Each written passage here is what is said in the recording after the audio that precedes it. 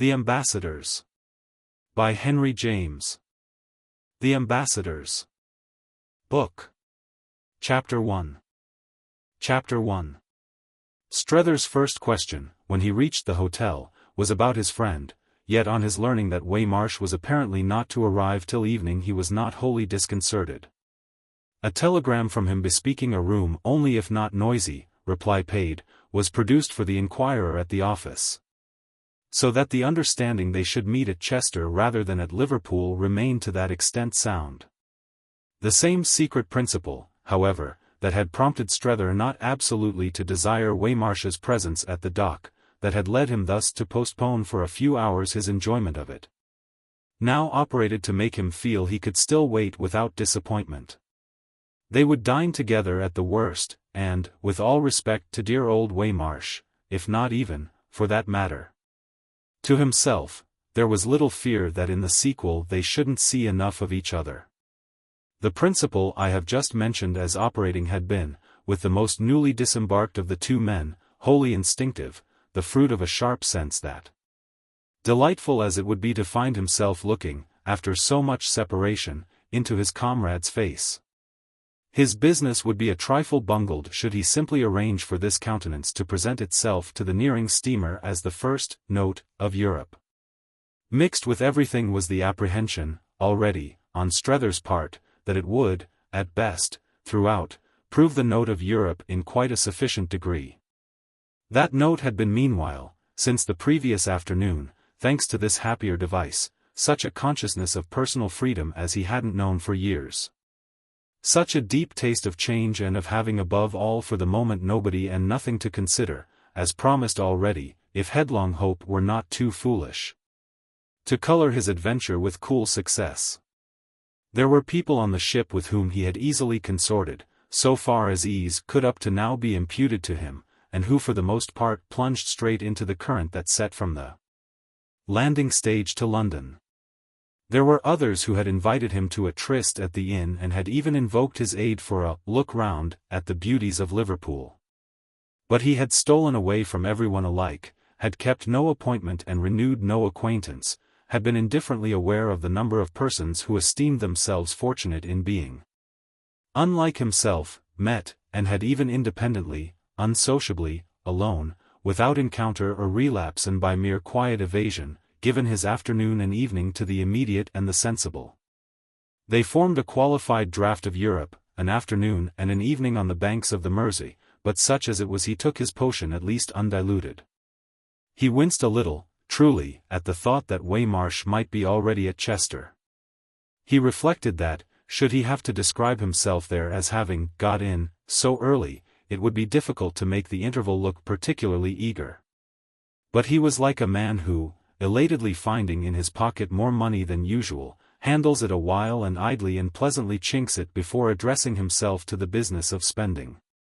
That he was prepared to be vague to Waymarsh about the hour of the ship's touching, and that he both wanted extremely to see him and enjoyed extremely the duration of delay, these things, it is to be conceived, were early signs in him that his relation to his actual errand might prove none of the simplest. He was burdened, poor Strether, it had better be confessed at the outset, with the oddity of a double consciousness. There was detachment in his zeal and curiosity in his indifference. After the young woman in the glass cage had held up to him across her counter the pale pink leaflet bearing his friend's name, which she neatly pronounced, he turned away to find himself in the hall, facing a lady who met his eyes as with an intention suddenly determined, and whose features, not freshly young, not markedly fine, but on happy terms with each other, came back to him as from a recent vision. For a moment they stood confronted. Then the moment placed her, he had noticed her the day before, noticed her at his previous inn, where, again in the hall, she had been briefly engaged with some people of his own ship's company. Nothing had actually passed between them, and he would as little have been able to say what had been the sign of her face for him on the first occasion as to name the ground of his present recognition. Recognition at any rate appeared to prevail on her own side as well, which would only have added to the mystery. All she now began by saying to him nevertheless was that, having chanced to catch his inquiry, she was moved to ask, by his leave, if it were possibly a question of Mr. Waymarsh of Milrose, Connecticut, Mr. Waymarsh the American lawyer. "Oh yes," he replied, "my very well-known friend. He's to meet me here, coming up from Malvern, and I supposed he'd already have arrived. But he doesn't come till later, and I'm relieved not to have kept him." "Do you know him?" Strether wound up. It wasn't till after he had spoken that he became aware of how much there had been in him of response. When the tone of her own rejoinder, as well as the play of something more in her face, something more, that is, than its apparently usual restless light, seemed to notify him. "I've met him at Milrose, where I used sometimes, a good while ago, to stay. I had friends there who were friends of his, and I've been at his house." "I won't answer for it that he would know me," Strether's new acquaintance pursued, "but I should be delighted to see him.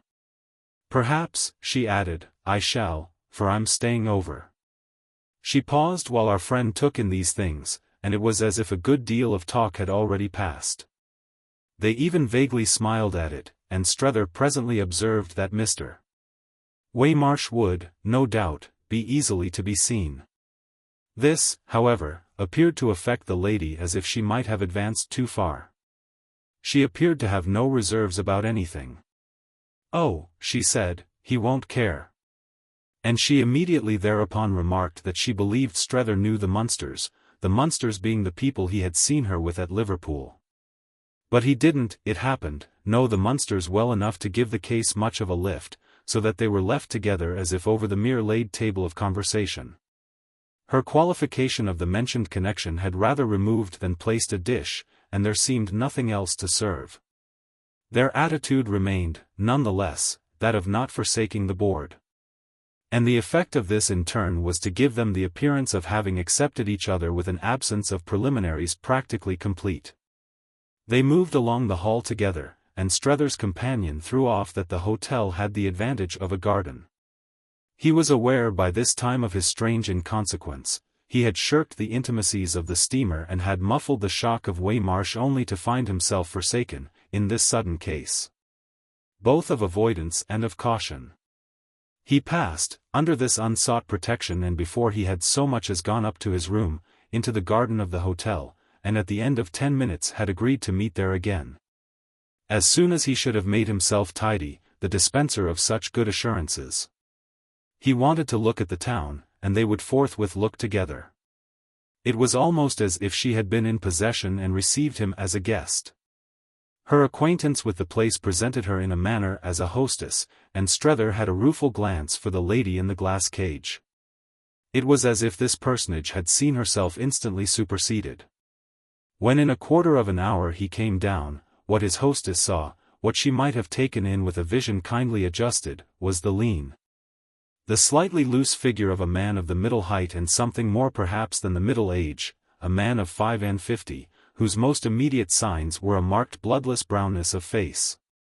A thick dark mustache, of characteristically American cut, growing strong and falling low, a head of hair still abundant but irregularly streaked with gray, and a nose of bold free prominence. The even line, the high finish, as it might have been called, of which, had a certain effect of mitigation. A perpetual pair of glasses astride of this fine ridge, and a line, unusually deep and drawn, the prolonged penstroke of time, accompanying the curve of the mustache from nostril to chin, did something to complete the facial furniture that an attentive observer would have seen catalogued, on the spot, in the vision of the other party to Strether's appointment.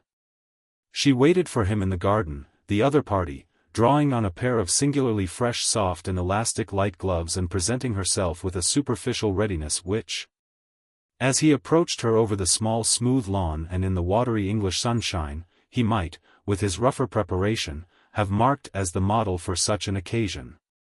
She had, this lady, a perfect plain propriety, an expensive subdued suitability, that her companion was not free to analyze, but that struck him, so that his consciousness of it was instantly acute, as a quality quite new to him. Before reaching her he stopped on the grass and went through the form of feeling for something, possibly forgotten, in the light overcoat he carried on his arm. Yet the essence of the act was no more than the impulse to gain time. Nothing could have been odder than Strether's sense of himself as at that moment launched in something of which the sense would be quite disconnected from the sense of his past and which was literally beginning there and then. It had begun in fact already upstairs and before the dressing glass that struck him as blocking further, so strangely, the dimness of the window of his dull bedroom. Begun with a sharper survey of the elements of appearance than he had for a long time been moved to make. He had during those moments felt these elements to be not so much to his hand as he should have liked. And then had fallen back on the thought that they were precisely a matter as to which help was supposed to come from what he was about to do. He was about to go up to London, so that hat and necktie might wait. What had come as straight to him as a ball in a well-played game, and caught moreover not less neatly, was just the air, in the person of his friend, of having seen and chosen. The air of achieved possession of those vague qualities and quantities that collectively figured to him as the advantage snatched from lucky chances. Without pomp or circumstance, certainly, as her original address to him, equally with his own response, had been, he would have sketched to himself his impression of her as, well, she's more thoroughly civilized. If more thoroughly than whom, would not have been for him a sequel to this remark, that was just by reason of his deep consciousness of the bearing of his comparison. The amusement, at all events, of a civilization intenser was what, familiar compatriot as she was. With the full tone of the compatriot and the rattling link not with mystery but only with dear dyspeptic Waymarsh, she appeared distinctly to promise. His pause while he felt in his overcoat was positively the pause of confidence, and it enabled his eyes to make out as much of a case for her, in proportion, as her own made out for himself. She affected him as almost insolently young, but an easily carried 35 could still do that. She was, however, like himself marked and wan. Only it naturally couldn't have been known to him how much a spectator looking from one to the other might have discerned that they had in common. It wouldn't for such a spectator have been altogether insupposable that, each so finely brown and so sharply spare, each confessing so to dense of surface and aids to sight, to a disproportionate nose and a head delicately or grossly grizzled, they might have been brother and sister. On this ground indeed there would have been a residuum of difference. Such a sister having surely known in respect to such a brother the extremity of separation, and such a brother now feeling in respect to such a sister the extremity of surprise. Surprise, it was true, was not on the other hand what the eyes of Strether's friend most showed him while she gave him, stroking her gloves smoother, the time he appreciated. They had taken hold of him straightway measuring him up and down as if they knew how, as if he were human material they had already in some sort handled. Their possessor was in truth, it may be communicated, the mistress of 100 cases or categories, receptacles of the mind, subdivisions for convenience, in which, from a full experience, she pigeonholed her fellow mortals with a hand as free as that of a compositor scattering type. She was as equipped in this particular as Strether was the reverse, and it made an opposition between them which he might well have shrunk from submitting to if he had fully suspected it. So far as he did suspect it he was on the contrary, after a short shake of his consciousness, as pleasantly passive as might be. He really had a sort of sense of what she knew.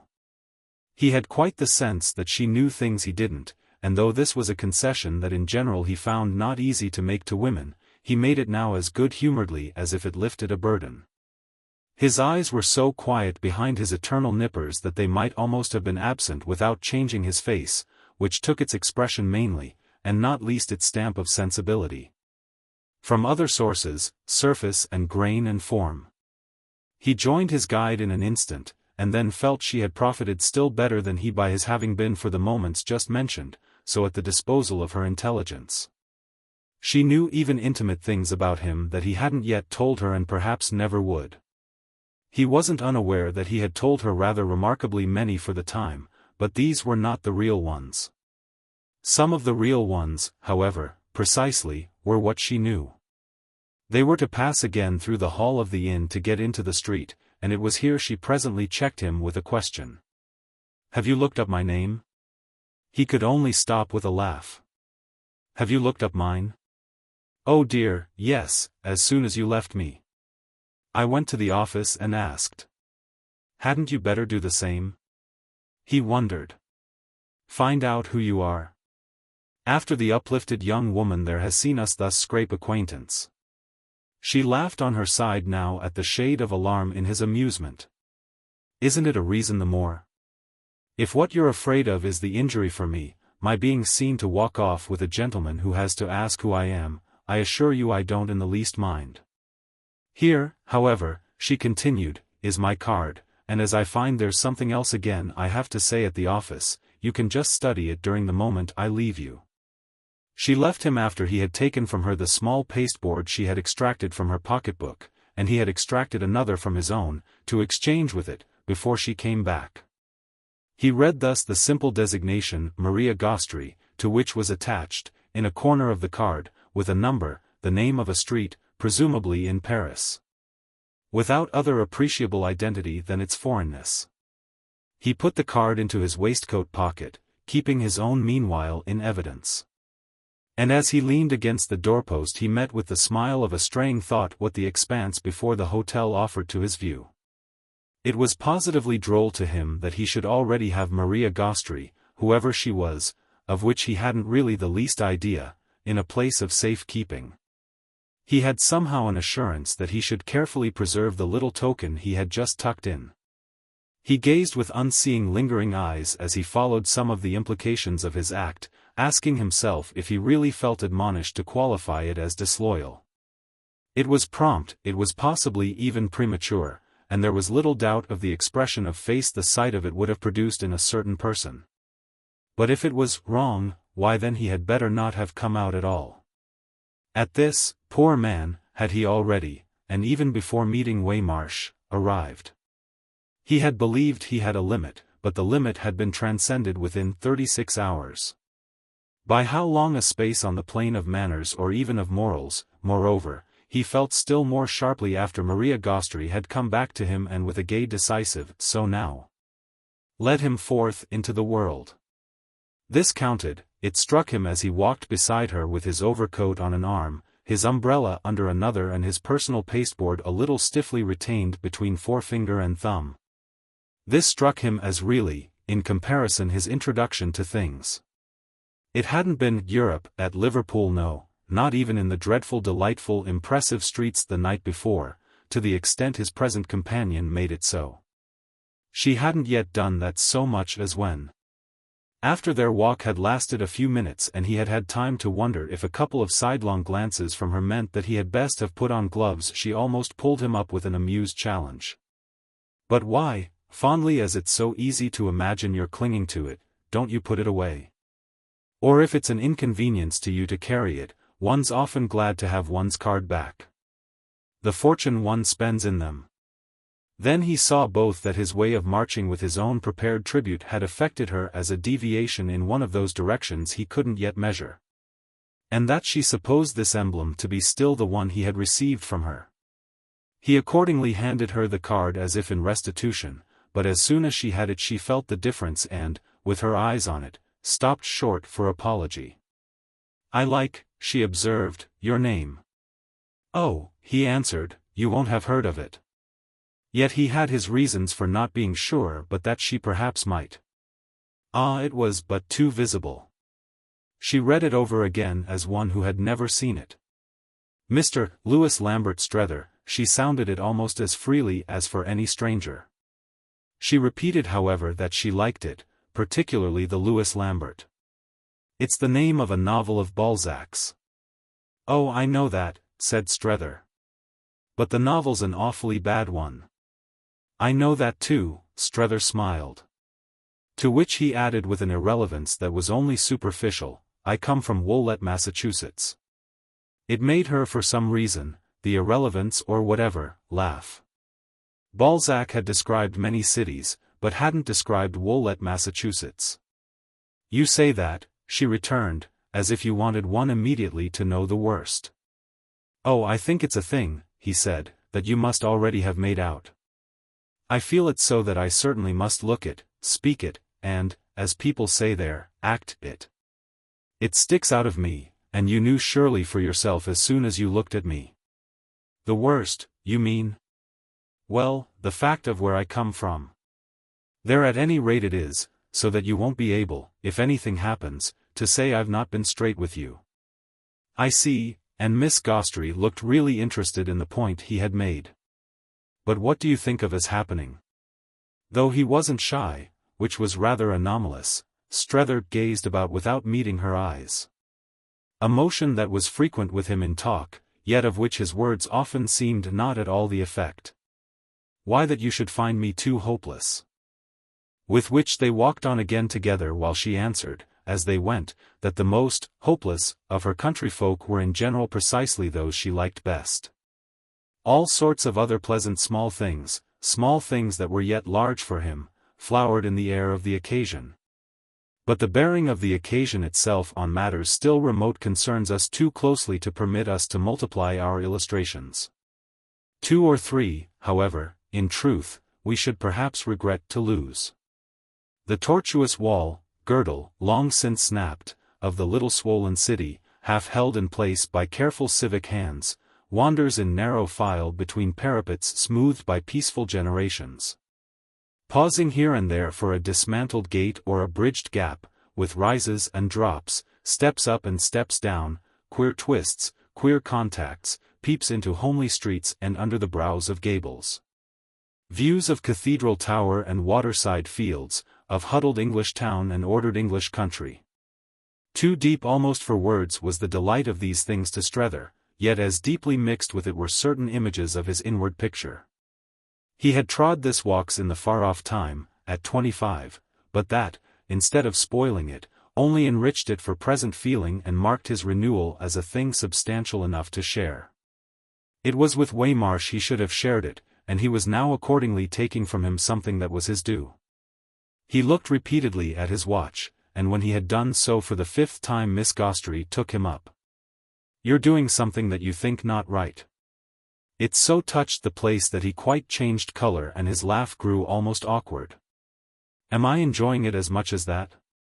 "You're not enjoying it, I think, so much as you ought." "I see," he appeared thoughtfully to agree. "Great is my privilege." "Oh, it's not your privilege. It has nothing to do with me. It has to do with yourself. Your failures general." "Ah, there you are," he laughed. "It's the failure of Woollett. That's general. The failure to enjoy," Miss Gostrey explained, "is what I mean." "Precisely. Woollett isn't sure it ought to enjoy. If it were it would. But it hasn't, poor thing," Strether continued, "anyone to show it how. It's not like me. I have somebody." They had stopped, in the afternoon sunshine, constantly pausing, in their stroll. For the sharper sense of what they saw, and Strether rested on one of the high sides of the old stony groove of the little rampart. He leaned back on this support with his face to the tower of the cathedral, now admirably commanded by their station, the high red-brown mass, square and subordinately spired and crockett. Retouched and restored, but charming to his long-sealed eyes and with the first swallows of the year weaving their flight all round it. Miss Gostrey lingered near him, full of an air, to which she more and more justified her right, of understanding the effect of things. She quite concurred. "You've indeed somebody." And she added, "I wish you would let me show you how." "Oh, I'm afraid of you," he cheerfully pleaded.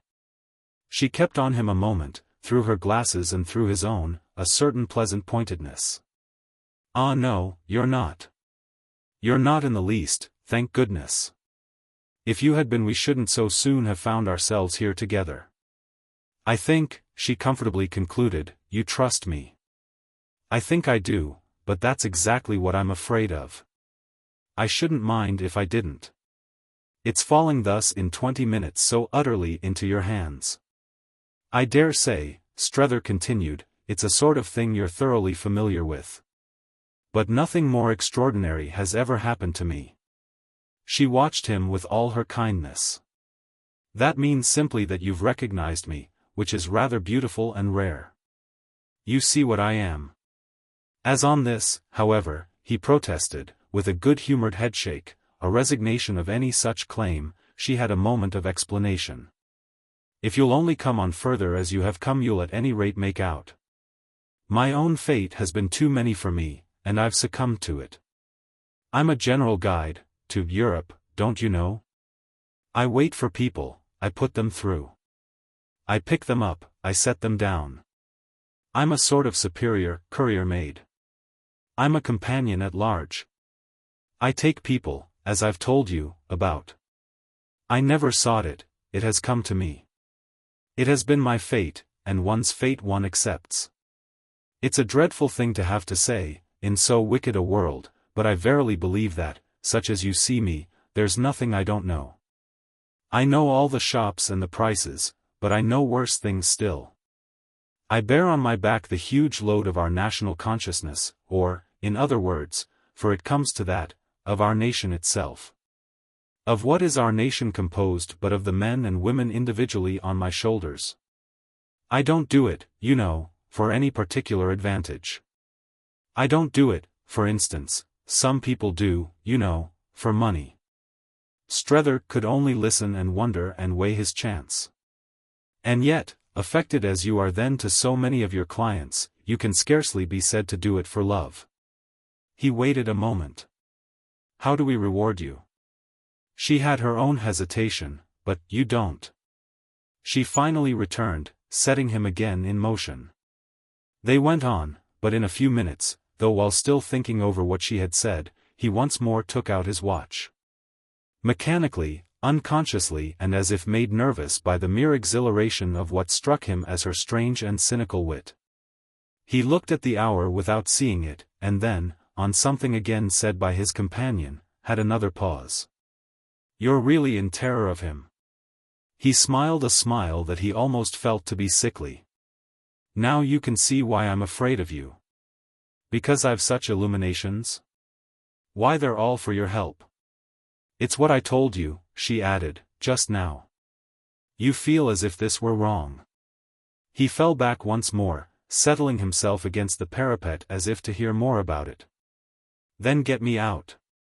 Her face fairly brightened for the joy of the appeal, but, as if it were a question of immediate action, she visibly considered. Out of waiting for him, of seeing him at all? Oh no, not that, said poor Strether, looking grave. I've got to wait for him, and I want very much to see him. But out of the terror. You did put your finger on it a few minutes ago. It's general, but it avails itself of particular occasions. That's what it's doing for me now. I'm always considering something else, I mean, than the thing of the moment. The obsession of the other thing is the terror. I'm considering at present, for instance, something else than you. She listened with charming earnestness. Oh, you oughtn't to do that. It's what I admit. Make it then impossible. She continued to think. Is it really an order from you, that I shall take the job? Will you give yourself up? Poor Strether heaved his sigh. If I only could. But that's the deuce of it, that I never can. No, I can't. She wasn't, however, discouraged. But you want to at least? Oh, unspeakably. Ah then, if you'll try. And she took over the job, as she had called it, on the spot. Trust me. She exclaimed, and the action of this, as they retraced their steps, was presently to make him pass his hand into her arm in the manner of a benign dependent paternal old person who wishes to be nice to a younger one. If he drew it out again indeed as they approached the inn, this may have been because, after more talk had passed between them, the relation of age, or at least of experience, which, for that matter, had already played to and fro with some freedom, affected him as incurring a readjustment. It was at all events perhaps lucky that they arrived in sufficiently separate fashion within range of the hotel door. The young lady they had left in the glass cage watched as if she had come to await them on the threshold.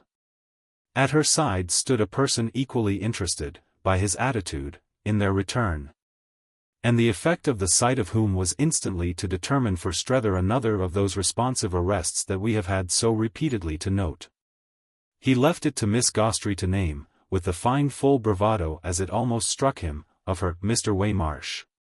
What was to have been, what, he more than ever felt as his short stare of suspended welcome took things in, would have been, but for herself, his doom.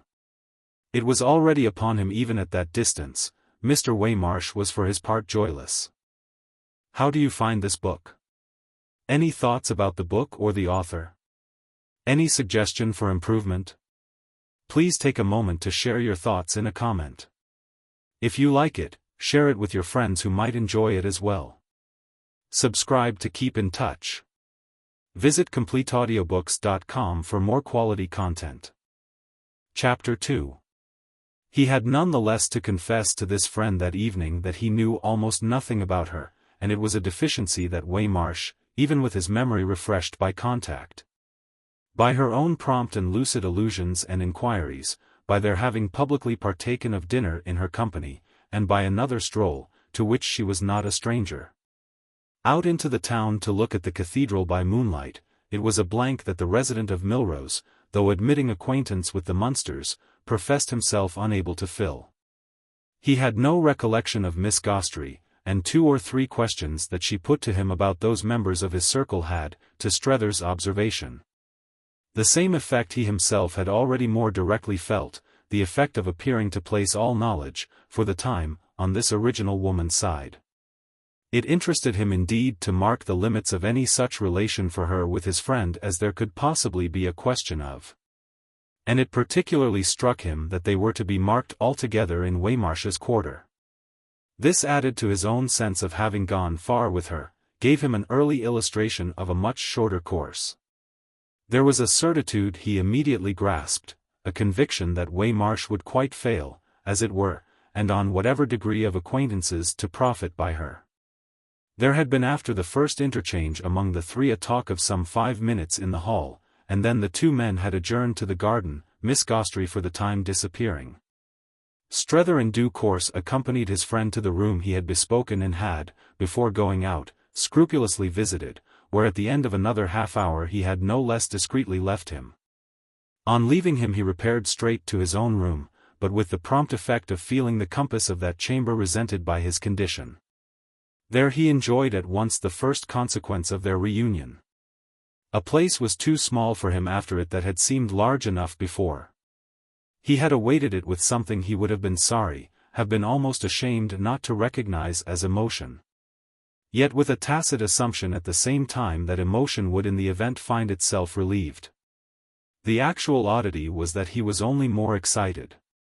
And his excitement, to which indeed he would have found it difficult instantly to give a name, brought him once more downstairs and caused him for some minutes vaguely to wander. He went once more to the garden, he looked into the public room, found Miss Gostrey writing letters and backed out, he roamed, fidgeted and wasted time. But he was to have his more intimate session with his friend before the evening closed. It was late, not till Strether had spent an hour upstairs with him, that this subject consented to betake himself to doubtful rest.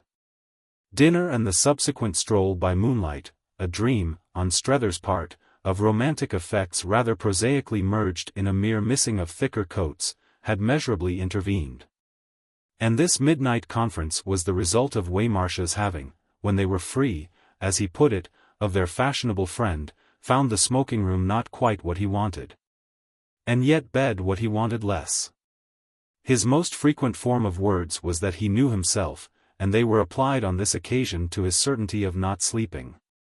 He knew himself well enough to know that he should have a night of prowling unless he should succeed, as a preliminary, in getting prodigiously tired.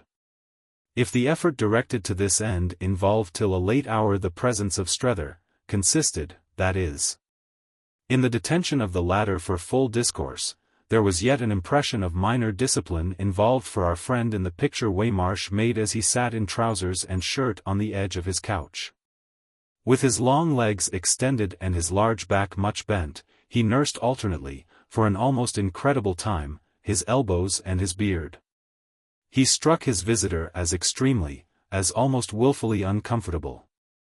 Yet what had this been for Strether, from that first glimpse of him disconcerted in the porch of the hotel, but the predominant notes? The discomfort was in a manner contagious, as well as also in a manner inconsequent and unfounded. The visitor felt that unless he should get used to it, or unless Waymarsh himself should, it would constitute a menace for his own prepared, his own already confirmed, consciousness of the agreeable.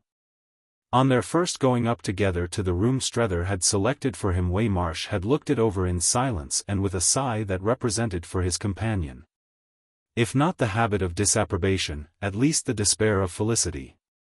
And this look had recurred to Strether as the key of much he had since observed. Europe, he had begun to gather from these things, had up to now rather failed of its message to him. He hadn't got into tune with it and had at the end of 3 months almost renounced any such expectation. He really appeared at present to insist on that by just perching there with the gas in his eyes. This of itself somehow conveyed the futility of single rectifications in a multiform failure. He had a large handsome head and a large sallow seamed face, a striking significant physiognomic total, the upper range of which, the great political brow, the thick loose hair, the dark fuliginous eyes, recalled even to a generation whose standard had dreadfully deviated the impressive image, familiar by engravings and busts, of some great national worthy of the earlier part of the mid-century. He was of the personal type, and it was an element in the power and promise that in their early time Strether had found in him, of the American statesman. The statesman trained in congressional halls, of an elder day.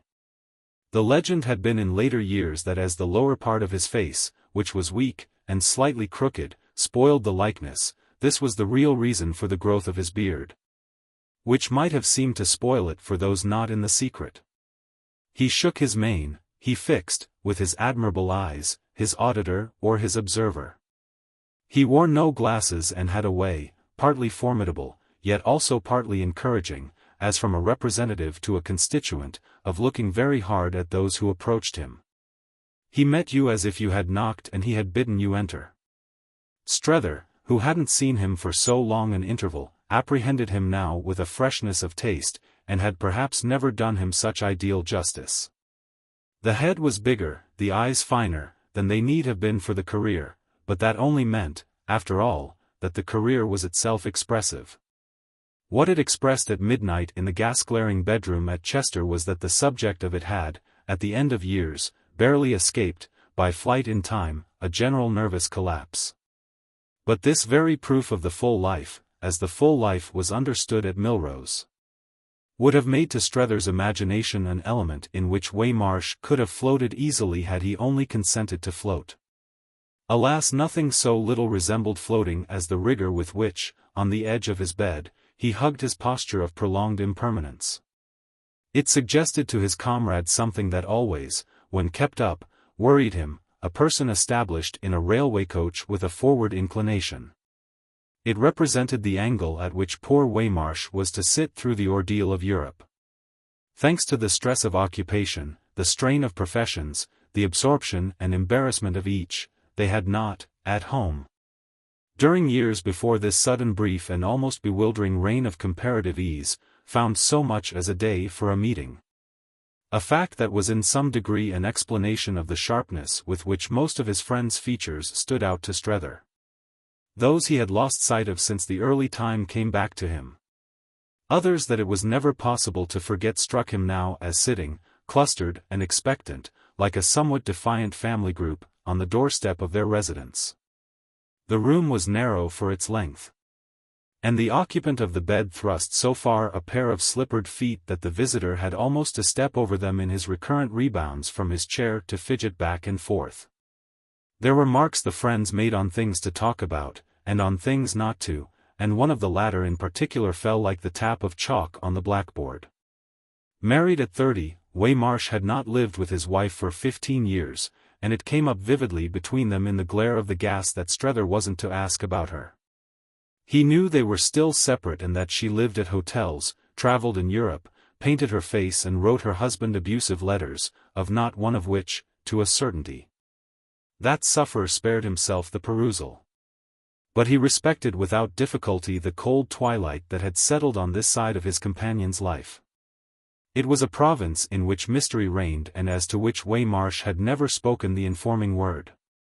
Strether, who wanted to do him the highest justice wherever he could do it, singularly admired him for the dignity of this reserve. And even counted it as one of the grounds all handled and numbered, for ranking him, in the range of their acquaintance, as a success. He was a success, Waymarsh, in spite of overwork, or prostration, of sensible shrinkage, of his wife's letters and of his not liking Europe. Strether would have reckoned his own career less futile had he been able to put into it anything so handsome as so much fine silence.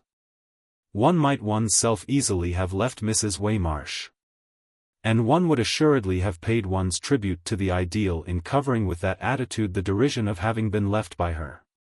Her husband had held his tongue and had made a large income. And these were in especial the achievements as to which Strether envied him. Our friend had had indeed on his side too a subject for silence, which he fully appreciated. But it was a matter of a different sort, and the figure of the income he had arrived at had never been high enough to look anyone in the face. "I don't know as I quite see what you require it for. You don't appear sick to speak of." It was of Europe Waymarsh thus finally spoke. "Well," said Strether, who fell as much as possible into step, "I guess I don't feel sick now that I've started. But I had pretty well run down before I did start." Waymarsh raised his melancholy look. "Ain't you about up to your usual average?" It was not quite pointedly skeptical, but it seemed somehow a plea for the purest veracity, and it thereby affected our friend as the very voice of Milrose. He had long since made a mental distinction, though never in truth daring to betray it, between the voice of Milrose and the voice even of Woollett. It was the former he felt, that was most in the real tradition. There had been occasions in his past when the sound of it had reduced him to temporary confusion, and the present, for some reason, suddenly became such another. It was nevertheless no light matter that the very effect of his confusion should be to make him again prevaricate. That description hardly does justice to a man to whom it has done such a lot of good to see you. Waymarsh fixed on his washing-stand the silent detached stare with which Milrose in person, as it were, might have marked the unexpectedness of a compliment from Woollett, and Strether for his part felt once more like Woollett in person. "I mean," his friend presently continued, "that your appearance isn't as bad as I've seen it. It compares favourably with what it was when I last noticed it." On this appearance Waymarsh's eyes yet failed to rest. It was almost as if they obeyed an instinct of propriety, and the effect was still stronger when, always considering the basin and jug, he added, "You've filled out some since then." "I'm afraid I have," Strether laughed. "One does fill out some with all one takes in, and I've taken in, I dare say, more than I've natural room for. I was dog-tired when I sailed." It had the oddest sound of cheerfulness. "I was dog-tired," his companion returned, "when I arrived, and it's this wild hunt for rest that takes all the life out of me. The fact is, Strether, and it's a comfort to have you here at last to say it to, though I don't know, after all, that I've really waited. I've told it to people I've met in the cars, the fact is, such a country as this ain't my kind of country anyway. There ain't a country I've seen over here that does seem my kind. Oh, I don't say but what there are plenty of pretty places and remarkable old things, but the trouble is that I don't seem to feel anywhere in tune. That's one of the reasons why I suppose I've gained so little. I haven't had the first sign of that lift I was led to expect." With this he broke out more earnestly. "Look here, I want to go back." His eyes were all attached to Strether's now, for he was one of the men who fully face you when they talk of themselves. This enabled his friend to look at him hard and immediately to appear to the highest advantage in his eyes by doing so. "That's a genial thing to say to a fellow who has come out on purpose to meet you." Nothing could have been finer, on this, than Waymarsh's sombre glow. "Have you come out on purpose?" "Well, very largely.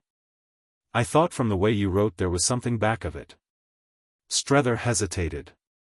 "Back of my desire to be with you? Back of your prostration?" Strether, with a smile made more dim by a certain consciousness, shook his head. "There are all the causes of it." "And no particular cause that seemed most to drive you?" Our friend could at last conscientiously answer. "Yes. 1. There is a matter that has had much to do with my coming out. Waymarsh waited a little. Too private to mention? No, not too private, for you. Only rather complicated. Well, said Waymarsh, who had waited again, I may lose my mind over here, but I don't know as I've done so yet. Oh, you shall have the whole thing. But not tonight. Waymarsh seemed to sit stiffer and to hold his elbows tighter. Why not, if I can't sleep? Because, my dear man, I can. Then where's your prostration? Just in that I can put in 8 hours.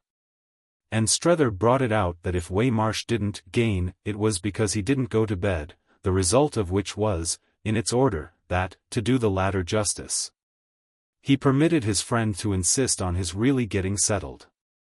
Strether, with a kind coercive hand for it, assisted him to this consummation. And again found his own part in their relation auspiciously enlarged by the smaller touches of lowering the lamp and seeing to a sufficiency of blanket. It somehow ministered for him to indulgence to feel Waymarsh, who looked unnaturally big and black in bed, as much tucked in as a patient in a hospital and, with his covering up to his chin, as much simplified by it. He hovered in vague pity, to be brief, while his companion challenged him out of the bedclothes. Is she really after you? Is that what's behind? Strether felt an uneasiness at the direction taken by his companion's insight, but he played a little at uncertainty. Behind my coming out? Behind your prostration or whatever? It's generally felt, you know, that she follows you up pretty close. Strether's candor was never very far off. Oh, it has occurred to you that I'm literally running away from Mrs. Newsome? Well, I haven't known but what you are. You're a very attractive man, Strether. You've seen for yourself, said Waymarsh, what that lady downstairs makes of it. Unless indeed, he rambled on with an effect between the ironic and the anxious, it's you who are after her. Is Mrs. Newsome over here? He spoke as with a droll dread of her. It made his friend, though rather dimly, smile. Dear no, she's safe, thank goodness, as I think I more and more feel, at home. She thought of coming, but she gave it up. I've come in a manner instead of her, and come to that extent, for you're right in your inference, on her business. So you see there is plenty of connection. Waymarsh continued to see at least all there was. Involving accordingly the particular one I've referred to? Strether took another turn about the room, giving a twitch to his companion's blanket and finally gaining the door. His feeling was that of a nurse who had earned personal rest by having made everything straight. Involving more things than I can think of breaking ground on now. But don't be afraid, you shall have them from me, you'll probably find yourself having quite as much of them as you can do with. I shall, if we keep together, very much depend on your impression of some of them. Waymarsh's acknowledgment of this tribute was characteristically indirect. You mean to say you don't believe we will keep together? I only glance at the danger, Strether paternally said, because when I hear you wail to go back I seem to see you open up such possibilities of folly. Waymarsh took it, silent a little, like a large snubbed child. What are you going to do with me? It was the very question Strether himself had put to Miss Gostrey, and he wondered if he had sounded like that. But he at least could be more definite. I'm going to take you right down to London. Oh, I've been down to London. Waymarsh more softly moaned. I've no use, Strether, for anything down there. Well, said Strether, good-humoredly, I guess you've some use for me. So I've got to go? Oh, you've got to go further yet. Well, Waymarsh sighed, do your damnedest. Only you will tell me before you lead me on all the way? Our friend had again so lost himself, both for amusement and for contrition, in the wonder of whether he had made, in his own challenge that afternoon, such another figure, that he for an instant missed the thread. Tell you? Why, what you've got on hand. Strether hesitated. Why, it's such a matter as that even if I positively wanted I shouldn't be able to keep it from you. Waymarsh gloomily gazed. What does that mean then but that your trip is just for her? For Mrs. Newsome? Oh, it certainly is, as I say. Very much. Then why do you also say it's for me? Strether, in impatience, violently played with his latch. It's simple enough. It's for both of you. Waymarsh at last turned over with a groan. Well, I won't marry you. Neither, when it comes to that. But the visitor had already laughed and escaped. Chapter 3. He had told Miss Gostrey he should probably take, for departure with Waymarsh, some afternoon train, and it thereupon in the morning appeared that this lady had made her own plan for an earlier one. She had breakfasted when Strether came into the coffee-room. But, Waymarsh not having yet emerged, he was in time to recall her to the terms of their understanding and to pronounce her discretion overdone. She was surely not to break away at the very moment she had created a want. He had met her as she rose from her little table in a window, where, with the morning papers beside her, she reminded him, as he let her know, of Major Pendennis breakfasting at his club, a compliment of which she professed a deep appreciation. And he detained her as pleadingly as if he had already, and notably under pressure of the visions of the night, learned to be unable to do without her. She must teach him at all events, before she went, to order breakfast as breakfast was ordered in Europe, and she must especially sustain him in the problem of ordering for Waymarsh. The latter had laid upon his friend, by desperate sounds through the door of his room, dreadful divined responsibilities in respect to beefsteak and oranges, responsibilities which Miss Gostrey took over with an alertness of action that matched her quick intelligence. She had before this weaned the expatriated from traditions compared with which the matutinal beefsteak was but the creature of an hour, and it was not for her, with some of her memories, to falter in the path, though she freely enough declared, on reflection, that there was always in such cases a choice of opposed policies. There are times when to give them their head, you know. They had gone to wait together in the garden for the dressing of the meal, and Strether found her more suggestive than ever. Well, what is to bring about for them such a complexity of relations, unless indeed we call it a simplicity, that the situation has to wind itself up? They want to go back. And you want them to go. Strether gaily concluded. I always want them to go, and I send them as fast as I can. Oh, I know, you take them to Liverpool.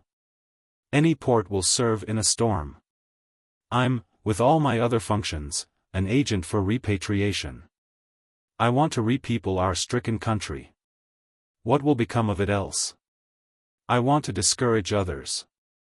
The ordered English garden, in the freshness of the day, was delightful to Strether, who liked the sound, under his feet, of the tight fine gravel, packed with the chronic damp. And who had the idlest eye for the deep smoothness of turf and the clean curves of paths. Other people? Other countries. Other people, yes. I want to encourage our own. Strether wondered. Not to come? Why then do you meet them, since it doesn't appear to be to stop them? Oh, that they shouldn't come is as yet too much to ask. What I attend to is that they come quickly and return still more so. I meet them to help it to be over as soon as possible, and though I don't stop them I've my way of putting them through. That's my little system.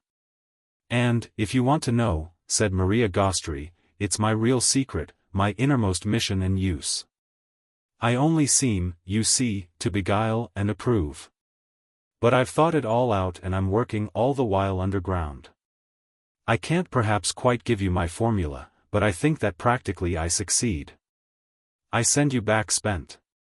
So you stay back. Passed through my hands. We don't turn up again. The further she went the further he always saw himself able to follow. I don't want your formula, I feel quite enough, as I hinted yesterday, your abysses. Spent, he echoed. If that's how you're arranging so subtly to send me, I thank you for the warning. For a minute, amid the pleasantness, poetry in tariffed items, but all the more, for guests already convicted, a challenge to consumption, they smiled at each other in confirmed fellowship. Do you call it subtly? It's a plain poor tale. Besides, you're a special case. Oh, special cases, that's weak. She was weak enough, further still, to defer her journey and agree to accompany the gentlemen on their own, might a separate carriage mark her independence. Though it was in spite of this to befall after luncheon that she went off alone and that, with a tryst taken for a day of her company in London, they lingered another night. She had, during the morning, spent in a way that he was to remember later on as the very climax of his foretaste, as warm with presentiments. With what he would have called collapses, had all sorts of things out with Strether. And among them the fact that though there was never a moment of her life when she wasn't due somewhere, there was yet scarce a perfidy to others of which she wasn't capable for his sake. She explained moreover that wherever she happened to be she found a dropped thread to pick up, a ragged edge to repair, some familiar appetite in ambush, jumping out as she approached. Yet appeasable with a temporary biscuit. It became, on her taking the risk of the deviation imposed on him by her insidious arrangement of his morning meal, a point of honor for her not to fail with Waymarsh of the larger success too. And her subsequent boast to Strether was that she had made their friend fare, and quite without his knowing what was the matter, as Major Pendennis would have fared at the Megatherium. She had made him breakfast like a gentleman, and it was nothing, she forcibly asserted, to what she would yet make him do. She made him participate in the slow reiterated ramble with which, for Strether, the new day amply filled itself. And it was by her art that he somehow had the air, on the ramparts and in the rows, of carrying a point of his own. The three strolled and stared and gossiped, or at least the two did. The case really yielding for their comrade, if analyzed, but the element of stricken silence. This element indeed affected Strether as charged with audible rumblings, but he was conscious of the care of taking it explicitly as a sign of pleasant peace. He wouldn't appeal too much, for that provoked stiffness, yet he wouldn't be too freely tacit, for that suggested giving up. Waymarsh himself adhered to an ambiguous dumbness that might have represented either the growth of a perception or the despair of one. And at times and in places, where the low-browed galleries were darkest, the opposite gables queerest. The solicitations of every kind densest, the others caught him fixing hard some object of minor interest, fixing even at moments nothing discernible, as if he were indulging it with a truce. When he met Strether's eye on such occasions he looked guilty and furtive, fell the next minute into some attitude of retractation. Our friend couldn't show him the right things for fear of provoking some total renouncement, and was tempted even to show him the wrong in order to make him differ with triumph. There were moments when he himself felt shy of professing the full sweetness of the taste of leisure. And there were others when he found himself feeling as if his passages of interchange with the lady at his side might fall upon the third member of their party very much as Mr. Burchell, at Dr. Primrose's fireside, was influenced by the high flights of the visitors from London. The smallest thing so arrested and amused him that he repeatedly almost apologized, brought up afresh in explanation his plea of a previous grind. He was aware at the same time that his grind had been as nothing to Waymarsh's, and he repeatedly confessed that, to cover his frivolity, he was doing his best for his previous virtue. Do what he might, in any case, his previous virtue was still there, and it seemed fairly to stare at him out of the windows of shops that were not as the shops of Woollett. Fairly to make him want things that he shouldn't know what to do with. It was by the oddest, the least admissible of laws demoralizing him now, and the way it boldly took was to make him want more wants. These first walks in Europe were in fact a kind of finely lurid intimation of what one might find at the end of that process. Had he come back after long years, in something already so like the evening of life, only to be exposed to it? It was at all events over the shop windows that he made, with Waymarsh, most free. Though it would have been easier had not the latter most sensibly yielded to the appeal of the merely useful trades. He pierced with his sombre detachment the plate-glass of ironmongers and saddlers, while Strether flaunted an affinity with the dealers in stamped letter paper and in smart neckties. Strether was in fact recurrently shameless in the presence of the tailors, though it was just over the heads of the tailors that his countrymen most loftily looked. This gave Miss Gostrey a grasped opportunity to back up Waymarsh at his expense. The weary lawyer, it was unmistakable, had a conception of dress. But that, in view of some of the features of the effect produced, was just what made the danger of insistence on it. Strether wondered if he by this time thought Miss Gostrey less fashionable or Lambert Strether more so.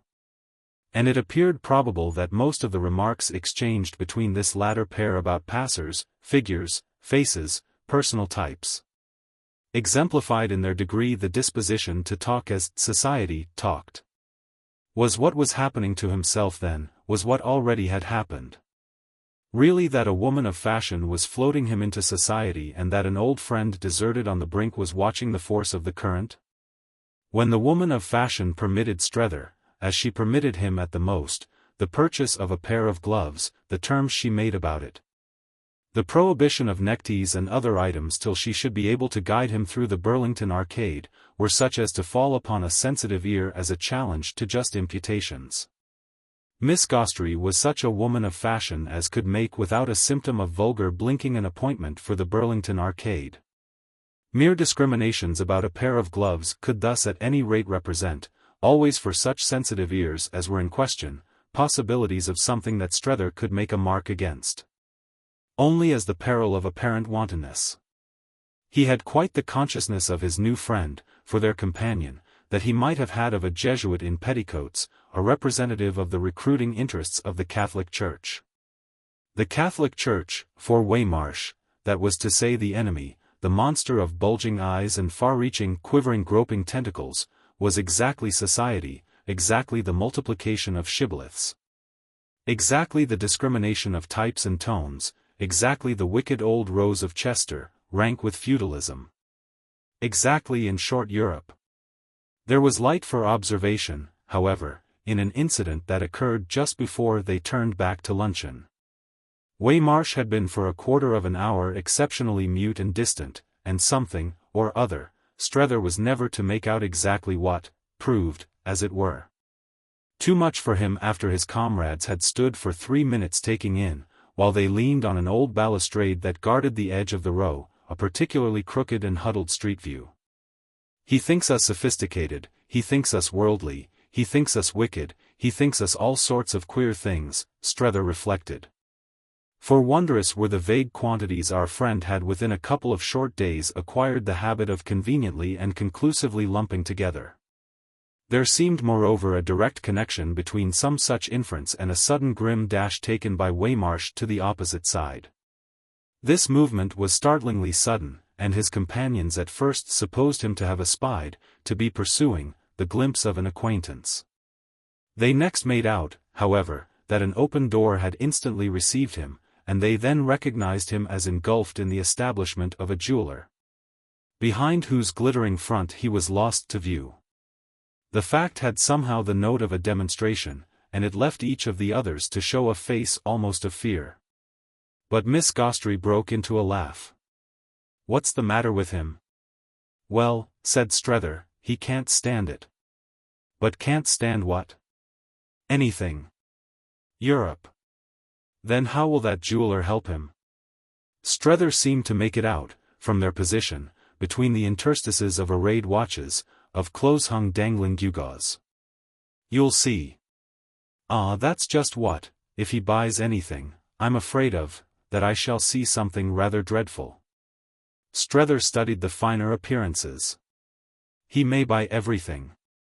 "Then don't you think we ought to follow him?" "Not for worlds. Besides we can't. We're paralyzed. We exchange a long scared look, we publicly tremble. The thing is, you see, we realize. He has struck for freedom." She wondered but she laughed. "Ah, what a price to pay. And I was preparing some for him so cheap." "No, no," Strether went on, frankly amused now.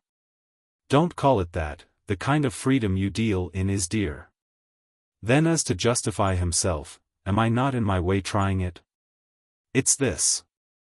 Being here, you mean, with me?" "Yes, and talking to you as I do. I've known you a few hours, and I've known him all my life. So that if the ease I thus take with you about him isn't magnificent, and the thought of it held him a moment, why it's rather base." "It's magnificent," said Miss Gostrey to make an end of it. And you should hear, she added, the ease I take, and I above all intend to take, with Mr. Waymarsh. Strether thought. About me? Ah, that's no equivalent. The equivalent would be Waymarsh's himself serving me up, his remorseless analysis of me. And he'll never do that, he was sadly clear. He'll never remorselessly analyze me. He quite held her with the authority of this. He'll never say a word to you about me. She took it in, she did it justice, yet after an instant her reason, her restless irony, disposed of it. Of course he won't. For what do you take people, that they're able to say words about anything, able remorselessly to analyze? There are not many like you and me. It will be only because he's too stupid. It stirred in her friend a skeptical echo which was at the same time the protest of the faith of years. Waymarsh stupid? Compared with you? Strether had still his eyes on the jeweller's front, and he waited a moment to answer. He's a success of a kind that I haven't approached. Do you mean he has made money? He makes it, to my belief. And I, said Strether, though with a back quite as bent, have never made anything. I'm a perfectly equipped failure. He feared an instant she'd ask him if he meant he was poor, and he was glad she didn't, for he really didn't know to what the truth on this unpleasant point mightn't have prompted her. She only, however, confirmed his assertion. Thank goodness you're a failure, it's why I so distinguish you. Anything else today is too hideous. Look about you, look at the successes. Would you be one, on your honor? Look, moreover, she continued, at me. For a little accordingly their eyes met. I see, Strether returned. You too are out of it. The superiority you discern in me, she concurred, announces my futility. If you knew, she sighed, the dreams of my youth. But our realities are what has brought us together. We're beaten brothers in arms. He smiled at her kindly enough, but he shook his head. It doesn't alter the fact that you're expensive. You've cost me already. But he had hung fire. Cost you what? Well, my past, in one great lump. But no matter, he laughed, I'll pay with my last penny. Her attention had unfortunately now been engaged by their comrade's return, for Waymarsh met their view as he came out of his shop. I hope he hasn't paid, she said, with his last. Though I'm convinced he has been splendid, and has been so for you. Ah no, not that. Then for me? Quite as little. Waymarsh was by this time near enough to show signs his friend could read, though he seemed to look almost carefully at nothing in particular. Then for himself? For nobody. For nothing. For freedom. But what has freedom to do with it? Strether's answer was indirect. To be as good as you and me. But different. She had had time to take in their companion's face. And with it, as such things were easy for her, she took in all. Different, yes. But better. If Waymarsh was somber he was also indeed almost sublime. He told them nothing, left his absence unexplained, and though they were convinced he had made some extraordinary purchase they were never to learn its nature. He only glowered grandly at the tops of the old gables. It's the sacred rage, Strether had had further time to say. And this sacred rage was to become between them, for convenient comprehension, the description of one of his periodical necessities. It was Strether who eventually contended that it did make him better than they. But by that time Miss Gostrey was convinced that she didn't want to be better than Strether. Book. Chapter 2. Chapter 1. Those occasions on which Strether was, in association with the exile from Milrose, to see the sacred rage glimmer through would doubtless have their due periodicity. But our friend had meanwhile to find names for many other matters. On no evening of his life perhaps, as he reflected, had he had to supply so many as on the third of his short stay in London. An evening spent by Miss Gostrey's side at one of the theatres, to which he had found himself transported, without his own hand raised, on the mere expression of a conscientious wonder. She knew her theatre, she knew her play, as she had triumphantly known, 3 days running, everything else, and the moment filled to the brim, for her companion. That apprehension of the interesting which, whether or no the interesting happened to filter through his guide, strained now to its limits his brief opportunity. Waymarsh hadn't come with them. He had seen plays enough, he signified, before Strether had joined him, an affirmation that had its full force when his friend ascertained by questions that he had seen too and a circus. Questions as to what he had seen had on him indeed an effect only less favorable than questions as to what he hadn't. He liked the former to be discriminated. But how could it be done, Strether asked of their constant counsellor, without discriminating the latter? Miss Gostrey had dined with him at his hotel, face to face over a small table on which the lighted candles had rose-colored shades. And the rose-colored shades and the small table and the soft fragrance of the lady, had anything to his mere sense ever been so soft? Were so many touches in he scarce knew what positive high picture. He had been to the theatre, even to the opera, in Boston, with Mrs. Newsome, more than once acting as her only escort. But there had been no little confronted dinner, no pink lights, no whiff of vague sweetness, as a preliminary, one of the results of which was that at present, mildly rueful. Though with a sharpish accent, he actually asked himself why there hadn't. There was much the same difference in his impression of the noticed state of his companion, whose dress was cut down, as he believed the term to be, in respect to shoulders and bosom. In a manner quite other than Mrs. Newsome's, and who wore round her throat a broad red velvet band with an antique jewel, he was rather complacently sure it was antique, attached to it in front. Mrs. Newsome's dress was never in any degree cut down, and she never wore round her throat a broad red velvet band. If she had, moreover, would it ever have served so to carry on and complicate, as he now almost felt, his vision? It would have been absurd of him to trace into ramifications the effect of the ribbon from which Miss Gostrey's trinket depended, had he not for the hour, at the best, been so given over to uncontrolled perceptions. What was it but an uncontrolled perception that his friend's velvet band somehow added, in her appearance, to the value of every other item, to that of her smile and of the way she carried her head, to that of her complexion, of her lips, her teeth, her eyes, her hair? What, certainly, had a man conscious of a man's work in the world to do with red velvet bands? He wouldn't for anything have so exposed himself as to tell Miss Gostrey how much he liked hers, yet he had none the less not only caught himself in the act, frivolous, no doubt, idiotic, and above all unexpected, of liking it, he had in addition taken it as a starting point for fresh backward, fresh forward, fresh lateral flights. The manner in which Mrs. Newsome's throat was encircled suddenly represented for him, in an alien order, almost as many things as the manner in which Miss Gostrey's was. Mrs. Newsome wore, at operatic hours, a black silk dress, very handsome. He knew it was handsome, and an ornament that his memory was able further to identify as a ruche. He had his association indeed with the ruche, but it was rather imperfectly romantic. He had once said to the wearer, and it was as free a remark as he had ever made to her, that she looked, with her ruff and other matters, like Queen Elizabeth. And it had after this in truth been his fancy that, as a consequence of that tenderness and an acceptance of the idea, the form of this special tribute to the frill had grown slightly more marked. The connection, as he sat there and let his imagination roam, was to strike him as vaguely pathetic.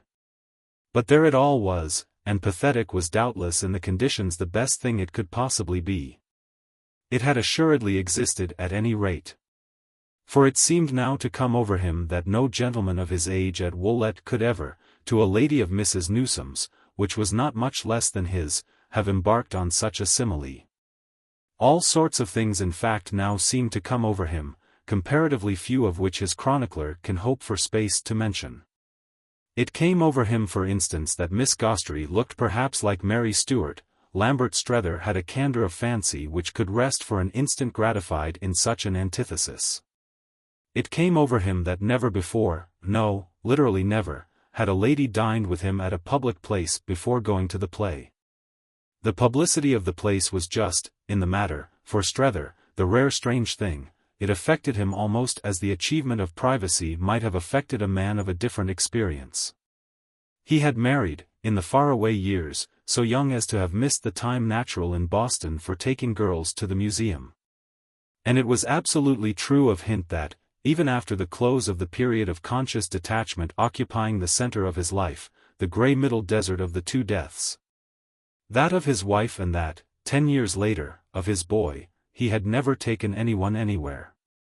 It came over him in a special, though the monition had, as happened, already sounded, fitfully gleamed.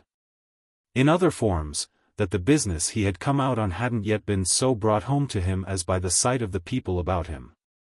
She gave him the impression, his friend, at first, more straight than he got it for himself, gave it simply by saying with offhand illumination, "Oh yes, they're types." But after he had taken it he made to the full his own use of it, both while he kept silence for the 4 acts and while he talked in the intervals. It was an evening, it was a world of types, and this was a connection above all in which the figures and faces in the stalls were interchangeable with those on the stage. He felt as if the play itself penetrated him with the naked elbow of his neighbor.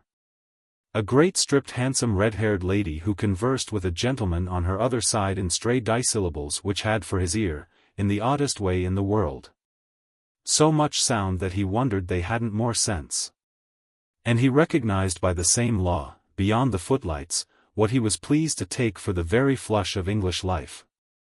He had distracted drops in which he couldn't have said if it were actors or auditors who were most true, and the upshot of which, each time, was the consciousness of new contacts. However he viewed his job, it was types he should have to tackle. Those before him and around him were not as the types of Woollett, where, for that matter, it had begun to seem to him that there must only have been the male and the female. These made 2 exactly, even with the individual varieties. Here, on the other hand, apart from the personal and the sexual range, which might be greater or less, a series of strong stamps had been applied, as it were, from without. Stamps that his observation played with as, before a glass case on a table, it might have passed from metal to metal and from copper to gold. It befell that in the drama precisely there was a bad woman in a yellow frock who made a pleasant weak good-looking young man in perpetual evening dress do the most dreadful things. Strether felt himself on the whole not afraid of the yellow frock, but he was vaguely anxious over a certain kindness into which he found himself drifting for its victim. He hadn't come out, he reminded himself, to be too kind, or indeed to be kind at all, to Chadwick Newsome. Would Chad also be in perpetual evening dress? He somehow rather hoped it seemed so to add to this young man's general amenability. Though he wondered too if, to fight him with his own weapons, he himself, a thought almost startling, would have likewise to be. This young man furthermore would have been much more easy to handle, at least for him, than appeared probable in respect to Chad. It came up for him with Miss Gostrey that there were things of which she would really perhaps after all have heard. And she admitted when a little pressed that she was never quite sure of what she heard as distinguished from things such as, on occasions like the present, she only extravagantly guessed. I seem with this freedom, you see, to have guessed Mr. Chad. He's a young man on whose head high hopes are placed at Woollett. A young man a wicked woman has got hold of and whom his family over there have sent you out to rescue. You've accepted the mission of separating him from the wicked woman. Are you quite sure she's very bad for him? Something in his manner showed it as quite pulling him up. Of course we are. Wouldn't you be? Oh, I don't know. One never does one, beforehand. One can only judge on the facts.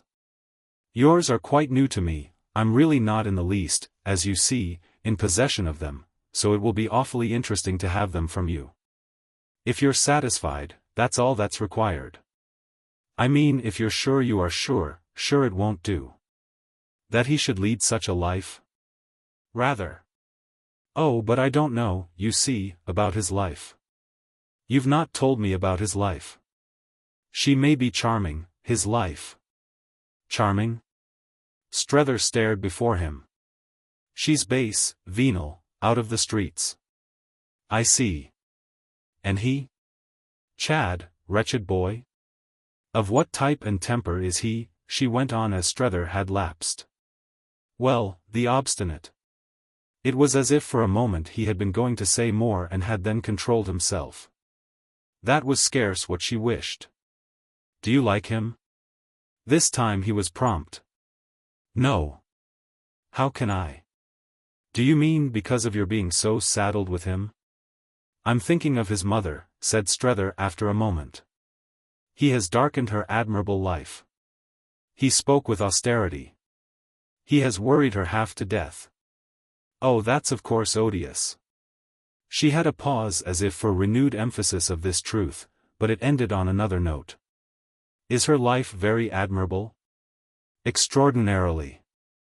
There was so much in the tone that Miss Gostrey had to devote another pause to the appreciation of it. And has he only her? I don't mean the bad woman in Paris, she quickly added, for I assure you I shouldn't even at the best be disposed to allow him more than one. But has he only his mother? He has also a sister, older than himself and married, and they're both remarkably fine women. Very handsome, you mean? This promptitude, almost, as he might have thought, this precipitation, gave him a brief drop, but he came up again. Mrs. Newsome, I think, is handsome, though she's not of course, with a son of 28 and a daughter of 30, in her very first youth. She married, however, extremely young. And is wonderful, Miss Gostrey asked, for her age? Strether seemed to feel with a certain disquiet the pressure of it. I don't say she's wonderful. Or rather, he went on the next moment, I do say it. It's exactly what she is, wonderful. But I wasn't thinking of her appearance, he explained, striking as that doubtless is. I was thinking, well, of many other things. He seemed to look at these as if to mention some of them, then took, pulling himself up, another turn. About Mrs. Pocock people may differ. Is that the daughter's name, Pocock? That's the daughter's name, Strether sturdily confessed. And people may differ, you mean, about her beauty? About everything. But you admire her? He gave his friend a glance as to show how he could bear this. I'm perhaps a little afraid of her. Oh, said Miss Gostrey, I see her from here. You may say then I see very fast and very far, but I've already shown you I do. The young man and the two ladies, she went on, are at any rate all the family? Quite all. His father has been dead 10 years, and there's no brother, nor any other sister. They'd do, said Strether, anything in the world for him. And you'd do anything in the world for them? He shifted again. She had made it perhaps just a shade too affirmative for his nerves. Oh, I don't know.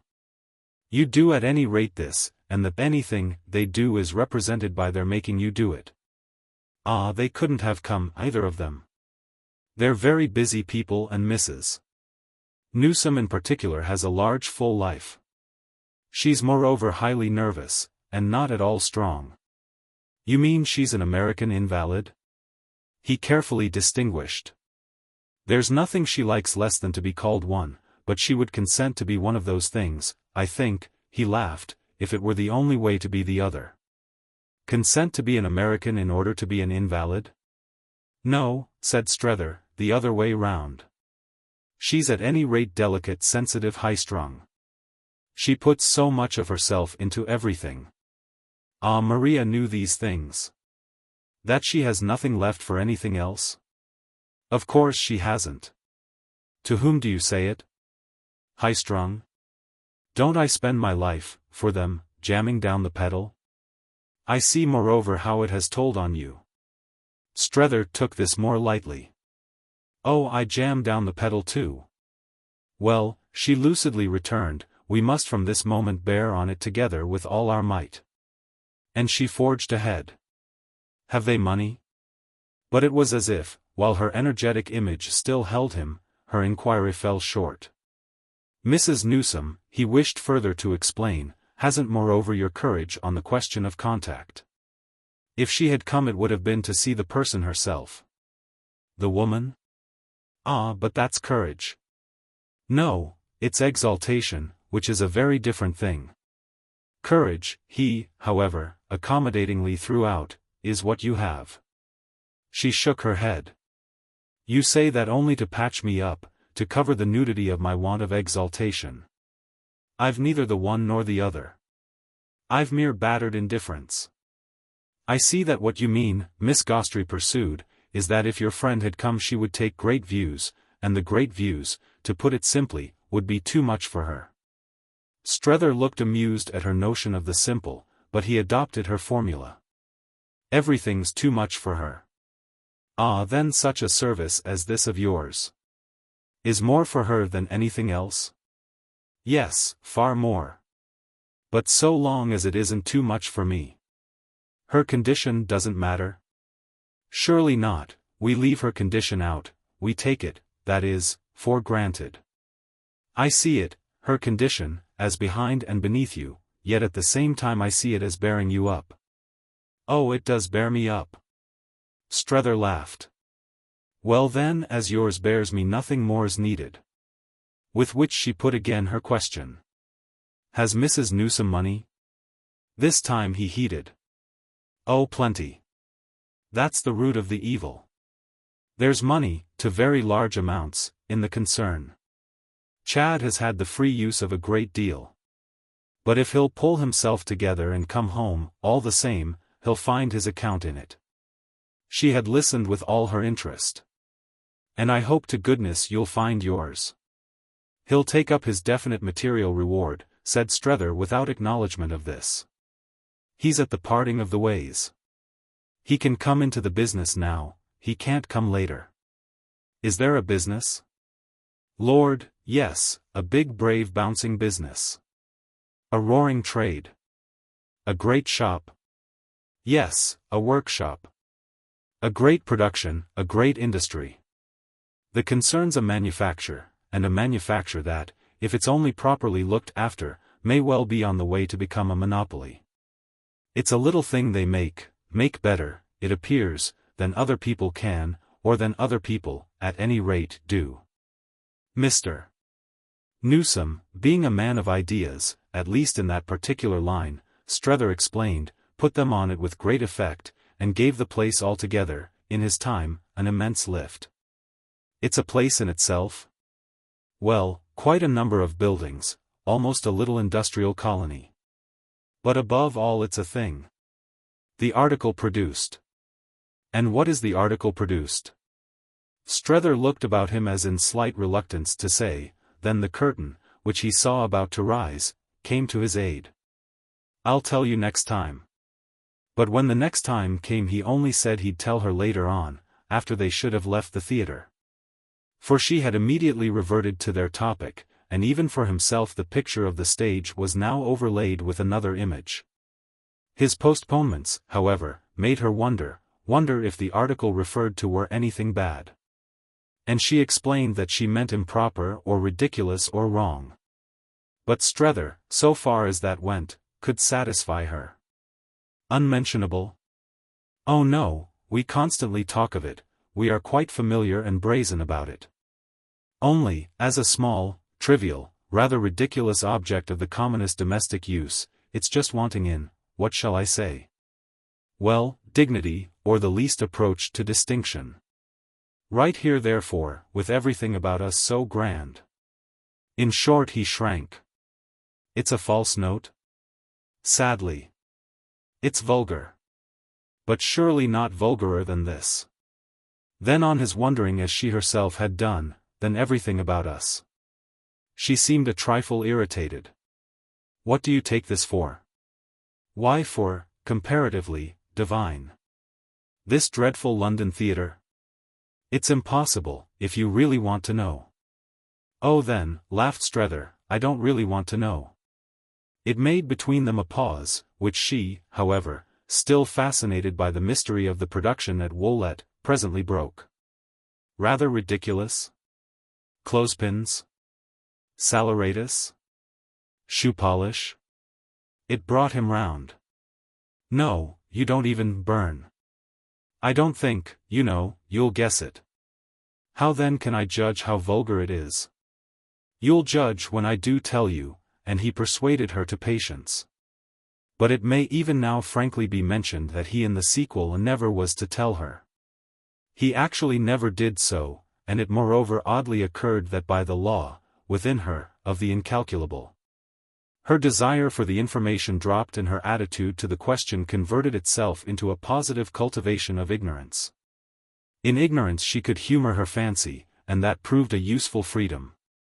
She could treat the little nameless object as indeed unnameable, she could make their abstention enormously definite. There might indeed have been for Strether the portent of this in what she next said. Is it perhaps then because it's so bad, because your industry as you call it, is so vulgar, that Mr. Chad won't come back? Does he feel the taint? Is he staying away not to be mixed up in it? Oh, Strether laughed, it wouldn't appear, would it, that he feels taints? He's glad enough of the money from it, and the money's his whole basis. There's appreciation in that, I mean as to the allowance his mother has hitherto made him. She has of course the resource of cutting this allowance off, but even then he has unfortunately, and on no small scale, his independent supply, money left him by his grandfather, her own father. Wouldn't the fact you mention then, Miss Gostrey asked, make it just more easy for him to be particular? Isn't he conceivable as fastidious about the source, the apparent and public source, of his income? Strether was able quite good-humoredly to entertain the proposition. The source of his grandfather's wealth, and thereby of his own share in it, was not particularly noble. And what source was it? Strether cast about. Well, practices. In business? Infamies? He was an old swindler. Oh, he said with more emphasis than spirit, I shan't describe him nor narrate his exploits. Lord, what abysses! And the late Mr. Newsome then? Well, what about him? Was he like the grandfather? No, he was on the other side of the house. And he was different. Miss Gostrey kept it up. Better? Her friend for a moment hung fire. No. Her comment on his hesitation was scarce the less marked for being mute. Thank you. Now don't you see, she went on, why the boy doesn't come home? He's drowning his shame. His shame? What shame? What shame? Comment donc?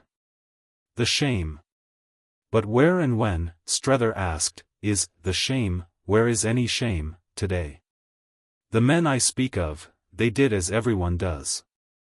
And, besides being ancient history, it was all a matter of appreciation.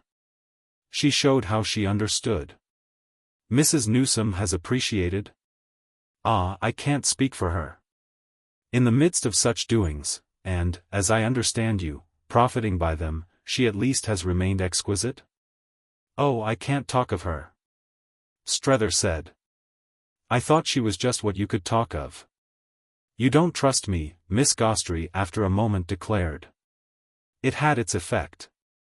Well, her money is spent, her life conceived and carried on with a large beneficence. That's a kind of expiation of wrongs? Gracious, she added before he could speak, how intensely you make me see her. If you see her, Strether dropped, it's all that's necessary. She really seemed to have her. I feel that. She is, in spite of everything, handsome. This at least enlivened him. What do you mean by everything? Well, I mean you. With which she had one of her swift changes of ground. You say the concern needs looking after, but doesn't Mrs. Newsome look after it? So far as possible. She's wonderfully able, but it's not her affair, and her life's a good deal overcharged. She has many, many things.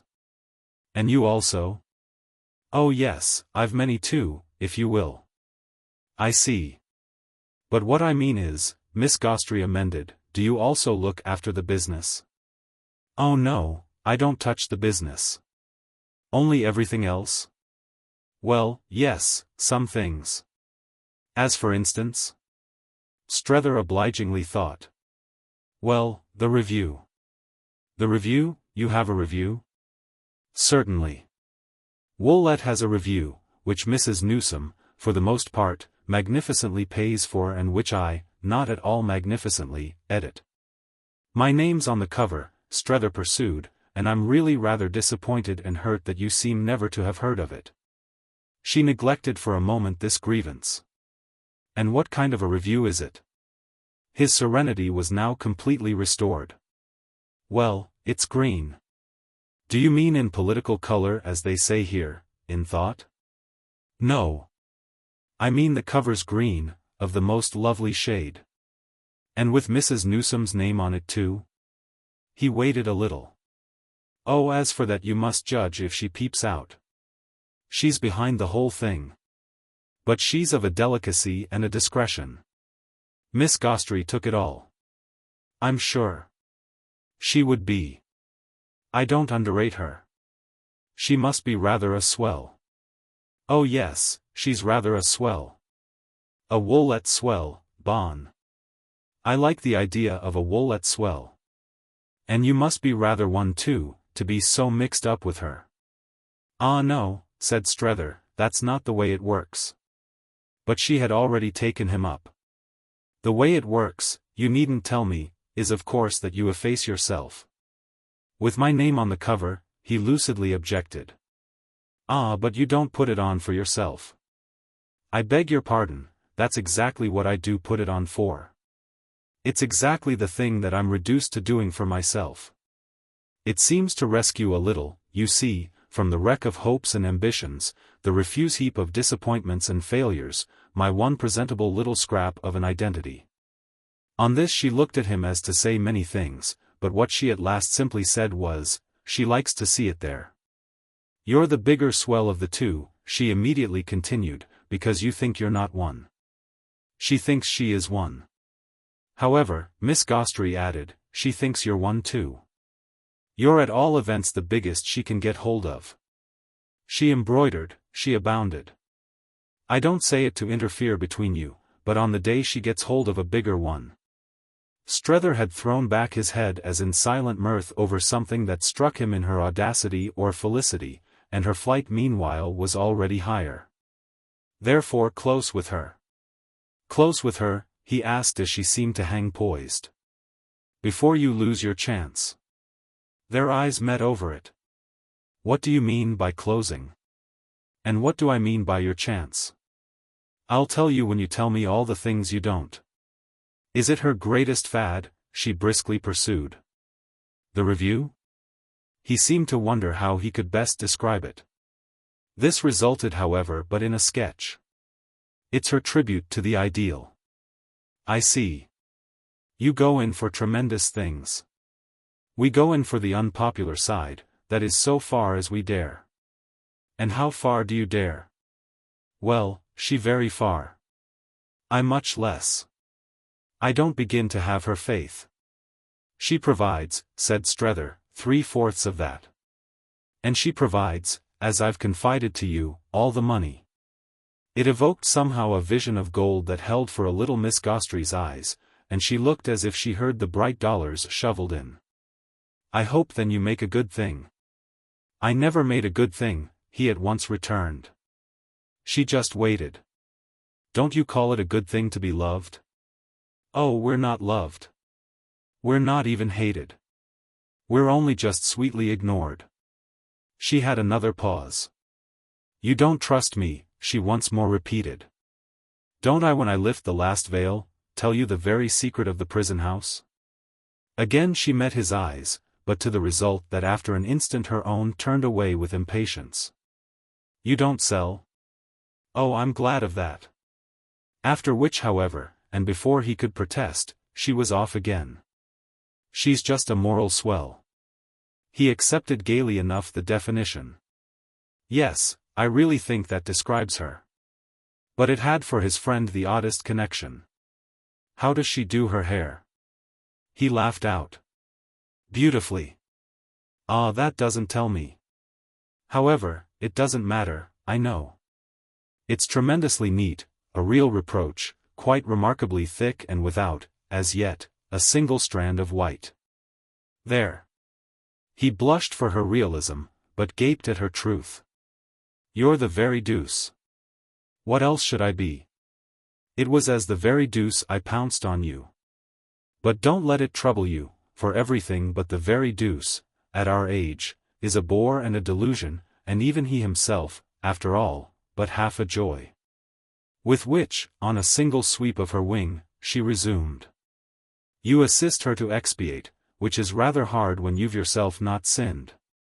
It's she who hasn't sinned, Strether replied. I've sinned the most. Ah, Miss Gostrey cynically laughed, what a picture of her. Have you robbed the widow and the orphan? I've sinned enough, said Strether. Enough for whom? Enough for what? Well, to be where I am. Thank you. They were disturbed at this moment by the passage between their knees and the back of the seats before them of a gentleman who had been absent during a part of the performance and who now returned. For the close. But the interruption left Miss Gostrey time, before the subsequent hush, to express as a sharp finality her sense of the moral of all their talk. I knew you had something up your sleeve. This finality, however, left them in its turn, at the end of the play, as disposed to hang back as if they had still much to say. So that they easily agreed to let everyone go before them, they found an interest in waiting. They made out from the lobby that the night had turned to rain. Yet Miss Gostrey let her friend know that he wasn't to see her home. He was simply to put her, by herself, into a four-wheeler. She liked so in London, of wet nights after wild pleasures, thinking things over, on the return, in lonely four-wheelers. This was her great time, she intimated, for pulling herself together.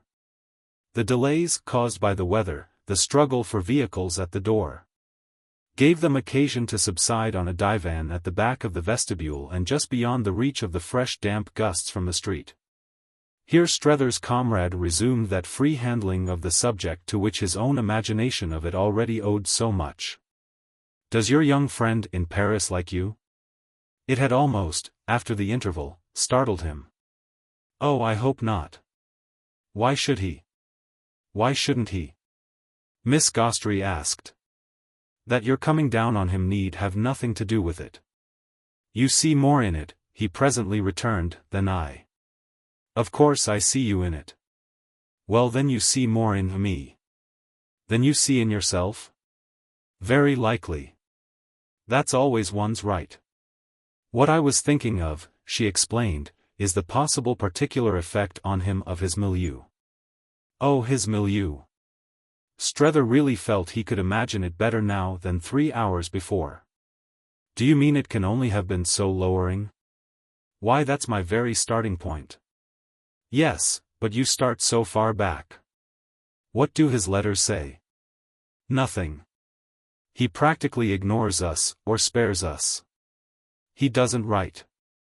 I see.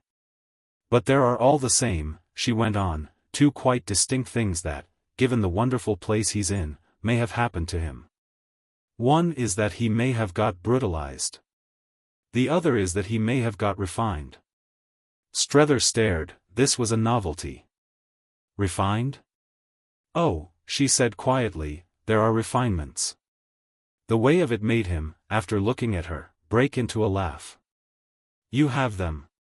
As one of the signs, she continued in the same tone, they constitute perhaps the worst. He thought it over and his gravity returned. Is it a refinement not to answer his mother's letters? She appeared to have a scruple, but she brought it out. Oh, I should say the greatest of all. Well, said Strether, I'm quite content to let it, as one of the signs, pass for the worst that I know he believes he can do what he likes with me. This appeared to strike her. How do you know it? Oh, I'm sure of it. I feel it in my bones. Feel he can do it? Feel that he believes he can. It may come to the same thing. Strether laughed. She wouldn't, however, have this. Nothing for you will ever come to the same thing as anything else. And she understood what she meant, it seemed, sufficiently to go straight on. You say that if he does break he'll come in for things at home? Quite positively.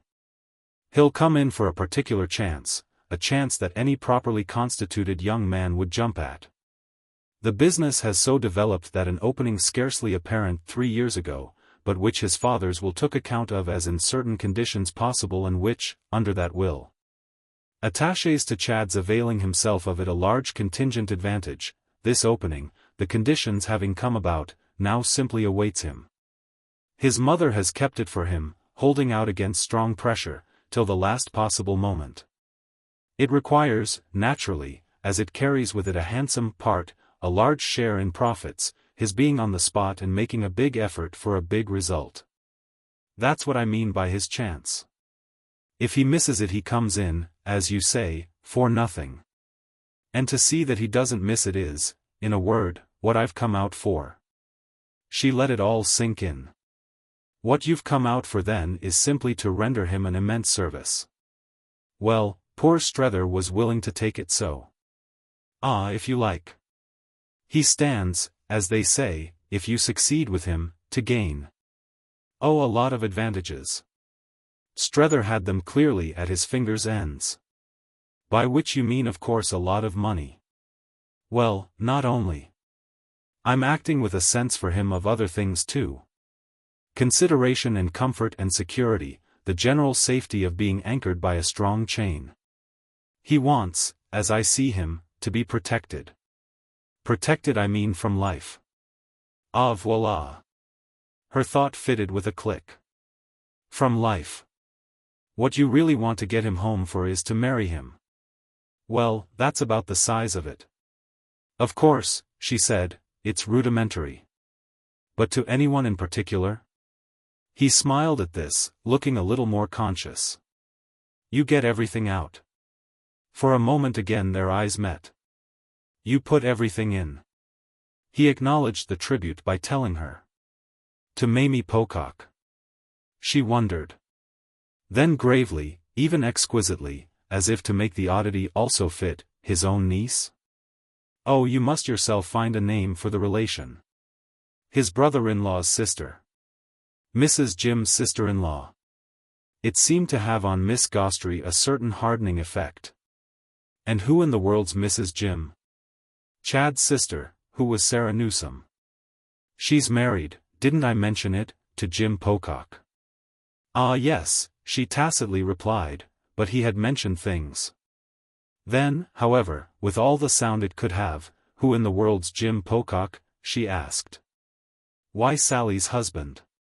That's the only way we distinguish people at Woollett, he good-humoredly explained. And is it a great distinction, being Sally's husband? He considered. I think there can be scarcely a greater, unless it may become one, in the future, to be Chad's wife. Then how do they distinguish you? They don't, except, as I've told you, by the green cover. Once more their eyes met on it, and she held him an instant.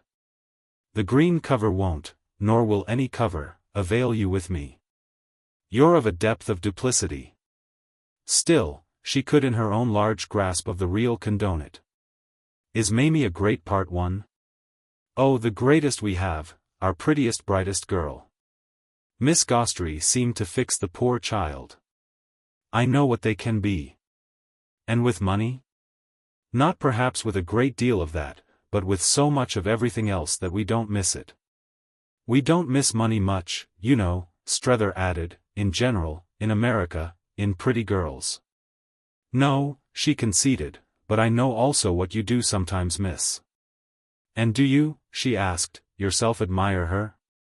It was a question, he indicated, that there might be several ways of taking, but he decided after an instant for the humorous. Haven't I sufficiently showed you how I admire any pretty girl?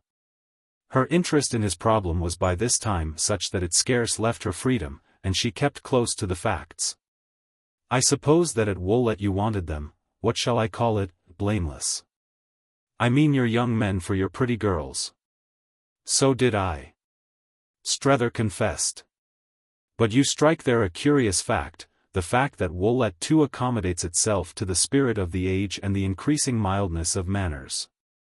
Everything changes, and I hold that our situation precisely marks a date. We should prefer them blameless, but we have to make the best of them as we find them. Since the spirit of the age and the increasing mildness send them so much more to Paris. You've to take them back as they come. When they do come. Bon. Once more she embraced it all, but she had a moment of thought. Poor Chad. Ah, said Strether cheerfully, Mamie will save him. She was looking away, still in her vision, and she spoke with impatience and almost as if he hadn't understood her. You'll save him. That's who'll save him. Oh, but with Mamie's aid. Unless indeed you mean, he added, that I shall effect so much more with yours. It made her at last again look at him. You'll do more, as you're so much better, than all of us put together. I think I'm only better since I've known you. Strether bravely returned. The depletion of the place.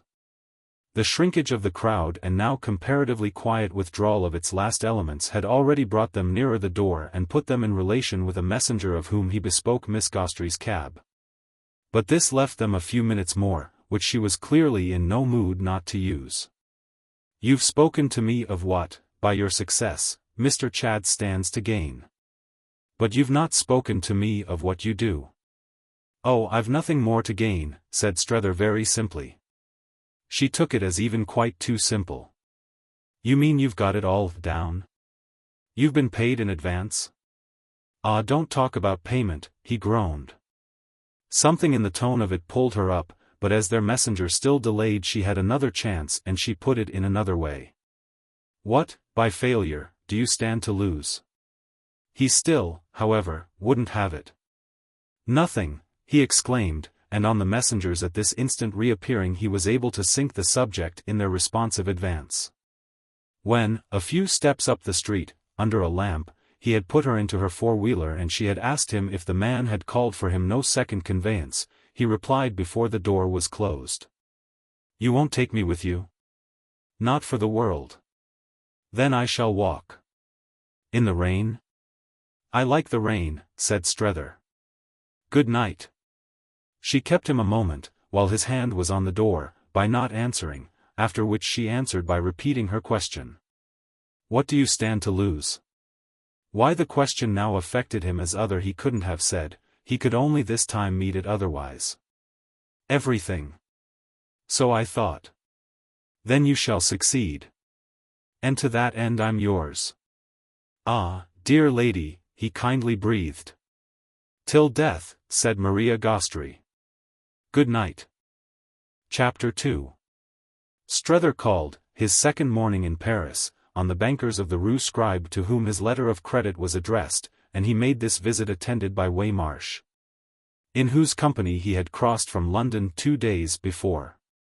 They had hastened to the Rue Scribe on the morrow of their arrival, but Strether had not then found the letters the hope of which prompted this errand. He had had as yet none at all. Hadn't expected them in London, but had counted on several in Paris, and, disconcerted now, had presently strolled back to the boulevard with a sense of injury that he felt himself taking for as good a start as any other. It would serve, this spur to his spirit, he reflected, as, pausing at the top of the street, he looked up and down the great foreign avenue, it would serve to begin business with. His idea was to begin business immediately, and it did much for him the rest of his day that the beginning of business awaited him. He did little else till night but ask himself what he should do if he hadn't fortunately had so much to do, but he put himself the question in many different situations and connections. What carried him hither and yon was an admirable theory that nothing he could do wouldn't be in some manner related to what he fundamentally had on hand. Or would be, should he happen to have a scruple, wasted for it. He did happen to have a scruple about taking no definite step till he should get letters, but this reasoning carried it off. A single day to feel his feet, he had felt them as yet only at Chester and in London, was he could consider, none too much. And having, as he had often privately expressed it, Paris to reckon with, he threw these hours of freshness consciously into the reckoning. They made it continually greater, but that was what it had best be if it was to be anything at all, and he gave himself up till far into the evening, at the theatre and on the return. After the theatre, along the bright congested boulevard, to feeling it grow. Waymarsh had accompanied him this time to the play, and the two men had walked together, as a first stage, from the Gymnase to the Café Riche. Into the crowded terrace of which establishment, the night, or rather the morning, for midnight had struck, being bland and populous, they had wedged themselves for refreshment. Waymarsh, as a result of some discussion with his friend, had made a marked virtue of his having now let himself go. And there had been elements of impression in their half-hour over their watered beer glasses that gave him his occasion for conveying that he held this compromise with his stiffer self to have become extreme. He conveyed it, for it was still, after all, his stiffer self who gloomed out of the glare of the terrace, in solemn silence. And there was indeed a great deal of critical silence, every way, between the companions, even till they gained the Place de l'Opéra, as to the character of their nocturnal progress. This morning there were letters which had reached London, apparently all together, the day of Strether's journey, and had taken their time to follow him. So that, after a controlled impulse to go into them in the reception room of the bank, which, reminding him of the post office at Woollett, affected him as the abutment of some transatlantic bridge, he slipped them into the pocket of his loose grey overcoat with a sense of the felicity of carrying them off. Waymarsh, who had had letters yesterday, had had them again today, and Waymarsh suggested in this particular no controlled impulses. The last one he was at all events likely to be observed to struggle with was clearly that of bringing to a premature close any visit to the Rue Scribe. Strether had left him there yesterday. He wanted to see the papers, and he had spent, by what his friend could make out, a succession of hours with the papers. He spoke of the establishment, with emphasis, as a post of superior observation, just as he spoke generally of his actual damnable doom as a device for hiding from him what was going on. Europe was best described, to his mind, as an elaborate engine for dissociating the confined American from that indispensable knowledge, and was accordingly only rendered bearable by these occasional stations of relief, traps for the arrest of wandering Western airs.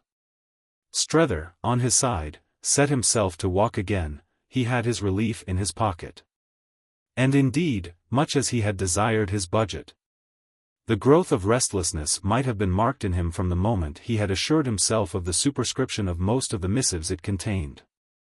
This restlessness became therefore his temporary law. He knew he should recognize as soon as see it the best place of all for settling down with his chief correspondent. He had for the next hour an accidental air of looking for it in the windows of shops. He came down the Rue de la Paix in the sun and, passing across the Tuileries and the river, indulged more than once, as if on finding himself determined, in a sudden pause before the bookstalls of the opposite quay. In the garden of the Tuileries he had lingered, on 2 or 3 spots, to look. It was as if the wonderful Paris spring had stayed him as he roamed. The prompt Paris morning struck its cheerful notes, in a soft breeze and a sprinkled smell, in the light flit, over the garden floor, of bareheaded girls with the buckled strap of oblong boxes. In the type of ancient thrifty persons basking betimes where terrace walls were warm, in the blue-frocked brass-labeled officialism of humble rakers and scrapers. In the deep references of a straight-pacing priest or the sharp ones of a white-gaitered red-legged soldier. He watched little brisk figures whose movement was as the tick of the great Paris clock, take their smooth diagonal from point to point. The air had a taste as of something mixed with art, something that presented nature as a white-capped master chef. The palace was gone. Strether remembered the palace. And when he gazed into the irremediable void of its sight the historic sense in him might have been freely at play, the play under which in Paris indeed it so often winces like a touched nerve. He filled out spaces with dim symbols of scenes, he caught the gleam of white statues at the base of which, with his letters out, he could tilt back a straw-bottomed chair. But his drift was, for reasons, to the other side, and it floated him unspent up the Rue de Seine and as far as the Luxembourg. In the Luxembourg Gardens he pulled up.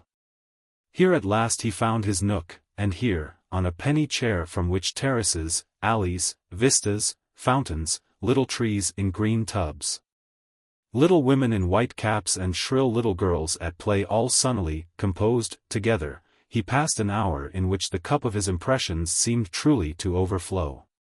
But a week had elapsed since he quitted the ship, and there were more things in his mind than so few days could account for. More than once, during the time, he had regarded himself as admonished. But the admonition this morning was formidably sharp. It took as it hadn't done yet the form of a question, the question of what he was doing with such an extraordinary sense of escape. This sense was sharpest after he had read his letters, but that was also precisely why the question pressed. 4 of the letters were from Mrs. Newsome and none of them short. She had lost no time, had followed on his heels while he moved, so expressing herself that he now could measure the probable frequency with which he should hear. They would arrive, it would seem, her communications, at the rate of several a week. He should be able to count, it might even prove, on more than one by each mail. If he had begun yesterday with a small grievance, he had therefore an opportunity to begin today with its opposite. He read the letters successively and slowly, putting others back into his pocket but keeping these for a long time afterwards gathered in his lap. He held them there, lost in thought, as if to prolong the presence of what they gave him, or as if at the least to assure them their part in the constitution of some lucidity. His friend wrote admirably, and her tone was even more in her style than in her voice. He might almost, for the hour, have had to come this distance to get its full carrying quality. Yet the plenitude of his consciousness of difference consorted perfectly with the deepened intensity of the connection. It was the difference of being just where he was and as he was, that formed the escape. This difference was so much greater than he had dreamed it would be. And what he finally sat there turning over was the strange logic of his finding himself so free. He felt it in a manner his duty to think out his state, to approve the process, and when he came in fact to trace the steps and add up the items, they sufficiently accounted for the sum. He had never expected, that was the truth of it, again to find himself young, and all the years and other things it had taken to make him so were exactly his present arithmetic. He had to make sure of them to put his scruple to rest. It all sprang at bottom from the beauty of Mrs. Newsome's desire that he should be worried with nothing that was not of the essence of his task. By insisting that he should thoroughly intermit and break, she had so provided for his freedom that she would, as it were, have only herself to thank. Strether could not at this point indeed have completed his thought by the image of what she might have to thank herself for, the image, at best, of his own likeness. Poor Lambert Strether washed up on the sunny strand by the waves of a single day, poor Lambert Strether thankful for breathing time and stiffening himself while he gasped. There he was, and with nothing in his aspect or his posture to scandalize. It was only true that if he had seen Mrs. Newsome coming he would instinctively have jumped up to walk away a little. He would have come round and back to her bravely, but he would have had first to pull himself together. She abounded in news of the situation at home, proved to him how perfectly she was arranging for his absence, told him who would take up this and who take up that exactly where he had left it. Gave him in fact chapter and verse for the moral that nothing would suffer. It filled for him, this tone of hers, all the air, yet it struck him at the same time as the hum of vain things. This latter effect was what he tried to justify, and with the success that, grave though the appearance, he at last lighted on a form that was happy. He arrived at it by the inevitable recognition of his having been a fortnight before one of the weariest of men. If ever a man had come off tired, Lambert Strether was that man. And hadn't it been distinctly on the ground of his fatigue that his wonderful friend at home had so felt for him and so contrived? It seemed to him somehow at these instants that, could he only maintain with sufficient firmness his grasp of that truth, it might become in a manner his compass and his helm. What he wanted most was some idea that would simplify, and nothing would do this so much as the fact that he was done for and finished. If it had been in such a light that he had just detected in his cup the dregs of youth, that was a mere flaw of the surface of his scheme. He was so distinctly fagged out that it must serve precisely as his convenience, and if he could but consistently be good for little enough he might do everything he wanted. Everything he wanted was comprised moreover in a single boon, the common unattainable art of taking things as they came. He appeared to himself to have given his best years to an active appreciation of the way they didn't come. But perhaps, as they would seemingly here be things quite other, this long ache might at last drop to rest. He could easily see that from the moment he should accept the notion of his foredoomed collapse, the last thing he would lack would be reasons and memories. Oh, if he should do the sum, no slate would hold the figures. The fact that he had failed, as he considered, in everything, in each relation and in half a dozen trades, as he liked luxuriously to put it, might still make, for an empty present. But it stood solidly for a crowded past. It had not been, so much achievement missed, a light yoke nor a short load. It was at present as if the backward picture had hung there, the long crooked course, grey in the shadow of his solitude. It had been a dreadful cheerful sociable solitude, a solitude of life or choice, of community, but though there had been people enough all round it, there had been but 3 or 4 persons in it. Waymarsh was one of these, and the fact struck him just now as marking the record. Mrs. Newsome was another, and Miss Gostrey had of a sudden shown signs of becoming a third. Behind them was the pale figure of his real youth, which held against its breast the 2 presences paler than itself, the young wife he had early lost and the young son he had stupidly sacrificed. He had again and again made out for himself that he might have kept his little boy, his little dull boy who had died at school of rapid diphtheria, if he had not in those years so insanely given himself to merely missing the mother. It was the soreness of his remorse that the child had in all likelihood not really been dull, had been dull, as he had been banished and neglected. Mainly because the father had been unwittingly selfish. This was doubtless but the secret habit of sorrow, which had slowly given way to time. Yet there remained an ache sharp enough to make the spirit, at the sight now and again of some fair young man just growing up, wince with the thought of an opportunity lost. Had ever a man, he had finally fallen into the way of asking himself, lost so much and even done so much for so little? There had been particular reasons why all yesterday, beyond other days, he should have had in one ear this cold inquiry. His name on the green cover, where he had put it for Mrs. Newsome, expressed him doubtless just enough to make the world as distinguished, both for more and for less, from Woollett, ask who he was. He had incurred the ridicule of having to have his explanation explained. He was Lambert Strether because he was on the cover, whereas it should have been, for anything like glory, that he was on the cover because he was Lambert Strether. He would have done anything for Mrs. Newsome, have been still more ridiculous, as he might, for that matter, have occasion to be yet. Which came to saying that this acceptance of fate was all he had to show at 55. He judged the quantity as small because it was small, and all the more egregiously since it couldn't, as he saw the case, so much as thinkably have been larger. He hadn't had the gift of making the most of what he tried, and if he had tried and tried again, no one but himself knew how often, it appeared to have been that he might demonstrate what else, in default of that, could be made. Old ghosts of experiments came back to him, old drudgeries and delusions, and disgusts, old recoveries with their relapses, old fevers with their chills, broken moments of good faith. Others of still better doubt. Adventures, for the most part, of the sort qualified as lessons.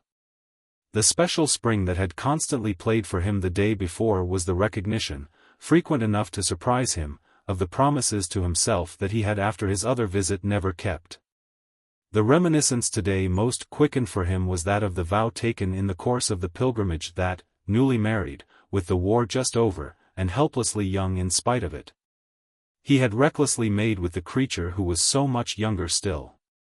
It had been a bold dash, for which they had taken money set apart for necessities, but kept sacred at the moment in 100 ways. And in none more so than by this private pledge of his own to treat the occasion as a relation formed with the higher culture and see that, as they said at Woollett, it should bear a good harvest. He had believed, sailing home again, that he had gained something great, and his theory, with an elaborate innocent plan of reading, digesting, coming back even every few years, had then been to preserve, cherish and extend it. As such plans as these had come to nothing, however, in respect to acquisitions still more precious. It was doubtless little enough of a marvel that he should have lost account of that handful of seed. Buried for long years in dark corners, at any rate these few germs had sprouted again under 48 hours of Paris. The process of yesterday had really been the process of feeling the general stirred life of connections long since individually dropped.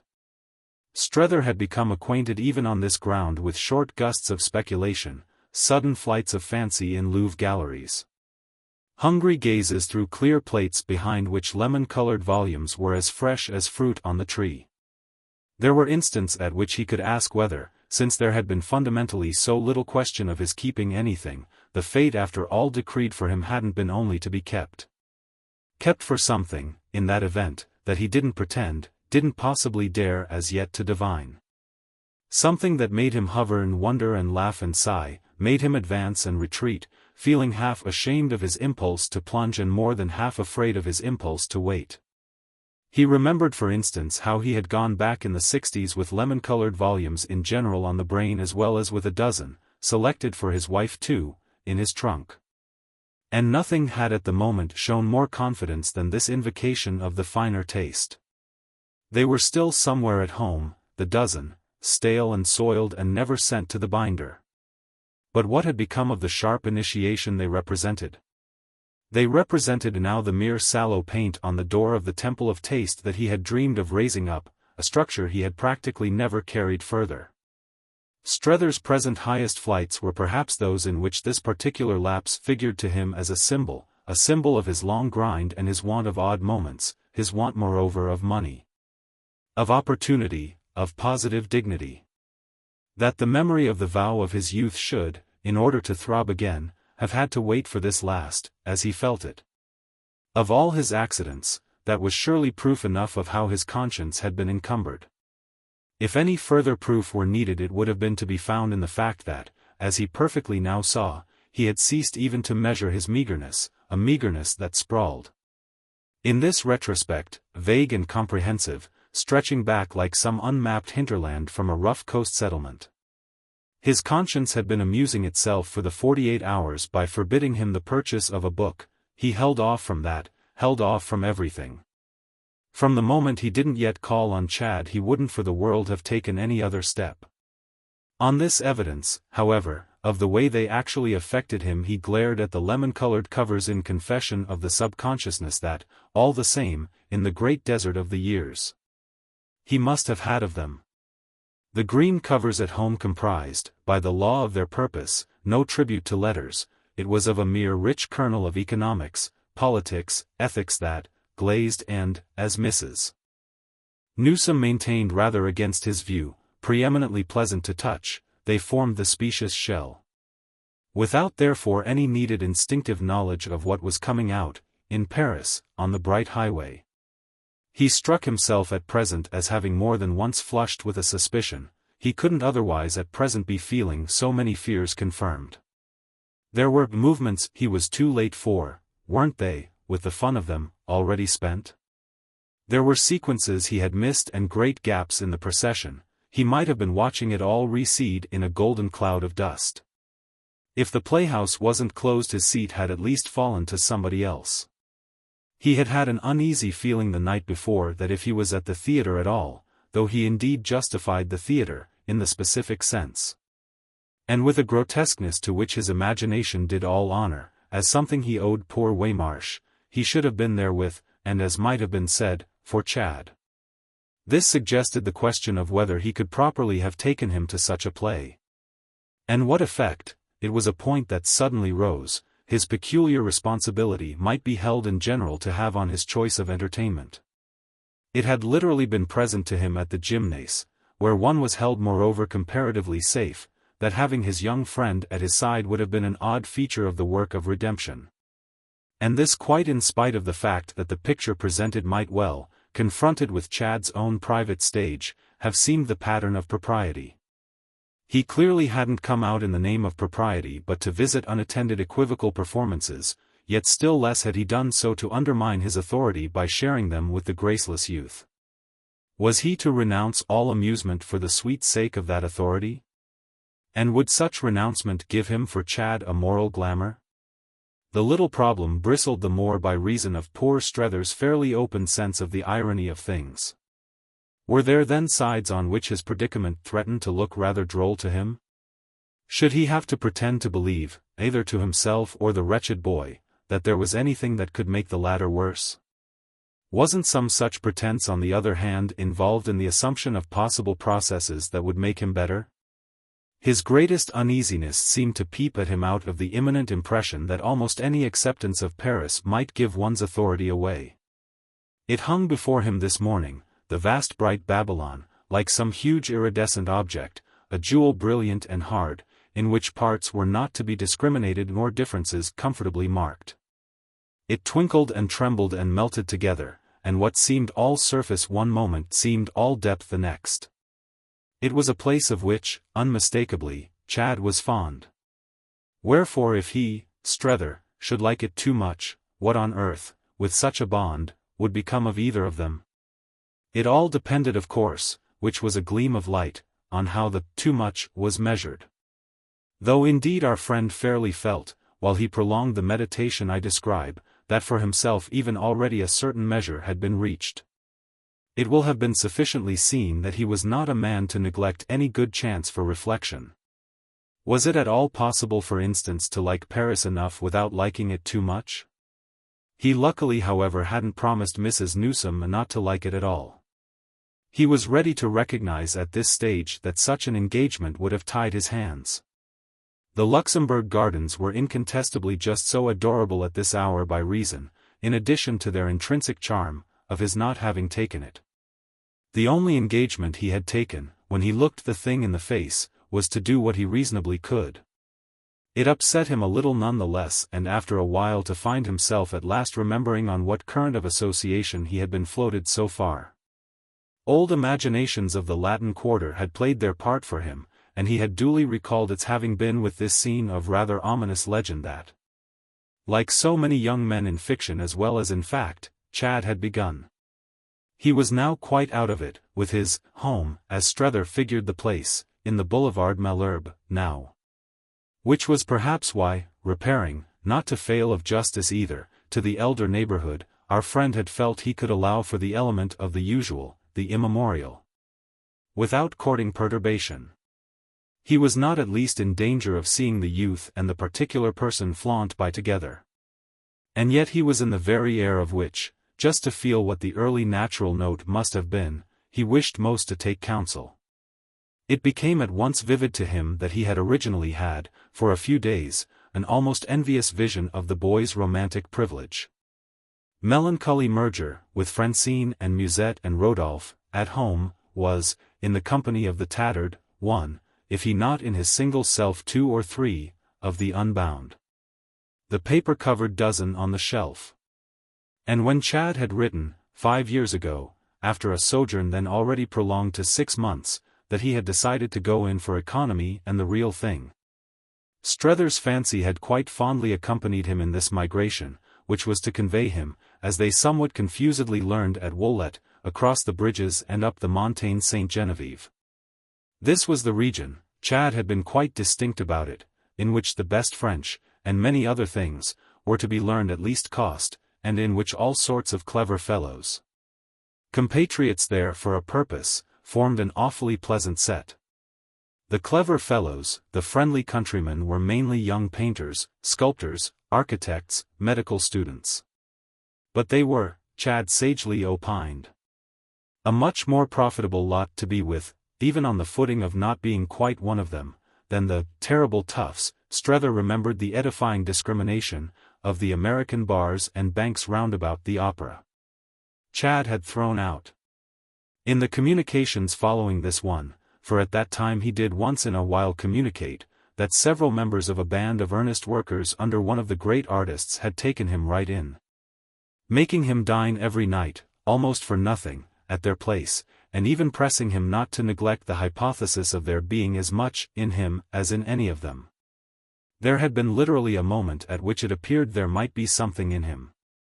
There had been at any rate a moment at which he had written that he didn't know but what a month or two more might see him enrolled in some atelier. The season had been one at which Mrs. Newsome was moved to gratitude for small mercies. It had broken on them all as a blessing that their absentee had perhaps a conscience, that he was sated in fine with idleness, was ambitious of variety. The exhibition was doubtless as yet not brilliant, but Strether himself, even by that time much enlisted and immersed, had determined, on the part of the two ladies, a tempered approval and in fact, as he now recollected, a certain austere enthusiasm. But the very next thing that happened had been a dark drop of the curtain. The son and brother had not browsed long on the Montagne Sainte-Geneviève, his effective little use of the name of which, like his allusion to the best French, appeared to have been but one of the notes of his rough cunning. The light refreshment of these vain appearances had not accordingly carried any of them very far. On the other hand, it had gained Chad time. It had given him a chance, unchecked, to strike his roots, had paved the way for initiations more direct and more deep. It was Strether's belief that he had been comparatively innocent before this first migration, and even that the first effects of the migration would not have been, without some particular bad accident, to have been deplored. There had been 3 months, he had sufficiently figured it out, in which Chad had wanted to try. He had tried, though not very hard, he had had his little hour of good faith. The weakness of this principle in him was that almost any accident attestedly bad enough was stronger. Such had at any rate markedly been the case for the precipitation of a special series of impressions. They had proved, successively, these impressions, all of Musette and Francine, but Musette and Francine vulgarised by the larger evolution of the type, irresistibly sharp, he had taken up. By what was at the time to be shrinkingly gathered, as it was scantly mentioned, with one ferociously interested little person after another. Strether had read somewhere of a Latin motto, a description of the hours, observed on a clock by a traveller in Spain. And he had been led to apply it in thought to Chad's number 1, number 2, number 3. Omnes vulnerant, ultima necat, they had all morally wounded, the last had morally killed. The last had been longest in possession, that is, of whatever was left of the poor boy's finer mortality. And it hadn't been she, it had been one of her early predecessors, who had determined the second migration, the expensive return and relapse, the exchange again, as was fairly to be presumed, of the vaunted best French for some special variety of the worst. He pulled himself then at last together for his own progress back, not with the feeling that he had taken his walk in vain. He prolonged it a little, in the immediate neighborhood, after he had quitted his chair, and the upshot of the whole morning for him was that his campaign had begun. He had wanted to put himself in relation, and he would be hanged if he were not in relation. He was that at no moment so much as while, under the old arches of the Odeon, he lingered before the charming open-air array of literature classic and casual. He found the effect of tone and tint, in the long charged tables and shelves, delicate and appetizing. The impression, substituting one kind of low-priced consummation for another, might have been that of one of the pleasant cafés that overlapped, under an awning, to the pavement. But he edged along, grazing the tables, with his hands firmly behind him. He wasn't there to dip, to consume, he was there to reconstruct. He wasn't there for his own profit, not, that is, the direct, he was there on some chance of feeling the brush of the wing of the stray spirit of youth. He felt it in fact, he had it beside him.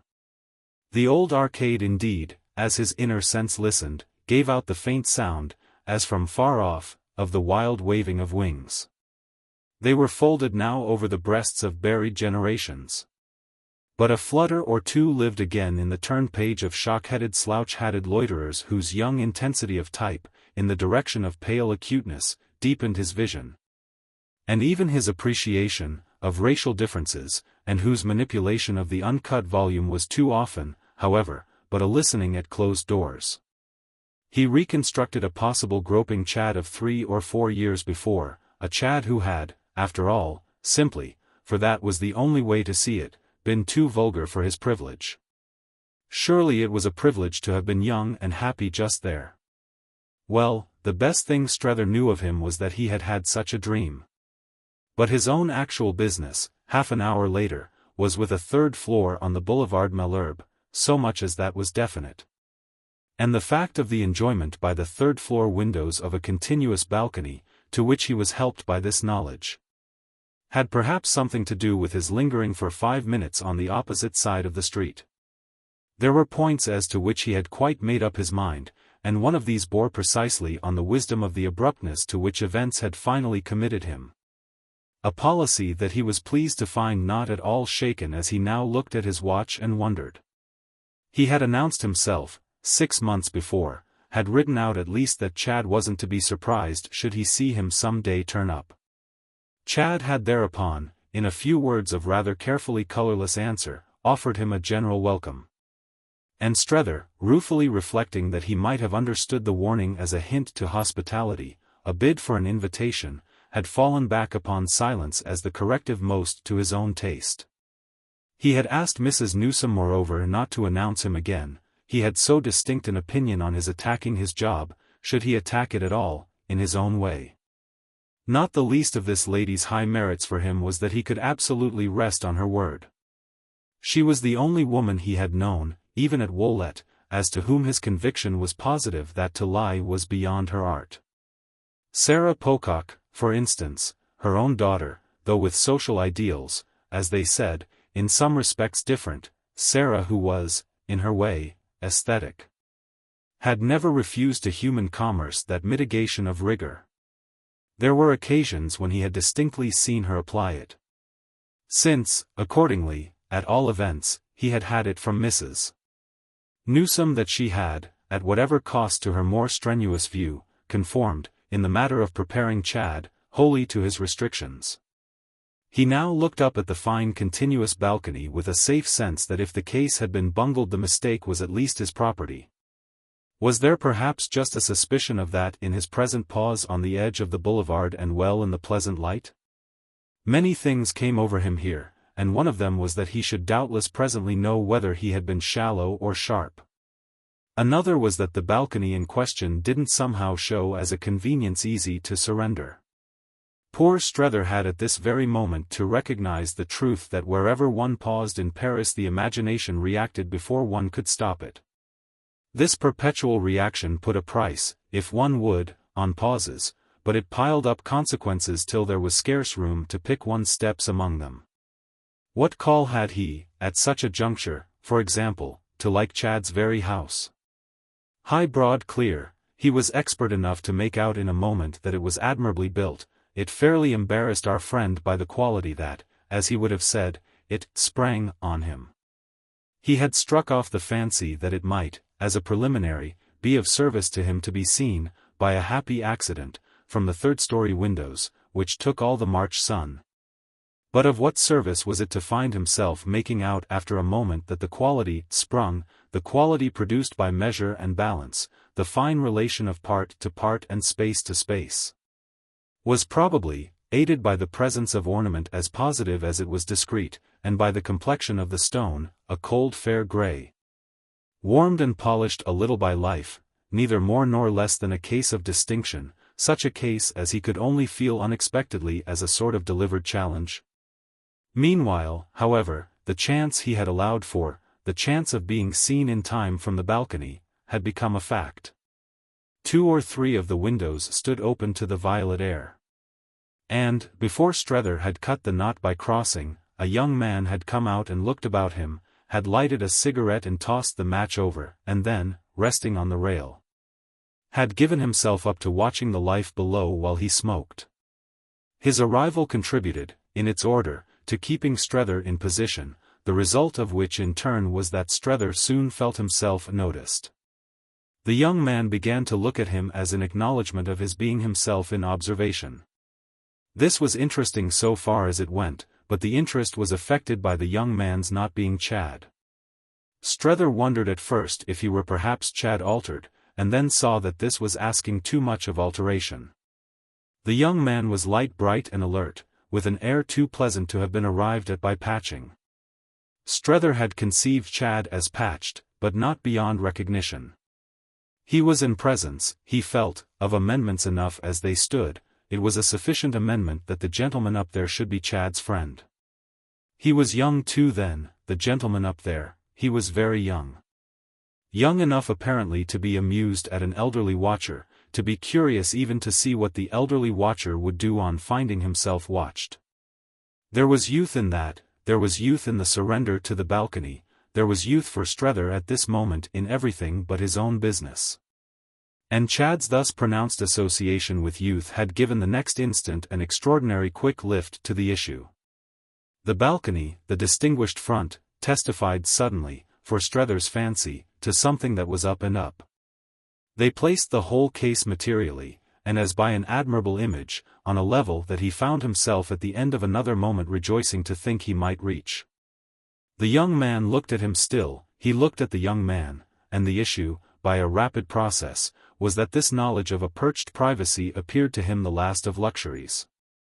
To him too the perched privacy was open, and he saw it now but in one light, that of the only domicile, the only fireside, in the great ironic city, on which he had the shadow of a claim. Miss Gostrey had a fireside, she had told him of it, and it was something that doubtless awaited him, but Miss Gostrey hadn't yet arrived, she mightn't arrive for days.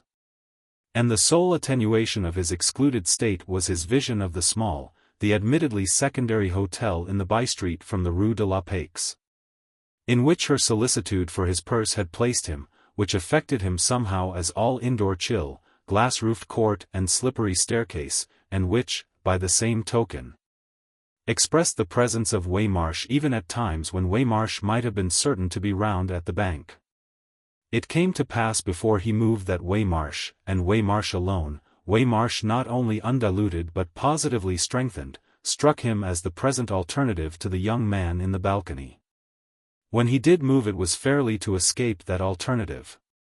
Taking his way over the street at last and passing through the porte-cochere of the house was like consciously leaving Waymarsh out. However, he would tell him all about it. Book. Chapter 3. Chapter 1. Strether told Waymarsh all about it that very evening, on their dining together at the hotel. Which needn't have happened, he was all the while aware, hadn't he chosen to sacrifice to this occasion a rarer opportunity. The mention to his companion of the sacrifice was moreover exactly what introduced his recital, or, as he would have called it with more confidence in his interlocutor, his confession. His confession was that he had been captured and that one of the features of the affair had just failed to be his engaging himself on the spot to dinner. As by such a freedom Waymarsh would have lost him he had obeyed his scruple, and he had likewise obeyed another scruple, which bore on the question of his himself bringing a guest. Waymarsh looked gravely ardent, over the finished soup, at this array of scruples. Strether hadn't yet got quite used to being so unprepared for the consequences of the impression he produced. It was comparatively easy to explain, however, that he hadn't felt sure his guest would please. The person was a young man whose acquaintance he had made but that afternoon in the course of rather a hindered inquiry for another person, an inquiry his new friend had just prevented in fact from being vain. "Oh," said Strether, "I've all sorts of things to tell you." And he put it in a way that was a virtual hint to Waymarsh to help him to enjoy the telling. He waited for his fish, he drank of his wine, he wiped his long mustache, he leaned back in his chair. He took in the two English ladies who had just creaked past them and whom he would even have articulately greeted if they hadn't rather chilled the impulse. So that all he could do was, by way of doing something, to say, "Merci, François," out quite loud when his fish was brought. Everything was there that he wanted, everything that could make the moment an occasion, that would do beautifully, everything but what Waymarsh might give. The little waxed salle-manger was sallow and sociable. François, dancing over it, all smiles, was a man and a brother. The high-shouldered patron, with her high-held, much-rubbed hands, seemed always assenting exuberantly to something unsaid. The Paris evening in short was, for Strether, in the very taste of the soup, in the goodness, as he was innocently pleased to think it, of the wine, in the pleasant coarse texture of the napkin and the crunch of the thick-crusted bread. These all were things congruous with his confession, and his confession was that he had, it would come out properly just there if Waymarsh would only take it properly, agreed to breakfast out at 12 literally, the next day. He didn't quite know where. The delicacy of the case came straight up in the remembrance of his new friends, "We'll see, I'll take you somewhere." For it had required little more than that, after all, to let him right in. He was affected after a minute, face to face with his actual comrade, by the impulse to overcolor. There had already been things in respect to which he knew himself tempted by this perversity. If Waymarsh thought them bad, he should at least have his reason for his discomfort. So Strether showed them as worse. Still, he was now, in his way, sincerely perplexed. Chad had been absent from the Boulevard Malherbe, was absent from Paris altogether. He had learned that from the concierge, but had nevertheless gone up, and gone up, there were no two ways about it, from an uncontrollable, or really, if one would, depraved curiosity. The concierge had mentioned to him that a friend of the tenant of the Troisième was for the time in possession. And this had been Strether's pretext for a further inquiry, an experiment carried on, under Chad's roof, without his knowledge. I found his friend in fact there keeping the place warm, as he called it, for him, Chad himself being, as appears, in the south. He went a month ago to Cannes, and though his return begins to be looked for, it can't be for some days. I might, you see, perfectly have waited a week. Might have beaten a retreat as soon as I got this essential knowledge. But I beat no retreat, I did the opposite, I stayed, I dawdled, I trifled, above all I looked round. I saw, in fine. And, I don't know what to call it, I sniffed. It's a detail, but it's as if there were something very good, to sniff. Waymarsh's face had shown his friend an attention apparently so remote that the latter was slightly surprised to find it at this point abreast with him. Do you mean a smell? What of? A charming scent. But I don't know. Waymarsh gave an inferential grunt. Does he live there with a woman? I don't know. Waymarsh waited an instant for more, then resumed. Has he taken her off with him? And will he bring her back? Strether fell into the inquiry. But he wound it up as before. I don't know. The way he wound it up, accompanied as this was with another drop back, another degustation of the Léoville, another wipe of his moustache and another good word for François, seemed to produce in his companion a slight irritation. Then what the devil do you know?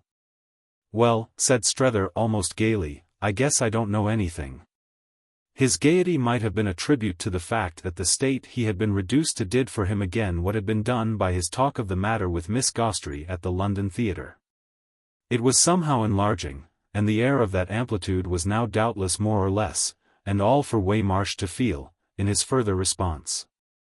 That's what I found out from the young man. But I thought you said you found out nothing. Nothing but that I don't know anything. And what good does that do you? It's just, said Strether, what I've come to you to help me to discover. I mean anything about anything over here. I felt that, up there. It regularly rose before me in its might.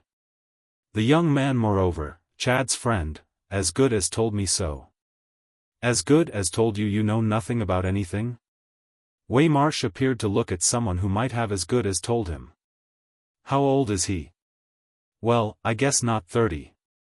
Yet you had to take that from him? Oh, I took a good deal more, since, as I tell you, I took an invitation to déjeuner. And are you going to that unholy meal? If you'll come with me. He wants you too, you know. I told him about you. He gave me his card, Strether pursued, and his name's rather funny. It's John Little Bilham, and he says his two surnames are, on account of his being small, inevitably used together.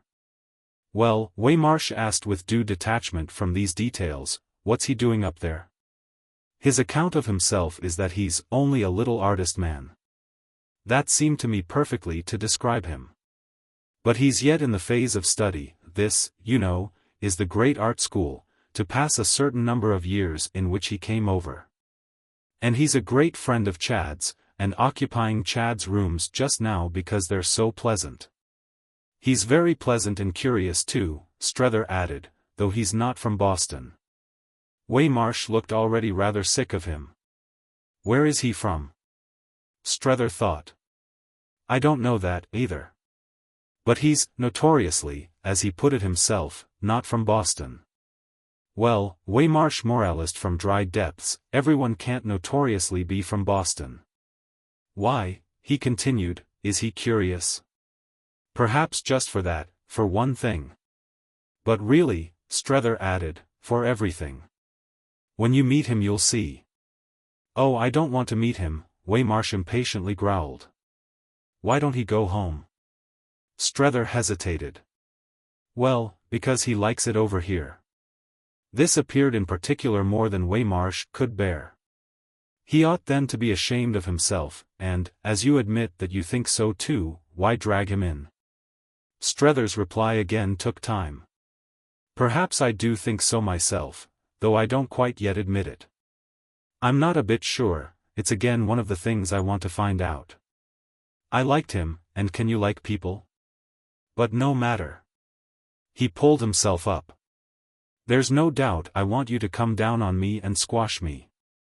Waymarsh helped himself to the next course, which, however proving not the dish he had just noted as supplied to the English ladies, had the effect of causing his imagination temporarily to wander. But it presently broke out at a softer spot. Have they got a handsome place up there? Oh, a charming place, full of beautiful and valuable things. I never saw such a place, and Strether's thought went back to it. For a little artist man. He could in fact scarce express it. But his companion, who appeared now to have a view, insisted. Well? Well, life can hold nothing better. Besides, they're things of which he's in charge. So that he does doorkeeper for your precious pair? Can life, Waymarsh inquired, hold nothing better than that? Then as Strether, silent, seemed even yet to wonder, doesn't he know what she is, he went on. I don't know. I didn't ask him. I couldn't. It was impossible. You wouldn't either. Besides, I didn't want to. No more would you. Strether in short explained it at a stroke. You can't make out over here what people do know. Then what did you come over for?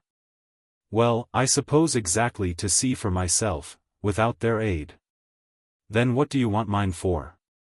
Oh, Strether laughed, you're not one of them. I do know what you know.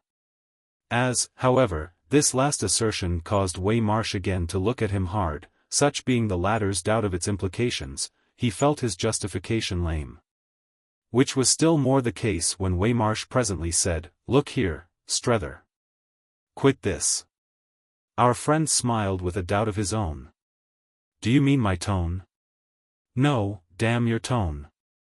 I mean your nosing round. Quit the whole job. Let them stew in their juice. You're being used for a thing you ain't fit for. People don't take a fine-tooth comb to groom a horse. Am I a fine-tooth comb? Strether laughed. It's something I never called myself. It's what you are, all the same. You ain't so young as you were, but you've kept your teeth.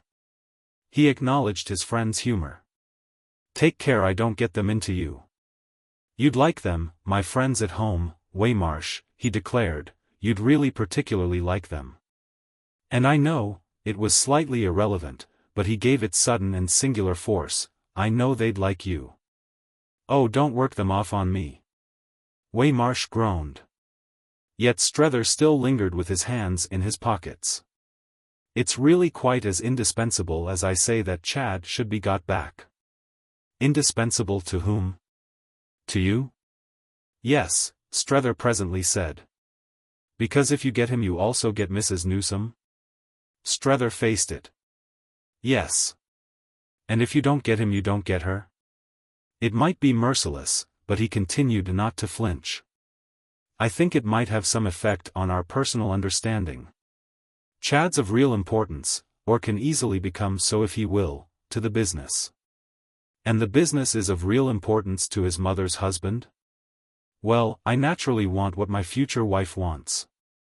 And the thing will be much better if we have our own man in it. If you have your own man in it, in other words, Waymarsh said, you'll marry, you personally, more money. She's already rich, as I understand you, but she'll be richer still if the business can be made to boom on certain lines that you've laid down. I haven't laid them down, Strether promptly returned. Mr. Newsome, who knew extraordinarily well what he was about, laid them down 10 years ago. Oh well, Waymarsh seemed to indicate with a shake of his mane, that didn't matter. You're fierce for the boom anyway. His friend weighed a moment in silence the justice of the charge.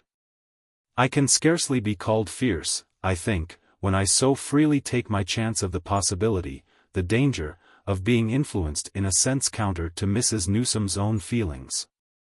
Waymarsh gave this proposition a long hard look. I see. You're afraid yourself of being squared. But you're a humbug, he added, all the same. Oh. Strether quickly protested. Yes, you ask me for protection, which makes you very interesting, and then you won't take it. You say you want to be squashed. Ah, but not so easily. Don't you see, Strether demanded, where my interest, as already shown you, lies? It lies in my not being squared. If I'm squared, where's my marriage? If I miss my errand, I miss that. And if I miss that, I miss everything, I'm nowhere. Waymarsh, but all relentlessly, took this in. What do I care where you are if you're spoiled? Their eyes met on it an instant. Thank you awfully, Strether at last said. But don't you think her judgment of that ought to content me? No. It kept them again face to face, and the end of this was that Strether again laughed. You do her injustice. You really must know her. Good night. He breakfasted with Mr. Bilham on the morrow, and, as inconsequently befell, with Waymarsh massively of the party. The latter announced, at the 11th hour and much to his friend's surprise, that, damn it, he would as soon join him as do anything else. On which they proceeded together, strolling in a state of detachment practically luxurious for them to the Boulevard Malherbe. A couple engaged that day with the sharp spell of Paris as confessedly, it might have been seen, as any couple among the daily thousands so compromised. They walked, wandered, wondered and, a little, lost themselves. Strether hadn't had for years so rich a consciousness of time, a bag of gold into which he constantly dipped for a handful. It was present to him that when the little business with Mr. Bilham should be over he would still have shining hours to use absolutely as he liked. There was no great pulse of haste yet in this process of saving Chad, nor was that effect a bit more marked as he sat, half an hour later, with his legs under Chad's mahogany, with Mr. Bilham on one side, with a friend of Mr. Bilham's on the other, with Waymarsh stupendously opposite, and with the great hum of Paris coming up in softness. Vagueness, for Strether himself indeed already positive sweetness, through the sunny windows toward which, the day before, his curiosity had raised its wings from below. The feeling strongest with him at that moment had borne fruit almost faster than he could taste it, and Strether literally felt at the present hour that there was a precipitation in his fate. He had known nothing and nobody as he stood in the street, but hadn't his view now taken a bound in the direction of everyone and of everything? What's he up to, what's he up to? Something like that was at the back of his head all the while in respect to little Bilham. But meanwhile, till he should make out, everyone and everything were as good as represented for him by the combination of his host and the lady on his left. The lady on his left, the lady thus promptly and ingeniously invited to meet Mr. Strether and Mr. Waymarsh, it was the way she herself expressed her case, was a very marked person, a person who had much to do with our friend's asking himself if the occasion weren't in its essence the most baited. The most gilded of traps. Baited it could properly be called when the repast was of so wise a savour. And gilded surrounding objects seemed inevitably to need to be when Miss Barrace, which was the lady's name, looked at them with convex Parisian eyes and through a glass with a remarkably long tortoiseshell handle. Why Miss Barrace, mature, meagre, erect and eminently gay, highly adorned, perfectly familiar. Freely contradictious and reminding him of some last-century portrait of a clever head without powder, why Miss Barrace should have been in particular the note of a trap Strether couldn't on the spot have explained. He blinked in the light of a conviction that he should know later on, and know well, as it came over him, for that matter, with force, that he should need to. He wondered what he was to think exactly of either of his new friends. Since the young man, Chad's intimate and deputy, had, in thus constituting the scene, practiced so much more subtly than he had been prepared for, and since in especial Miss Barrace, surrounded clearly by every consideration, hadn't scrupled to figure as a familiar object. It was interesting to him to feel that he was in the presence of new measures, other standards, a different scale of relations. And that evidently here were a happy pair who didn't think of things at all as he and Waymarsh thought. Nothing was less to have been calculated in the business than that it should now be for him as if he and Waymarsh were comparatively quite at one. The latter was magnificent, this at least was an assurance privately given him by Miss Barrace. "Oh, your friend's a type, the grand old American, what shall one call it? The Hebrew prophet, Ezekiel, Jeremiah, who used when I was a little girl in the Rue Montaigne to come to see my father and who was usually the American minister to the Tuileries or some other court. I haven't seen one these ever so many years, the sight of it warms my poor old chilled heart. This specimen is wonderful, in the right quarter, you know, he'll have a success foe." Strether hadn't failed to ask what the right quarter might be, much as he required his presence of mind to meet such a change in their scheme. "Oh, the artist quarter and that kind of thing. Here already, for instance, as you see." He had been on the point of echoing, "Here, is this the artist quarter?" But she had already disposed of the question with a wave of all her tortoiseshell and an easy, "Bring him to me."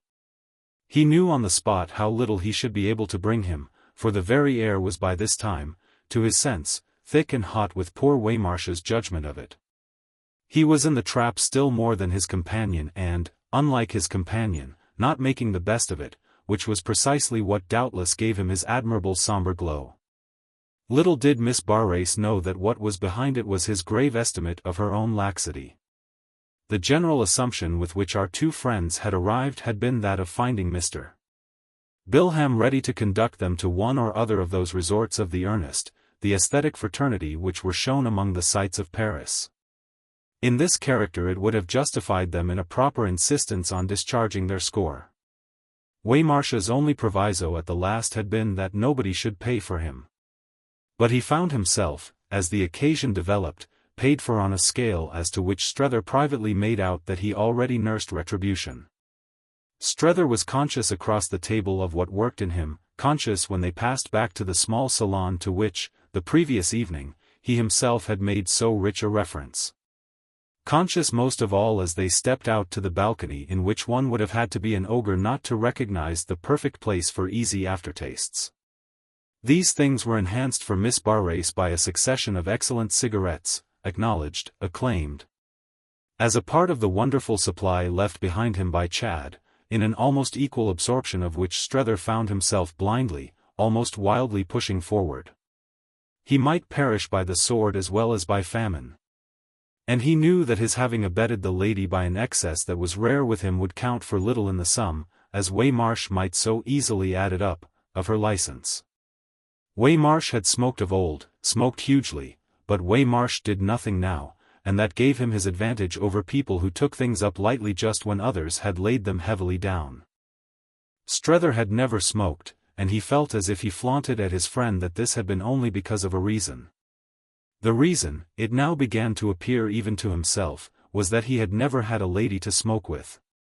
It was this lady's being there at all, however, that was the strange free thing. Perhaps, since she was there, her smoking was the least of her freedoms. If Strether had been sure at each juncture of what, with Bilham in especial, she talked about, he might have traced others and winced at them and felt Waymarsh wince. But he was in fact so often at sea that his sense of the range of reference was merely general and that he on several different occasions guessed and interpreted only to doubt. He wondered what they meant, but there were things he scarce thought they could be supposed to mean, and, oh no, not that, was at the end of most of his ventures. This was the very beginning with him of a condition as to which, later on, it will be seen, he found cause to pull himself up, and he was to remember the moment duly as the first step in a process.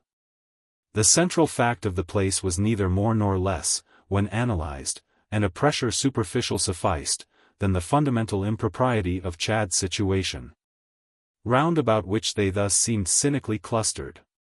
Accordingly, since they took it for granted, they took for granted all that was in connection with it taken for granted at Woollett, matters as to which, verily, he had been reduced with Mrs. Newsome to the last intensity of silence. That was the consequence of their being too bad to be talked about, and was the accompaniment, by the same token, of a deep conception of their badness. It befell therefore that when poor Strether put it to himself that their badness was ultimately, or perhaps even insolently, what such a scene as the one before him was, so to speak, built upon, he could scarce shirk the dilemma of reading a roundabout echo of them into almost anything that came up. This, he was well aware, was a dreadful necessity, but such was the stern logic, he could only gather, of a relation to the irregular life. It was the way the irregular life sat upon Bilham and Miss Barrace that was the insidious, the delicate marvel. He was eager to concede that their relation to it was all indirect, for anything else in him would have shown the grossness of bad manners. But the indirectness was none the less consonant, that was striking, with a grateful enjoyment of everything that was Chad's. They spoke of him repeatedly, invoking his good name and good nature, and the worst confusion of mind for Strether was that all their mention of him was of a kind to do him honor. They commended his munificence and approved his taste, and in doing so sat down, as it seemed to Strether, in the very soil out of which these things flowered. Our friend's final predicament was that he himself was sitting down, for the time, with them, and there was a supreme moment at which, compared with his collapse, Waymarsh's erectness affected him as really high. One thing was certain, he saw he must make up his mind. He must approach Chad, must wait for him, deal with him, master him, but he mustn't dispossess himself of the faculty of seeing things as they were. He must bring him to him, not go himself, as it were, so much of the way. He must at any rate be clearer as to what, should he continue to do that for convenience, he was still condoning. It was on the detail of this quantity, and what could the fact be but mystifying, that Bilham and Miss Barrace threw so little light. So there they were. Chapter 2. When Miss Gostrey arrived, at the end of a week, she made him a sign. He went immediately to see her, and it wasn't till then that he could again close his grasp on the idea of a corrective. This idea however was luckily all before him again from the moment he crossed the threshold of the little entresol of the Quartier Marboeuf into which she had gathered, as she said, picking them up in 1,000 flights and funny little passionate pounces, the makings of a final nest. He recognized in an instant that there only, he should find the boon with the vision of which he had first mounted Chad's stairs. He might have been a little scared at the picture of how much more, in this place, he should know himself, hadn't his friend been on the spot to measure the amount to his appetite. Her compact and crowded little chambers, almost dusky, as they at first struck him, with accumulations, represented a supreme general adjustment to opportunities and conditions. Wherever he looked he saw an old ivory or an old brocade, and he scarce knew where to sit for fear of a misappliance. The life of the occupant struck him of a sudden as more charged with possession even than Chad's or than Miss Barrace's. Wide as his glimpse had lately become of the empire of things, what was before him still enlarged it, the lust of the eyes and the pride of life had indeed thus their temple. It was the innermost nook of the shrine, as brown as a pirate's cave. In the brownness were glints of gold, patches of purple were in the gloom. Objects all that caught, through the muslin, with their high rarity, the light of the low windows. Nothing was clear about them but that they were precious, and they brushed his ignorance with their contempt as a flower, in a liberty taken with him, might have been whisked under his nose. But after a full look at his hostess he knew none the less what most concerned him. The circle in which they stood together was warm with life, and every question between them would live there as nowhere else. A question came up as soon as they had spoken, for his answer, with a laugh, was quickly, "Well, they've got hold of me." Much of their talk on this first occasion was his development of that truth. He was extraordinarily glad to see her, expressing to her frankly what she most showed him, that one might live for years without a blessing unsuspected. But that to know it at last for no more than 3 days was to need it or miss it forever. She was the blessing that had now become his need, and what could prove it better than that without her he had lost himself? "What do you mean?" she asked with an absence of alarm that, correcting him as if he had mistaken the period of one of her pieces, gave him afresh a sense of her easy movement through the maze he had but begun to tread. "What in the name of all the Pococks have you managed to do?" "Why exactly the wrong thing. I've made a frantic friend of little Bilham." "Ah, that sort of thing was of the essence of your case and to have been allowed for from the first." And it was only after this that, quite as a minor matter, she asked who in the world little Bilham might be. When she learned that he was a friend of Chad's and living for the time in Chad's rooms in Chad's absence, quite as if acting in Chad's spirit and serving Chad's cause, she showed, however, more interest. "Should you mind my seeing him?" "Only once, you know," she added. "Oh, the oftener the better. He's amusing, he's original." "He doesn't shock you?" Miss Gostrey threw out. "Never in the world. We escape that with a perfection. I feel it to be largely, no doubt, because I don't half understand him, but our modus vivendi isn't spoiled even by that." "You must dine with me to meet him," Strether went on.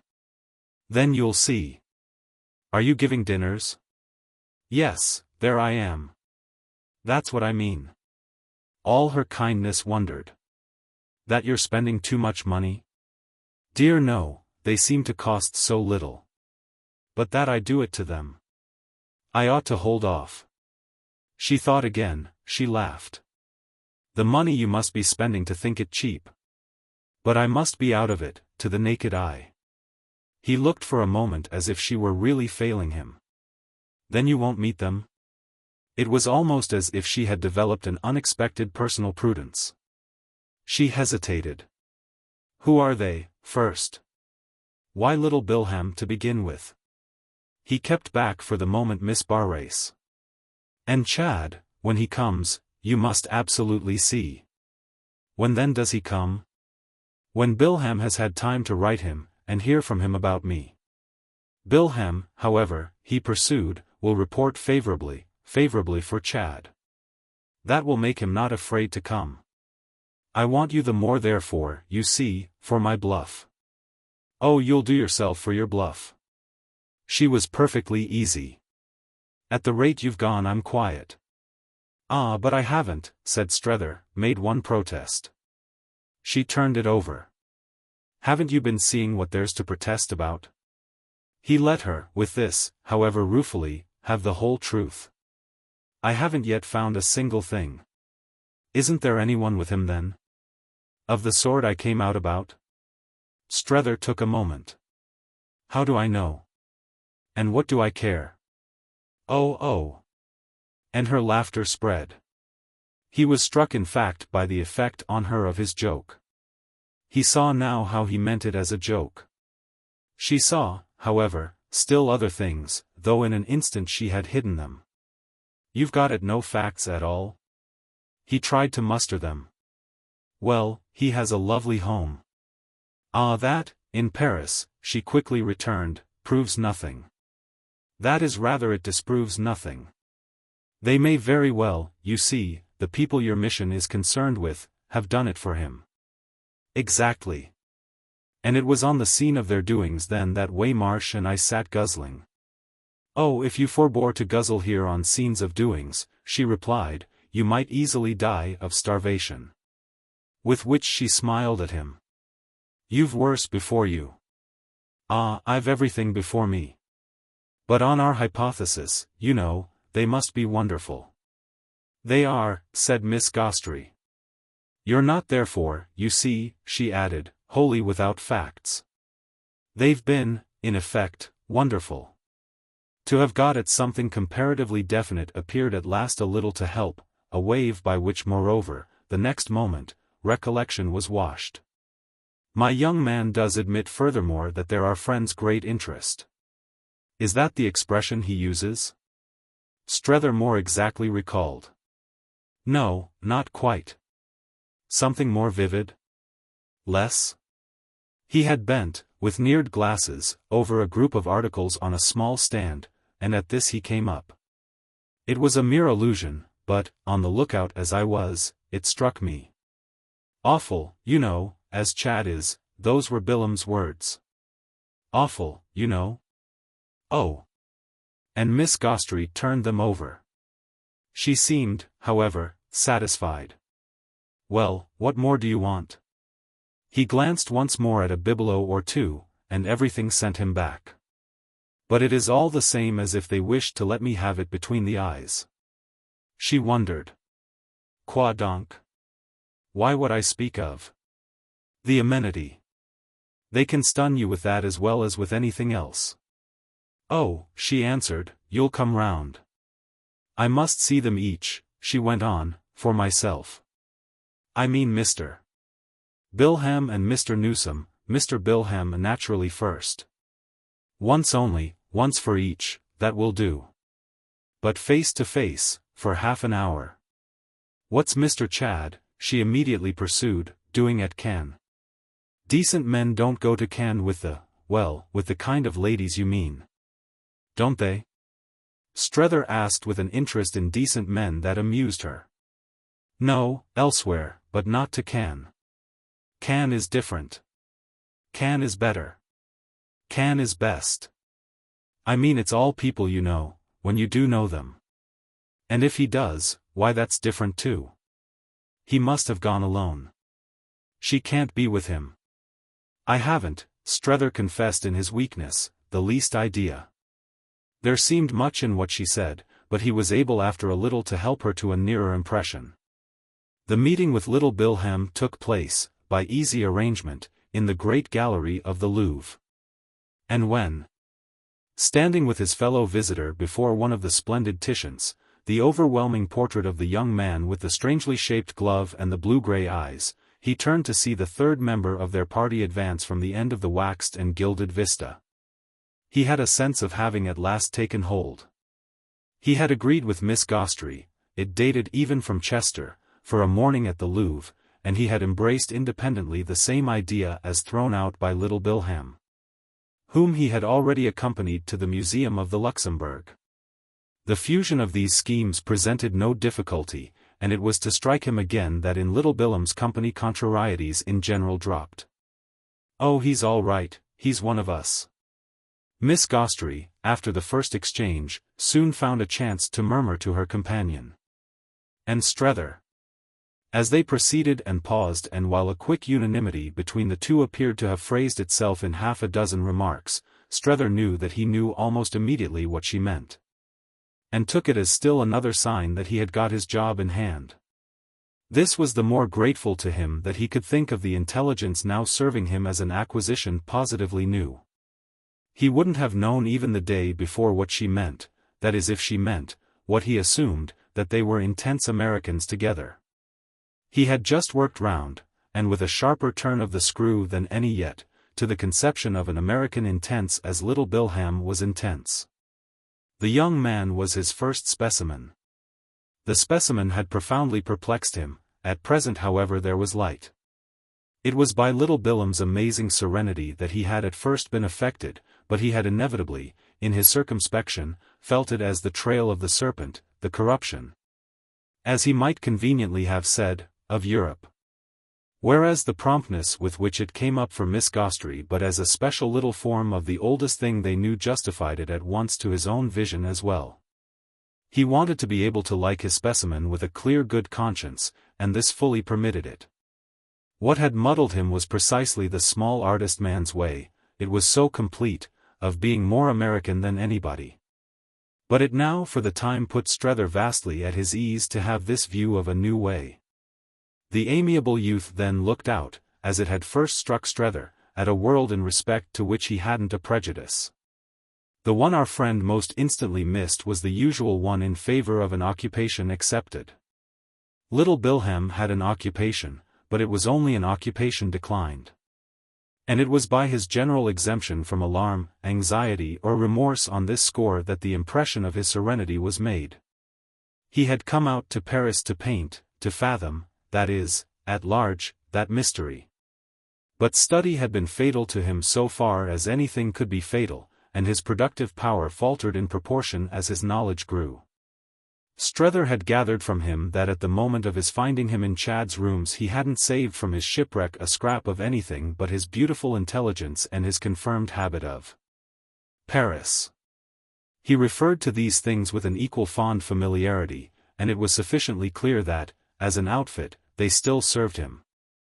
They were charming to Strether through the hours spent at the Louvre, where indeed they figured for him as an unseparated part of the charged iridescent air, the glamour of the name, the splendor of the space, the color of the masters. Yet they were present too wherever the young man led, and the day after the visit to the Louvre they hung, in a different walk, about the steps of our party. He had invited his companions to cross the river with him, offering to show them his own poor place. And his own poor place, which was very poor, gave to his idiosyncrasies. For Strether, the small sublime indifference and independences that had struck the latter as fresh, an odd and engaging dignity. He lived at the end of an alley that went out of an old short cobbled street, a street that went in turn out of a new long smooth avenue, street and avenue and alley having, however, in common a sort of social shabbiness. And he introduced them to the rather cold and blank little studio which he had lent to a comrade for the term of his elegant absence. The comrade was another ingenuous compatriot, to whom he had wired that tea was to await them regardless, and this reckless repast, and the second ingenuous compatriot. And the faraway makeshift life, with its jokes and its gaps, its delicate daubs and its 3 or 4 chairs. Its overflow of taste and conviction and its lack of nearly all else, these things wove round the occasion a spell to which our hero unreservedly surrendered. He liked the ingenuous compatriots, for 2 or 3 others soon gathered. He liked the delicate daubs and the free discriminations, involving references indeed, involving enthusiasms and execrations that made him, as they said, sit up. He liked above all the legend of good-humored poverty, of mutual accommodation fairly raised to the romantic, that he soon read into the scene. The ingenuous compatriots showed a candor, he thought, surpassing even the candor of Woollett. They were red-haired and long-legged, they were quaint and queer and dear and droll. They made the place resound with the vernacular, which he had never known so marked as when figuring for the chosen language, he must suppose, of contemporary art. They twanged with a vengeance the aesthetic lyre, they drew from it wonderful airs. This aspect of their life had an admirable innocence. And he looked on occasion at Maria Gostrey to see to what extent that element reached her. She gave him however for the hour, as she had given him the previous day, no further sign than to show how she dealt with boys. Meeting them with the air of old Parisian practice that she had for everyone, for everything, in turn. Wonderful about the delicate daubs, masterful about the way to make tea, trustful about the legs of chairs and familiarly reminiscent of those, in the other time, the named, the numbered or the caricatured, who had flourished or failed, disappeared or arrived, she had accepted with the best grace her second course of Little Bill ham, and had said to Strether the previous afternoon on his leaving them, that, since her impression was to be renewed, she would reserve judgment till after the new evidence. The new evidence was to come, as it proved, in a day or 2. He soon had from Maria a message to the effect that an excellent box at the Fiancée had been lent her for the following night. It seeming on such occasions not the least of her merits that she was subject to such approaches. The sense of how she was always paying for something in advance was equalled on Strether's part only by the sense of how she was always being paid. All of which made for his consciousness, in the larger air, of a lively bustling traffic, the exchange of such values as were not for him to handle. She hated, he knew, at the French play, anything but a box, just as she hated at the English anything but a stall, and a box was what he was already in this phase girding himself to press upon her. But she had for that matter her community with Little Bill ham, she too always, on the great issues, showed as having known in time. It made her constantly beforehand with him and gave him mainly the chance to ask himself how on the day of their settlement their account would stand. He endeavored even now to keep it a little straight by arranging that if he accepted her invitation she should dine with him first. But the upshot of this scruple was that at 8 o'clock on the morrow he awaited her with Waymarsh under the pillared portico. She hadn't dined with him, and it was characteristic of their relation that she had made him embrace her refusal without in the least understanding it. She ever caused her rearrangements to affect him as her tenderest touches. It was on that principle, for instance, that, giving him the opportunity to be amiable again to little Bilham, she had suggested his offering the young man a seat in their box. Strether had dispatched for this purpose a small blue missive to the Boulevard Malherbe, but up to the moment of their passing into the theatre he had received no response to his message. He held, however, even after they had been for some time conveniently seated, that their friend, who knew his way about, would come in at his own right moment. His temporary absence moreover seemed, as never yet, to make the right moment for Miss Gostrey. Strether had been waiting till tonight to get back from her in some mirrored form her impressions and conclusions. She had elected, as they said, to see little Bilham once. But now she had seen him twice and had nevertheless not said more than a word. Waymarsh meanwhile sat opposite him with their hostess between. And Miss Gostrey spoke of herself as an instructor of youth, introducing her little charges to a work that was one of the glories of literature.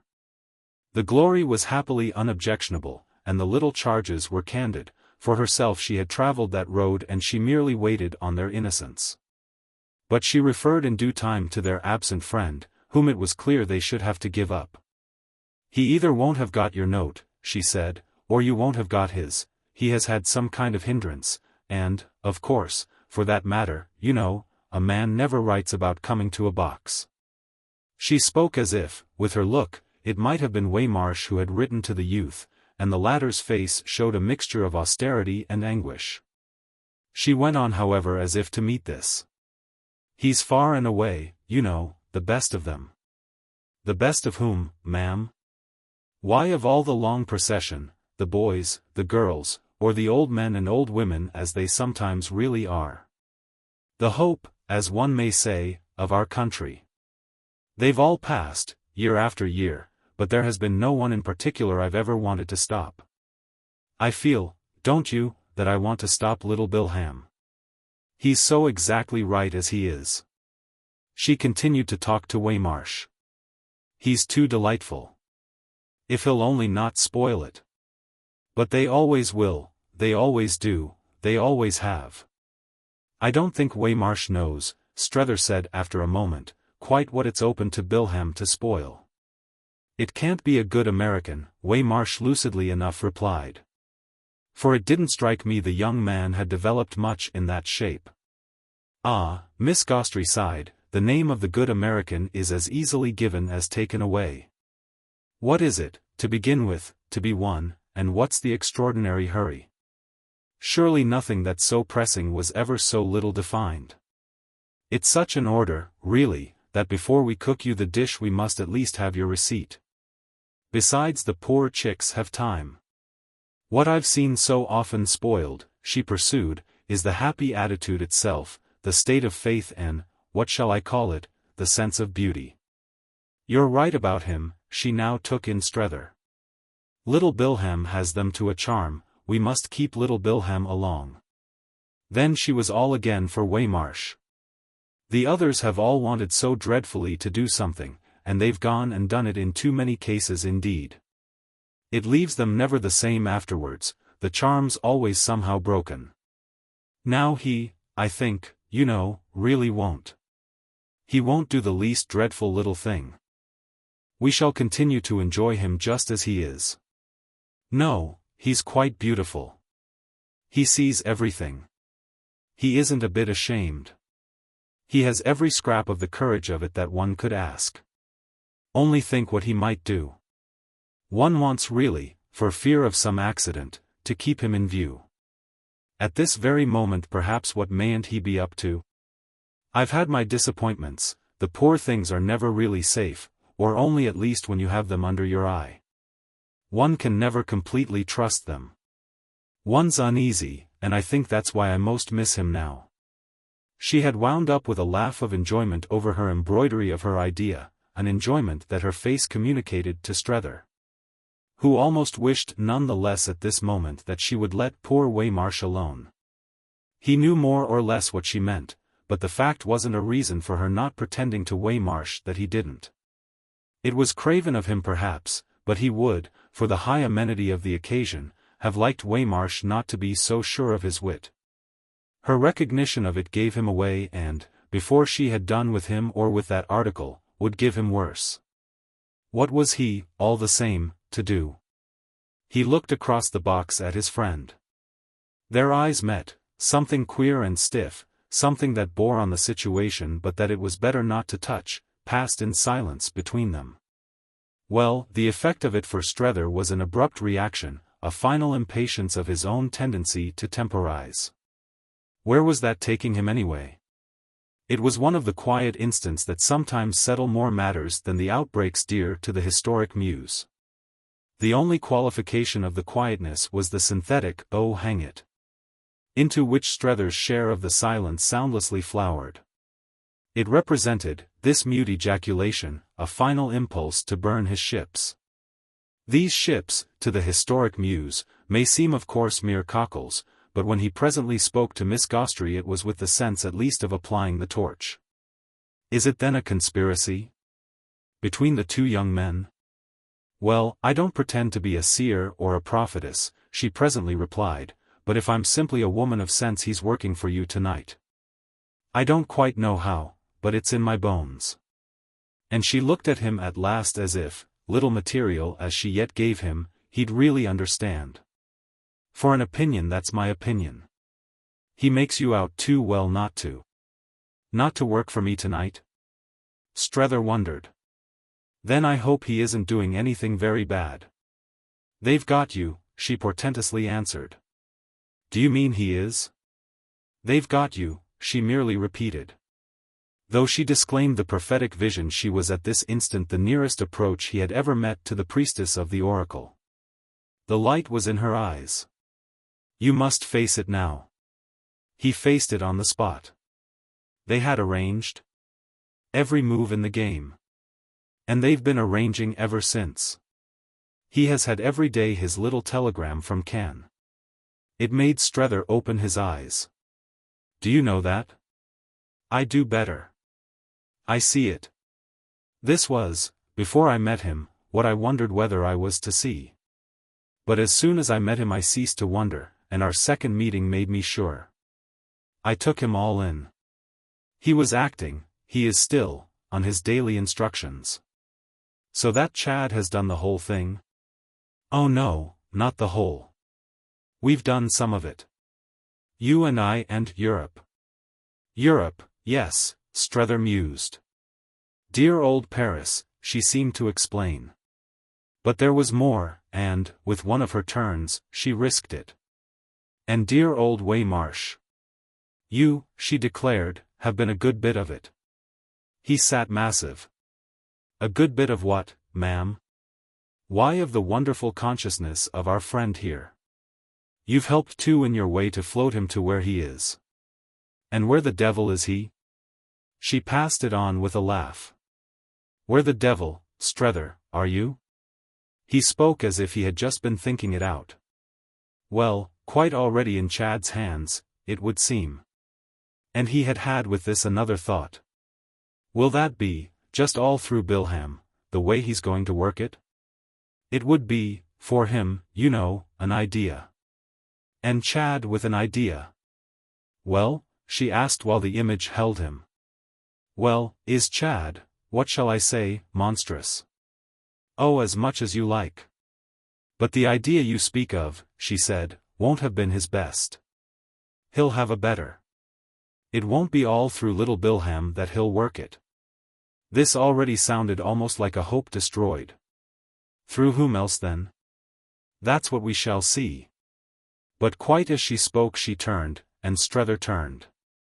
For the door of the box had opened, with the click of the ouvreuse from the lobby, and a gentleman, a stranger to them, had come in with a quick step. The door closed behind him, and, though their faces showed him his mistake, his air, which was striking, was all good confidence. The curtain had just again arisen, and, in the hush of the general attention, Strether's challenge was tacit, as was also the greeting, with a quickly deprecating hand and smile, of the unannounced visitor.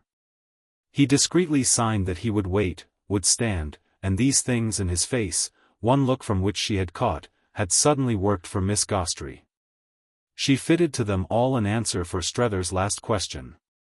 The solid stranger was simply the answer, as she now, turning to her friend, indicated. She brought it straight out for him, it presented the intruder. Why, through this gentleman. The gentleman indeed, at the same time, though sounding for Strether a very short name, did practically as much to explain. Strether gasped the name back, then only had he seen Miss Gostrey had said more than she knew. They were in presence of Chad himself. Our friend was to go over it afterwards again and again, he was going over it much of the time that they were together. And they were together constantly for 3 or 4 days. The note had been so strongly struck during that first half-hour that everything happening since was comparatively a minor development. The fact was that his perception of the young man's identity, so absolutely checked for a minute, had been quite one of the sensations that count in life. He certainly had never known one that had acted, as he might have said, with more of a crowded rush. And the rush, though both vague and multitudinous, had lasted a long time, protected, as it were, yet at the same time aggravated by the circumstance of its coinciding with a stretch of decorous silence. They couldn't talk without disturbing the spectators in the part of the balcony just below them. And it, for that matter, came to Strether, being a thing of the sort that did come to him, that these were the accidents of a high civilization. The imposed tribute to propriety, the frequent exposure to conditions, usually brilliant, in which relief has to await its time. Relief was never quite near at hand for kings, queens, comedians and other such people, and though you might be yourself not exactly one of those, you could yet, in leading the life of high pressure, guess a little how they sometimes felt. It was truly the life of high pressure that Strether had seemed to feel himself lead while he sat there, close to Chad, during the long tension of the act. He was in presence of a fact that occupied his whole mind, that occupied for the half-hour his senses themselves altogether. But he couldn't without inconvenience show anything, which moreover might count really as luck. What he might have shown, had he shown at all, was exactly the kind of emotion, the emotion of bewilderment, that he had proposed to himself from the first, whatever should occur, to show least. The phenomenon that had suddenly sat down there with him was a phenomenon of change so complete that his imagination, which had worked so beforehand, felt itself, in the connection, without margin or allowance. It had faced every contingency but that Chad should not be Chad, and this was what it now had to face with a mere strained smile and an uncomfortable flush. He asked himself if, by any chance, before he should have in some way to commit himself, he might feel his mind settled to the new vision, might habituate it, so to speak, to the remarkable truth. But oh, it was too remarkable, the truth, for what could be more remarkable than this sharp rupture of an identity? You could deal with a man as himself, you couldn't deal with him as somebody else.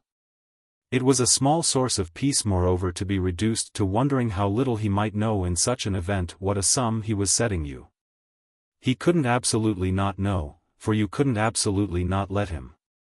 It was a case then simply, a strong case, as people nowadays called such things, a case of transformation unsurpassed. And the hope was but in the general law that strong cases were liable to control from without. Perhaps he, Strether himself, was the only person after all aware of it. Even Miss Gostrey, with all her science, wouldn't be, would she?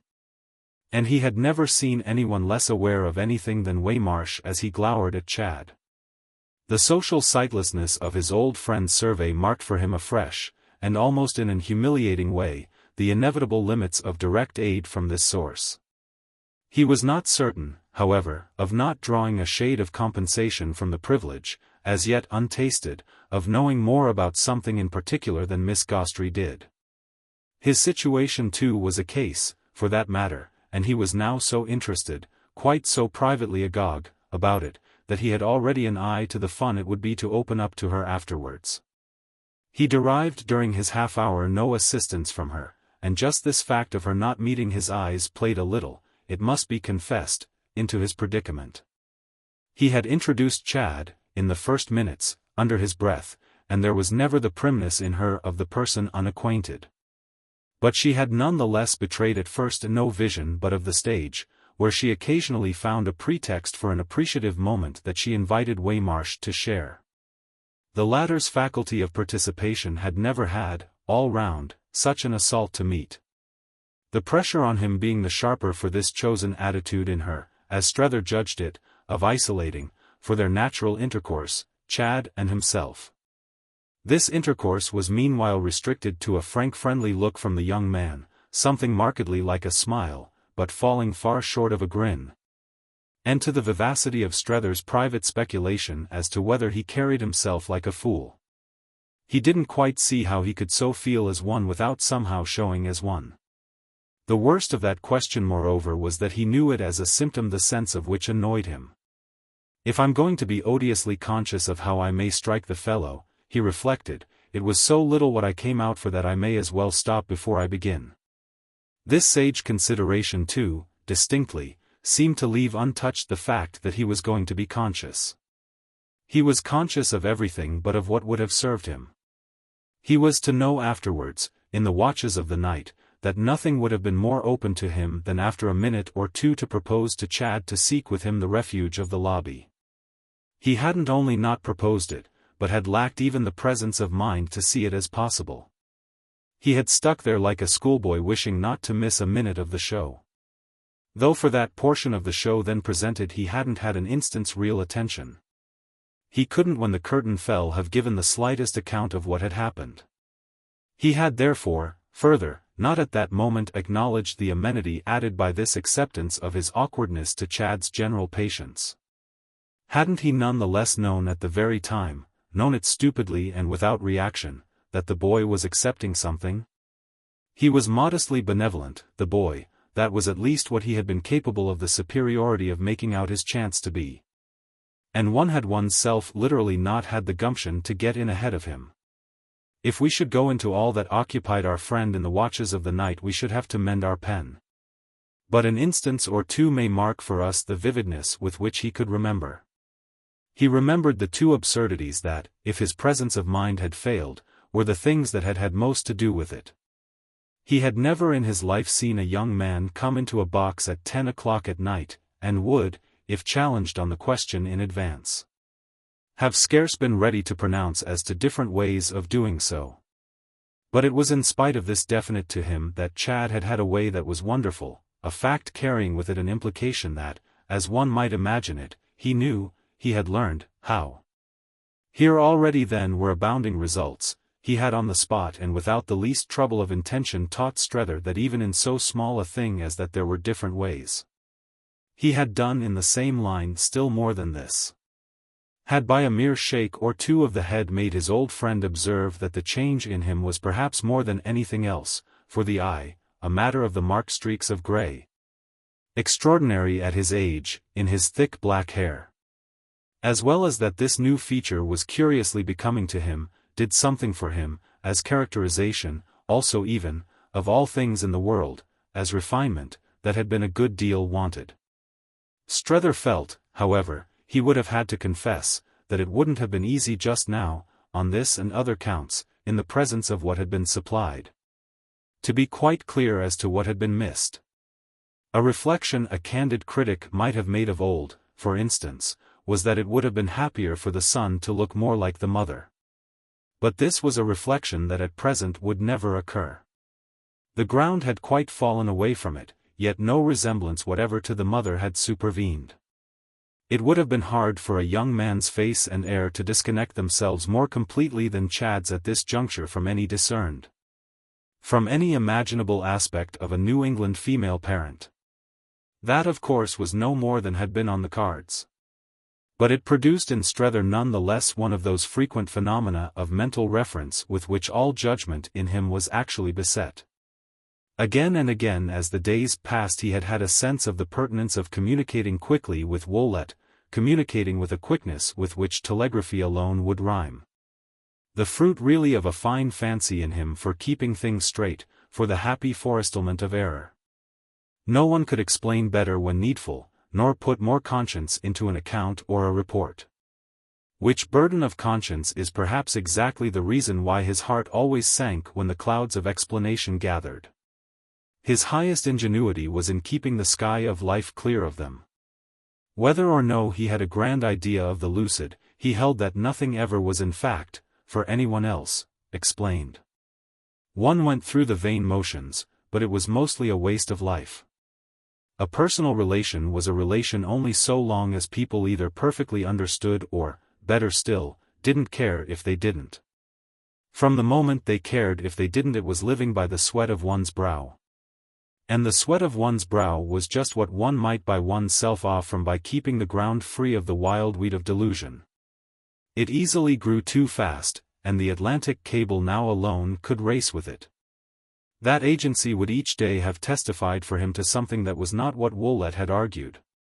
He was not at this moment absolutely sure that the effect of the morrow's, or rather of the night's, appreciation of the crisis wouldn't be to determine some brief missive.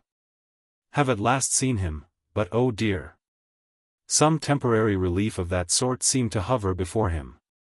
It hovered somehow as preparing them all, yet preparing them for what?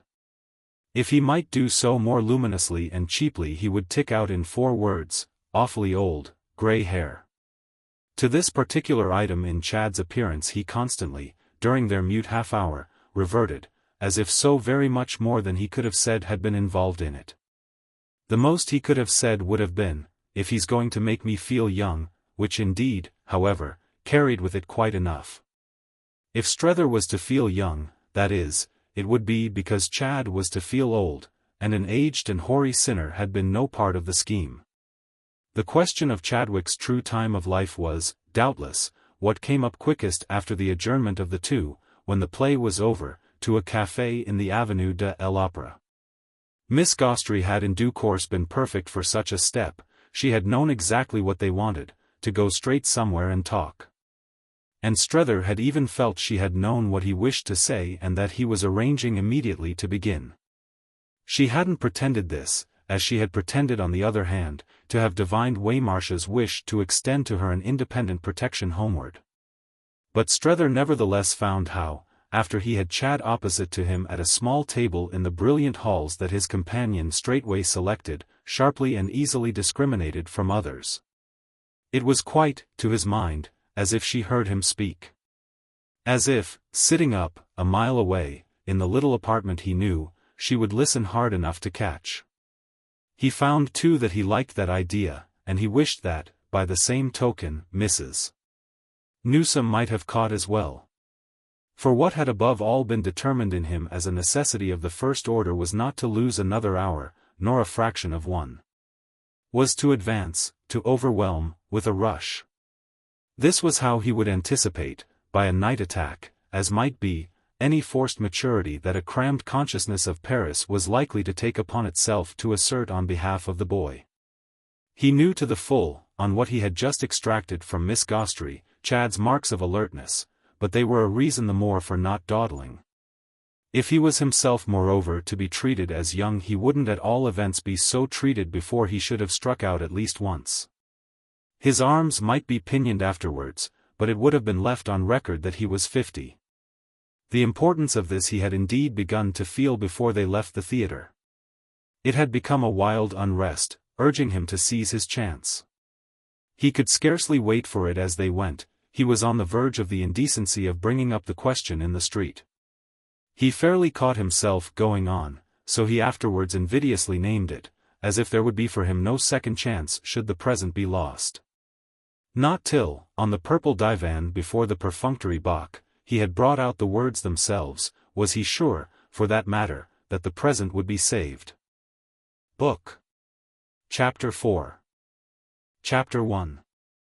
I've come, you know, to make you break with everything, neither more nor less, and take you straight home, so you'll be so good as immediately and favorably to consider it.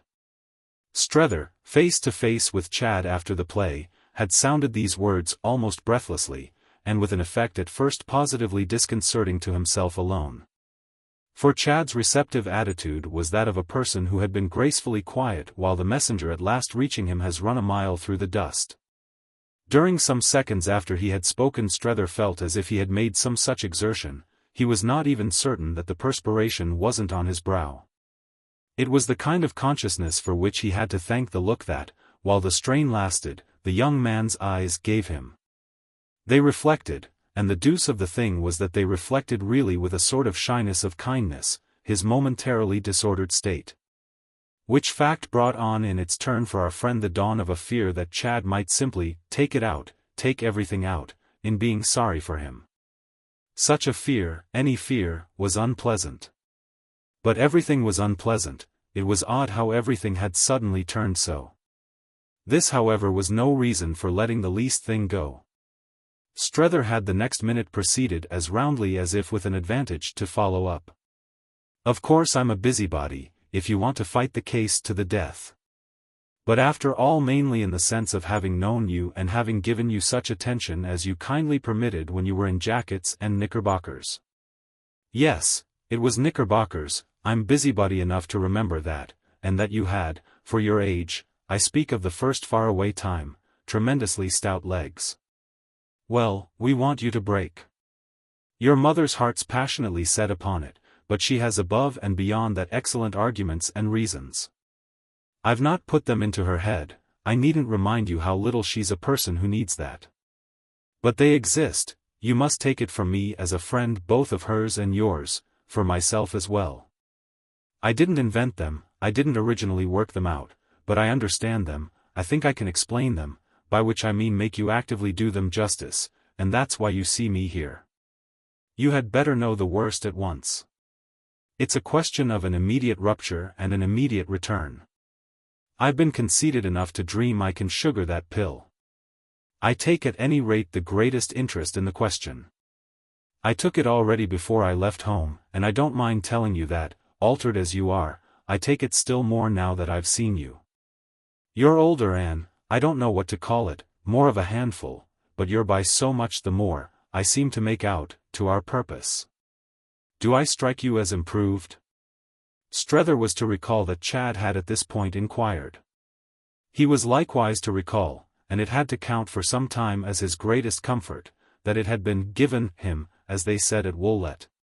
To reply with some presence of mind, I haven't the least idea. He was really for a while to like thinking he had been positively hard. On the point of conceding that Chad had improved in appearance, but that to the question of appearance the remark must be confined, he checked even that compromise and left his reservation bare.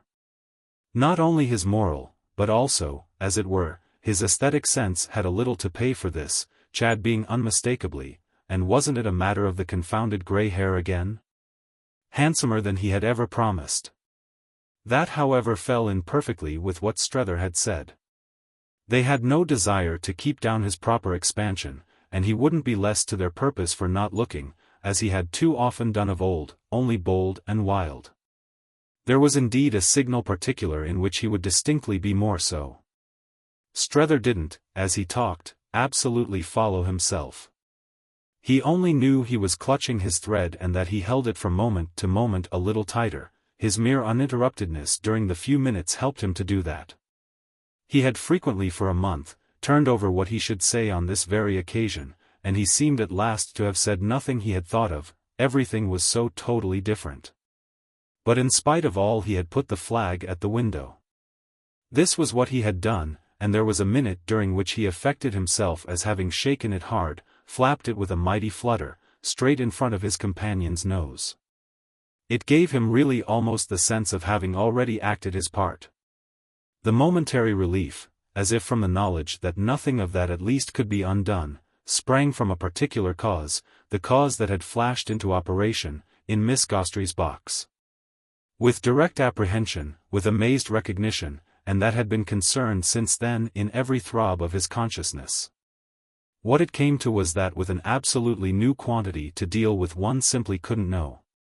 The new quantity was represented by the fact that Chad had been made over. That was all. Whatever it was everything. Strether had never seen the thing so done before, it was perhaps a speciality of Paris. If one had been present at the process, one might little by little have mastered the result, but he was face to face, as matters stood, with the finished business. It had freely been noted for him that he might be received as a dog among skittles, but that was on the basis of the old quantity. He had originally thought of lines and tones as things to be taken, but these possibilities had now quite melted away. There was no computing at all what the young man before him would think or feel or say on any subject whatever. This intelligent Strether had afterwards, to account for his nervousness, reconstituted as he might, just as he had also reconstituted the promptness with which Chad had corrected his uncertainty. An extraordinarily short time had been required for the correction, and there had ceased to be anything negative in his companion's face and air as soon as it was made. Your engagement to my mother has become then what they call here a fait accompli? It had consisted, the determinant touch, in nothing more than that. Well, that was enough, Strether had felt while his answer hung fire. He had felt at the same time, however, that nothing could less become him than that it should hang fire too long. Yes, he said brightly, it was on the happy settlement of the question that I started. You see therefore to what tune I'm in your family. Moreover, he added, I've been supposing you'd suppose it. Oh, I've been supposing it for a long time, and what you tell me helps me to understand that you should want to do something. To do something, I mean, said Chad, to commemorate an event so, what do they call it, so auspicious.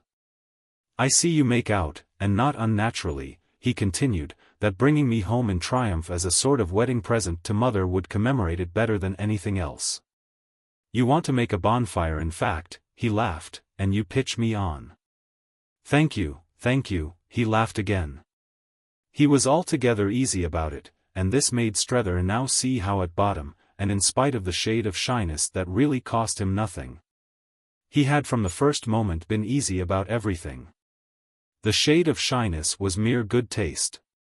People with manners formed could apparently have, as one of their best cards, the shade of shyness too. He had leaned a little forward to speak. His elbows were on the table, and the inscrutable new face that he had got somewhere and somehow was brought by the movement nearer to his critic's. There was a fascination for that critic in its not being, this ripe physiognomy, the face that, under observation at least, he had originally carried away from Woollett.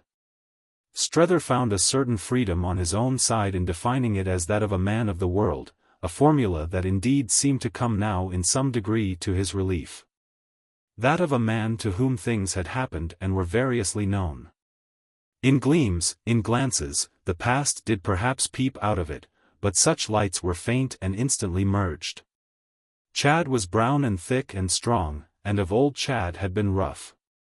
Was all the difference therefore that he was actually smooth? Possibly. For that he was smooth was as marked as in the taste of a sauce or in the rub of a hand. The effect of it was general. It had retouched his features, drawn them with a cleaner line. It had cleared his eyes and settled his color and polished his fine square teeth, the main ornament of his face. And at the same time that it had given him a form and a surface, almost a design, it had toned his voice, established his accent, encouraged his smile to more play and his other motions to less. He had formerly, with a great deal of action, expressed very little, and he now expressed whatever was necessary with almost none at all. It was as if in short he had really, copious perhaps but shapeless, been put into a firm mold and turned successfully out. The phenomenon, Strether kept eyeing it as a phenomenon, an eminent case, was marked enough to be touched by the finger. He finally put his hand across the table and laid it on Chad's arm. If you'll promise me, here on the spot and giving me your word of honor, to break straight off, you'll make the future the real right thing for all of us alike. You'll ease off the strain of this decent but none the less acute suspense in which I've for so many days been waiting for you, and let me turn in to rest. I shall leave you with my blessing and go to bed in peace. Chad again fell back at this and, his hands pocketed, settled himself a little. In which posture he looked, though he rather anxiously smiled, only the more earnest. Then Strether seemed to see that he was really nervous, and he took that as what he would have called a wholesome sign. The only mark of it hitherto had been his more than once taking off and putting on his wide-brimmed crush hat. He had at this moment made the motion again to remove it, then had only pushed it back, so that it hung informally on his strong young grizzled crop. It was a touch that gave the note of the familiar, the intimate and the belated, to their quiet colloquy. And it was indeed by some such trivial aid that Strether became aware at the same moment of something else. The observation was at any rate determined in him by some light too fine to distinguish from so many others, but it was none the less sharply determined. Chad looked unmistakably during these instants, well, as Strether put it to himself, all he was worth. Our friend had a sudden apprehension of what that would on certain sides be. He saw him in a flash as the young man marked out by women. And for a concentrated minute the dignity, the comparative austerity, as he funnily fancied it, of this character affected him almost with awe. There was an experience on his interlocutor's part that looked out at him from under the displaced hat, and that looked out moreover by a force of its own, the deep fact of its quantity and quality. And not through Chad's intending bravado or swagger. That was then the way men marked out by women were, and also the men by whom the women were doubtless in turn sufficiently distinguished. It affected Strether for 30 seconds as a relevant truth, a truth which, however, the next minute, had fallen into its relation. "Can't you imagine there being some questions," Chad asked, "that a fellow, however much impressed by your charming way of stating things, would like to put to you first?" "Oh yes, easily. I'm here to answer everything. I think I can even tell you things, of the greatest interest to you, that you won't know enough to ask me. We'll take as many days to it as you like. But I want," Strether wound up, "to go to bed now." "Really?" Chad had spoken in such surprise that he was amused. "Can't you believe it, with what you put me through?" The young man seemed to consider. "Oh, I haven't put you through much, yet." "Do you mean there's so much more to come?" Strether laughed. "All the more reason then that I should gird myself." And as if to mark what he felt he could by this time count on, he was already on his feet. Chad, still seated, stayed him, with a hand against him, as he passed between their table and the next. "Oh, we shall get on." The tone was, as who should say, everything Strether could have desired. And quite as good the expression of face with which the speaker had looked up at him and kindly held him. All these things lacked was their not showing quite so much as the fruit of experience. Yes, experience was what Chad did play on him, if he didn't play any grossness of defiance. Of course experience was in a manner defiance. But it wasn't, at any rate, rather indeed quite the contrary, grossness, which was so much gained. He fairly grew older, Strether thought, while he himself so reasoned. Then with his mature pat of his visitor's arm he also got up, and there had been enough of it all by this time to make the visitor feel that something was settled. Wasn't it settled that he had at least the testimony of Chad's own belief in a settlement? Strether found himself treating Chad's profession that they would get on as a sufficient basis for going to bed. He hadn't nevertheless after this gone to bed directly. For when they had again passed out together into the mild bright night a check had virtually sprung from nothing more than a small circumstance which might have acted only as confirming quiescence. There were people, expressive sound, projected light, still abroad, and after they had taken in for a moment, through everything, the great clear architectural street, they turned off in tacit union to the quarter of Strether's hotel. "Of course," Chad here abruptly began, "of course mother's making things out with you about me has been natural, and of course also you've had a good deal to go upon. Still, you must have filled out." He had stopped, leaving his friend to wonder a little what point he wished to make, and this it was that enabled Strether meanwhile to make one. "Oh, we've never pretended to go into detail. We weren't in the least bound to that. It was filling out enough to miss you as we did." But Chad rather oddly insisted, though under the high lamp at their corner, where they paused, he had at first looked as if touched by Strether's allusion to the long sense, at home, of his absence. "What I mean is you must have imagined." "Imagined what?" "Well, horrors. It affected Strether. Horrors were so little, superficially at least, in this robust and reasoning image. But he was none the less there to be veracious. Yes, I dare say we have imagined horrors. But where's the harm if we haven't been wrong? Chad raised his face to the lamp, and it was one of the moments at which he had, in his extraordinary way, most his air of designedly showing himself.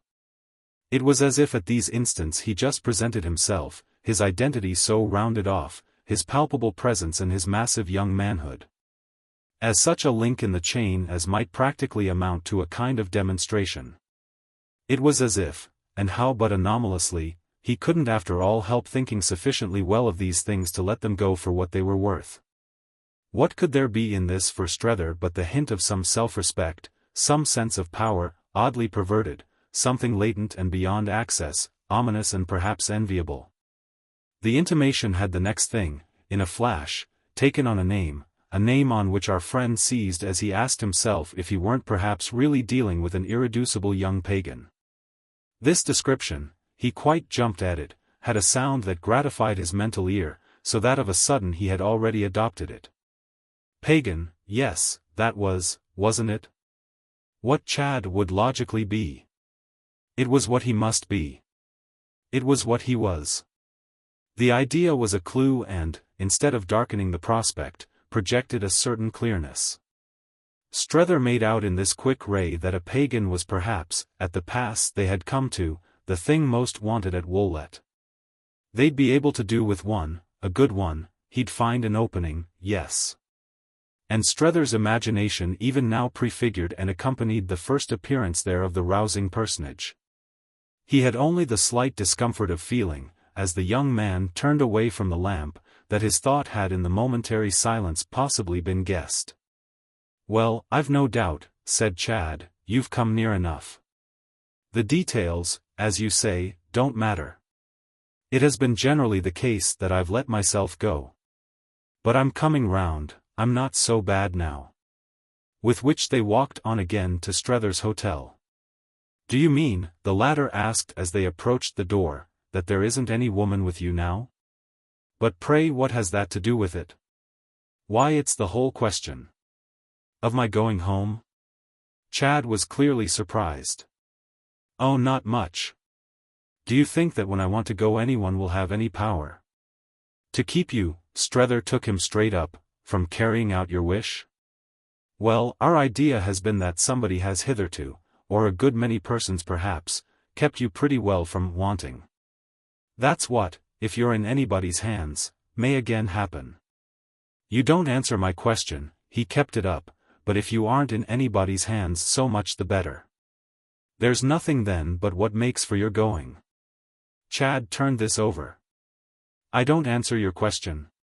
He spoke quite without resenting it.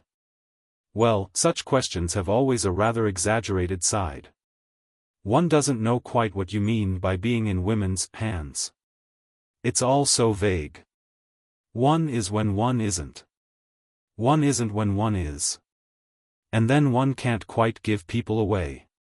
He seemed kindly to explain. "I've never got stuck, so very hard. And, as against anything at any time really better, I don't think I've ever been afraid." There was something in it that held Strether to wonder, and this gave him time to go on. He broke out as with a more helpful thought. "Don't you know how I like Paris itself?" The upshot was indeed to make our friend marvel. "Oh, if that's all that's the matter with you." It was he who almost showed resentment. Chad's smile of a truth more than met it. "But isn't that enough?" Strether hesitated, but it came out. "Not enough for your mother."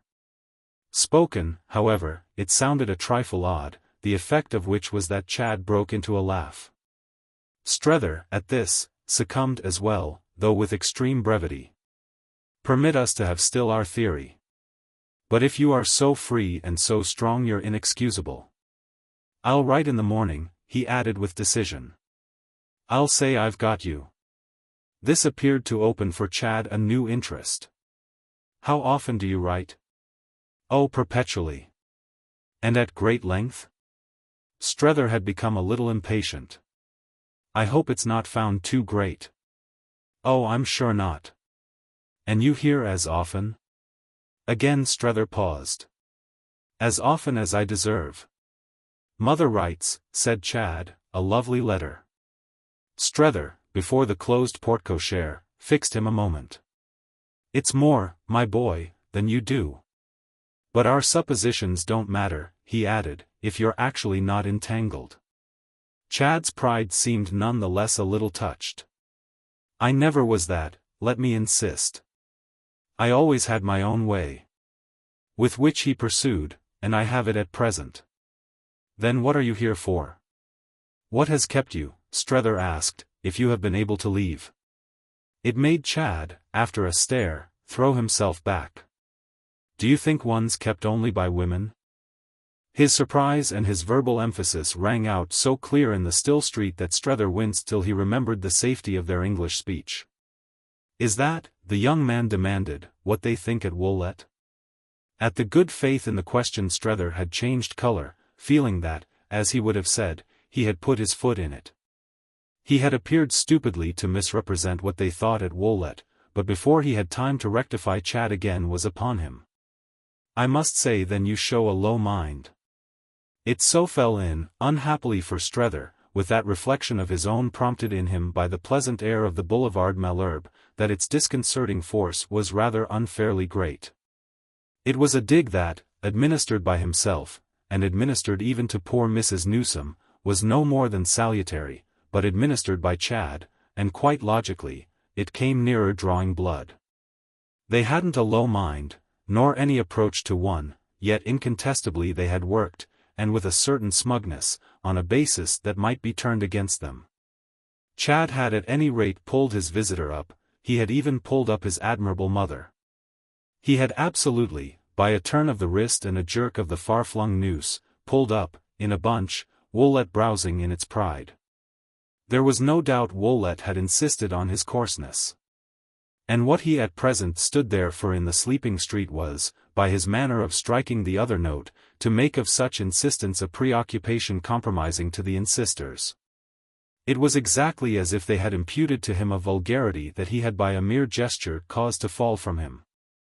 The devil of the case was that Strether felt it, by the same stroke, as falling straight upon himself.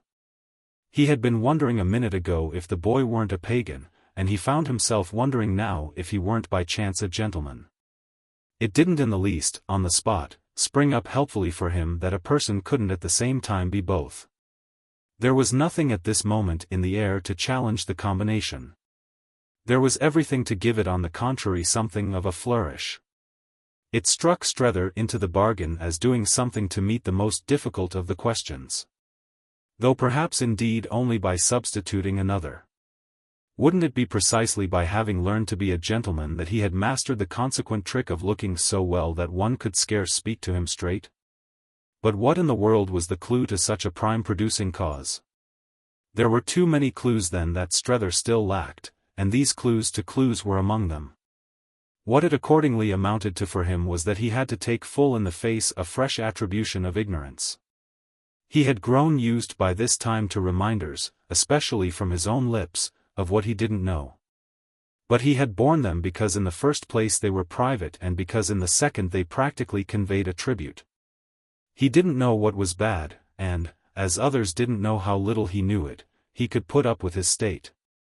But if he didn't know, in so important a particular, what was good, Chad at least was now aware he didn't, and that, for some reason, affected our friend as curiously public. It was in fact an exposed condition that the young man left him in long enough for him to feel its chill, till he saw fit, in a word, generously again to cover him. This last was in truth what Chad quite gracefully did. But he did it as with a simple thought that met the whole of the case. Oh, I'm all right. It was what Strether had rather bewilderedly to go to bed on. Chapter 2. It really looked true moreover from the way Chad was to behave after this. He was full of attentions to his mother's ambassador. In spite of which, all the while, the latter's other relations rather remarkably contrived to assert themselves. Strether sitting's pen in hand with Mrs. Newsome up in his own room were broken, yet they were richer. And they were more than ever interspersed with the hours in which he reported himself, in a different fashion, but with scarce less earnestness and fullness, to Maria Gostrey. Now that, as he would have expressed it, he had really something to talk about, he found himself, in respect to any oddity that might reside for him in the double connection, at once more aware and more indifferent. He had been fine to Mrs. Newsome about his useful friend, but it had begun to haunt his imagination that Chad, taking up again for her benefit a pen too long disused, might possibly be finer. It wouldn't at all do, he saw, that anything should come up for him at Chad's hand, but what specifically was to have come. The greatest divergence from which would be precisely the element of any lubrication of their intercourse by levity. It was accordingly to forestall such an accident that he frankly put before the young man the several facts, just as they had occurred, of his funny alliance. He spoke of these facts, pleasantly and obligingly, as the whole story, and felt that he might qualify the alliance as funny if he remained sufficiently grave about it. He flattered himself that he even exaggerated the wild freedom of his original encounter with the wonderful lady.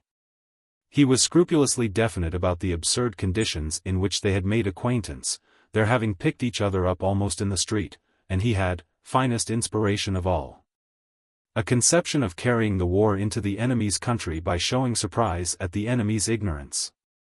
He had always had a notion that this last was the grand style of fighting. The greater therefore the reason for it, as he couldn't remember that he had ever before fought in the grand style. Everyone, according to this, knew Miss Gostrey. How came it Chad didn't know her? The difficulty, the impossibility, was really to escape it, Strether put on him, by what he took for granted, the burden of proof of the contrary. This tone was so far successful as that Chad quite appeared to recognize her as a person whose fame had reached him, but against his acquaintance with whom much mischance had worked. He made the point at the same time that his social relations, such as they could be called, were perhaps not to the extent Strether supposed with the rising flood of their compatriots. He hinted at his having more and more given way to a different principle of selection, the moral of which seemed to be that he went about little in the colony. For the moment certainly he had quite another interest. It was deep, what he understood, and Strether, for himself, could only so observe it. He couldn't see as yet how deep.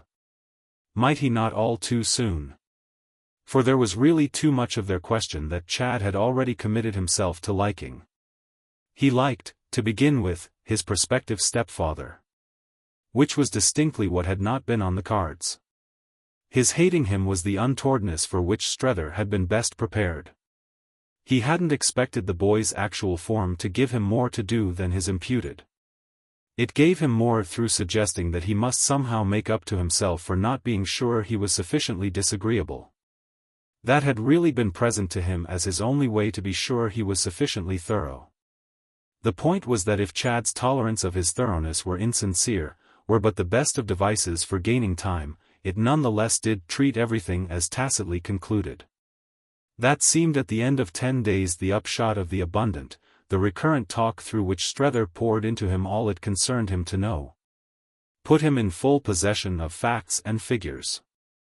Never cutting these colloquies short by a minute, Chad behaved, looked and spoke as if he were rather heavily, perhaps even a trifle gloomily, but none the less fundamentally and comfortably free. He made no crude profession of eagerness to yield, but he asked the most intelligent questions, probed, at moments, abruptly, even deeper than his friend's layer of information. Justified by these touches the native estimate of his latent stuff, and had in every way the air of trying to live, reflectively, into the square bright picture. He walked up and down in front of this production, sociably took Strether's arm at the points at which he stopped, surveyed it repeatedly from the right and from the left. Inclined a critical head to either quarter, and, while he puffed a still more critical cigarette, animadverted to his companion on this passage and that. Strether sought relief, there were hours when he required it, in repeating himself, it was in truth not to be blinked that Chad had a way. The main question as yet was of what it was a way to. It made vulgar questions no more easy, but that was unimportant when all questions save those of his own asking had dropped. That he was free was answer enough, and it wasn't quite ridiculous that this freedom should end by presenting itself as what was difficult to move. His changed state, his lovely home, his beautiful things, his easy talk, his very appetite for Strether, insatiable and, when all was said, flattering, what were such marked matters all but the notes of his freedom? He had the effect of making a sacrifice of it just in these handsome forms to his visitor, which was mainly the reason the visitor was privately, for the time, a little out of countenance. Strether was at this period again and again thrown back on a felt need to remodel somehow his plan. He fairly caught himself shooting rueful glances, shy looks of pursuit, toward the embodied influence, the definite adversary, who had by a stroke of her own failed him and on a fond theory of whose palpable presence he had, under Mrs. Newsome's inspiration, altogether proceeded. He had once or twice, in secret, literally expressed the irritated wish that she would come out and find her.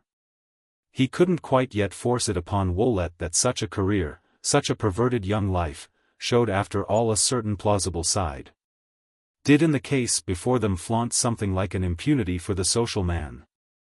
But he could at least treat himself to the statement that would prepare him for the sharpest echo.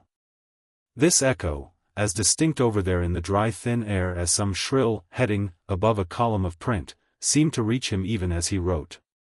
He says there's no woman, he could hear Mrs. Newsome report, in capitals almost of newspaper size, to Mrs. Pocock, and he could focus in Mrs. Pocock the response of the reader of the journal. He could see in the younger lady's face the earnestness of her attention and catch the full skepticism of her but slightly delayed, what is there then? Just so he could again as little miss the mother's clear decision, there's plenty of disposition, no doubt, to pretend there isn't. Strether had, after posting his letter, the whole scene out. And it was a scene during which, coming and going, as befell, he kept his eye not least upon the daughter. He had his fine sense of the conviction Mrs. Pocock would take occasion to reaffirm, a conviction bearing, as he had from the first deeply divined it to bear, on Mr. Strether's essential inaptitude. She had looked him in his conscious eyes even before he sailed, and that she didn't believe he would find the woman had been written in her book. Hadn't she at the best but a scant faith in his ability to find women? It wasn't even as if he had found her mother, so much more, to her discrimination, had her mother performed the finding. Her mother had, in a case her private judgment of which remained educative of Mrs. Pocock's critical sense, found the man. The man owed his unchallenged state, in general, to the fact that Mrs. Newsome's discoveries were accepted at Woollett, but he knew in his bones, our friend did, how almost irresistibly Mrs. Pocock would now be moved to show what she thought of his own.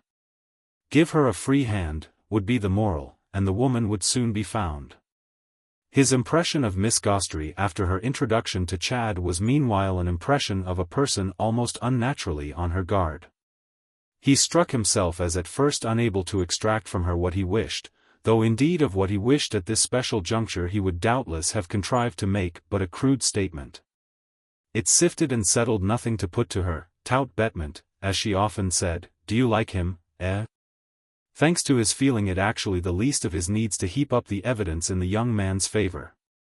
He repeatedly knocked at her door to let her have it afresh that Chad's case, whatever else of minor interest it might yield, was first and foremost a miracle almost monstrous. It was the alteration of the entire man, and was so signal an instance that nothing else, for the intelligent observer, could it, signify. "It's a plot," he declared, "there's more in it than meets the eye." He gave the rein to his fancy. "It's a plant." His fancy seemed to please her. "Whose then?" "Well, the party responsible is, I suppose, the fate that waits for one, the dark doom that rides. What I mean is that with such elements one can't count. I've but my poor individual, my modest human means. It isn't playing the game to turn on the uncanny. All one's energy goes to facing it, to tracking it. One wants, confound it, don't you see?" He confessed with a queer face, "one wants to enjoy anything so rare." "Call it then life," he puzzled it out, "call it poor dear old life simply that springs the surprise." Nothing alters the fact that the surprise is paralyzing, or at any rate engrossing, all, practically, hang it, that one sees, that one can see. Her silences were never barren, nor even dull. Is that what you've written home? He tossed it off. Oh dear, yes. She had another pause while, across her carpets, he had another walk.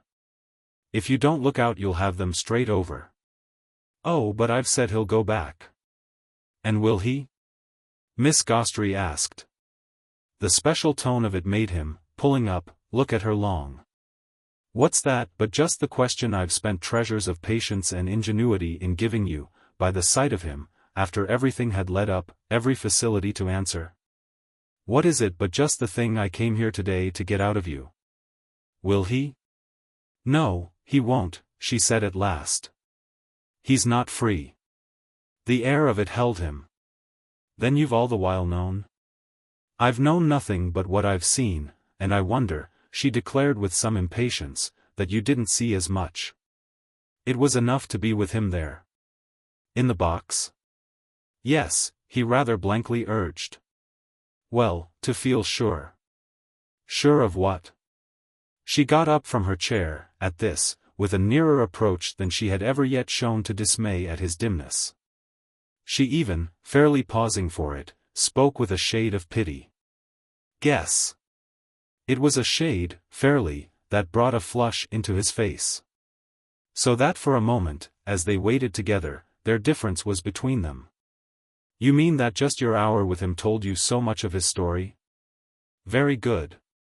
I'm not such a fool, on my side, as that I don't understand you, or as that I didn't in some degree understand him. That he has done what he liked most isn't, among any of us, a matter the least in dispute.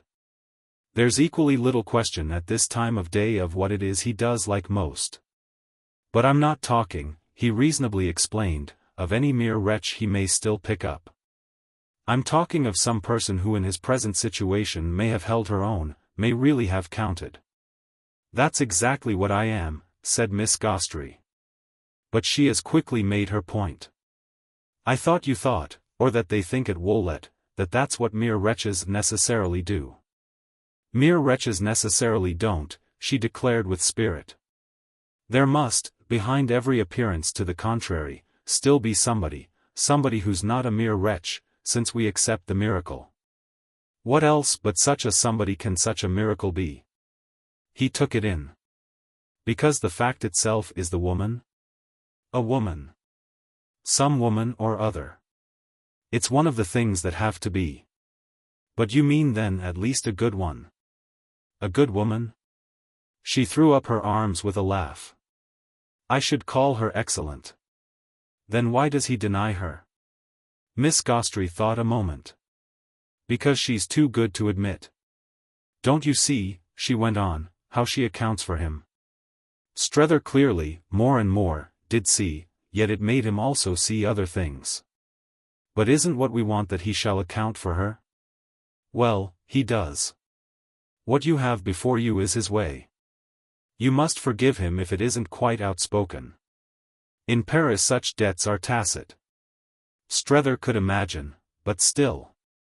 Even when the woman's good? Again she laughed out. Yes, and even when the man is. There's always a caution in such cases, she more seriously explained, for what it may seem to show. There's nothing that's taken as showing so much here as sudden unnatural goodness. Ah, then you're speaking now, Strether said, of people who are not nice. I delight, she replied, in your classifications.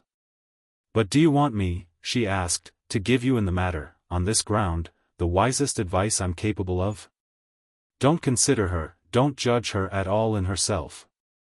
Consider her and judge her only in Chad. He had the courage at least of his companion's logic. Because then I shall like her? He almost looked, with his quick imagination as if he already did, though seeing at once also the full extent of how little it would suit his book. But is that what I came out for? She had to confess indeed that it wasn't. But there was something else. Don't make up your mind. There are all sorts of things. You haven't seen him all. This on his side Strether recognized. But his acuteness none the less showed him the danger. Yes, but if the more I see the better he seems? Well, she found something. That may be, but his disavowal of her isn't, all the same, pure consideration.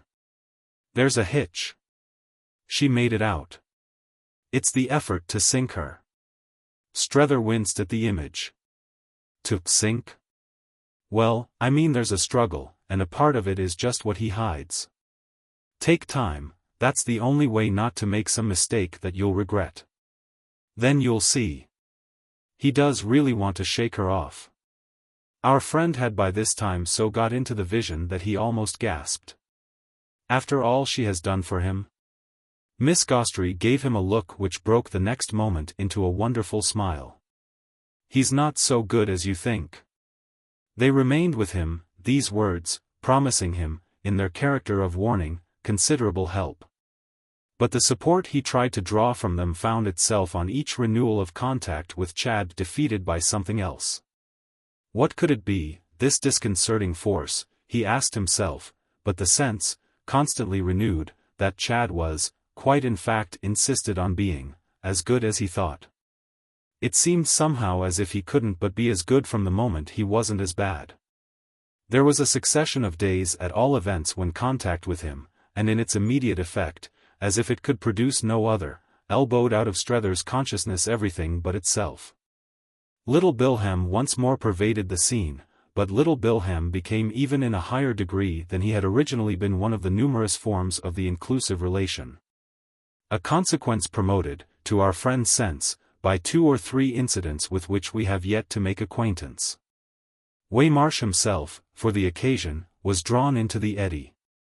It absolutely, though but temporarily, swallowed him down, and there were days when Strether seemed to bump against him as a sinking swimmer might brush a submarine object. The fathomless medium held them, Chad's manner was the fathomless medium, and our friend felt as if they passed each other, in their deep immersion, with the round impersonal eye of silent fish. It was practically produced between them that Waymarsh was giving him then his chance. And the shade of discomfort that Strether drew from the allowance resembled not a little the embarrassment he had known at school, as a boy. When members of his family had been present at exhibitions. He could perform before strangers, but relatives were fatal, and it was now as if, comparatively, Waymarsh were a relative. He seemed to hear him say, "Strike up then." And to enjoy a foretaste of conscientious domestic criticism. He had struck up, so far as he actually could. Chad knew by this time in profusion what he wanted. And what vulgar violence did his fellow pilgrim expect of him when he had really emptied his mind? It went somehow to and fro that what poor Waymarsh meant was, "I told you so, that you'd lose your immortal soul." But it was also fairly explicit that Strether had his own challenge and that, since they must go to the bottom of things, he wasted no more virtue in watching Chad than Chad wasted in watching him. His dip for duty's sake, where was it worse than Waymarsh's own? For he needn't have stopped resisting and refusing, needn't have parleyed, at that rate, with the foe. The strolls over Paris to see something or call somewhere were accordingly inevitable and natural, and the late sessions in the wondrous Troisième, the lovely home. When men dropped in and the picture composed more suggestively through the haze of tobacco, of music more or less good and of talk more or less polyglot, were on a principle not to be distinguished from that of the mornings and the afternoons. Nothing, Strether had to recognize as he leaned back and smoked, could well less resemble a scene of violence than even the liveliest of these occasions. They were occasions of discussion, none the less, and Strether had never in his life heard so many opinions on so many subjects. There were opinions at Woollett, but only on 3 or 4. The differences were there to match. If they were doubtless deep, though few, they were quiet, they were, as might be said, almost as shy as if people had been ashamed of them. People showed little diffidence about such things, on the other hand, in the Boulevard Malherbe. And were so far from being ashamed of them, or indeed of anything else, that they often seemed to have invented them to avert those agreements that destroy the taste of talk. No one had ever done that at Woollett, though Strether could remember times when he himself had been tempted to it without quite knowing why. He saw why at present, he had but wanted to promote intercourse. These, however, were but parenthetic memories, and the turn taken by his affair on the whole was positively that if his nerves were on the stretch it was because he missed violence. When he asked himself if none would then, in connection with it, ever come at all, he might almost have passed as wondering how to provoke it. It would be too absurd if such a vision as that should have to be invoked for relief. It was already marked enough as absurd that he should actually have begun with flutters and dignities on the score of a single accepted meal. What sort of a brute had he expected Chad to be, anyway? Strether had occasion to make the inquiry but was careful to make it in private. He could himself, comparatively recent as it was truly but the fact of a few days since, focus his primal crudity. But he would on the approach of an observer, as if handling an illicit possession, have slipped the reminiscence out of sight. There were echoes of it still in Mrs. Newsome's letters, and there were moments when these echoes made him exclaim on her want of tact. He blushed of course, at once, still more for the explanation than for the ground of it. It came to him in time to save his manners that she couldn't at the best become tactful as quickly as he. Her tact had to reckon with the Atlantic Ocean, the General Post Office and the extravagant curve of the globe. Chad had one day offered tea at the Boulevard Malherbe to a chosen few, a group again including the unobscured Miss Barrace.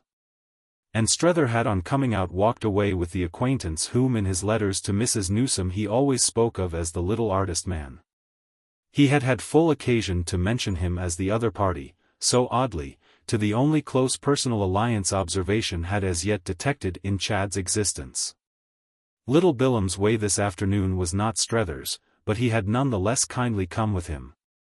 And it was somehow a part of his kindness that as it had sadly begun to rain they suddenly found themselves seated for conversation at a café in which they had taken refuge.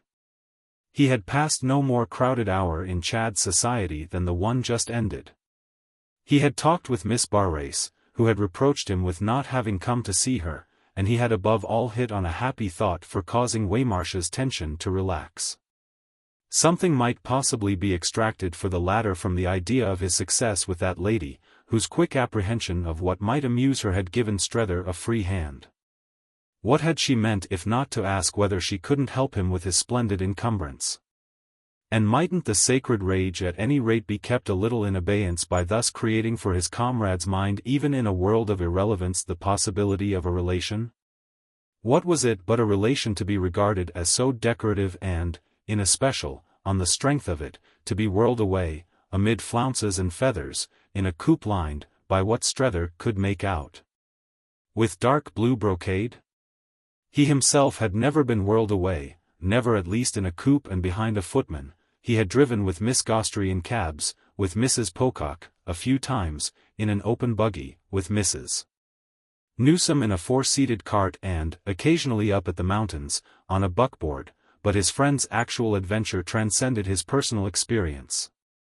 He now showed his companion soon enough indeed how inadequate, as a general monitor, this last queer quantity could once more feel itself. What game under the sun is he playing? He signified the next moment that his allusion was not to the fat gentleman immersed in dominoes on whom his eyes had begun by resting, but to their host of the previous hour, as to whom. There on the velvet bench, with a final collapse of all consistency, he treated himself to the comfort of indiscretion. Where do you see him come out? Little Bilham, in meditation, looked at him with a kindness almost paternal. Don't you like it over here? Strether laughed out, for the tone was indeed droll. He let himself go. What has that to do with it? The only thing I've any business to like is to feel that I'm moving him. That's why I ask you whether you believe I am. Is the creature, and he did his best to show that he simply wished to ascertain, honest? His companion looked responsible, but looked it through a small dim smile. What creature do you mean? It was on this that they did have for a little a mute interchange. Is it untrue that he's free? How then, Strether asked wondering, does he arrange his life? Is the creature you mean Chad himself? Little Bilham said. Strether here, with a rising hope, just thought, we must take one of them at a time. But his coherence lapsed. Is there some woman? Of whom he's really afraid, of course I mean, or who does with him what she likes? It's awfully charming of you, Bilham presently remarked, not to have asked me that before. Oh, I'm not fit for my job. The exclamation had escaped our friend, but it made little Bilham more deliberate. Chad's a rare case, he luminously observed. He's awfully changed, he added. Then you see it too? The way he has improved? Oh yes, I think everyone must see it. But I'm not sure, said little Bilham, that I didn't like him about as well in his other state. Then this is really a new state altogether? Well, the young man after a moment returned, I'm not sure he was really meant by nature to be quite so good. It's like the new edition of an old book that one has been fond of, revised and amended, brought up to date, but not quite the thing one knew and loved. However that may be, at all events, he pursued, I don't think, you know, that he's really playing, as you call it, any game. I believe he really wants to go back and take up a career. He's capable of one, you know, that will improve and enlarge him still more. He won't then, little Bilham continued to remark, be my pleasant well-rubbed old-fashioned volume at all. But of course I'm beastly immoral.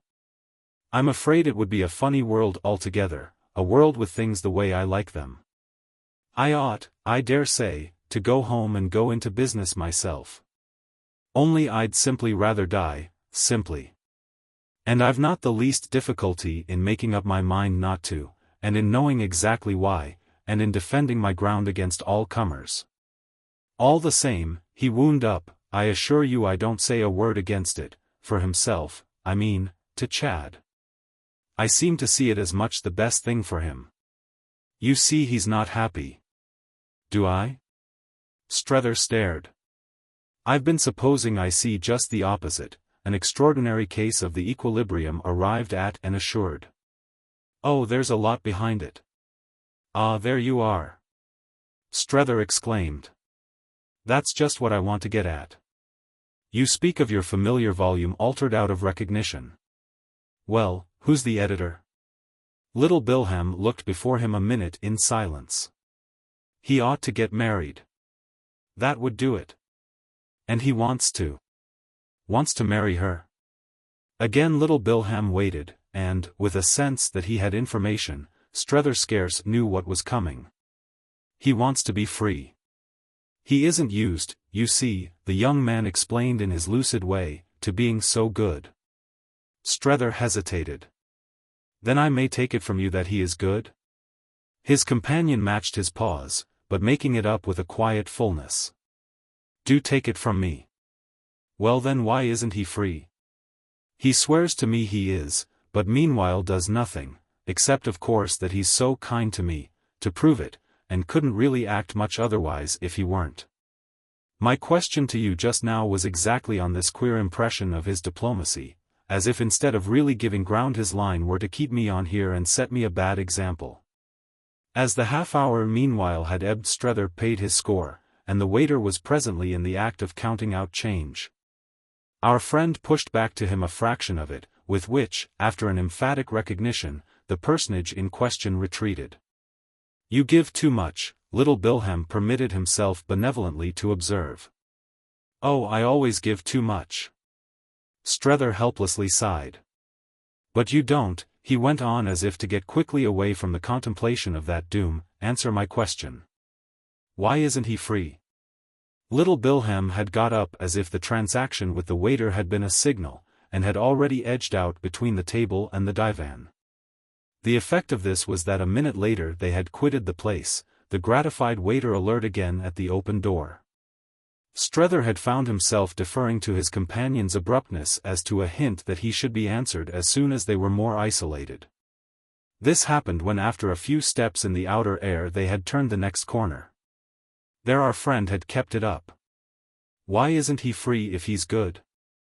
Little Bilham looked him full in the face. Because it's a virtuous attachment. This had settled the question so effectually for the time, that is for the next few days, that it had given Strether almost a new lease of life. It must be added however that, thanks to his constant habit of shaking the bottle in which life handed him the wine of experience, he presently found the taste of the lees rising as usual into his draught.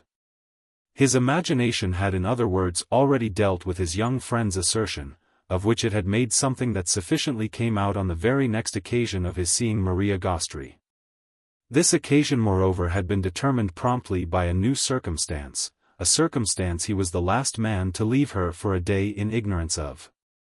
When I said to him last night, he immediately began, that without some definite word from him now that will enable me to speak to them over there of our sailing, or at least of mine, giving them some sort of date, my responsibility becomes uncomfortable and my situation awkward. When I said that to him, what do you think was his reply? And then as she this time gave it up, why that he has two particular friends, two ladies, mother and daughter, about to arrive in Paris, coming back from an absence. And that he wants me so furiously to meet them, know them and like them, that I shall oblige him by kindly not bringing our business to a crisis till he has had a chance to see them again himself. Is that, Strether inquired, the way he's going to try to get off? These are the people, he explained, that he must have gone down to see before I arrived. They're the best friends he has in the world, and they take more interest than anyone else in what concerns him. As I'm his next best, he sees 1,000 reasons why we should comfortably meet. He hasn't broached the question sooner because their return was uncertain, seemed in fact for the present impossible. But he more than intimates that, if you can believe it, their desire to make my acquaintance has had to do with their surmounting difficulties. They're dying to see you? Miss Gostrey asked. Dying? Of course, said Strether, they're the virtuous attachment. He had already told her about that, had seen her the day after his talk with little Bilham. And they had then threshed out together the bearing of the revelation. She had helped him to put into it the logic in which little Bilham had left it slightly deficient. Strether hadn't pressed him as to the object of the preference so unexpectedly described. Feeling in the presence of it, with one of his irrepressible scruples, a delicacy from which he had in the quest of the quite other article worked himself sufficiently free. He had held off, as on a small principle of pride, from permitting his young friend to mention a name, wishing to make with this the great point that Chad's virtuous attachments were none of his business. He had wanted from the first not to think too much of his dignity, but that was no reason for not allowing it any little benefit that might turn up. He had often enough wondered to what degree his interference might pass for interested, so that there was no want of luxury in letting it be seen whenever he could that he didn't interfere. That had of course at the same time not deprived him of the further luxury of much private astonishment, which however he had reduced to some order before communicating his knowledge. When he had done this at last it was with the remark that, surprised as Miss Gostrey might, like himself, at first be, she would probably agree with him on reflection that such an account of the matter did after all fit the confirmed appearances. Nothing certainly, on all the indications, could have been a greater change for him than a virtuous attachment, and since they had been in search of the word, as the French called it. Of that change, little Bilham's announcement, though so long and so oddly delayed, would serve as well as another. She had assured Strether in fact after a pause that the more she thought of it the more it did serve. And yet her assurance hadn't so weighed with him as that before they parted he hadn't ventured to challenge her sincerity. Didn't she believe the attachment was virtuous? He had made sure of her again with the aid of that question. The tidings he brought her on this second occasion were moreover such as would help him to make surer still. She showed at first none the less as only amused. You say there are two? An attachment to them both then would, I suppose, almost necessarily be innocent. Our friend took the point, but he had his clue. Mayn't he be still in the stage of not quite knowing which of them, mother or daughter, he likes best? She gave it more thought. Oh, it must be the daughter, at his age. Possibly. Yet what do we know, Strether asked, about hers? She may be old enough. Old enough for what? Why, to marry Chad. That may be, you know, what they want. And if Chad wants it too, and little Bilham wants it, and even we, at a pinch, could do with it, that is if she doesn't prevent repatriation, why it may be plain sailing yet. It was always the case for him in these councils that each of his remarks, as it came, seemed to drop into a deeper well. He had at all events to wait a moment to hear the slight splash of this one. I don't see why if Mr. Newsome wants to marry the young lady he hasn't already done it or hasn't been prepared with some statement to you about it. And if he both wants to marry her and is on good terms with them, why isn't he free? Strether, responsively, wondered indeed. Perhaps the girl herself doesn't like him. Then why does he speak of them to you as he does? Strether's mind echoed the question, but also again met it. Perhaps it's with the mother he's on good terms. As against the daughter? Well, if she's trying to persuade the daughter to consent to him, what could make him like the mother more? Only, Strether threw out, why shouldn't the daughter consent to him? Oh, said Miss Gostrey, mayn't it be that everyone else isn't quite so struck with him as you? Doesn't regard him, you mean, as such an eligible young man? Is that what I've come to? He audibly and rather gravely sought to know. However, he went on, his marriage is what his mother most desires, that is if it will help. And oughtn't any marriage to help? They must want him, he had already worked it out, to be better off. Almost any girl he may marry will have a direct interest in his taking up his chances. It won't suit her at least that he shall miss them. Miss Gostrey cast about. No, you reason well. But of course on the other hand there's always dear old Woollett itself. Oh yes, he mused, there's always dear old Woollett itself. She waited a moment. The young lady mayn't find herself able to swallow that quantity. She may think it's paying too much. She may weigh one thing against another. Strether, ever restless in such debates, took a vague turn. It will all depend on who she is. That of course, the proved ability to deal with dear old Woollett, since I'm sure she does deal with it, is what makes so strongly for Mamie. Mamie? He stopped short, at her tone, before her. Then, though seeing that it represented not vagueness, but a momentary embarrassed fullness, let his exclamation come. You surely haven't forgotten about Mamie? No, I haven't forgotten about Mamie, she smiled. There's no doubt whatever that there's ever so much to be said for her. Mamie's my girl, she roundly declared. Strether resumed for a minute his walk. She's really perfectly lovely, you know. Far prettier than any girl I've seen over here yet. That's precisely on what I perhaps most build. And she mused a moment in her friend's way. I should positively like to take her in hand. He humored the fancy, though indeed finally to deprecate it. Oh, but don't, in your zeal, go over to her. I need you most and can't, you know, be left. But she kept it up. I wish they'd send her out to me. If they knew you, he returned, they would. Ah, but don't they?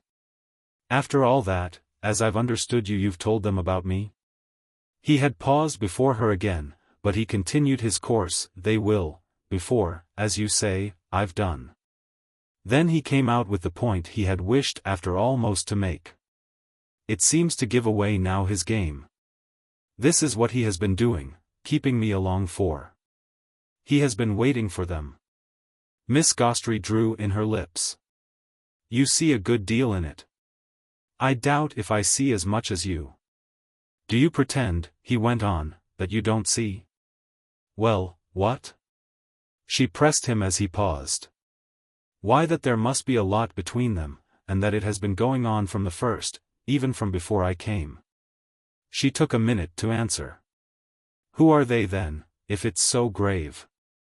It mayn't be grave, it may be gay. But at any rate it's marked. Only I don't know, Strether had to confess, anything about them. Their name for instance was a thing that, after little Bilham's information, I found it a kind of refreshment not to feel obliged to follow up.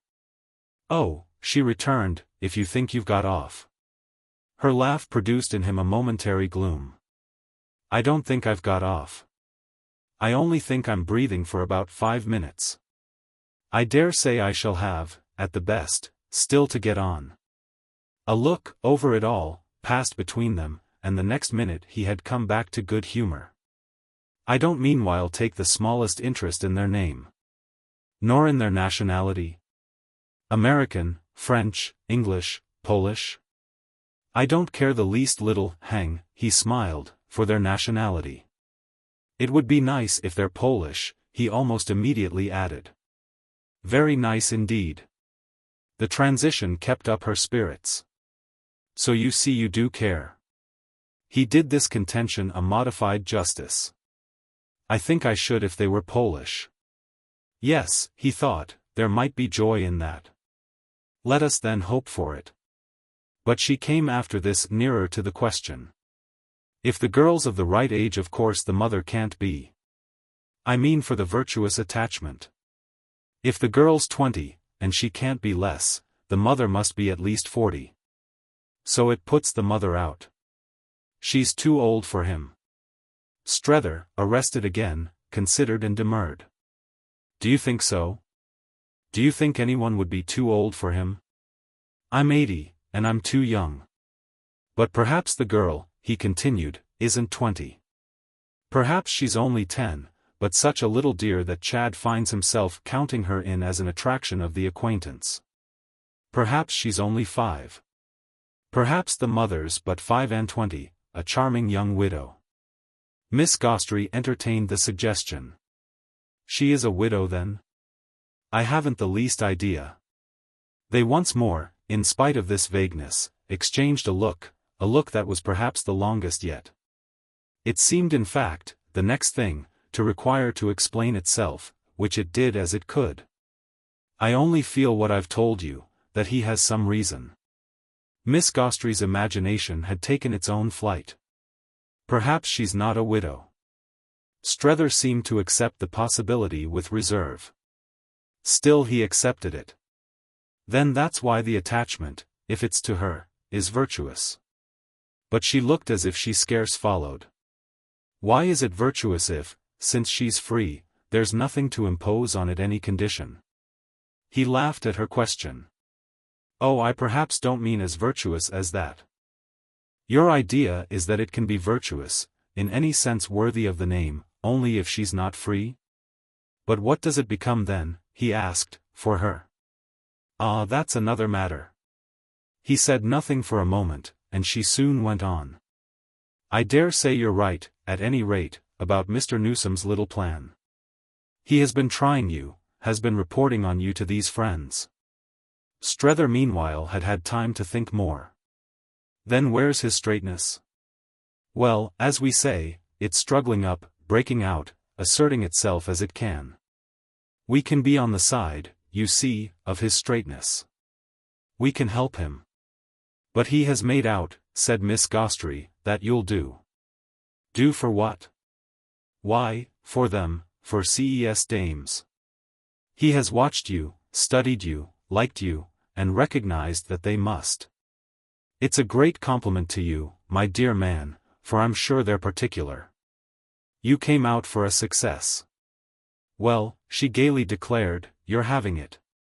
He took it from her with momentary patience and then turned abruptly away. It was always convenient to him that there were so many fine things in her room to look at. But the examination of 2 or 3 of them appeared soon to have determined a speech that had little to do with them. You don't believe in it. In what? In the character of the attachment. In its innocence. But she defended herself. I don't pretend to know anything about it. Everything's possible. We must see. See? He echoed with a groan. Haven't we seen enough? I haven't, she smiled. But do you suppose then little Bilham has lied? You must find out. It made him almost turn pale. Find out any more? He had dropped on a sofa for dismay. But she seemed, as she stood over him, to have the last word. Wasn't what you came out for to find out all? Book. Chapter 5. Chapter 1.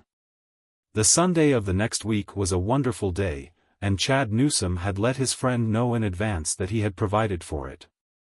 There had already been a question of his taking him to see the great Gloriani, who was at home on Sunday afternoons and at whose house, for the most part, fewer bores were to be met than elsewhere. But the project, through some accident, had not had instant effect, and now revived in happier conditions. Chad had made the point that the celebrated sculptor had a queer old garden, for which the weather, spring at last frank and fair, was propitious. And 2 or 3 of his other allusions had confirmed for Strether the expectation of something special. He had by this time, for all introductions and adventures, let himself recklessly go, cherishing the sense that whatever the young man showed him he was showing at least himself. He could have wished indeed, so far as this went, that Chad were less of a mere cicerone. For he was not without the impression, now that the vision of his game, his plan, his deep diplomacy, did recurrently assert itself, of his taking refuge from the realities of their intercourse in profusely dispensing, as our friend mentally phrased it, panem et circenses. Our friend continued to feel rather smothered in flowers. Though he made in his other moments the almost angry inference that this was only because of his odious ascetic suspicion of any form of beauty. He periodically assured himself, for his reactions were sharp, that he shouldn't reach the truth of anything till he had at least got rid of that. He had known beforehand that Madame de Villeneuve and her daughter would probably be on view. An intimation to that effect having constituted the only reference again made by Chad to his good friends from the south.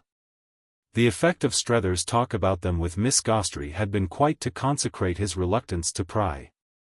Something in the very air of Chad's silence, judged in the light of that talk, offered it to him as a reserve he could markedly match.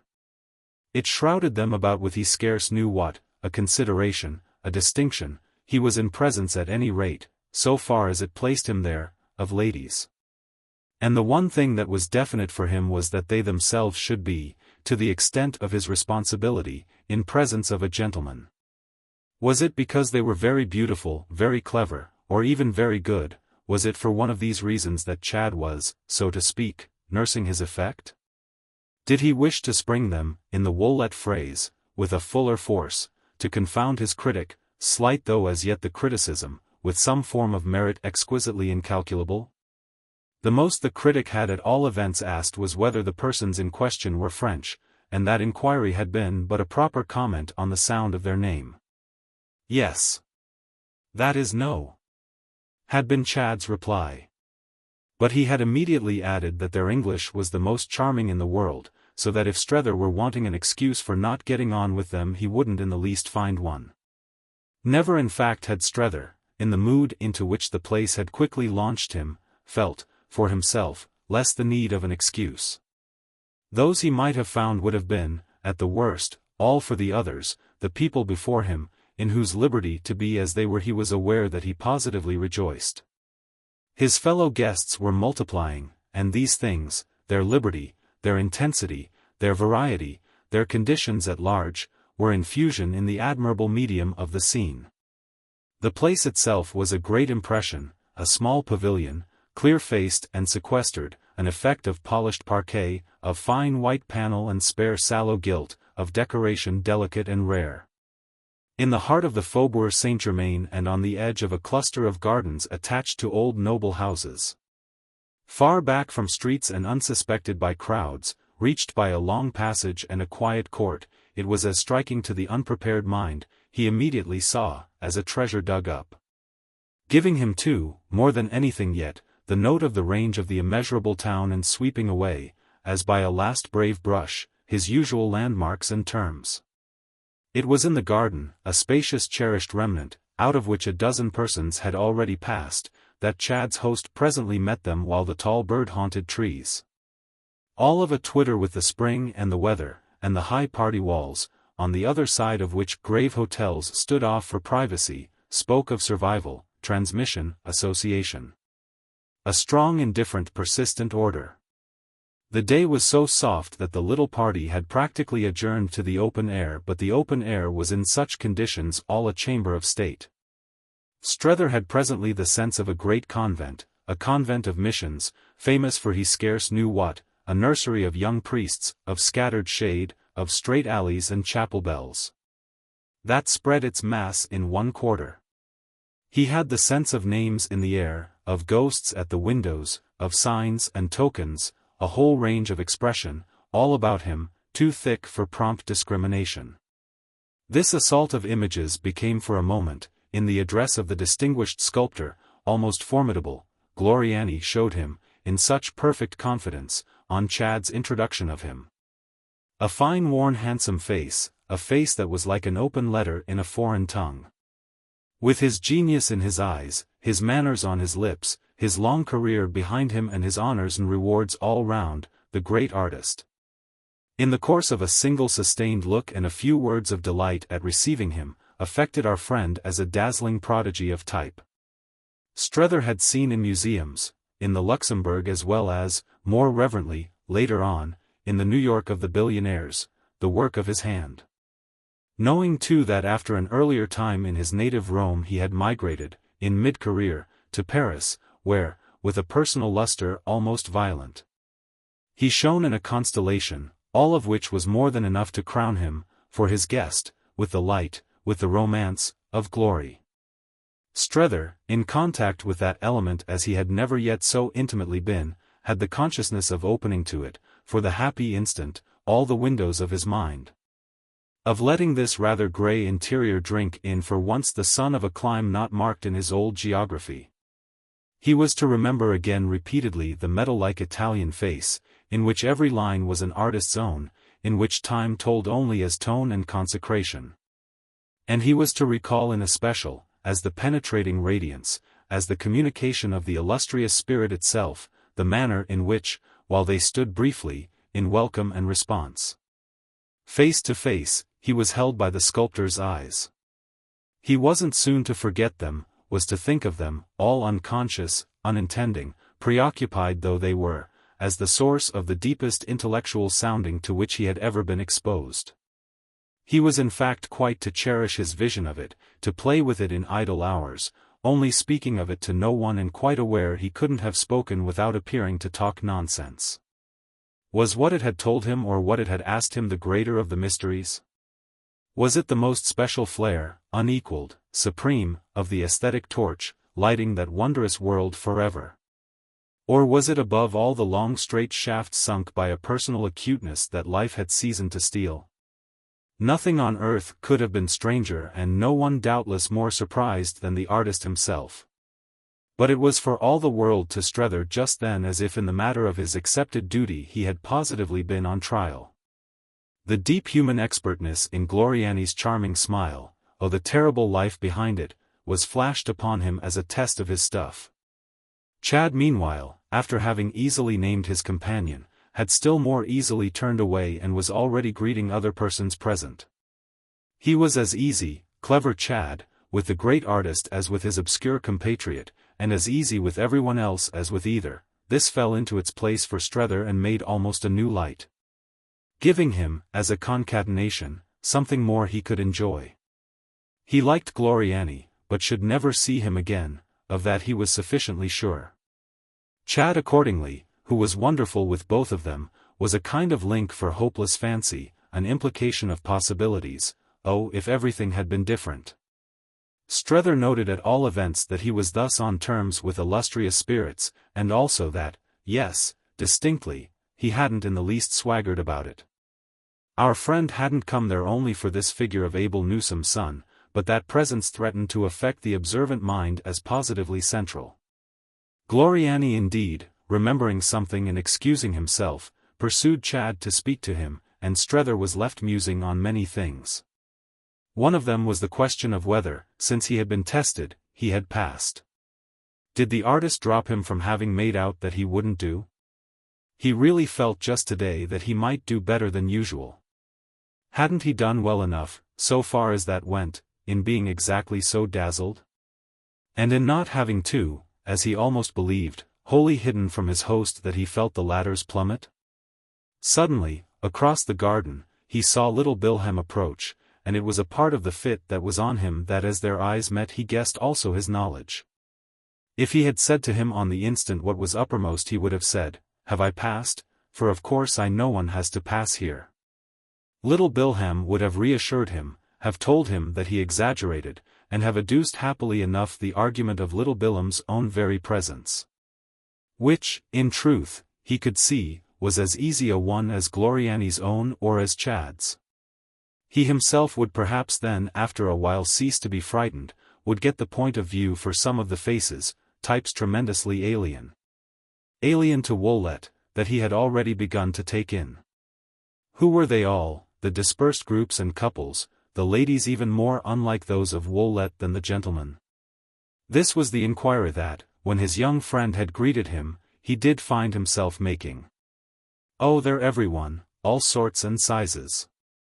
Of course I mean within limits, though limits down perhaps rather more than limits up. There are always artists, he's beautiful and inimitable to the cher confrère. And then grow bonnets of many kinds, ambassadors, cabinet ministers, bankers, generals, what do I know? Even Jews. Above all always some awfully nice women, and not too many.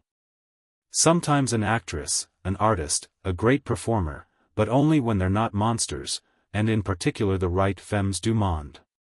You can fancy his history on that side, I believe it's fabulous, they never give him up. Yet he keeps them down, no one knows how he manages, it's too beautiful and bland. Never too many, and a mighty good thing too, just a perfect choice.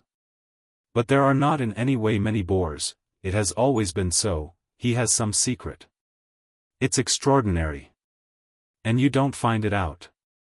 He's the same to everyone. He doesn't ask questions. Ah, doesn't he? Strether laughed. Bilham met it with all his candor. How then should I be here? Oh, for what you tell me. You're part of the perfect choice. Well, the young man took in the scene. It seems rather good today. Strether followed the direction of his eyes. Are they all, this time, femmes du monde? Little Bilham showed his competence. Pretty well. This was a category our friend had a feeling for. A light, romantic and mysterious, on the feminine element, in which he enjoyed for a little watching it. Are there any Poles? His companion considered. I think I make out a Portuguese. But I've seen Turks. Strether wondered, desiring justice. They seem, all the women, very harmonious. Oh, in closer quarters they come out.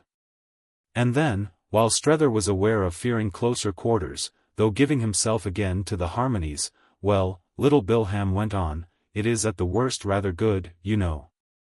If you like it, you feel it, this way, that shows you're not in the least out.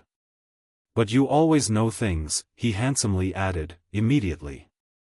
Strether liked it and felt it only too much. So, I say, don't lay traps for me, he rather helplessly murmured. Well, his companion returned, he's wonderfully kind to us. To us Americans you mean? Oh no, he doesn't know anything about that. That's half the battle here, that you can never hear politics. We don't talk them. I mean to poor young wretches of all sorts.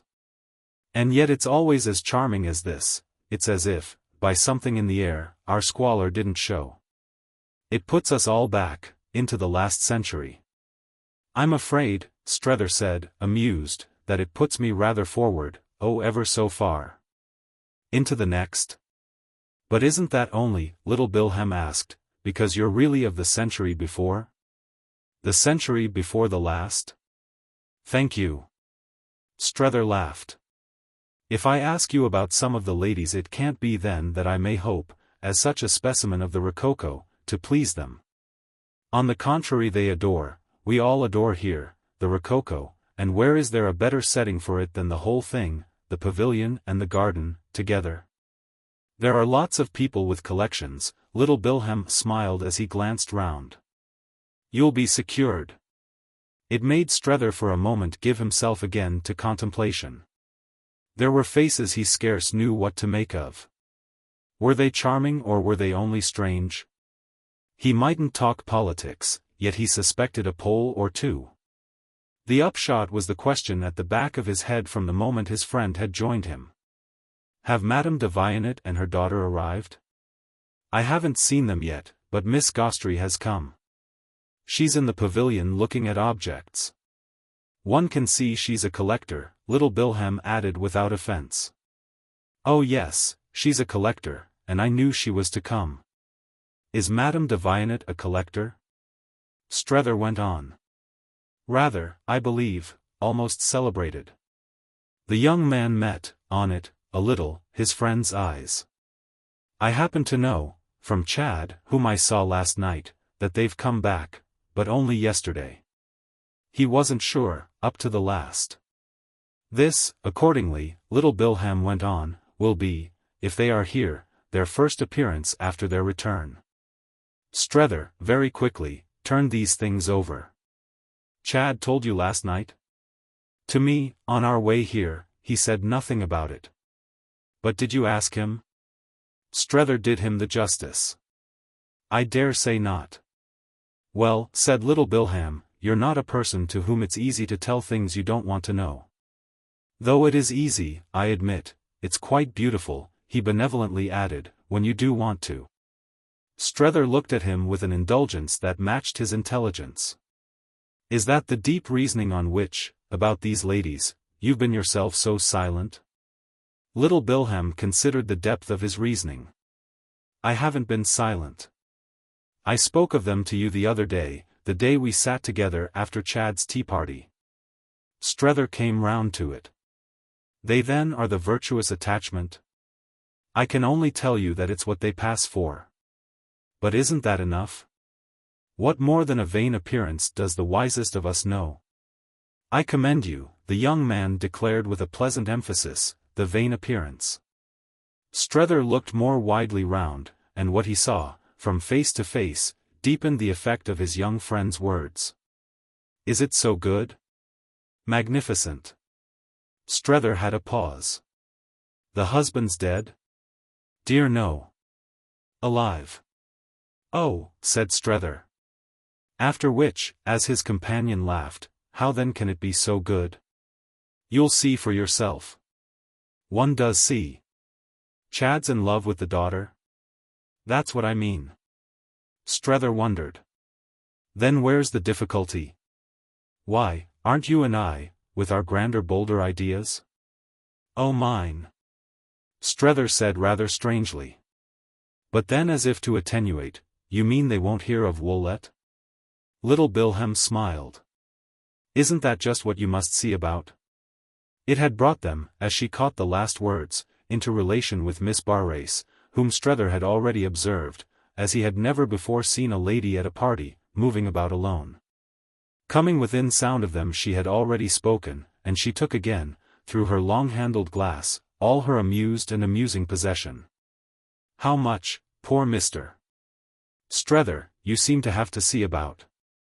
But you can't say, she gaily declared, that I don't do what I can to help you. Mr. Waymarsh is placed. I've left him in the house with Miss Gostrey. The way, little Bilham exclaimed, Mr. Strether gets the ladies to work for him. He's just preparing to draw in another, to pounce, don't you see him, on Madame de Vionnet. Madame de Vionnet? Oh, oh, oh. Miss Barrace cried in a wonderful crescendo. There was more in it, our friend made out, than met the ear. Was it after all a joke that he should be serious about anything? He envied Miss Barrace at any rate her power of not being. She seemed, with little cries and protests and quick recognitions, movements like the darts of some fine high-feathered free-pecking bird, to stand before life as before some full shop window. You could fairly hear, as she selected and pointed, the tap of her tortoise-shell against the glass. It's certain that we do need seeing about, only I'm glad it's not I who have to do it. One does, no doubt, begin that way, then suddenly one finds that one has given it up. It's too much, it's too difficult. You're wonderful, you people, she continued to Strether, for not feeling those things, by which I mean impossibilities. You never feel them. You face them with a fortitude that makes it a lesson to watch you. Ah, but, little Bilham put it with discouragement, what do we achieve after all? We see about you and report, when we even go so far as reporting. But nothing's done. "Oh you, Mr. Bilham," she replied as with an impatient rap on the glass, "you're not worth sixpence. You come over to convert the savages, for I know you verily did, I remember you, and the savages simply convert you." "Not even," the young man woefully confessed, "they haven't gone through that form. They've simply, the cannibals, eaten me, converted me if you like, but converted me into food. I'm but the bleached bones of a Christian." "Well then there we are. Only," and Miss Barrace appealed again to Strether, "don't let it discourage you. You'll break down soon enough, but you'll meanwhile have had your moments. Il faut en avoir. I always like to see you while you last. And I'll tell you who will last." "Waymarsh?" He had already taken her up. She laughed out as at the alarm of it. "He'll resist even Miss Gostrey, so grand is it not to understand. He's wonderful." "He is indeed," Strether conceded. "He wouldn't tell me of this affair, only said he had an engagement, but with such a gloom, you must let me insist, as if it had been an engagement to be hanged. Then silently and secretly he turns up here with you. Do you call that lasting?" "Oh, I hope it's lasting," Miss Barrace said. "But he only, at the best, bears with me. He doesn't understand, not one little scrap. He's delightful. He's wonderful," she repeated. "Michelangelesque." Little Bilham completed her meaning. "He is a success. Moses, on the ceiling, brought down to the floor, overwhelming, colossal, but somehow portable." "Certainly, if you mean by portable," she returned, looking so well in one's carriage. "He's too funny beside me in his corner, he looks like somebody foreign and famous, en exile, so that people wonder, it's very amusing, whom I'm taking about. I show him Paris, show him everything, and he never turns a hair. He's like the Indian chief one reads about, who, when he comes up to Washington to see the Great Father, stands wrapped in his blanket and gives no sign. I might be the Great Father, from the way he takes everything." She was delighted at this hit of her identity with that personage, it fitted so her character. She declared it was the title she meant henceforth to adopt. "And the way he sits, too, in the corner of my room, only looking at my visitors very hard and as if he wanted to start something. They wonder what he does want to start. But he's wonderful," Miss Barrace once more insisted. "He has never started anything yet." It presented him none the less, in truth, to her actual friends, who looked at each other in intelligence, with frank amusement on Bilham's part and a shade of sadness on Strether's.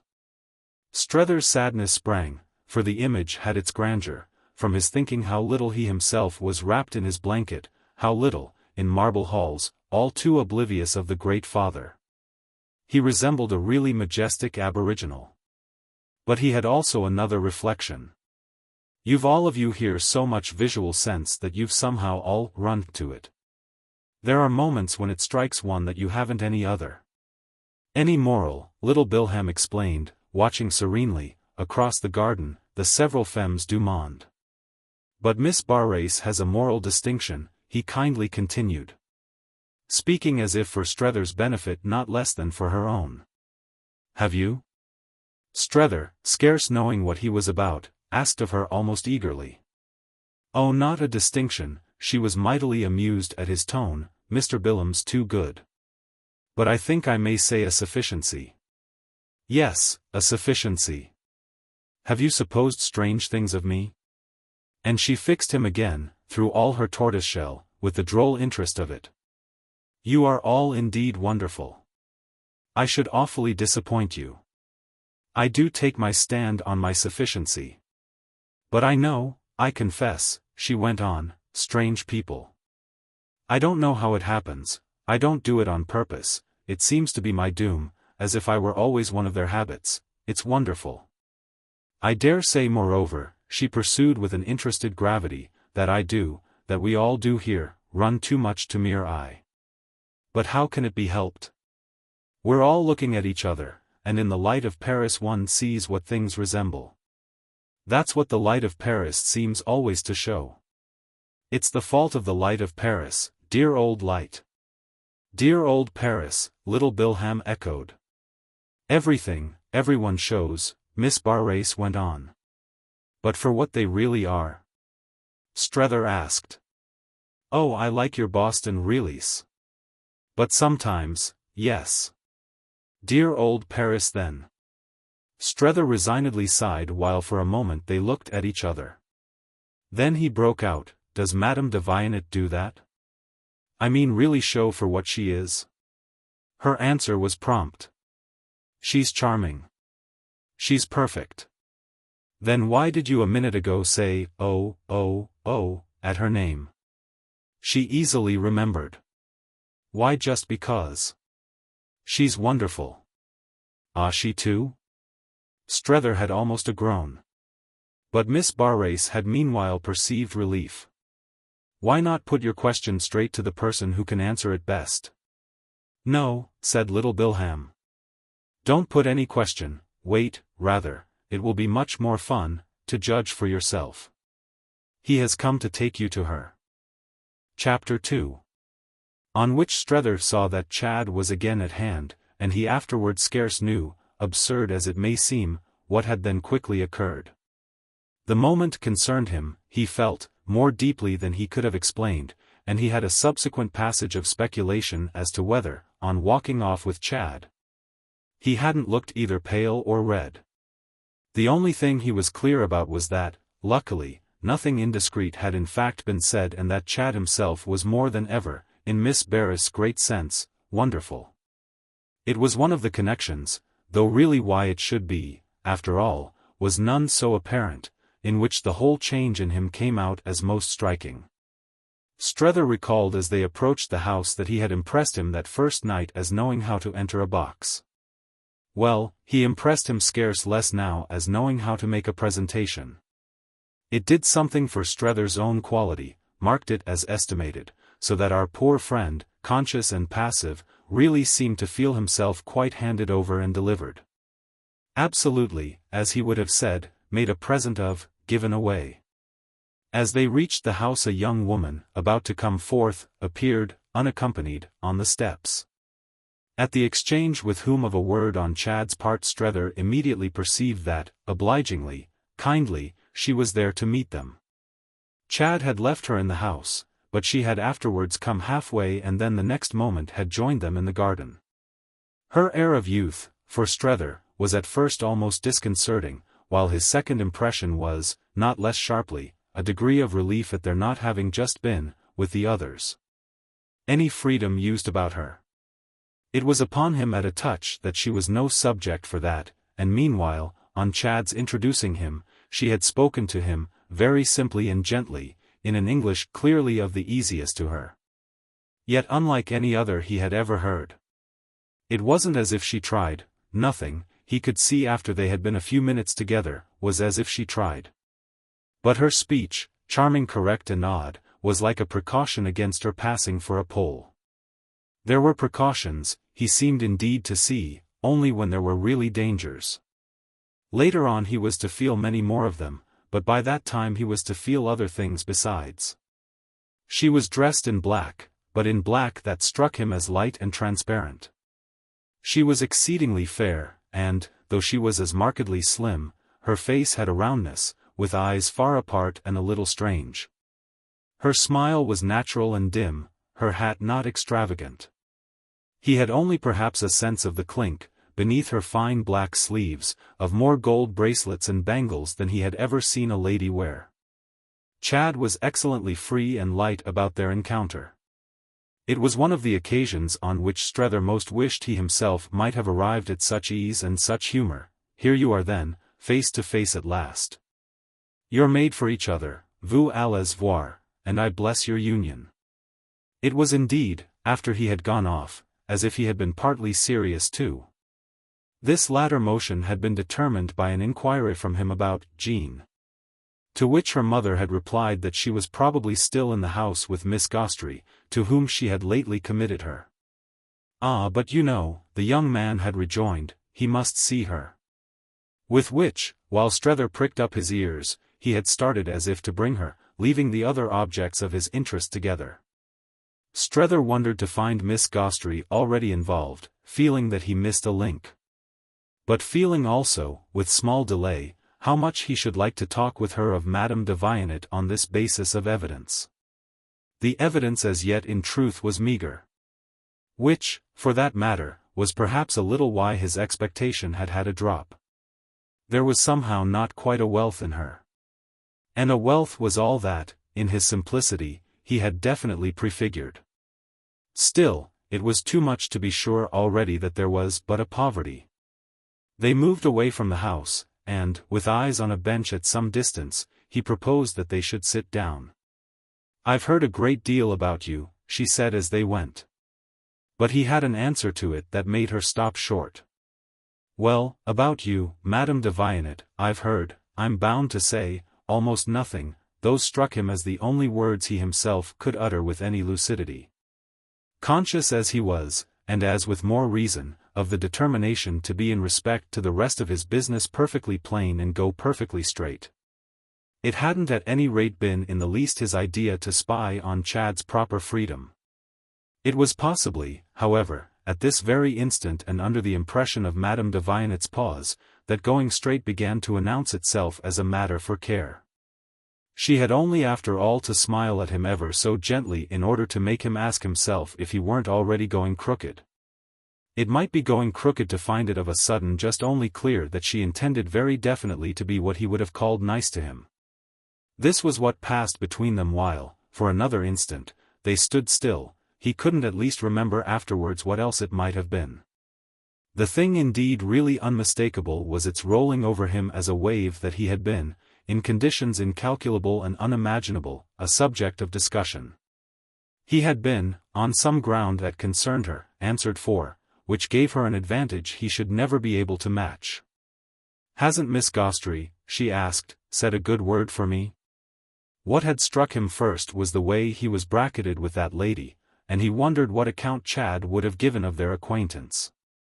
Something not as yet traceable, at all events, had obviously happened. "I didn't even know of her knowing you." "Well, now she'll tell you all." "I'm so glad you're in relation with her." This was one of the things, though all Miss Gostrey would now tell him, that, with every deference to present preoccupation, was uppermost for Strether after they had taken their seat. One of the others was, at the end of 5 minutes, that she, incontestably, yes, differed, that is, scarcely at all, well, superficially speaking, from Mrs. Newsome or even from Mrs. Pocock. She was ever so much younger than the one and not so young as the other. But what was there in her, if anything, that would have made it impossible he should meet her at Woollett? And wherein was her talk during their moments on the bench together not the same as would have been found adequate for a Woollett garden party, unless perhaps truly in not being quite so bright? She observed to him that Mr. Newsome had, to her knowledge, taken extraordinary pleasure in his visit, but there was no good lady at Woollett who wouldn't have been at least up to that. Was there in Chad, by chance, after all, deep down, a principle of aboriginal loyalty that had made him, for sentimental ends, attach himself to elements, happily encountered? That would remind him most of the old air and the old soil? Why accordingly be in a flutter, Strether could even put it that way, about this unfamiliar phenomenon of the femme du monde? On these terms Mrs. Newsome herself was as much of one. Little Bilham verily had testified that they came out, the ladies of the type, in close quarters. But it was just in these quarters, now comparatively close, that he felt Madame de Vionet's common humanity. She did come out, and certainly to his relief, but she came out as the usual thing. There might be motives behind, but so could there often be even at Woollett. The only thing was that if she showed him she wished to like him, as the motives behind might conceivably prompt, it would possibly have been more thrilling for him that she should have shown as more vividly alien. She was neither Turk nor Pole, which would be indeed flat once more for Mrs. Newsome and Mrs. Pocock. A lady and 2 gentlemen had meanwhile, however, approached their bench, and this accident stayed for the time further developments. They presently addressed his companion, the brilliant strangers. She rose to speak to them, and Strether noted how the escorted lady, though mature and by no means beautiful, had more of the bold high look, the range of expensive reference, that he had, as might have been said, made his plans for. Madame de Waymarsh greeted her as Duchesse, and was greeted in turn, while talk started in French, as Ma tout belle, little facts that had their due, their vivid interest for Strether. Madame de Waymarsh didn't, none the less, introduce him, a note he was conscious of as false to the Woollett scale and the Woollett humanity. Though it didn't prevent the Duchess, who struck him as confident and free, very much what he had obscurely supposed duchesses, from looking at him as straight and as hard, for it was hard, as if she would have liked, all the same, to know him. "Oh yes, my dear, it's all right, it's me. And who are you, with your interesting wrinkles and your most effective, is it the handsomest, is it the ugliest, of noses?" Some such loose handful of bright flowers she seemed, fragrantly enough, to fling at him. Strether almost wondered, at such a pace was he going, if some divination of the influence of either party were what determined Madame de Waymarsh's abstention.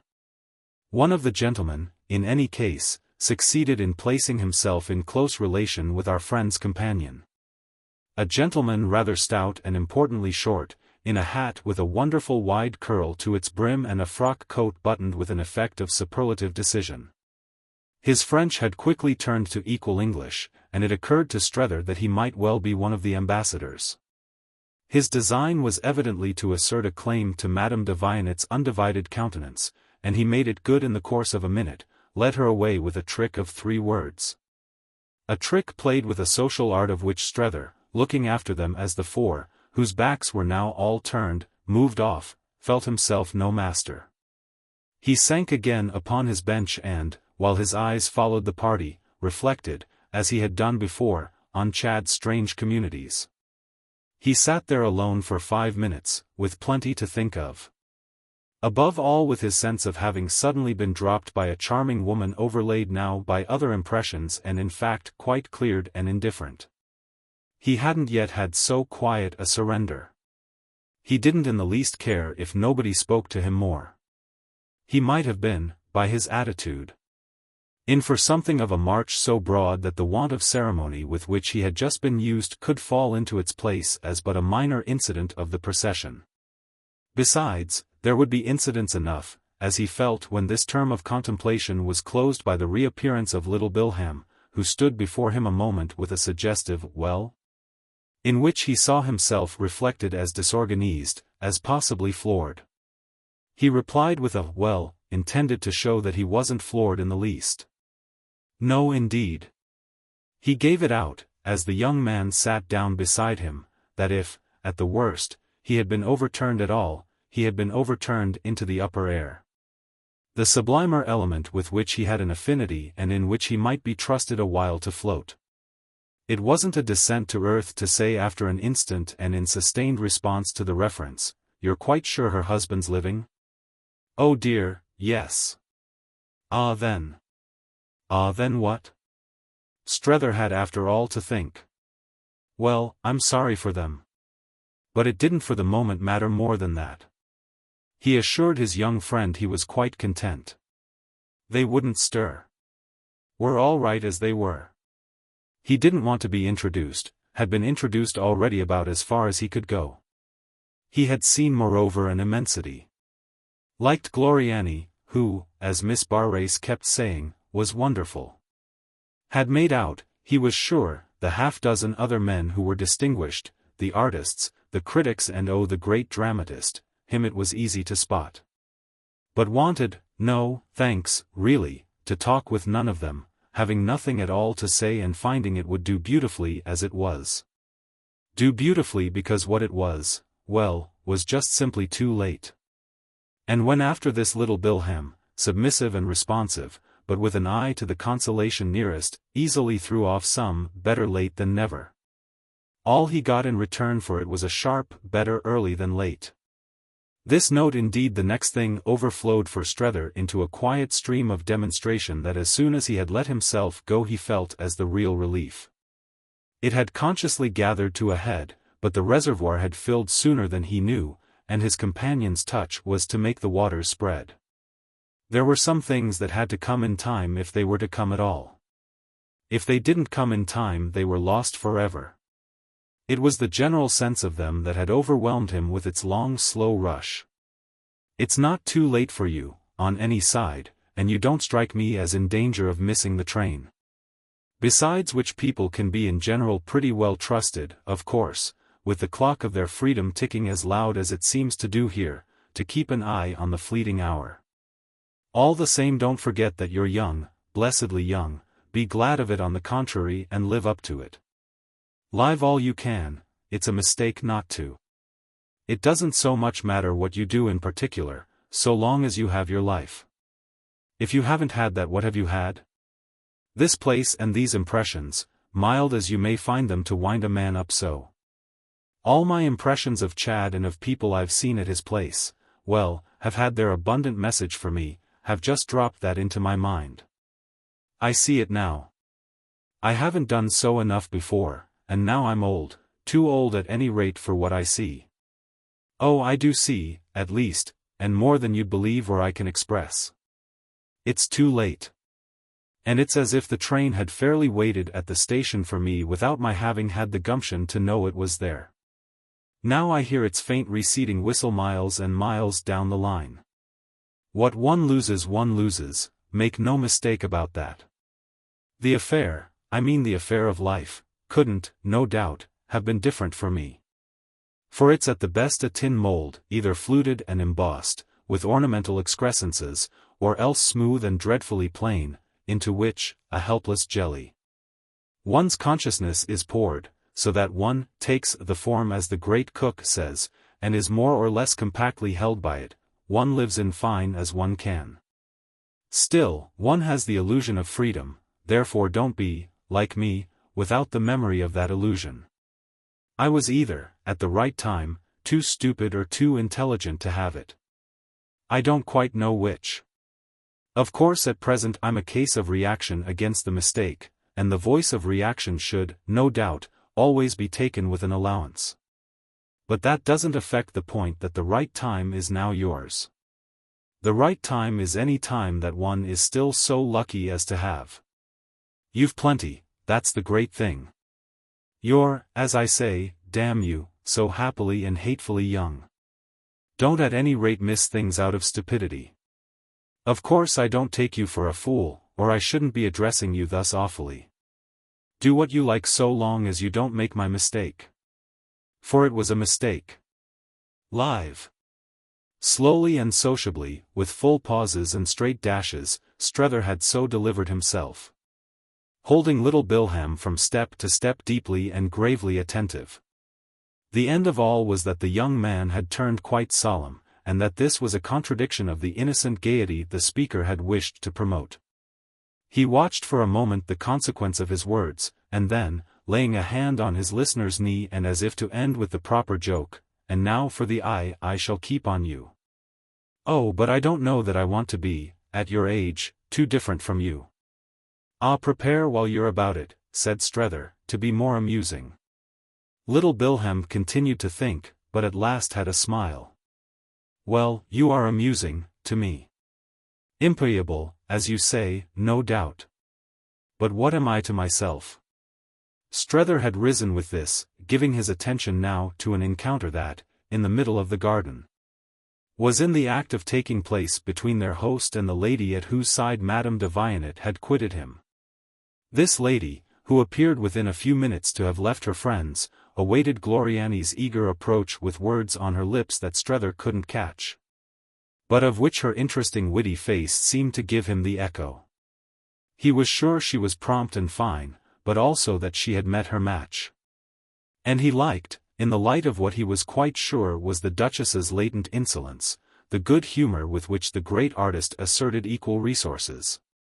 Were they, this pair, of the great world, and was he himself, for the moment and thus related to them by his observation, in it?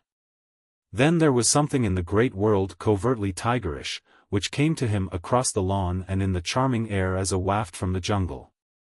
Yet it made him admire most of the two, made him envy, the glossy male tiger, magnificently marked. These absurdities of the stirred sense, fruits of suggestion ripening on the instant, were all reflected in his next words to little Bilham. "I know, if we talk of that, whom I should enjoy being like." Little Bilham followed his eyes, but then as with a shade of knowing surprise, "Gloriani?" Our friend had in fact already hesitated, though not on the hint of his companion's doubt, in which there were depths of critical reserve. He had just made out, in the now full picture, something and somebody else. Another impression had been superimposed. A young girl in a white dress and a softly plumed white hat had suddenly come into view, and what was presently clear was that her course was toward them. What was clearer still was that the handsome young man at her side was Chad Newsome, and what was clearest of all was that she was therefore Mademoiselle de Vionnet. That she was unmistakably pretty, bright, gentle, shy, happy, wonderful, and that Chad now, with a consummate calculation of effect, was about to present her to his old friend's vision. What was clearest of all indeed was something much more than this, something at the single stroke of which, and wasn't it simply juxtaposition, all vagueness vanished.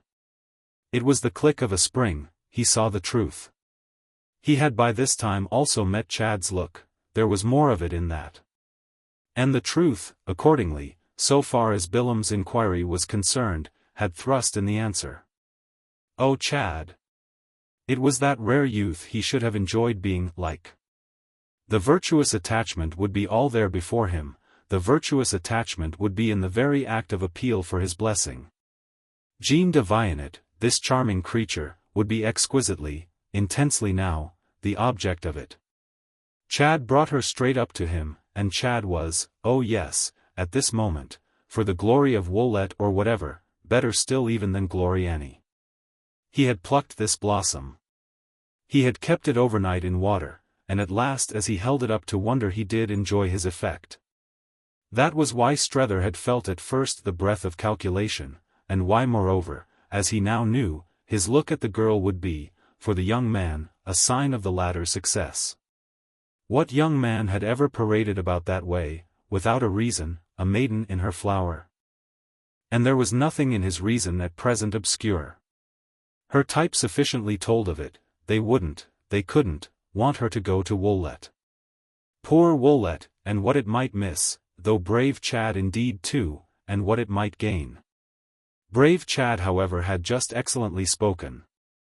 This is a good little friend of mine who knows all about you and has moreover a message for you. And this, my dear, he had turned to the child herself, is the best man in the world. Who has it in his power to do a great deal for us and whom I want you to like and revere as nearly as possible as much as I do. She stood there quite pink, a little frightened, prettier and not a bit like her mother. There was in this last particular no resemblance but that of youth to youth. And here was in fact suddenly Strether's sharpest impression. It went wondering, dazed, embarrassed, back to the woman he had just been talking with. It was a revelation in the light of which he already saw she would become more interesting. So slim and fresh and fair, she had yet put forth this perfection. So that for really believing it of her, for seeing her to any such developed degree as a mother, comparison would be urgent. Well, what was it now but fairly thrust upon him? "Mamma wishes me to tell you before we go," the girl said, "that she hopes very much you'll come to see us very soon. She has something important to say to you. She quite reproaches herself," Chad helpfully explained, "you were interesting her so much when she accidentally suffered you to be interrupted." "Ah, don't mention it," Strether murmured, looking kindly from one to the other and wondering at many things. "And I'm to ask you for myself," Jean continued with her hands clasped together as if in some small learnt prayer, "I'm to ask you for myself if you won't positively come." "Leave it to me, dear, I'll take care of it," Chad genially declared in answer to this, while Strether himself almost held his breath.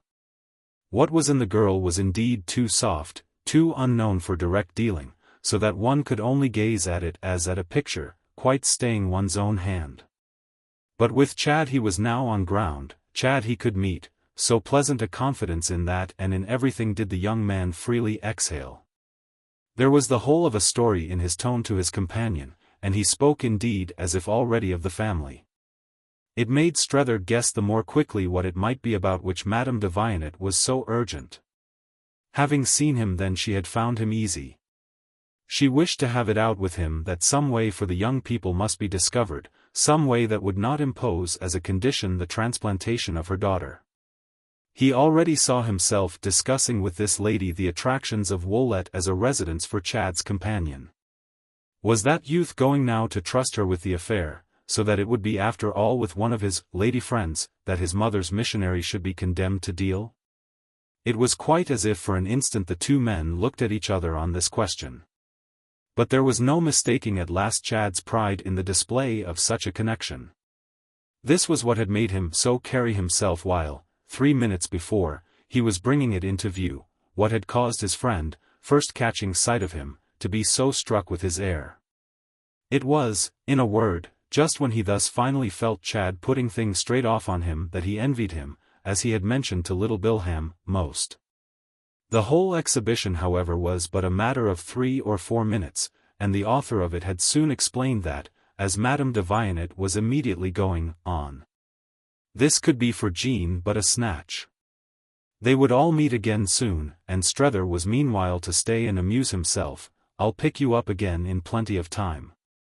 He took the girl off as he had brought her, and Strether, with the faint sweet foreignness of her au revoir, monsieur, in his ears as a note almost unprecedented, watched them recede side by side and felt how, once more, her companion's relation to her got an accent from it. They disappeared among the others and apparently into the house, whereupon our friend turned round to give out to little Bilham the conviction of which he was full. But there was no little Bilham any more.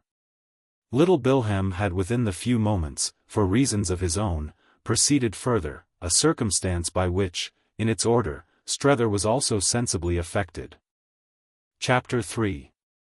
Chad was not in fact on this occasion to keep his promise of coming back, but Miss Gostrey had soon presented herself with an explanation of his failure.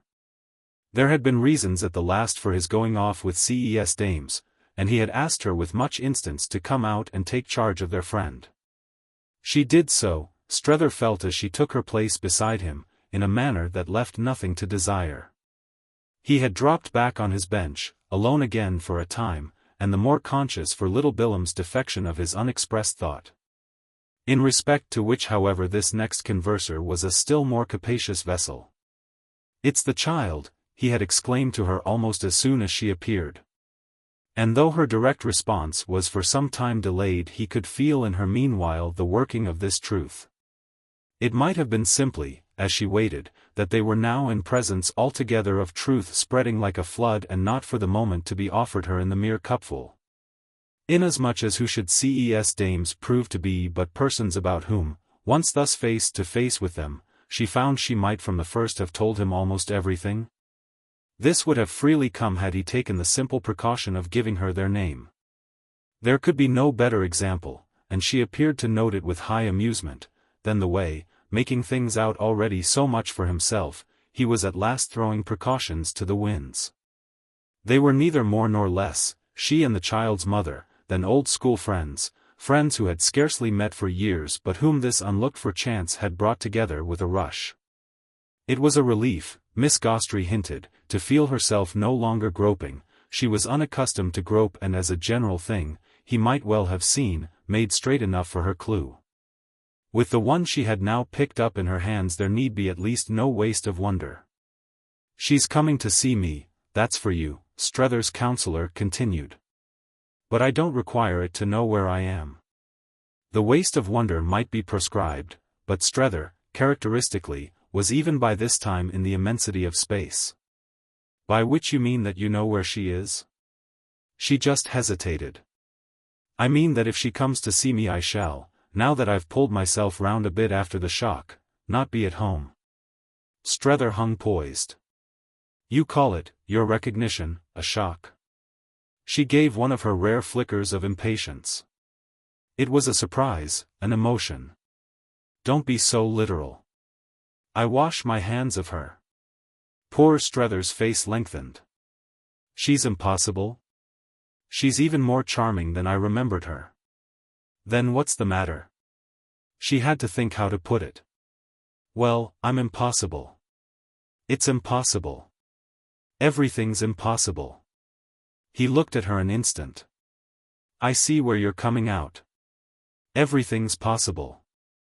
Their eyes had on it in fact an exchange of some duration. After which he pursued, isn't it that beautiful child? Then as she still said nothing, why don't you mean to receive her? Her answer in an instant rang clear. Because I wish to keep out of the business. It provoked in him a weak wail. You're going to abandon me now? No, I'm only going to abandon her. She'll want me to help her with you. And I won't. You'll only help me with her? Well then.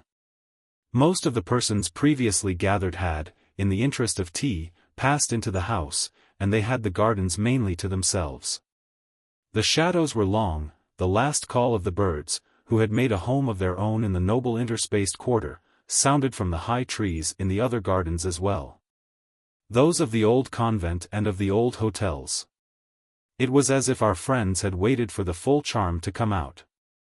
Strether's impressions were still present, it was as if something had happened that nailed them, made them more intense.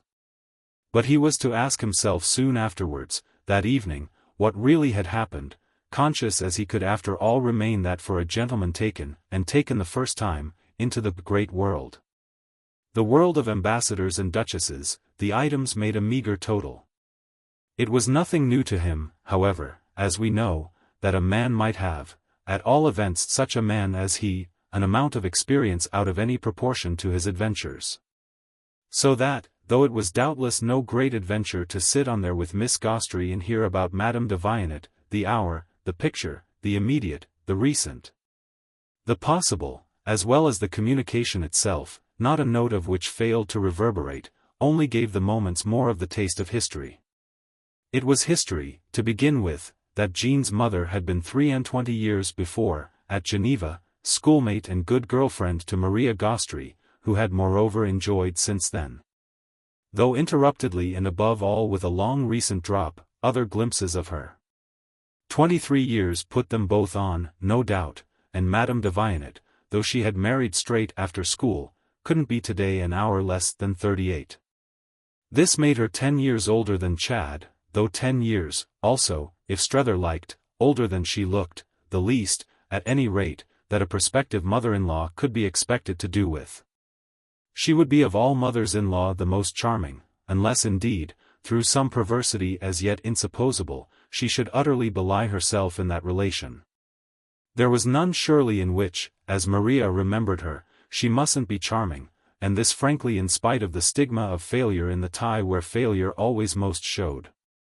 It was no test there, when indeed was it a test there, for Monsieur de Vionnet had been a brute. She had lived for years apart from him, which was of course always a horrid position. But Miss Gostrey's impression of the matter had been that she could scarce have made a better thing of it had she done it on purpose to show she was amiable. She was so amiable that nobody had had a word to say, which was luckily not the case for her husband. He was so impossible that she had the advantage of all her merits. It was still history for Strether that the Comte de Vionnet, it being also history that the lady in question was a countess, should now, under Miss Gostrey's sharp touch, rise before him as a high distinguished polished impertinent reprobate, the product of a mysterious order. It was history, further, that the charming girl so freely sketched by his companion should have been married out of hand by a mother, another figure of striking outline, full of dark personal motive. It was perhaps history most of all that this company was, as a matter of course, governed by such considerations as put divorce out of the question. Ces gens-là don't divorce, you know, any more than they emigrate or abjure, they think it impious and vulgar, a fact in the light of which they seemed but the more richly special.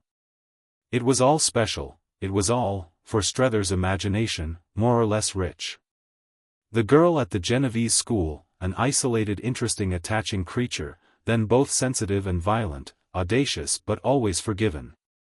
Was the daughter of a French father and an English mother who, early left a widow, had married again, tried afresh with a foreigner. In her career with whom she had apparently given her child no example of comfort. All these people, the people of the English mother's side, had been of condition more or less eminent. Yet with oddities and disparities that had often since made Maria, thinking them over, wonder what they really quite rhymed to. It was in any case her belief that the mother, interested and prone to adventure, had been without conscience, had only thought of ridding herself most quickly of a possible, an actual encumbrance. The father, by her impression, a Frenchman with a name one knew, had been a different matter, leaving his child, she clearly recalled, a memory all fondness. As well as an assured little fortune which was unluckily to make her more or less of a prey later on. She had been in particular, at school, dazzlingly, though quite booklessly, clever, as polyglot as a little Jewess, which she wasn't, oh no. And chattering French, English, German, Italian, anything one would, in a way that made a clean sweep, if not of prizes and parchments, at least of every part, whether memorized or improvised. In the curtained costumed school repertory, and in especial of all mysteries of race and vagueness of reference, all swagger about home among their variegated mates. It would doubtless be difficult today, as between French and English, to name her and place her. She would certainly show, on knowledge, Miss Gostrey felt. As one of those convenient types who don't keep you explaining, minds with doors as numerous as the many-tongued cluster of confessionals at St. Peter's. You might confess to her with confidence in Romelian, and even Romelian sins. Therefore. But Strether's narrator covered her implication with a laugh. A laugh by which his betrayal of a sense of the lurid in the picture was also perhaps sufficiently protected. He had a moment of wondering, while his friend went on, what sins might be especially Romelian. She went on at all events to the mention of her having met the young thing, again by some Swiss lake, in her first married state. Which had appeared for the few intermediate years not at least violently disturbed. She had been lovely at that moment, delightful to her, full of responsive emotion, of amused recognitions and amusing reminders, and then once more, much later, after a long interval. Equally but differently charming, touching and rather mystifying for the 5 minutes of an encounter at a railway station en Provence, during which it had come out that her life was all changed. Miss Gostrey had understood enough to see, essentially, what had happened, and yet had beautifully dreamed that she was herself faultless. There were doubtless depths in her, but she was all right. Strether would see if she wasn't. She was another person however, that had been promptly marked, from the small child of nature at the Geneva school, a little person quite made over, as foreign women were. Compared with American, by marriage. Her situation too had evidently cleared itself up, there would have been, all that was possible, a judicial separation. She had settled in Paris, brought up her daughter, steered her boat. It was no very pleasant boat, especially there, to be in, but Marie de VIII would have headed straight. She would have friends, certainly, and very good ones. There she was at all events, and it was very interesting. Her knowing Mr. Chad didn't in the least prove she hadn't friends, what it proved was what good ones he had. I saw that, said Miss Gostrey, that night at the Francais, it came out for me in 3 minutes. I saw her, or somebody like her. And so, she immediately added, did you? Oh no, not anybody like her. Strether laughed. But you mean, he as promptly went on, that she has had such an influence on him? Miss Gostrey was on her feet, it was time for them to go. She has brought him up for her daughter. Their eyes, as so often, in candid conference, through their settled glasses, met over it long, after which Strether's again took in the whole place. They were quite alone there now. Mustn't she rather, in the time then, have rushed it? Ah, she won't of course have lost an hour. But that's just the good mother, the good French one. You must remember that of her, that as a mother she's French, and that for them there's a special providence. It precisely however, that she mayn't have been able to begin as far back as she'd have liked, makes her grateful for aid. Strether took this in as they slowly moved to the house on their way out. She counts on me then to put the thing through? Yes, she counts on you. Oh, and first of all, of course, Miss Gostrey added, on her, well, convincing you. Ah, her friend returned, she caught Chad young. Yes, but there are women who are for all your times of life. They're the most wonderful sort. She had laughed the words out, but they brought her companion, the next thing, to a stand. Is what you mean that she'll try to make a fool of me? Well, I'm wondering what she will, with an opportunity, make. What do you call, Strether asked, an opportunity? My going to see her? Ah, you must go to see her. Miss Gostrey was a trifle evasive. You can't not do that. You'd have gone to see the other woman. I mean if there had been one, a different sort. It's what you came out for. It might be, but Strether distinguished.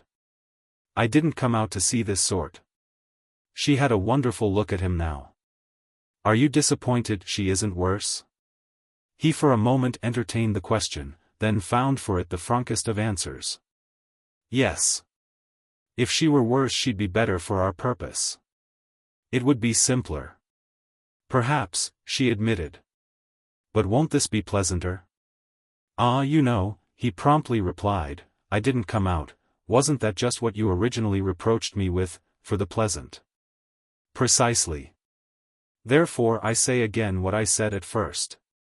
You must take things as they come. Besides, Miss Gostrey added, I'm not afraid for myself. For yourself? Of your seeing her. I trust her. There's nothing she'll say about me. In fact, there's nothing she can. Strether wondered, little as he had thought of this. Then he broke out. Oh, you women. There was something in it at which she flushed. Yes, there we are. We're abysses. At last she smiled. But I risk her. He gave himself a shake.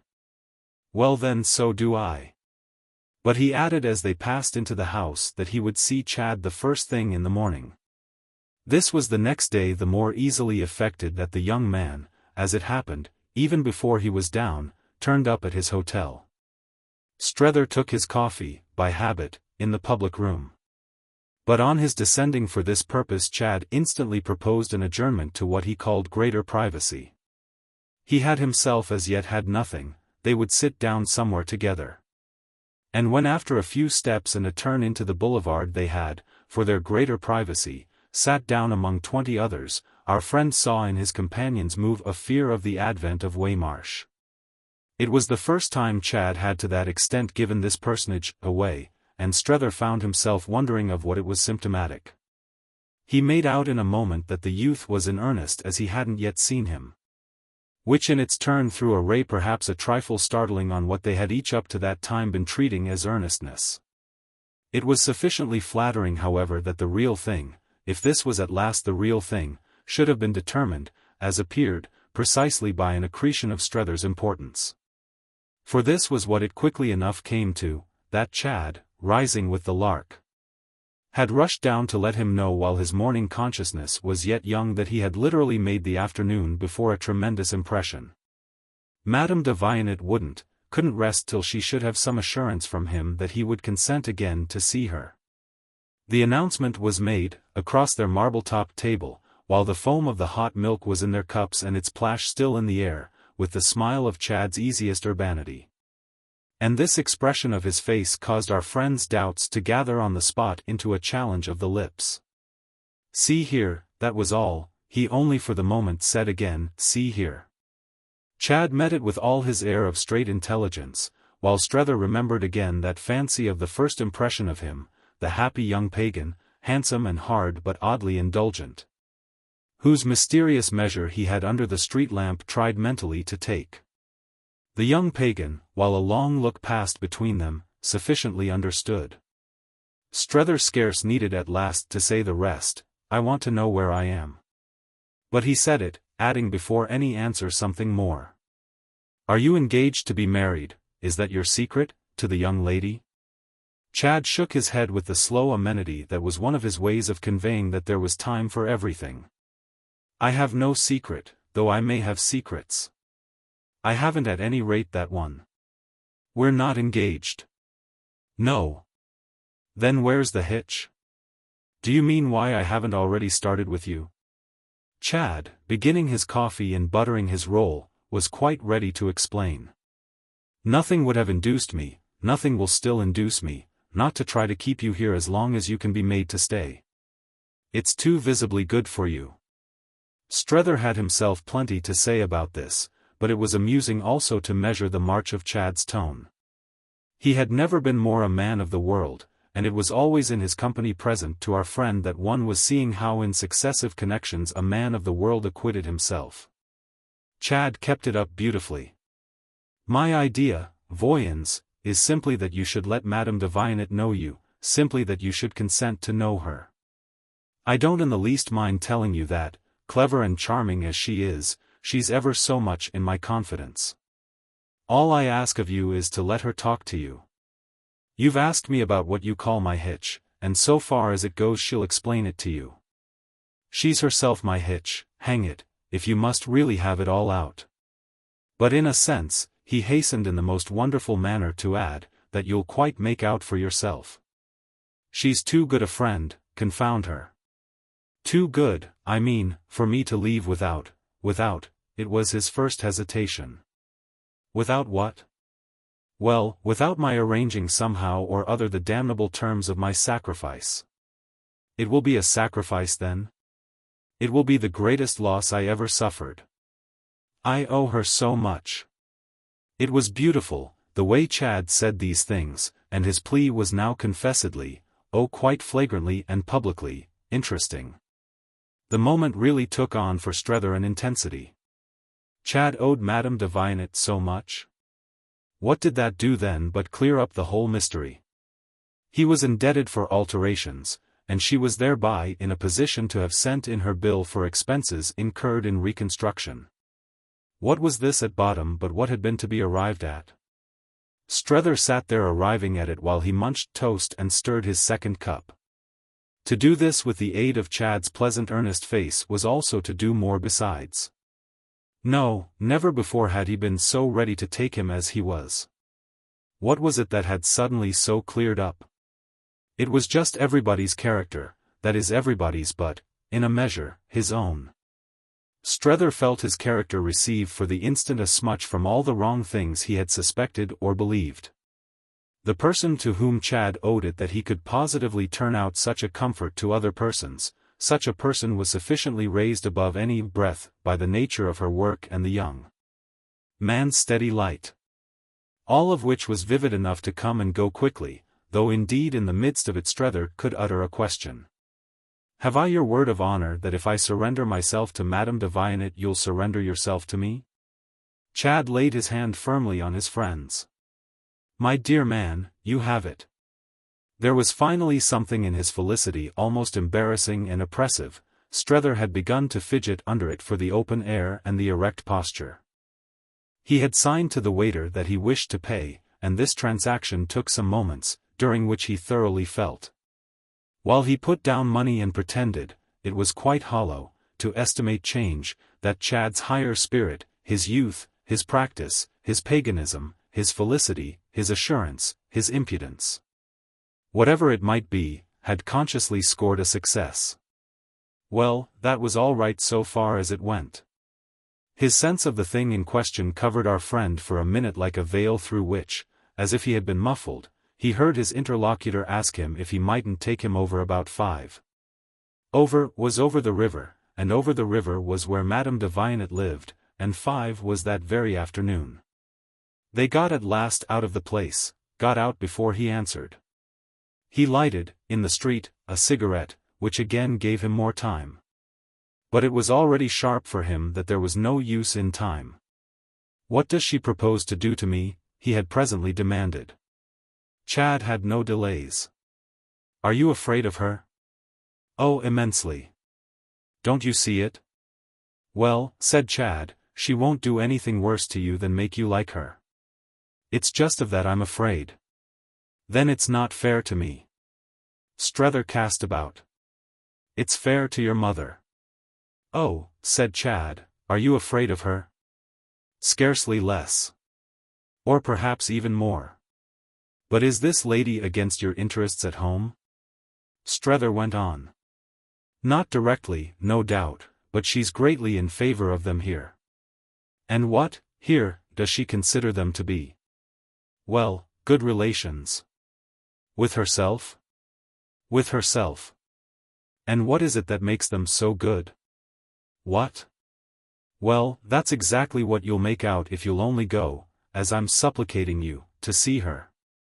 Strether stared at him with a little of the wanness, no doubt, that the vision of more to make out could scarce help producing. I mean, how good are they? Oh, awfully good. Again Strether had faltered, but it was brief. It was all very well, but there was nothing now he wouldn't risk. Excuse me, but I must really, as I began by telling you, know where I am. Is she bad? Bad? Chad echoed it, but without a shock. Is that what's implied? When relations are good? Strether felt a little silly, and was even conscious of a foolish laugh, at having it imposed on him to have appeared to speak so. What indeed was he talking about? His stare had relaxed. He looked now all round him. But something in him brought him back, though he still didn't know quite how to turn it. The 2 or 3 ways he thought of, and one of them in particular, were, even with scruples dismissed, too ugly. He none the less at last found something. Is her life without reproach? It struck him, directly he had found it, as pompous and priggish, so much so that he was thankful to Chad for taking it only in the right spirit. The young man spoke so immensely to the point that the effect was practically of positive blandness. Absolutely without reproach. A beautiful life. Allez donc voir. These last words were, in the liberality of their confidence, so imperative that Strether went through no form of assent. But before they separated it had been confirmed that he should be picked up at 5:15. Book. Chapter 6. Chapter 1. It was quite by 5:30, after the 2 men had been together in Madame de Vignet's drawing-room not more than a dozen minutes, that Chad, with a look at his watch and then another at their hostess, said genially, gaily, I've an engagement, and I know you won't complain if I leave him with you. He'll interest you immensely, and as for her, he declared to Strether, I assure you, if you're at all nervous, she's perfectly safe. He had left them to be embarrassed or not by this guarantee, as they could best manage, and embarrassment was a thing that Strether wasn't at first sure Madame de Vignet escaped. He escaped it himself, to his surprise, but he had grown used by this time to thinking of himself as brazen.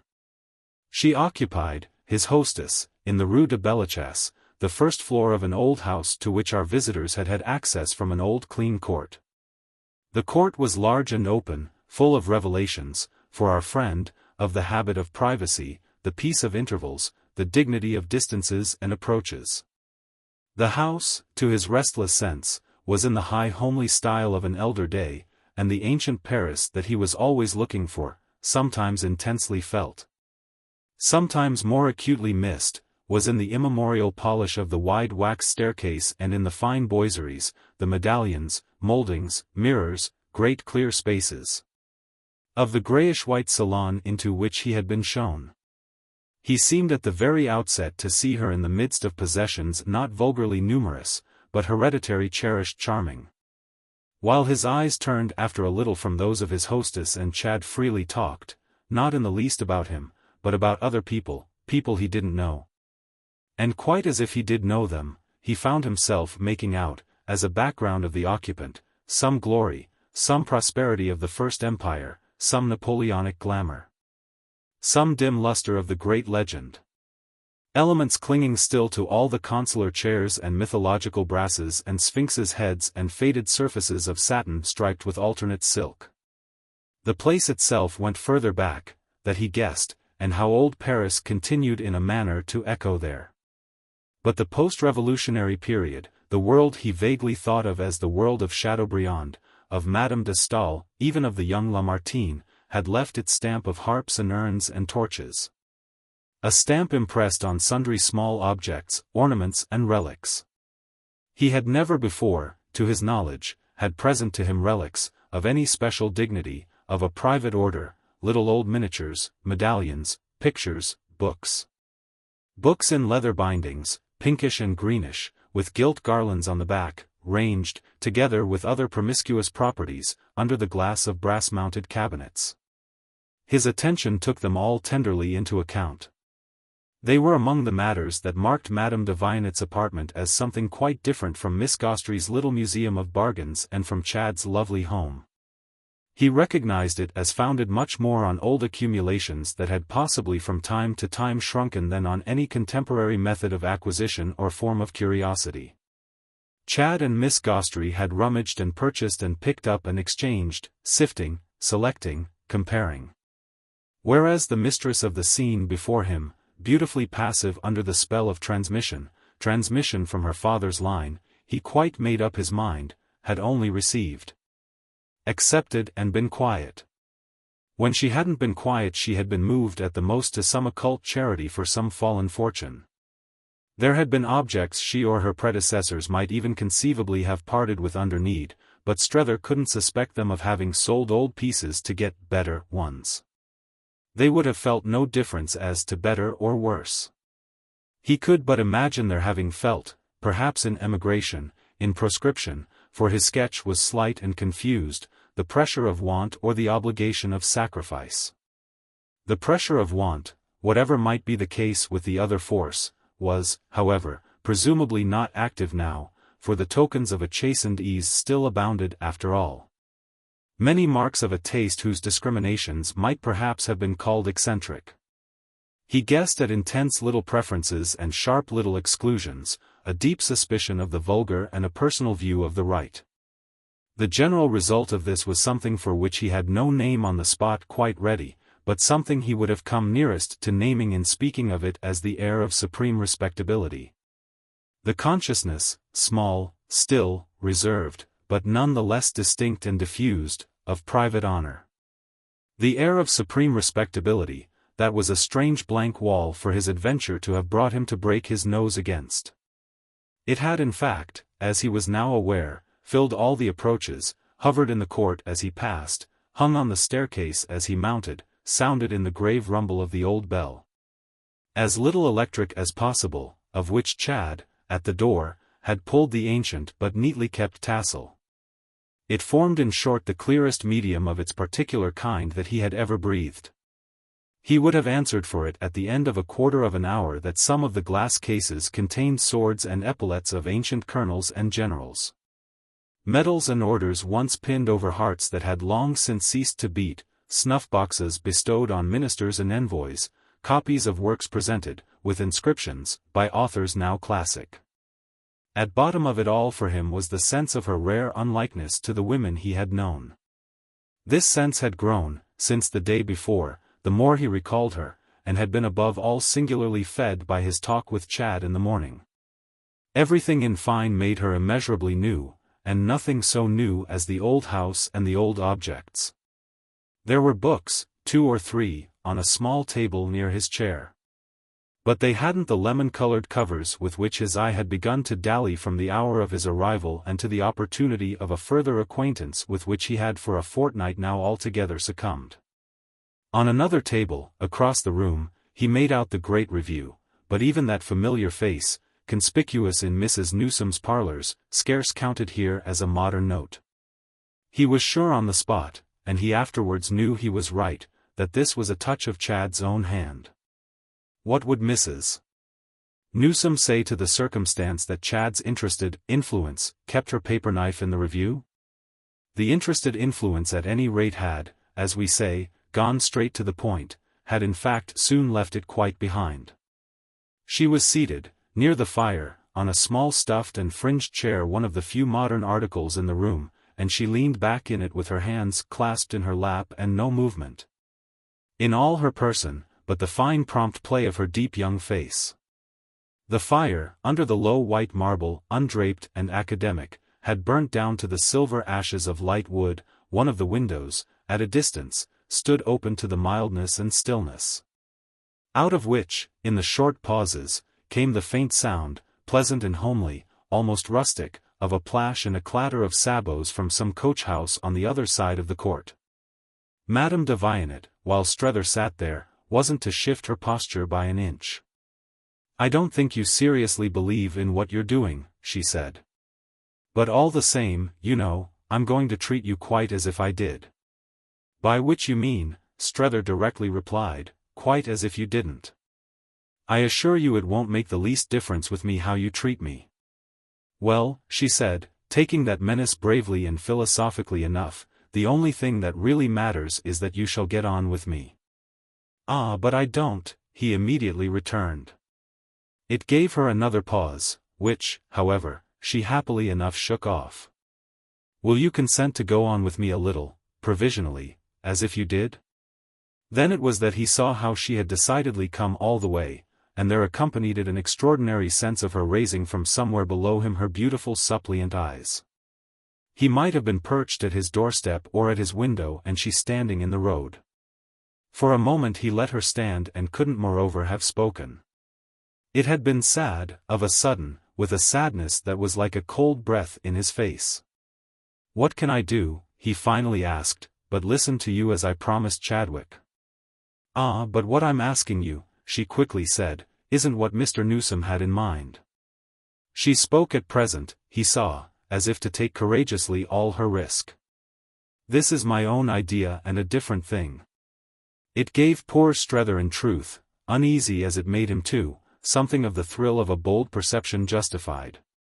"Well," he answered kindly enough, "I was sure a moment since that some idea of your own had come to you." She seemed still to look up at him, but now more serenely. "I made out you were sure, and that helped it to come. So you see," she continued, "we do get on." "Oh, but it appears to me I don't at all meet your request." "How can I when I don't understand it?" "It isn't at all necessary you should understand, it will do quite well enough if you simply remember it. Only feel I trust you, and for nothing so tremendous after all. Just," she said with a wonderful smile, "for common civility." Strether had a long pause while they sat again face to face, as they had sat, scarce less conscious, before the poor lady had crossed the stream. She was the poor lady for Strether now because clearly she had some trouble, and her appeal to him could only mean that her trouble was deep. He couldn't help it, it wasn't his fault. He had done nothing, but by a turn of the hand she had somehow made their encounter a relation. And the relation profited by a mass of things that were not strictly in it or of it. By the very air in which they sat, by the high cold delicate room, by the world outside and the little plash in the court, by the First Empire and the relics in the stiff cabinets. By matters as far off as those and by others as near as the unbroken clasp of her hands in her lap and the look her expression had of being most natural when her eyes were most fixed.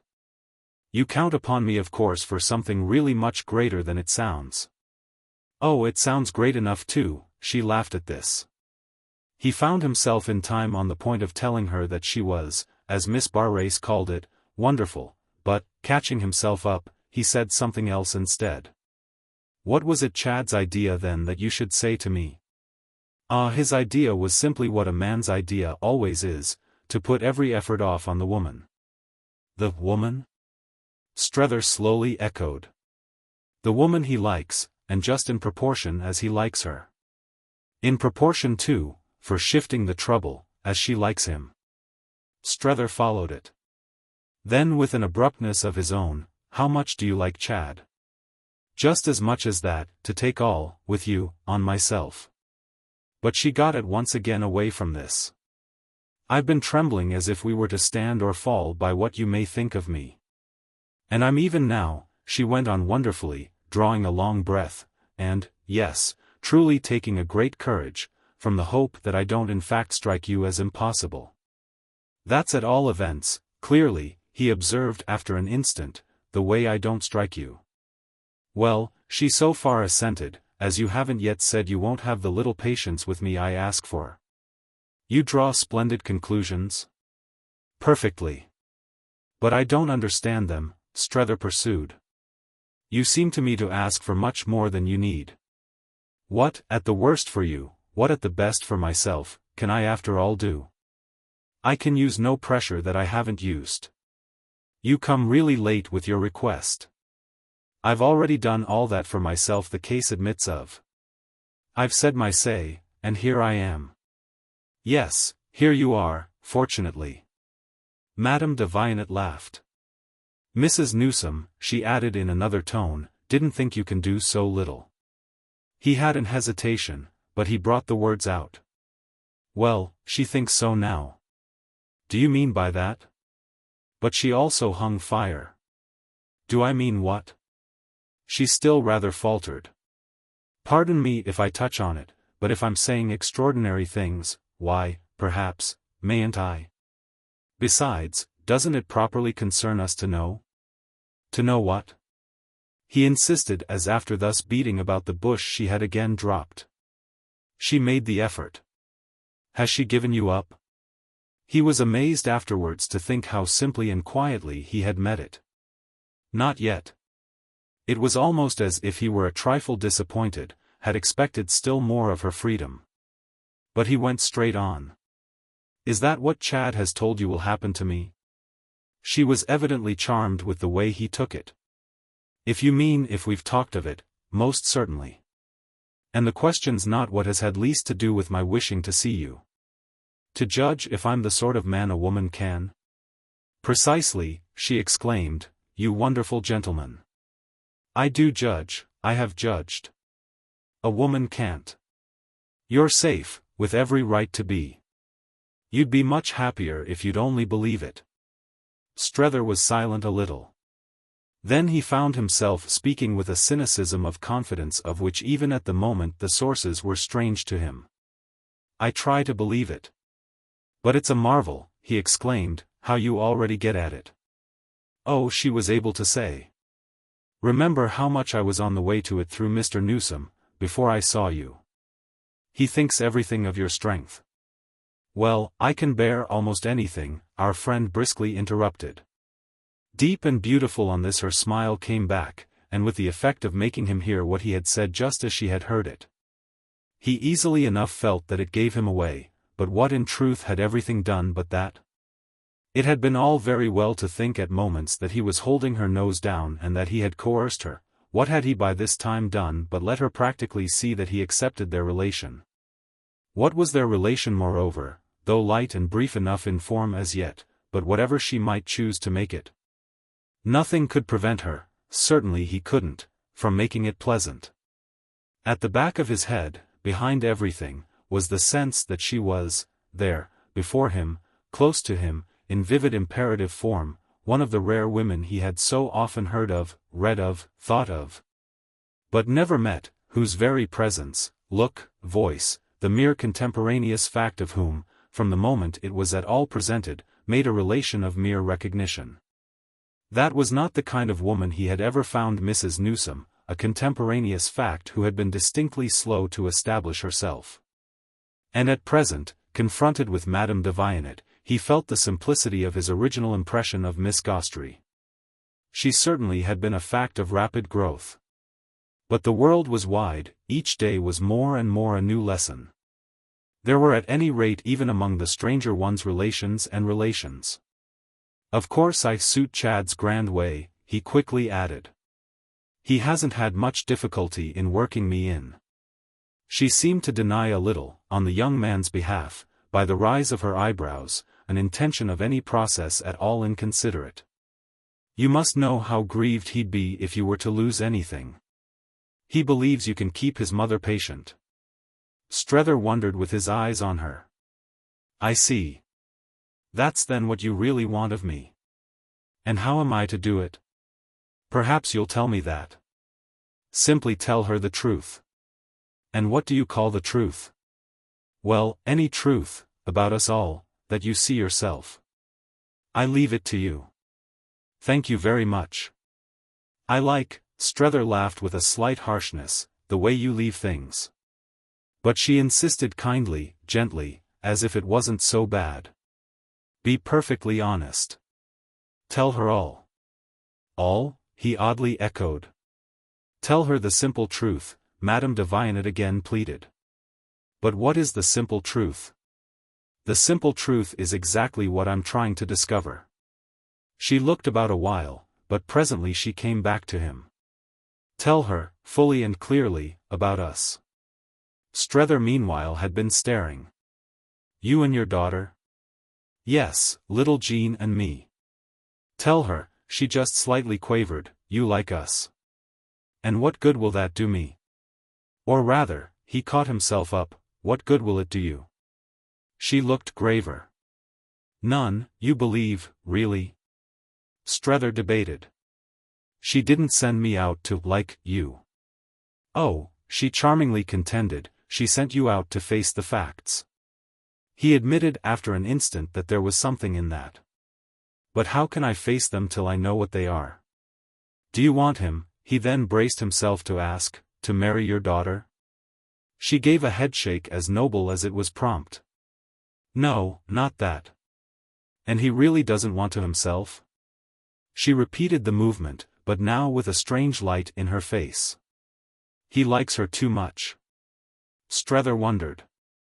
To be willing to consider, you mean, the question of taking her to America? To be willing to do anything with her but be immensely kind and nice, really tender of her.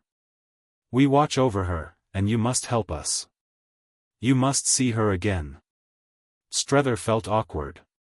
Ah, with pleasure, she's so remarkably attractive.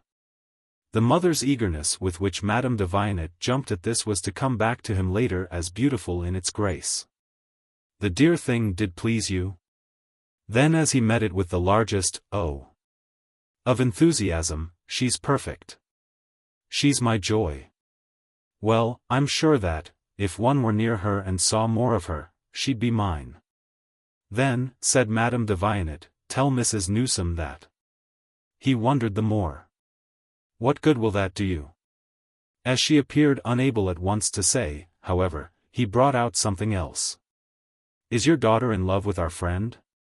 Ah, she rather startlingly answered, I wish you'd find out. He showed his surprise. I? A stranger? Oh, you won't be a stranger, presently. You shall see her quite, I assure you, as if you weren't.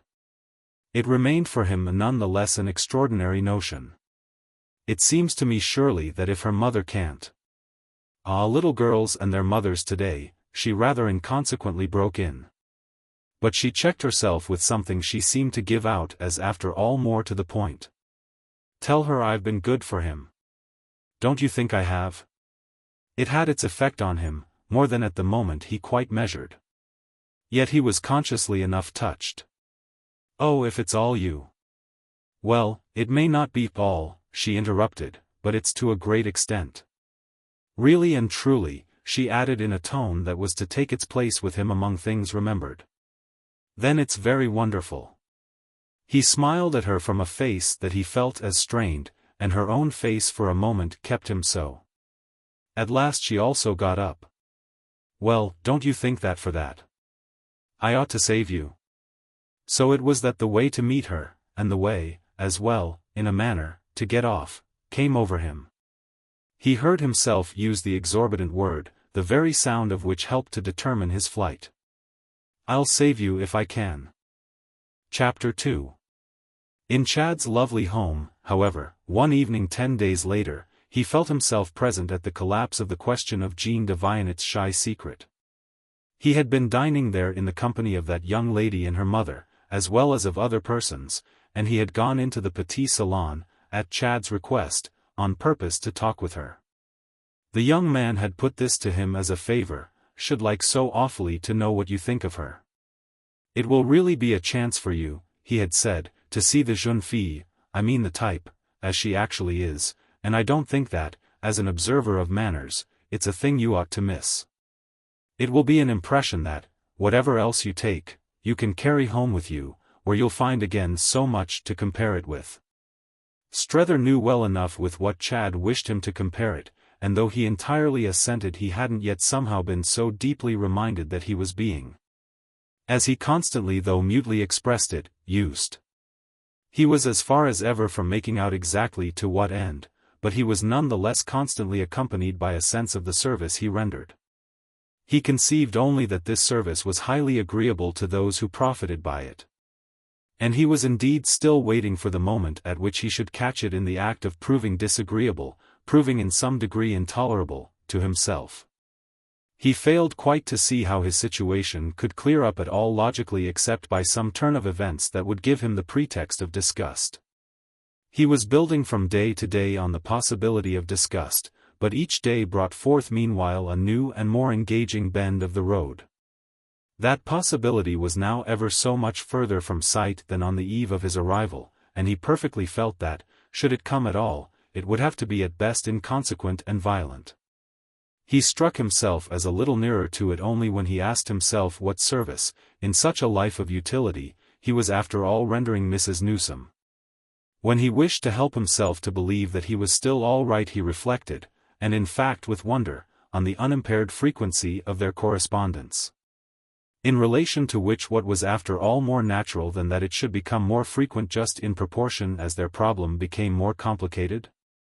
Certain it is at any rate that he now often brought himself balm by the question, with the rich consciousness of yesterday's letter, well, what can I do more than that, what can I do more than tell her everything? To persuade himself that he did tell her, had told her, everything, he used to try to think of particular things he hadn't told her. When at rare moments and in the watches of the night he pounced on one, it generally showed itself to be, to a deeper scrutiny, not quite truly of the essence. When anything new struck him as coming up, or anything already noted as reappearing, he always immediately wrote, as if for fear that if he didn't he would miss something. And also that he might be able to say to himself from time to time, she knows it now, even while I worry. It was a great comfort to him in general not to have left past things to be dragged to light and explained. Not to have to produce at so late a stage anything not produced, or anything even veiled and attenuated, at the moment. She knew it now, that was what he said to himself tonight in relation to the fresh fact of Chad's acquaintance with the two ladies, not to speak of the fresher one of his own. Mrs.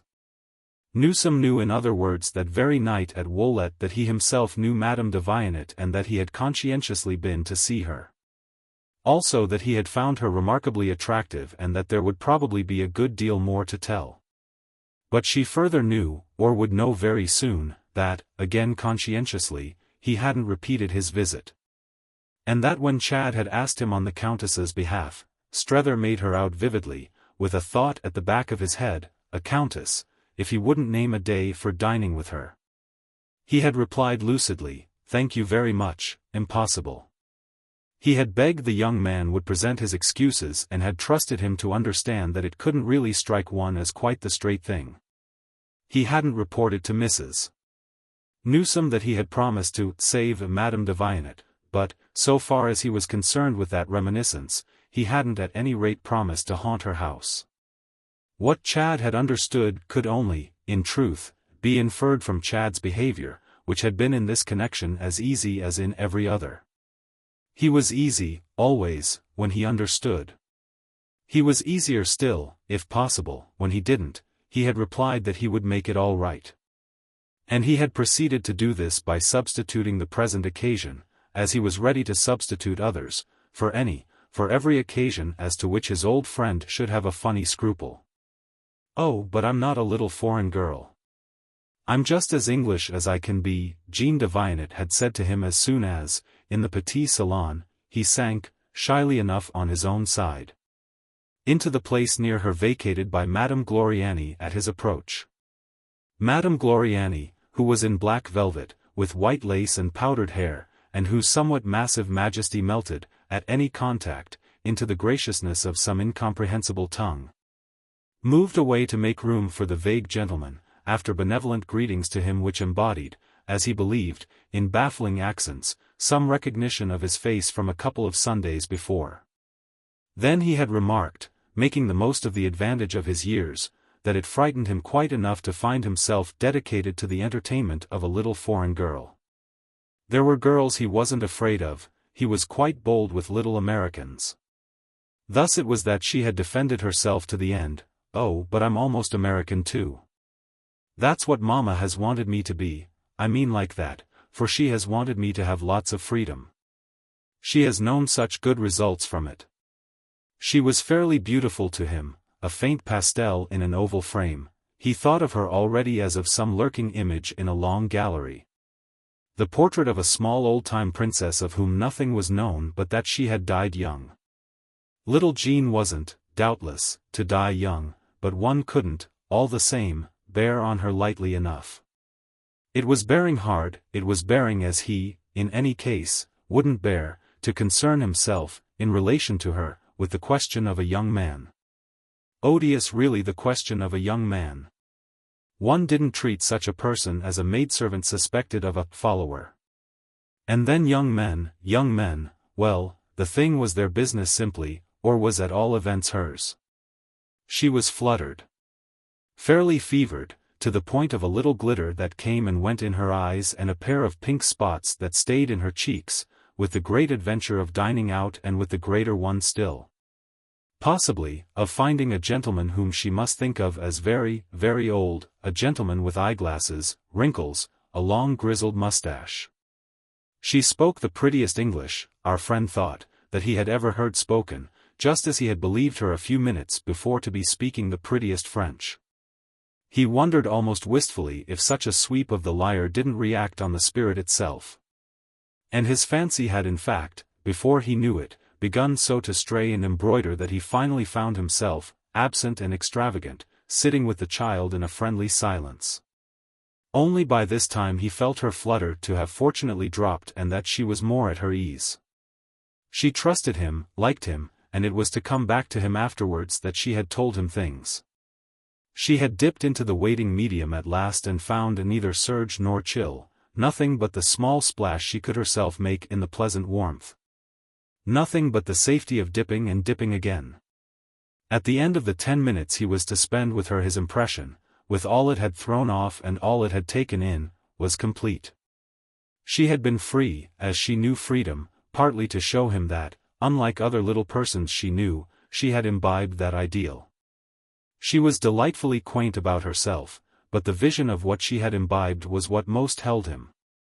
It really consisted, he was soon enough to feel, in just one great little matter, the fact that, whatever her nature, she was thoroughly, he had to cast about for the word, but it came, bred.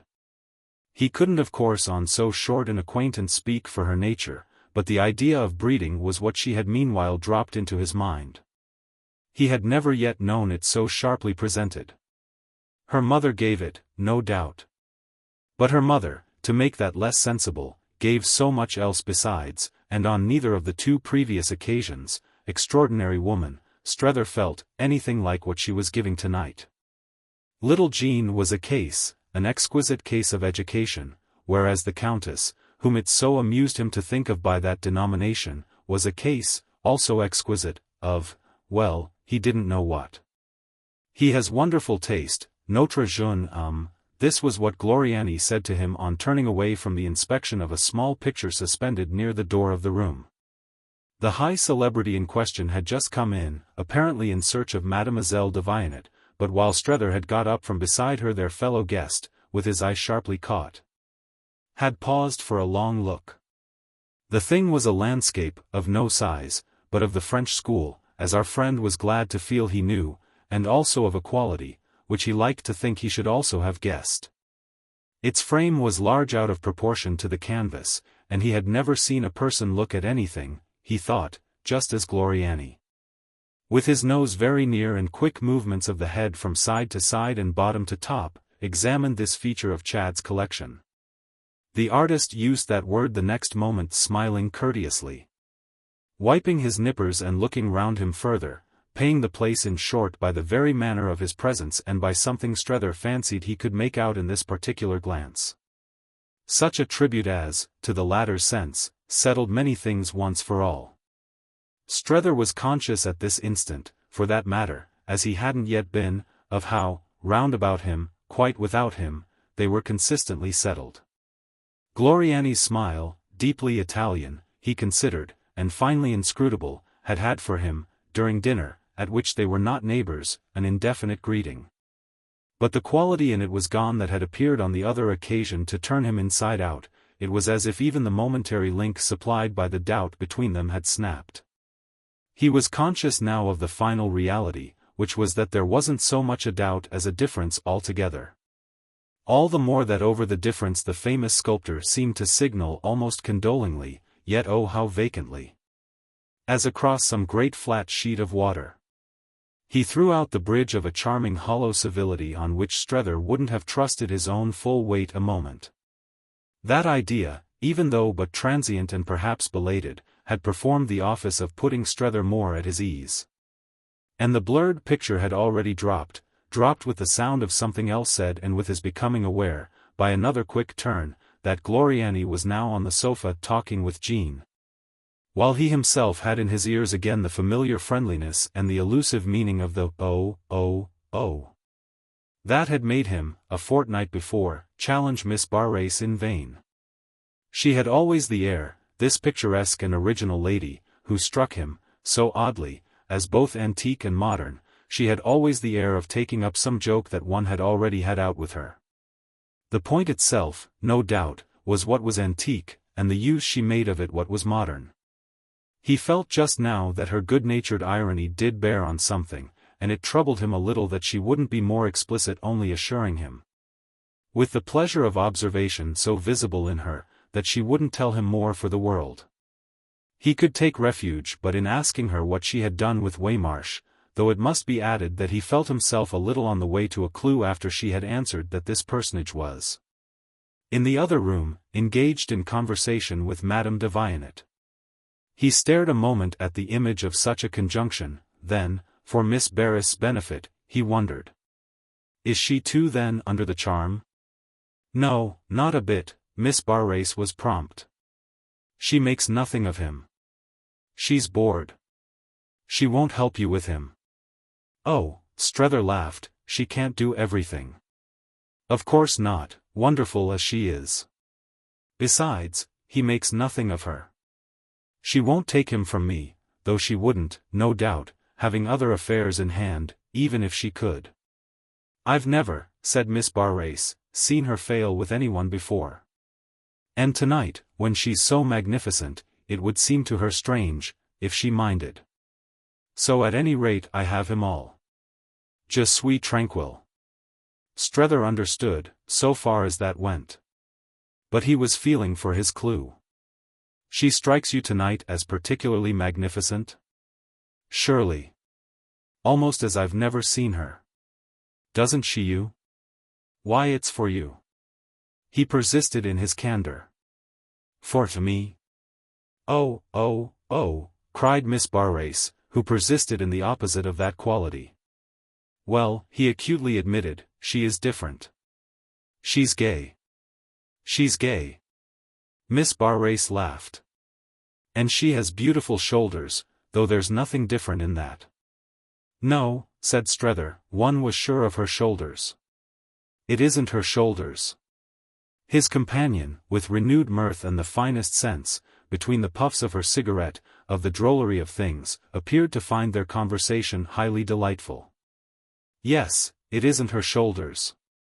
What then is it? Strether earnestly inquired. Why, it's she, simply. It's her mood. It's her charm. Of course it's her charm, but we're speaking of the difference. Well, Miss Barrace explained, she's just brilliant, as we used to say. That's all. She's various. She's 50 women. Ah, but only one, Strether kept it clear, at a time. Perhaps. But in 50 times. Oh, we shan't come to that, our friend declared, and the next moment he had moved in another direction. Will you answer me a plain question? Will she ever divorce? Miss Barrace looked at him through all her tortoiseshell. Why should she?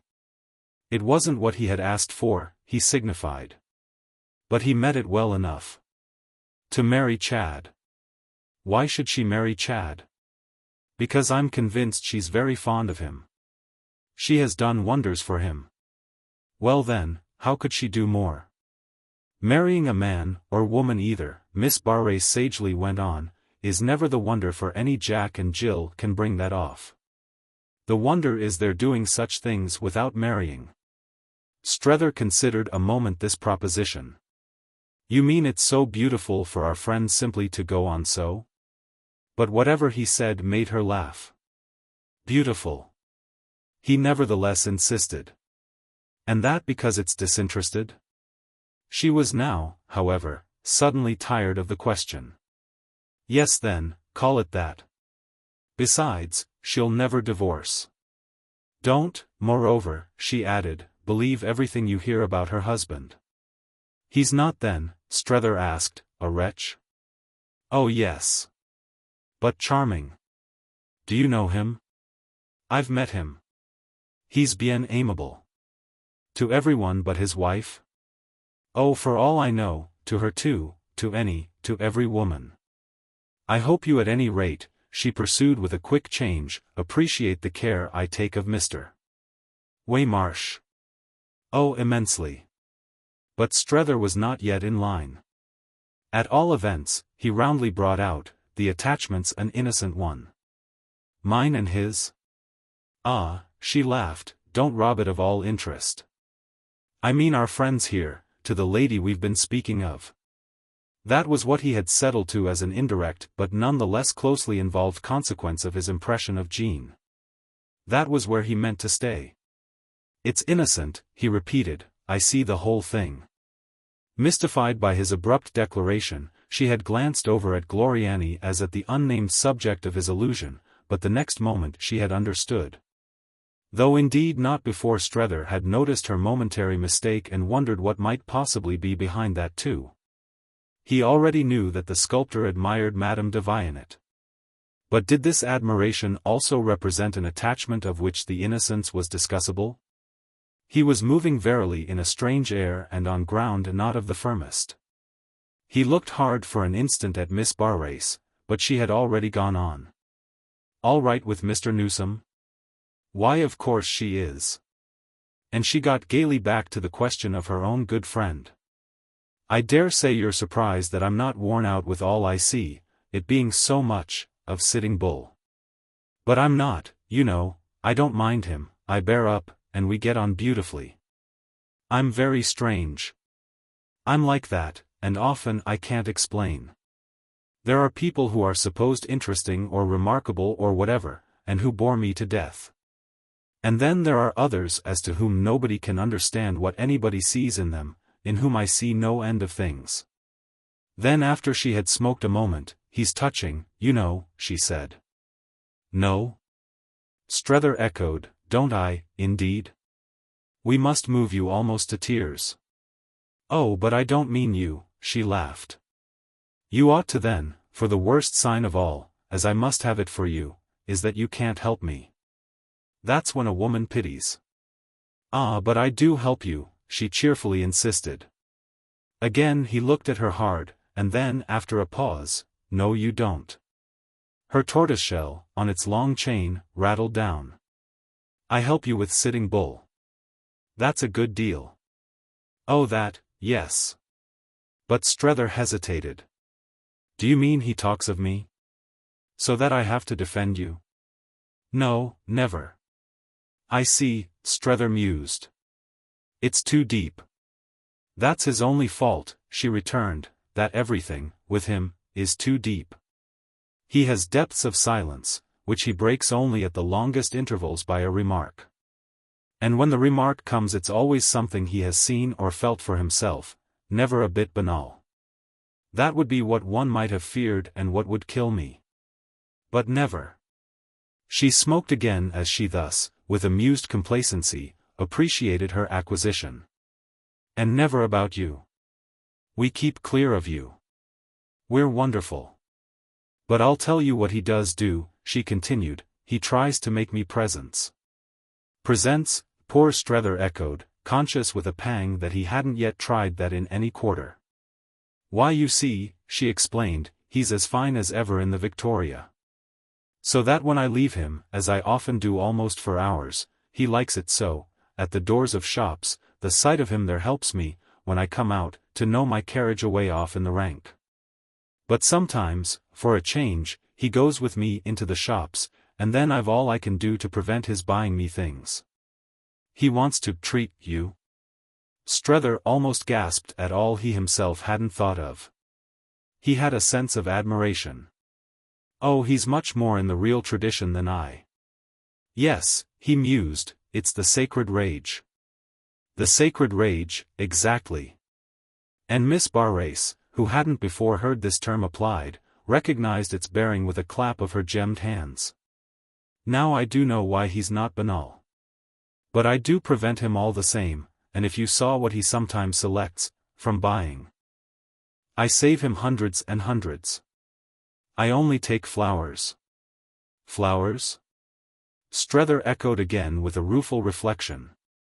How many nosegays had her present converser sent?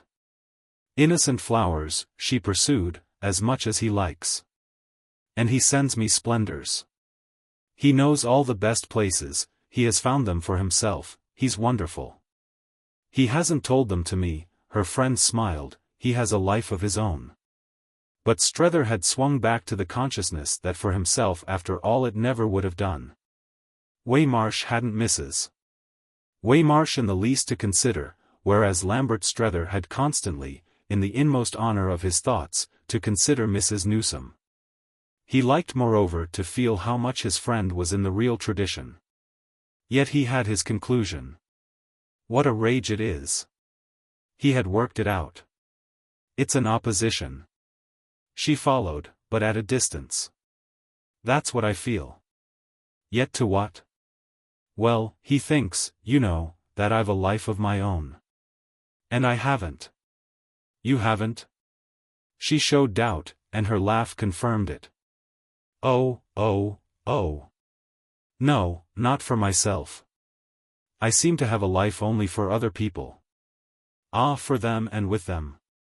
Just now for instance with.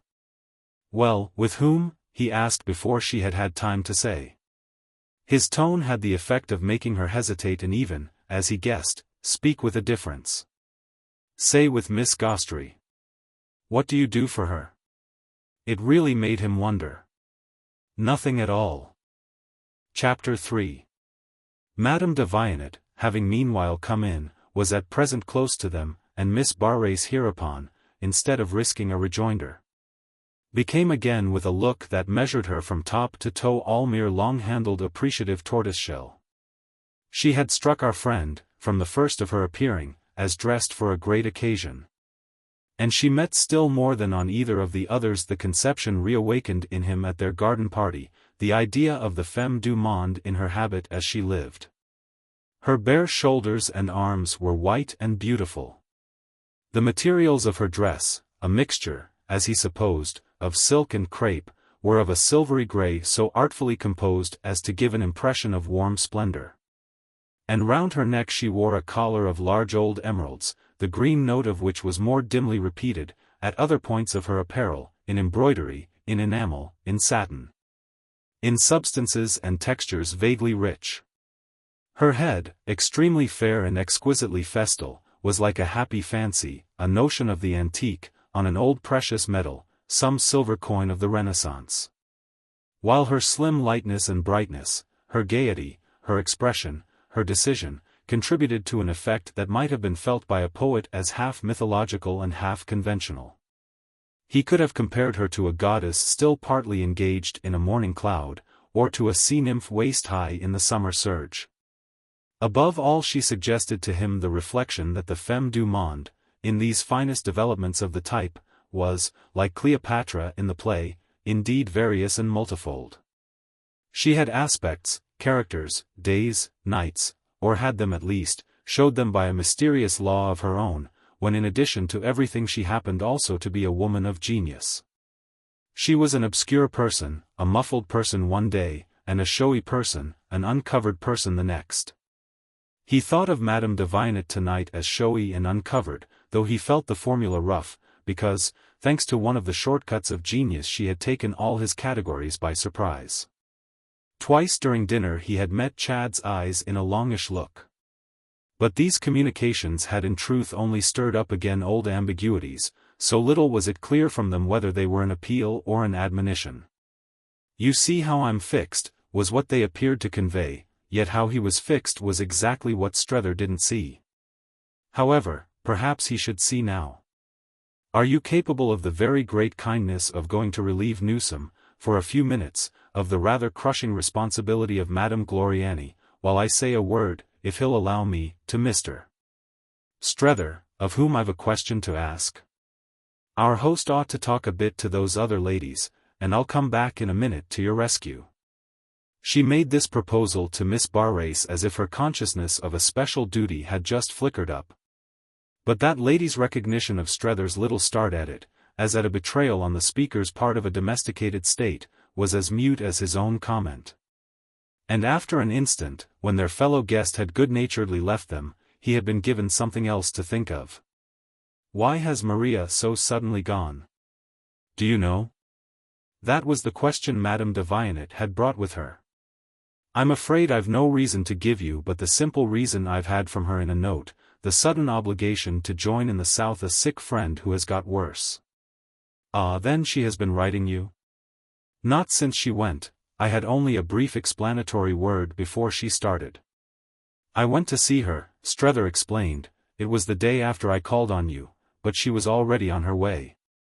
And her concierge told me that in case of my coming I was to be informed she had written to me. I found her note when I got home." Madame de Vionnet listened with interest and with her eyes on Strether's face, then her delicately decorated head had a small melancholy motion. "She didn't write to me. I went to see her," she added, "almost immediately after I had seen you, and as I assured her I would do when I met her at Gloriani's. She hadn't then told me she was to be absent, and I felt at her door as if I understood.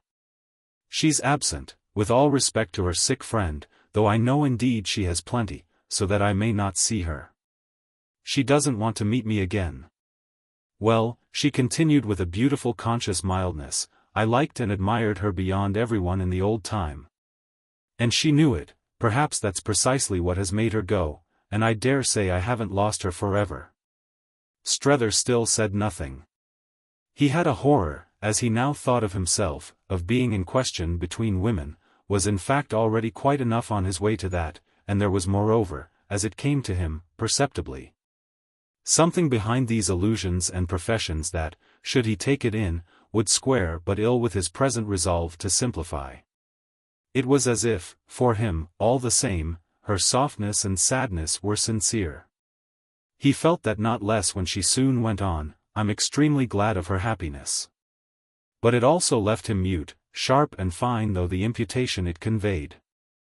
What it conveyed was that he was Maria Gostrey's happiness, and for the least little instant he had the impulse to challenge the thought. He could have done so however only by saying, "What then do you suppose to be between us?" and he was wonderfully glad a moment later not to have spoken. He would rather seem stupid any day than fatuous, and he drew back as well, with a smothered inward shudder. From the consideration of what women, of highly developed type in particular, might think of each other. Whatever he had come out for he hadn't come to go into that, so that he absolutely took up nothing his interlocutress had now let drop.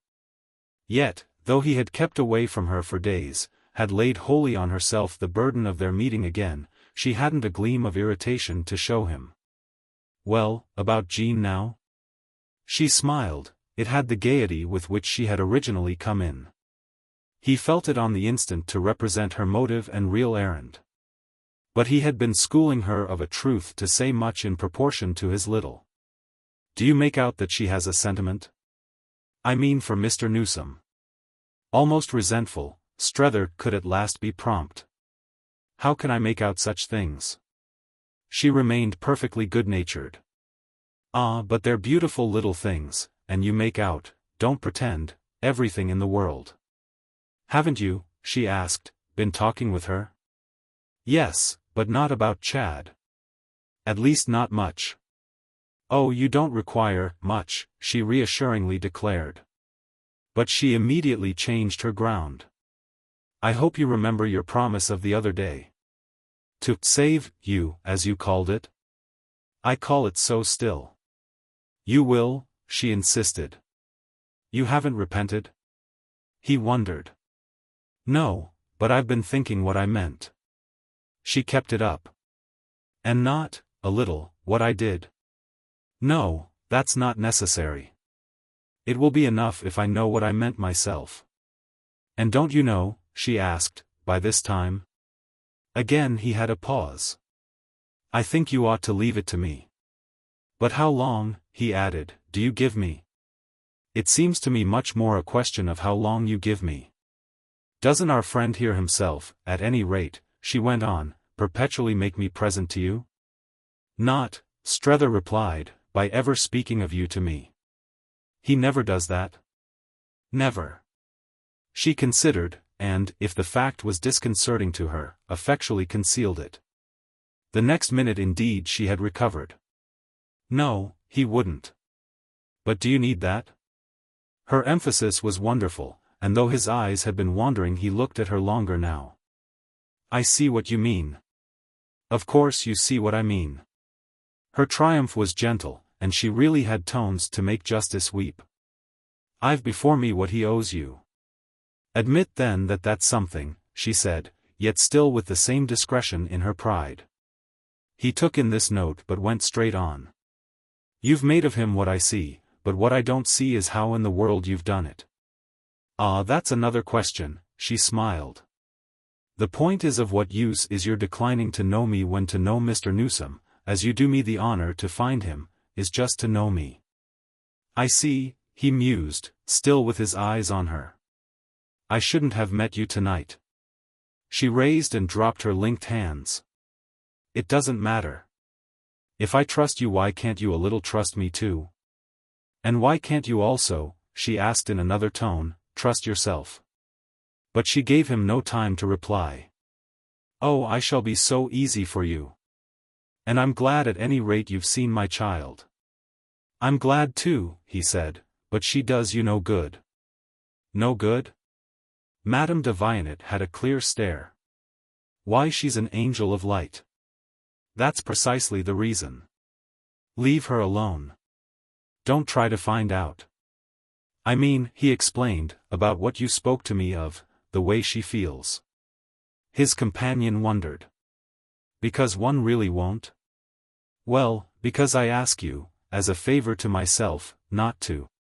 She's the most charming creature I've ever seen. Therefore don't touch her. Don't know, don't want to know. And moreover, yes, you won't. It was an appeal, of a sudden, and she took it in. As a favor to you? Well, since you ask me. Anything, everything you ask, she smiled. I shan't know then, never. Thank you, she added with peculiar gentleness as she turned away. The sound of it lingered with him, making him fairly feel as if he had been tripped up and had a fall. In the very act of arranging with her for his independence he had, under pressure from a particular perception, inconsistently, quite stupidly, committed himself, and, with her subtlety sensitive on the spot to an advantage, she had driven in by a single word a little golden nail, the sharp intention of which he signally felt.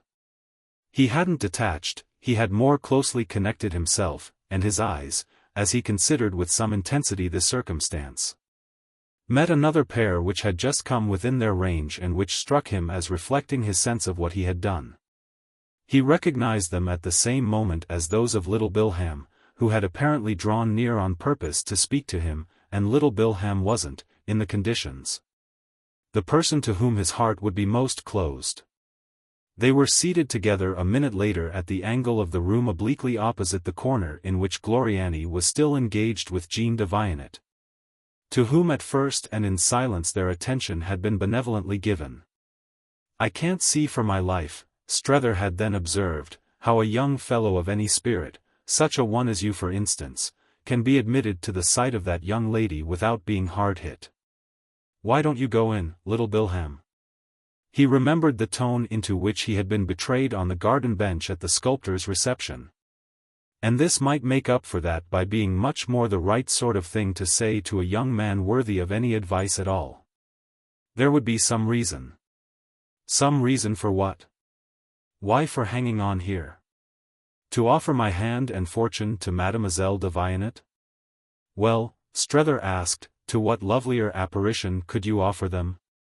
She's the sweetest little thing I've ever seen. She's certainly immense.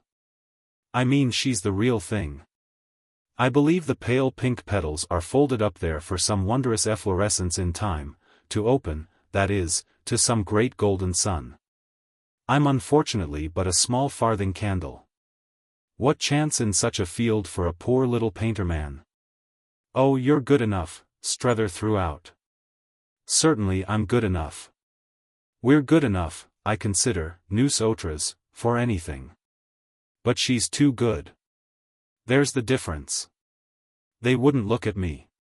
Strether, lounging on his divan and still charmed by the young girl, whose eyes had consciously strayed to him, he fancied, with a vague smile, Strether, enjoying the whole occasion as with dormant pulses at last awake and in spite of new material thrust upon him, thought over his companion's words. Whom do you mean by they? She and her mother? She and her mother. And she has a father too, who, whatever else he may be, certainly can't be indifferent to the possibilities she represents. Besides, there's Chad. Strether was silent a little. Ah, but he doesn't care for her, not, I mean, it appears, after all, in the sense I'm speaking of. He's not in love with her. No, but he's her best friend, after her mother. He's very fond of her. He has his ideas about what can be done for her. Well, it's very strange.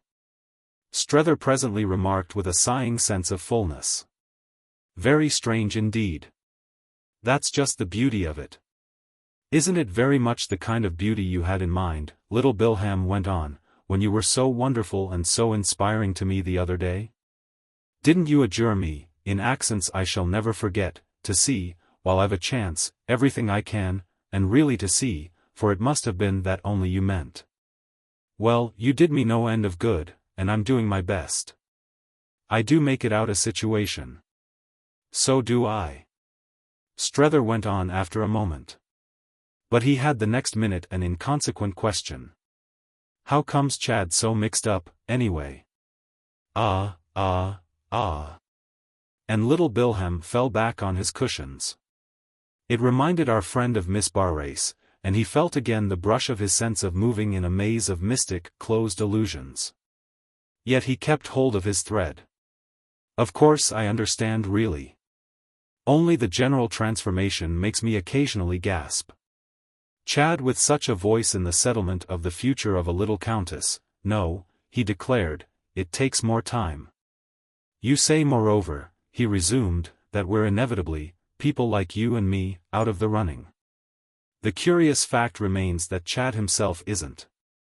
The situation doesn't make for it, but in a different one he could have her if he would. Yes, but that's only because he's rich and because there's a possibility of his being richer. They won't think of anything but a great name or a great fortune. Well, said Strether, he'll have no great fortune on these lines. He must stir his stumps. Is that, little Bilham inquired, what you were saying to Madame de Vionnet? No, I don't say much to her. Of course, however, Strether continued, he can make sacrifices if he likes. Little Bilham had a pause. Oh, he's not keen for sacrifices, or thinks, that is, possibly, that he has made enough. Well, it is virtuous, his companion observed with some decision. That's exactly, the young man dropped after a moment, what I mean. It kept Strether himself silent a little.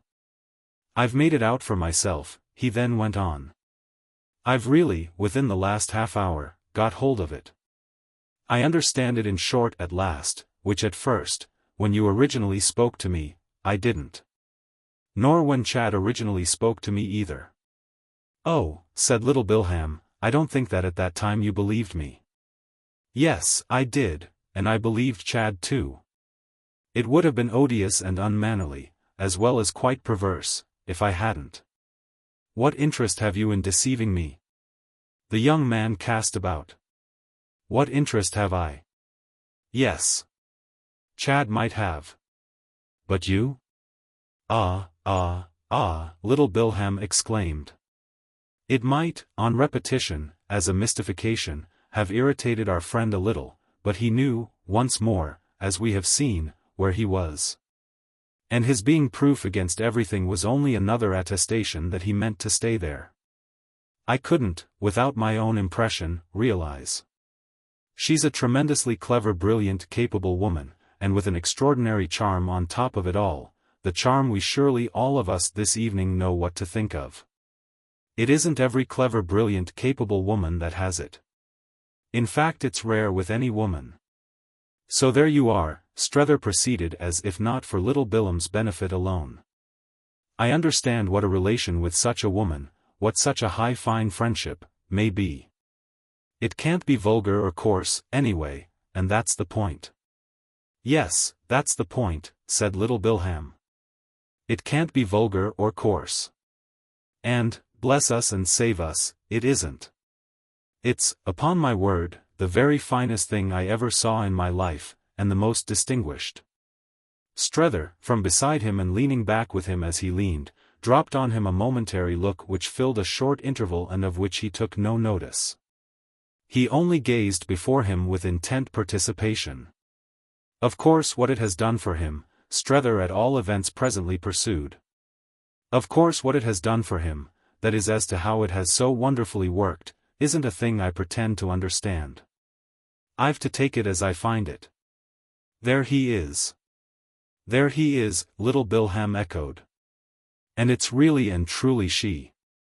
I don't understand either, even with my longer and closer opportunity. But I'm like you, he added, I can admire and rejoice even when I'm a little in the dark. You see, I've watched it for some 3 years, and especially for this last. He wasn't so bad before it as I seem to have made out that you think. Oh, I don't think anything now. Strether impatiently broke in, that is but what I do think. I mean that originally, for her to have cared for him. There must have been stuff in him. Oh yes, there was stuff indeed, and much more of it than ever showed, I dare say, at home. Still, you know, the young man in all fairness developed, there was room for her, and that's where she came in. She saw her chance and took it. That's what strikes me as having been so fine. But of course, he wound up, he liked her first. Naturally, said Strether. I mean that they first met somehow and somewhere, I believe in some American house, and she, without in the least then intending it, made her impression. Then with time and opportunity he made his. And after that she was as bad as he. Strether vaguely took it up. As bad? She began, that is, to care very much. Alone, and in her horrid position, she found it, when once she had started, an interest. It is, an interest, and it continues to do, a lot for herself as well. So she still cares. She cares in fact, said little Bilham thoughtfully, more. Strether's theory that it was none of his business was somehow not damaged by the way he took this. More, you mean, than he? On which his companion looked round at him, and now for an instant their eyes met. More than he repeated. Little Bilham, for as long, hung fire. Will you never tell anyone? Strether thought.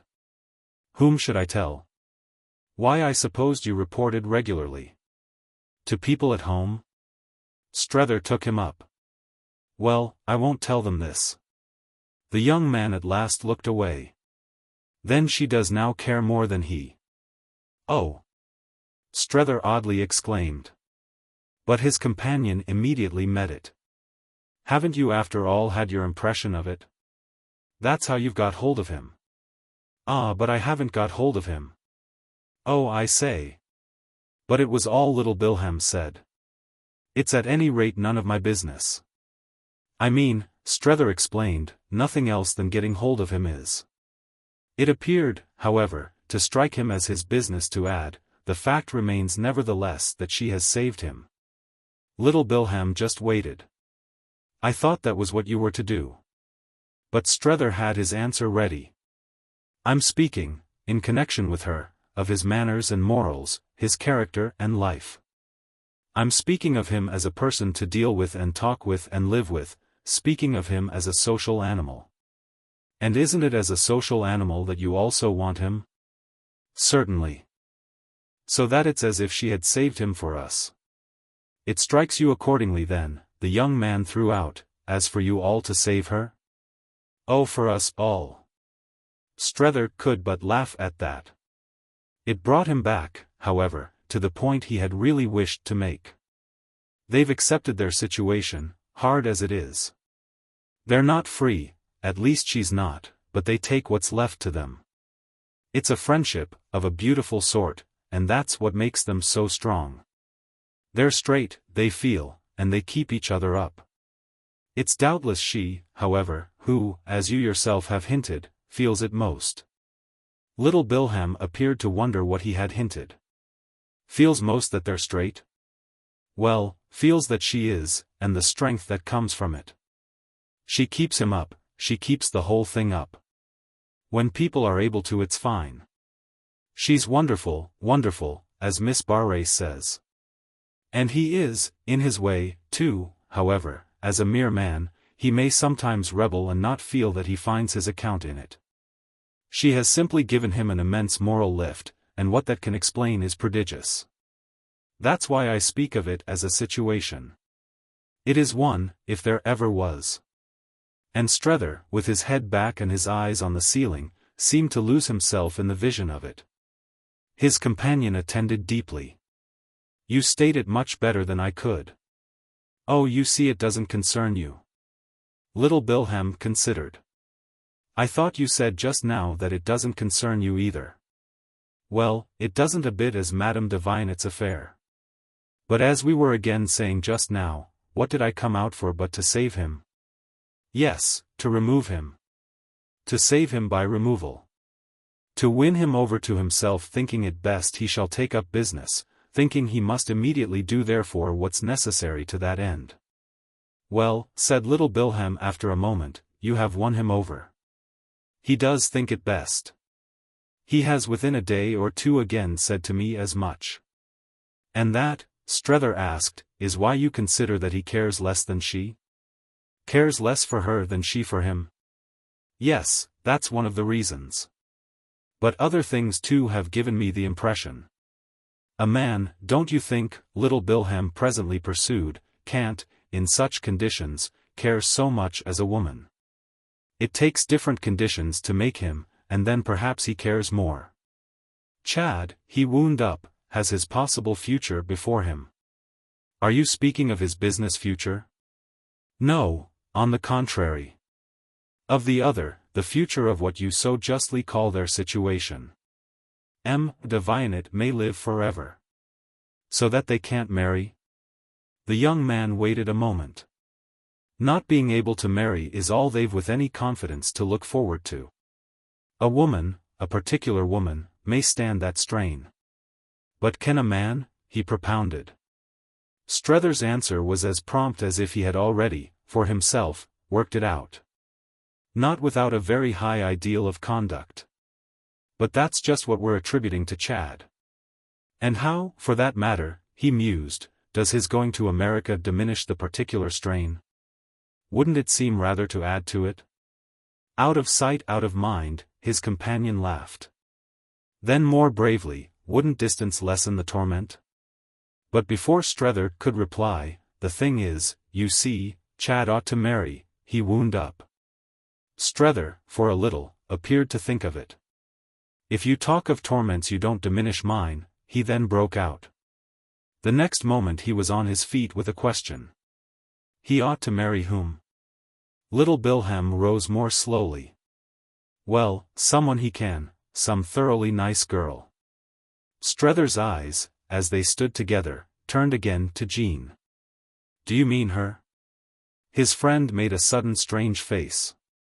After being in love with her mother? No. But isn't it exactly your idea that he isn't in love with her mother? His friend once more had a pause. Well, he isn't at any rate in love with Jean. I dare say not. How can he be with any other woman? Oh, that I admit. But being in love isn't, you know, here, little Bilham spoke in friendly reminder, thought necessary, in strictness, for marriage. And what torment, to call a torment, can there ever possibly be with a woman like that? As if from the interest of his own question Strether had gone on without hearing. Is it for her to have turned a man out so wonderfully, too, only for somebody else? He appeared to make a point of this, and little Bilham looked at him now. When it's for each other that people give things up they don't miss them. Then he threw off as with an extravagance of which he was conscious, let them face the future together. Little Bilham looked at him indeed. You mean that after all he shouldn't go back? I mean that if he gives her up. Yes? Well, he ought to be ashamed of himself. But Strether spoke with a sound that might have passed for a laugh. Book. Chapter 7. Chapter 1. It wasn't the first time Strether had sat alone in the great dim church, still less was it the first of his giving himself up, so far as conditions permitted, to its beneficent action on his nerves. He had been to Notre Dame with Waymarsh, he had been there with Miss Gostrey, he had been there with Chad Newsome, and had found the place, even in company. Such a refuge from the obsession of his problem that, with renewed pressure from that source, he had not unnaturally recurred to a remedy meeting the case, for the moment, so indirectly, no doubt. But so relievingly. He was conscious enough that it was only for the moment. But good moments, if he could call them good, still had their value for a man who by this time struck himself as living almost disgracefully from hand to mouth. Having so well learnt the way, he had lately made the pilgrimage more than once by himself, had quite stolen off. Taking an unnoticed chance and making no point of speaking of the adventure when restored to his friends.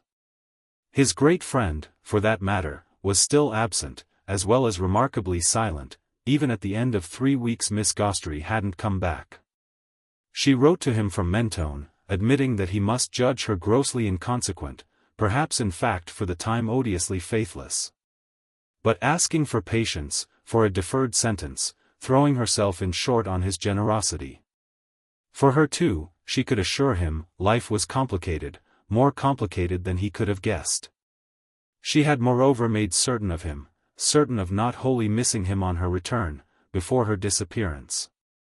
If furthermore she didn't burden him with letters it was frankly because of her sense of the other great commerce he had to carry on. He himself, at the end of a fortnight, had written twice, to show how his generosity could be trusted, but he reminded himself in each case of Mrs. Newsome's epistolary manner at the times when Mrs. Newsome kept off delicate ground. He sank his problem, he talked of Waymarsh and Miss Barrace, of little Bilham and the set over the river, with whom he had again had tea, and he was easy, for convenience. About Chad and Madame de Vionnet and Jean. He admitted that he continued to see them, he was decidedly so confirmed a haunter of Chad's premises and that young man's practical intimacy with them was so undeniably great. But he had his reason for not attempting to render for Miss Gostrey's benefit the impression of these last days. That would be to tell her too much about himself, it being at present just from himself he was trying to escape. This small struggle sprang not a little, in its way, from the same impulse that had now carried him across to Notre Dame. The impulse to let things be, to give them time to justify themselves or at least to pass. He was aware of having no errand in such a place but the desire not to be, for the hour, in certain other places. A sense of safety, of simplification, which each time he yielded to it he amused himself by thinking of as a private concession to cowardice. The great church had no altar for his worship, no direct voice for his soul, but it was none the less soothing even to sanctity. For he could feel while there what he couldn't elsewhere, that he was a plain tired man taking the holiday he had earned. He was tired, but he wasn't plain, that was the pity and the trouble of it. He was able, however, to drop his problem at the door very much as if it had been the copper piece that he deposited, on the threshold, in the receptacle of the inveterate blind beggar. He trod the long dim nave, sat in the splendid choir, paused before the cluttered chapels of the East End, and the mighty monument laid upon him its spell. He might have been a student under the charm of a museum, which was exactly what, in a foreign town, in the afternoon of life, he would have liked to be free to be. This form of sacrifice did at any rate for the occasion as well as another. It made him quite sufficiently understand how, within the precinct, for the real refugee, the things of the world could fall into abeyance. That was the cowardice, probably, to dodge them, to beg the question, not to deal with it in the hard outer light. But his own oblivions were too brief, too vain, to hurt anyone but himself, and he had a vague and fanciful kindness for certain persons whom he met, figures of mystery and anxiety, and whom, with observation for his pastime, he ranked as those who were fleeing from justice. Justice was outside, in the hard light, and injustice too, but one was as absent as the other from the air of the long aisles and the brightness of the many altars. Thus it was at all events that, one morning some dozen days after the dinner in the Boulevard Malherbe at which Madame de Viennet had been present with her daughter, he was called upon to play his part in an encounter that deeply stirred his imagination. He had the habit, in these contemplations, of watching a fellow visitant, here and there, from a respectable distance, remarking some note of behavior, of penitence, of prostration, of the absolved, relieved state. This was the manner in which his vague tenderness took its course, the degree of demonstration to which it naturally had to confine itself. It hadn't indeed so felt its responsibility as when on this occasion he suddenly measured the suggestive effect of a lady whose supreme stillness, in the shade of one of the chapels, he had 2 or 3 times noticed as he made, and made once more, his slow circuit.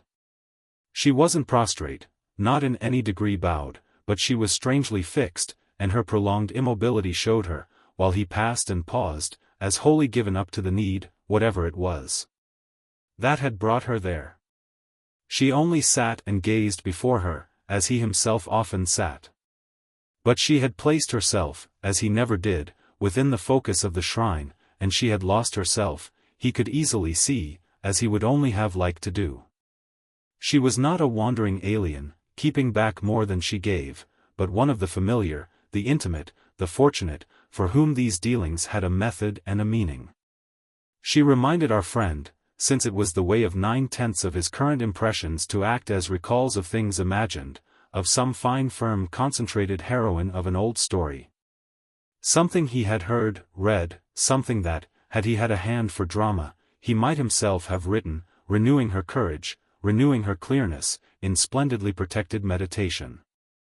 Her back, as she sat, was turned to him, but his impression absolutely required that she should be young and interesting, and she carried her head moreover, even in the sacred shade, with a discernible faith in herself, a kind of implied conviction of consistency, security, impunity.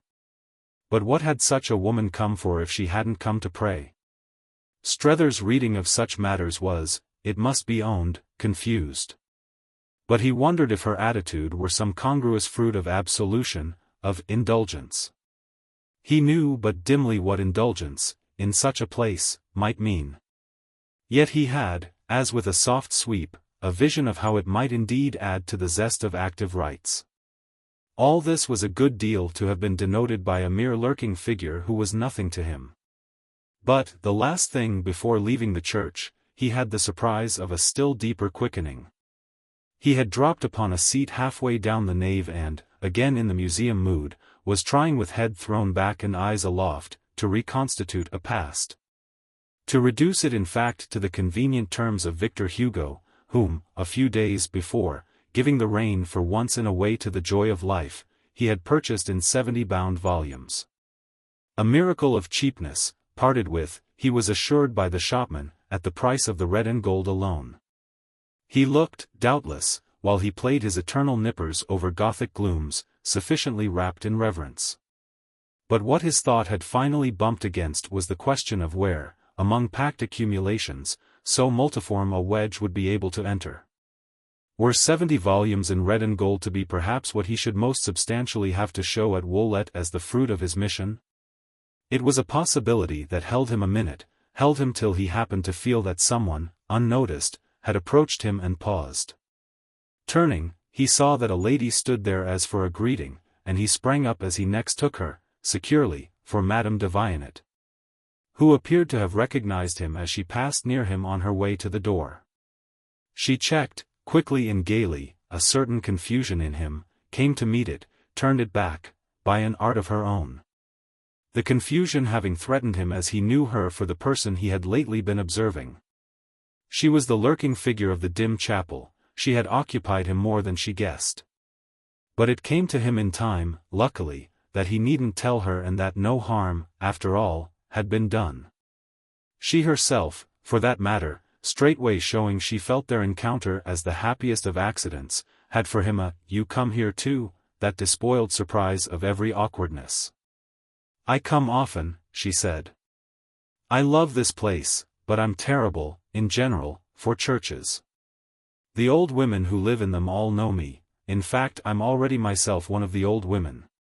It's like that, at all events, that I foresee I shall end." Looking about for a chair, so that he instantly pulled one nearer, she sat down with him again to the sound of an "Oh, I like so much you're also being fond." He confessed the extent of his feeling, though she left the object vague. And he was struck with the tact, the taste of her vagueness, which simply took for granted in him a sense of beautiful things.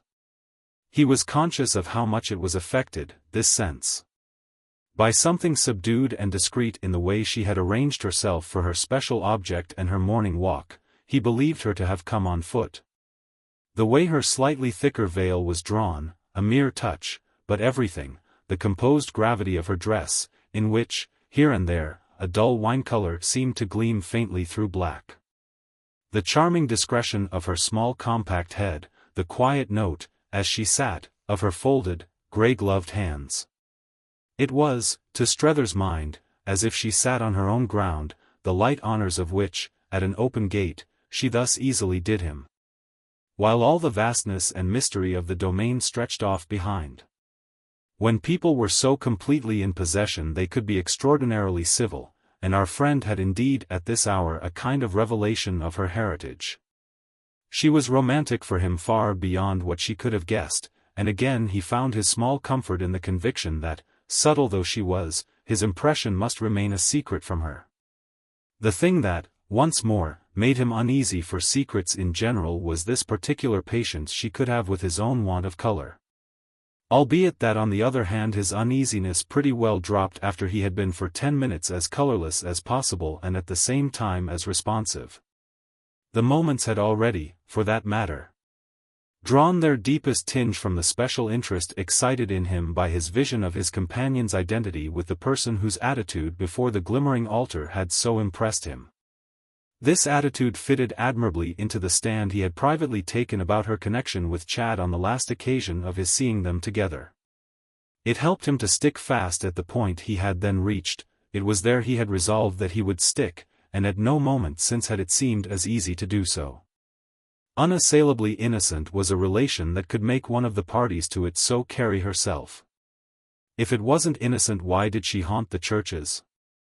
Into which, given the woman he could believe he made out, she would never have come to flaunt an insolence of guilt.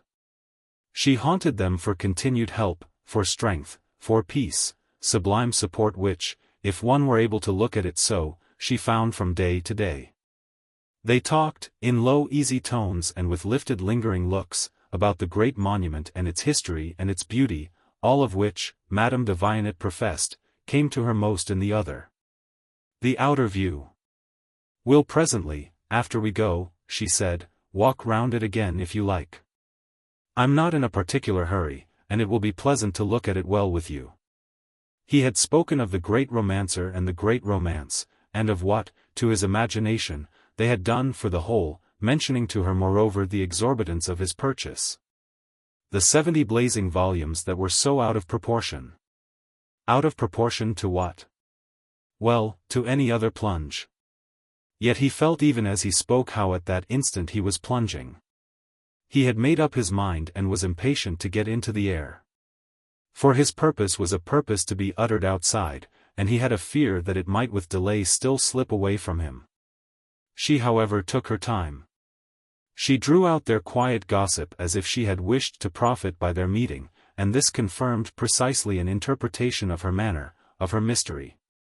While she rose, as he would have called it, to the question of Victor Hugo, her voice itself, the light low quaver of her deference to the solemnity about them, seemed to make her words mean something that they didn't mean openly. Help, strength, peace. A sublime support. She hadn't found so much of these things as that the amount wouldn't be sensibly greater for any scrap his appearance of faith in her might enable her to feel in her hand. Every little, in a long strain, helped, and if he happened to affect her as a firm object she could hold on by, he wouldn't jerk himself out of her reach. People in difficulties held on by what was nearest, and he was perhaps after all not further off than sources of comfort more abstract. It was as to this he had made up his mind. He had made it up, that is, to give her a sign. The sign would be that, though it was her own affair, he understood, the sign would be that, though it was her own affair, she was free to clutch. Since she took him for a firm object, much as he might to his own sense appear at times to rock, he would do his best to be one. The end of it was that half an hour later they were seated together for an early luncheon at a delightful house of entertainment on the left bank, a place of pilgrimage for the knowing. They were both aware, the knowing who came, for its great renown, the homage of restless days, from the other end of the town. Strether had already been there 3 times, first with Miss Gostrey, then with Chad again and with Waymarsh and little Bilham, all of whom he had himself sagaciously entertained. And his pleasure was deep now on learning that Madame de Vionnet hadn't yet been initiated. When he had said as they strolled round the church, by the river, acting at last on what, within, he had made up his mind to, "Will you, if you have time, come to déjeuner with me somewhere? For instance, if you know it, over there on the other side, which is so easy a walk," and then had named the place. When he had done this she stopped short as for quick intensity, and yet deep difficulty, of response. She took in the proposal as if it were almost too charming to be true. And there had perhaps never yet been for her companion so unexpected a moment of pride, so fine, so odd a case, at any rate, as his finding himself thus able to offer to a person in such universal possession a rare amusement. She had heard of the happy spot, but she asked him in reply to a further question how in the world he could suppose her to have been there. He supposed himself to have supposed that Chad might have taken her, and she guessed this the next moment to his no small discomfort. "Ah, let me explain," she smiled, "that I don't go about with him in public. I never have such chances, not having them otherwise, and it's just the sort of thing that, as a quiet creature living in my hole, I adore." It was more than kind of him to have thought of it, though, frankly, if he asked whether she had time she hadn't a single minute. That however made no difference, she'd throw everything over. Every duty at home, domestic, maternal, social, awaited her, but it was a case for a high line. Her affairs would go to smash, but hadn't one a right to one snatch of scandal when one was prepared to pay? It was on this pleasant basis of costly disorder, consequently, that they eventually seated themselves, on either side of a small table, at a window adjusted to the busy quay and the shining barge-burdened Seine, where, for an hour, in the matter of letting himself go, of diving deep, Strether was to feel he had touched bottom. He was to feel many things on this occasion, and one of the first of them was that he had travelled far since that evening in London, before the theatre, when his dinner with Maria Gostrey, between the pink-shaded candles, had struck him as requiring so many explanations. He had at that time gathered them in, the explanations, he had stored them up, but it was at present as if he had either soared above or sunk below them, he couldn't tell which. He could somehow think of none that didn't seem to leave the appearance of collapse and cynicism easier for him than lucidity. How could he wish it to be lucid for others, for anyone, that he, for the hour, saw reasons enough in the mere way the bright clean ordered waterside life came in at the open window. The mere way Madame de Vionnet, opposite him over their intensely white table linen, their omelette aux tomates, their bottle of straw-colored Chablis, thanked him for everything almost with the smile of a child, while her grey eyes moved in and out of their talk, back to the quarter of the warm spring air, in which early summer had already begun to throb, and then back again to his face and their human questions. Their human questions became many before they had done, many more, as one after the other came up, than our friend's free fancy had at all foreseen. The sense he had had before, the sense he had had repeatedly, the sense that the situation was running away with him, had never been so sharp as now. And all the more that he could perfectly put his finger on the moment it had taken the bit in its teeth. That accident had definitely occurred, the other evening, after Chad's dinner. It had occurred, as he fully knew, at the moment when he interposed between this lady and her child. When he suffered himself so to discuss with her a matter closely concerning them that her own subtlety, marked by its significant "thank you," instantly sealed the occasion in her favor. Again he had held off for 10 days, but the situation had continued out of hand in spite of that. The fact that it was running so fast being indeed just why he had held off. What had come over him as he recognized her in the nave of the church was that holding off could be but a losing game from the instant she was worked for not only by her subtlety, but by the hand of fate itself. If all the accidents were to fight on her side, and by the actual showing they loomed large, he could only give himself up. This was what he had done in privately deciding then and there to propose she should breakfast with him. What did the success of his proposal in fact resemble but the smash in which a regular runaway properly ends? The smash was their walk, their déjeuner, their omelette, the chablis, the place, the view, their present talk and his present pleasure in it, to say nothing, wonder of wonders, of her own. To this tune and nothing less, accordingly, was his surrender made good. It sufficiently lighted up at least the folly of holding off. Ancient proverbs sounded, for his memory, in the tone of their words and the clink of their glasses, in the hum of the town and the plash of the river. It was clearly better to suffer as a sheep than as a lamb. One might as well perish by the sword as by famine. Maria's still away? That was the first thing she had asked him. And when he had found the frankness to be cheerful about it in spite of the meaning he knew her to attach to Miss Gostrey's absence, she had gone on to inquire if he didn't tremendously miss her.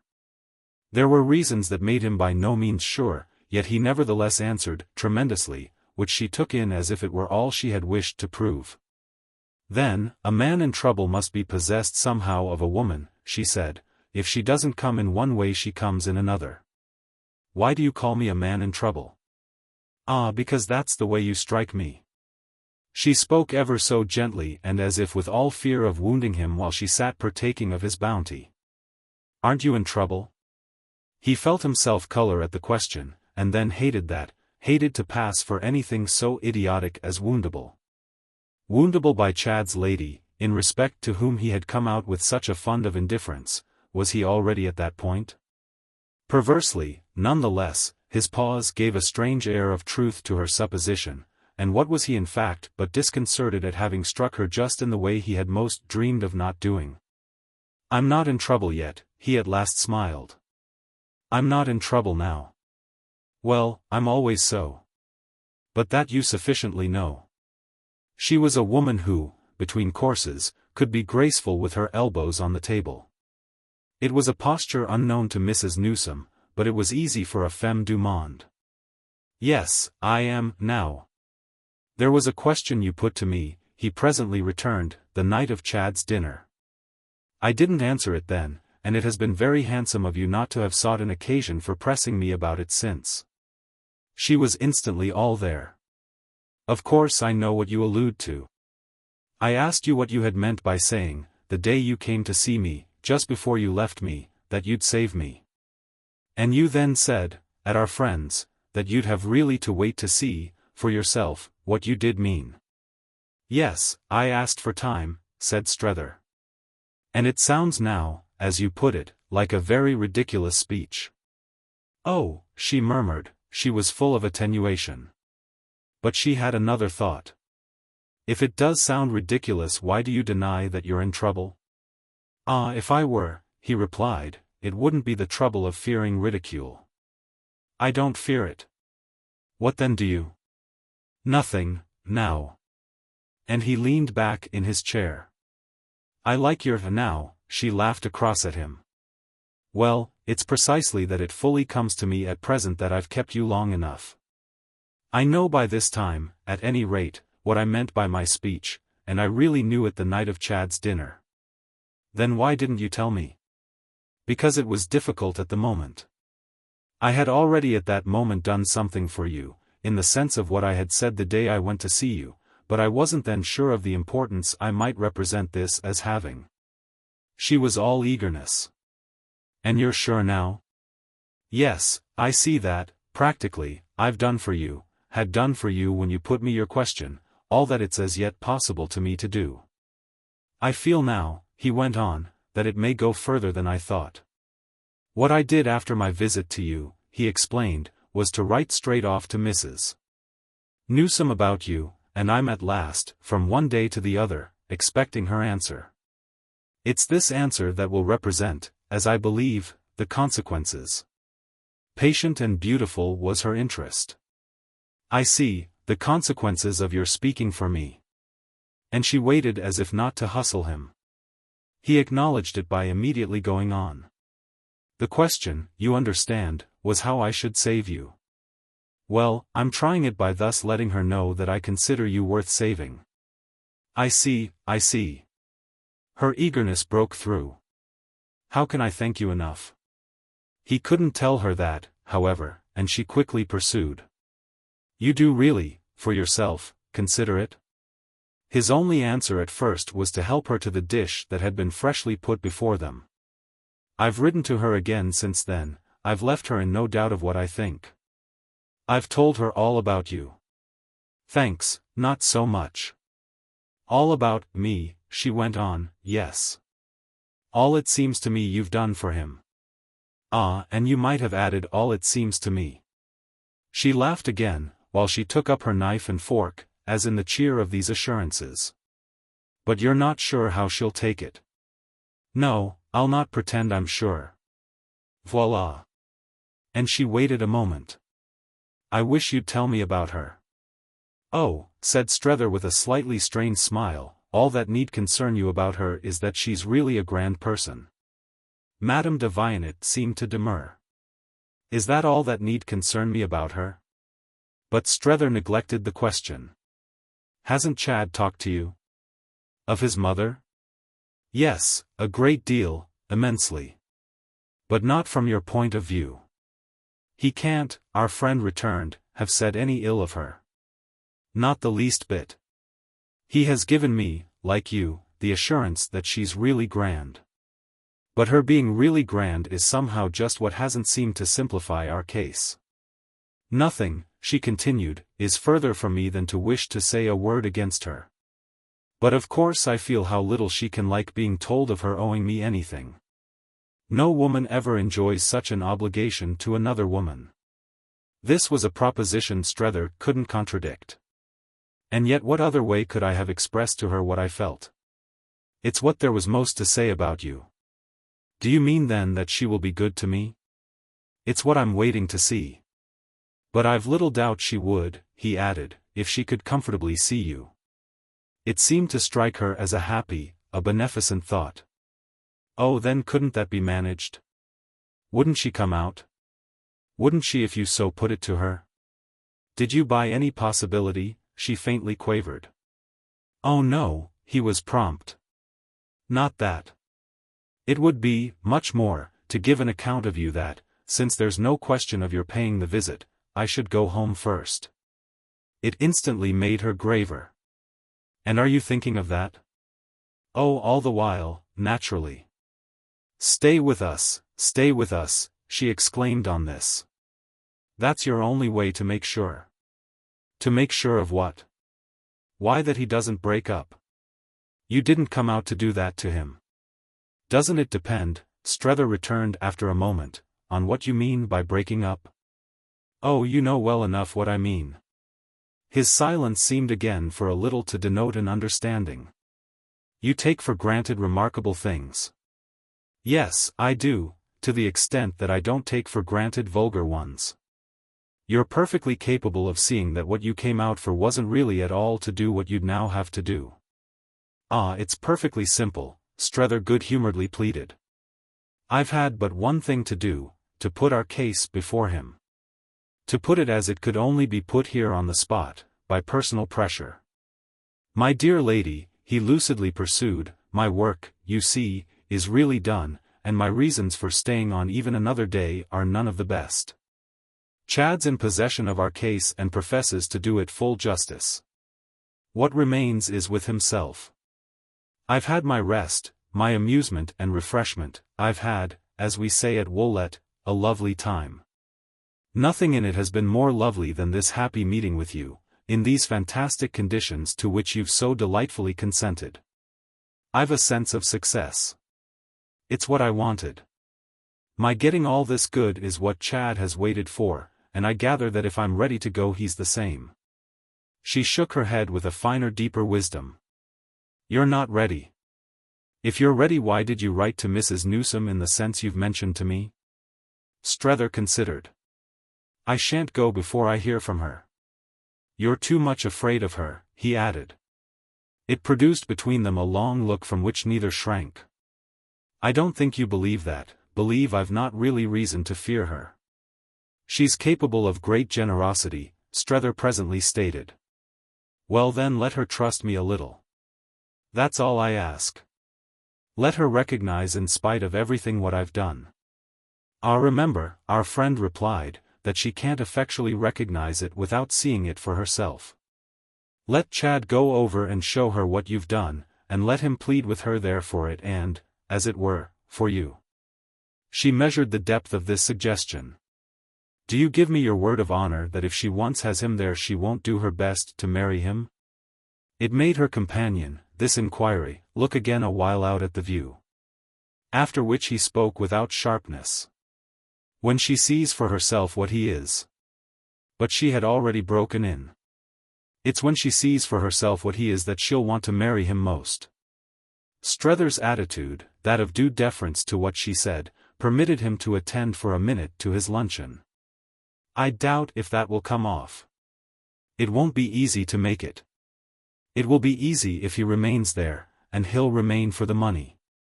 The money appears to be, as a probability, so hideously much.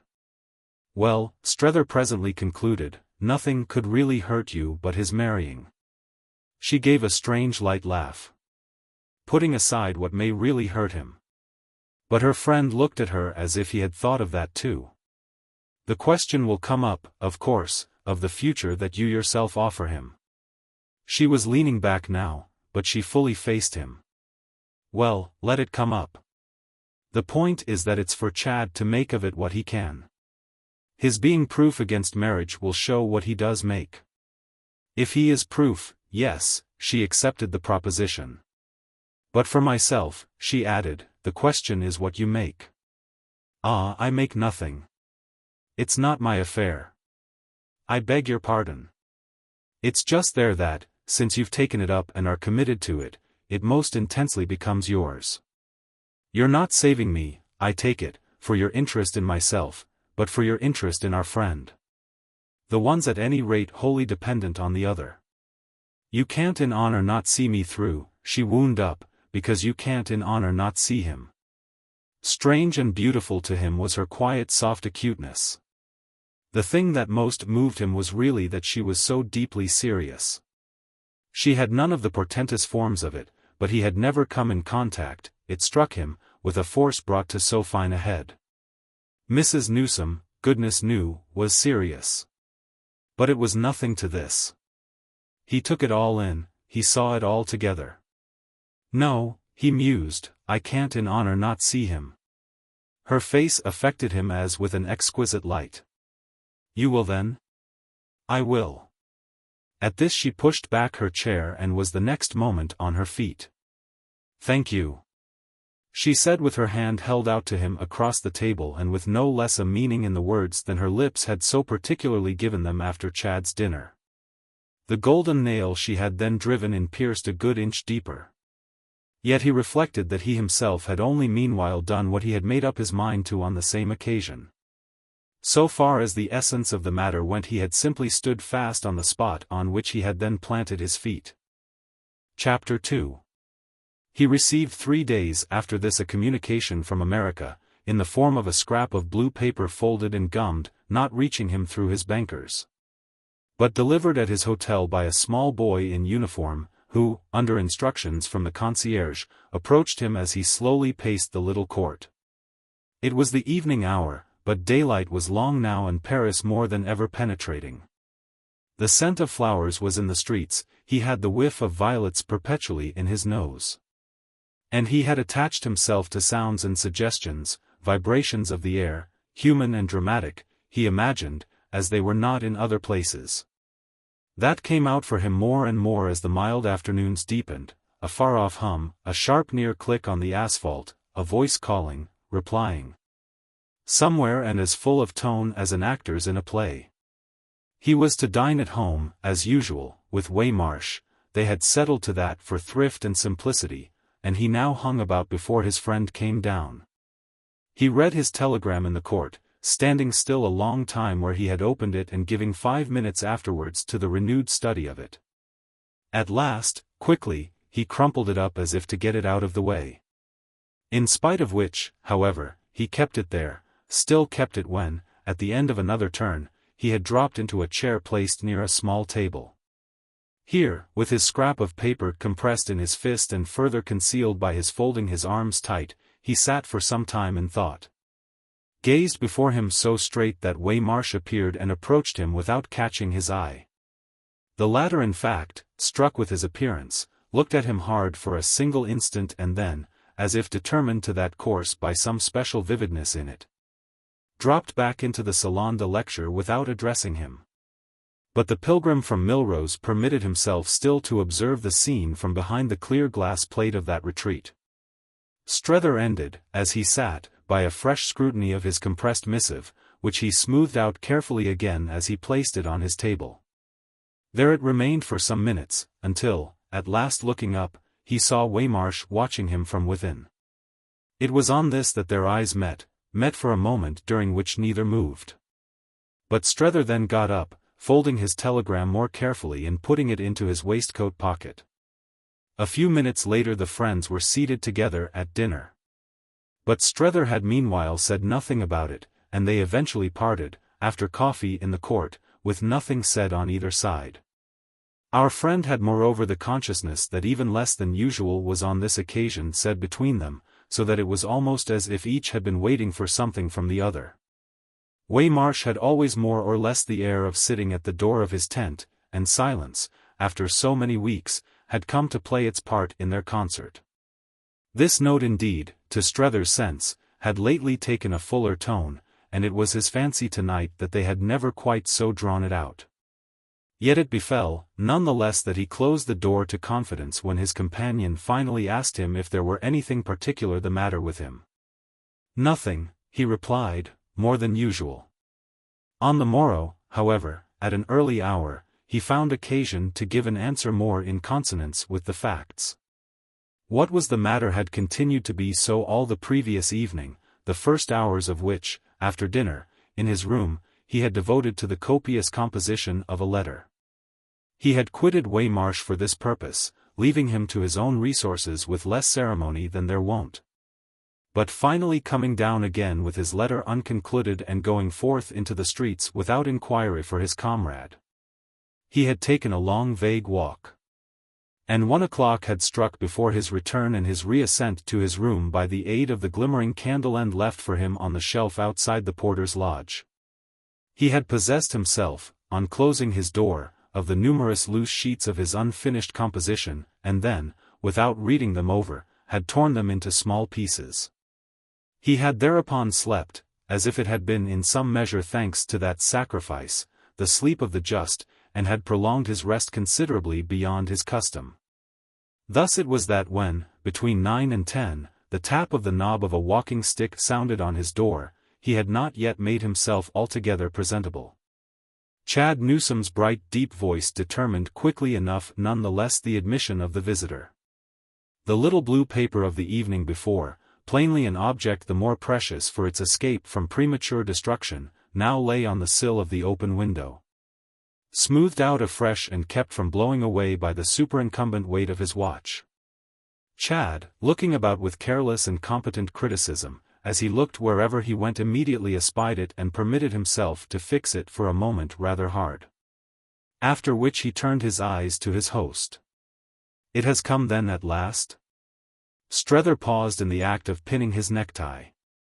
"Then you know? You've had one too?" "No, I've had nothing, and I only know what I see." "I see that thing and I guess." "Well," he added, "it comes as pat as in a play, for I've precisely turned up this morning, as I would have done yesterday, but it was impossible, to take you." "To take me?" Strether had turned again to his glass. "Back, at last, as I promised. I'm ready, I've really been ready this month. I've only been waiting for you, as was perfectly right. But you're better now. You're safe, I see that for myself, you've got all your good. You're looking, this morning, as fit as a flea." Strether, at his glass, finished dressing. Consulting that witness moreover on this last opinion. Was he looking preternaturally fit? There was something in it perhaps for Chad's wonderful eye, but he had felt himself for hours rather in pieces. Such a judgment, however, was after all but a contribution to his resolve. It testified unwittingly to his wisdom. He was still firmer, apparently, since it shone in him as a light, than he had flattered himself. His firmness indeed was slightly compromised, as he faced about to his friend.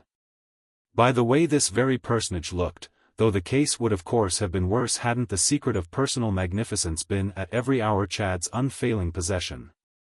There he was in all the pleasant morning freshness of it, strong and sleek and gay, easy and fragrant and fathomless, with happy health in his color, and pleasant silver in his thick young hair. And the right word for everything on the lips that his clear brownness caused to show as red. He had never struck Strether as personally such a success. It was as if now, for his definite surrender, he had gathered himself vividly together.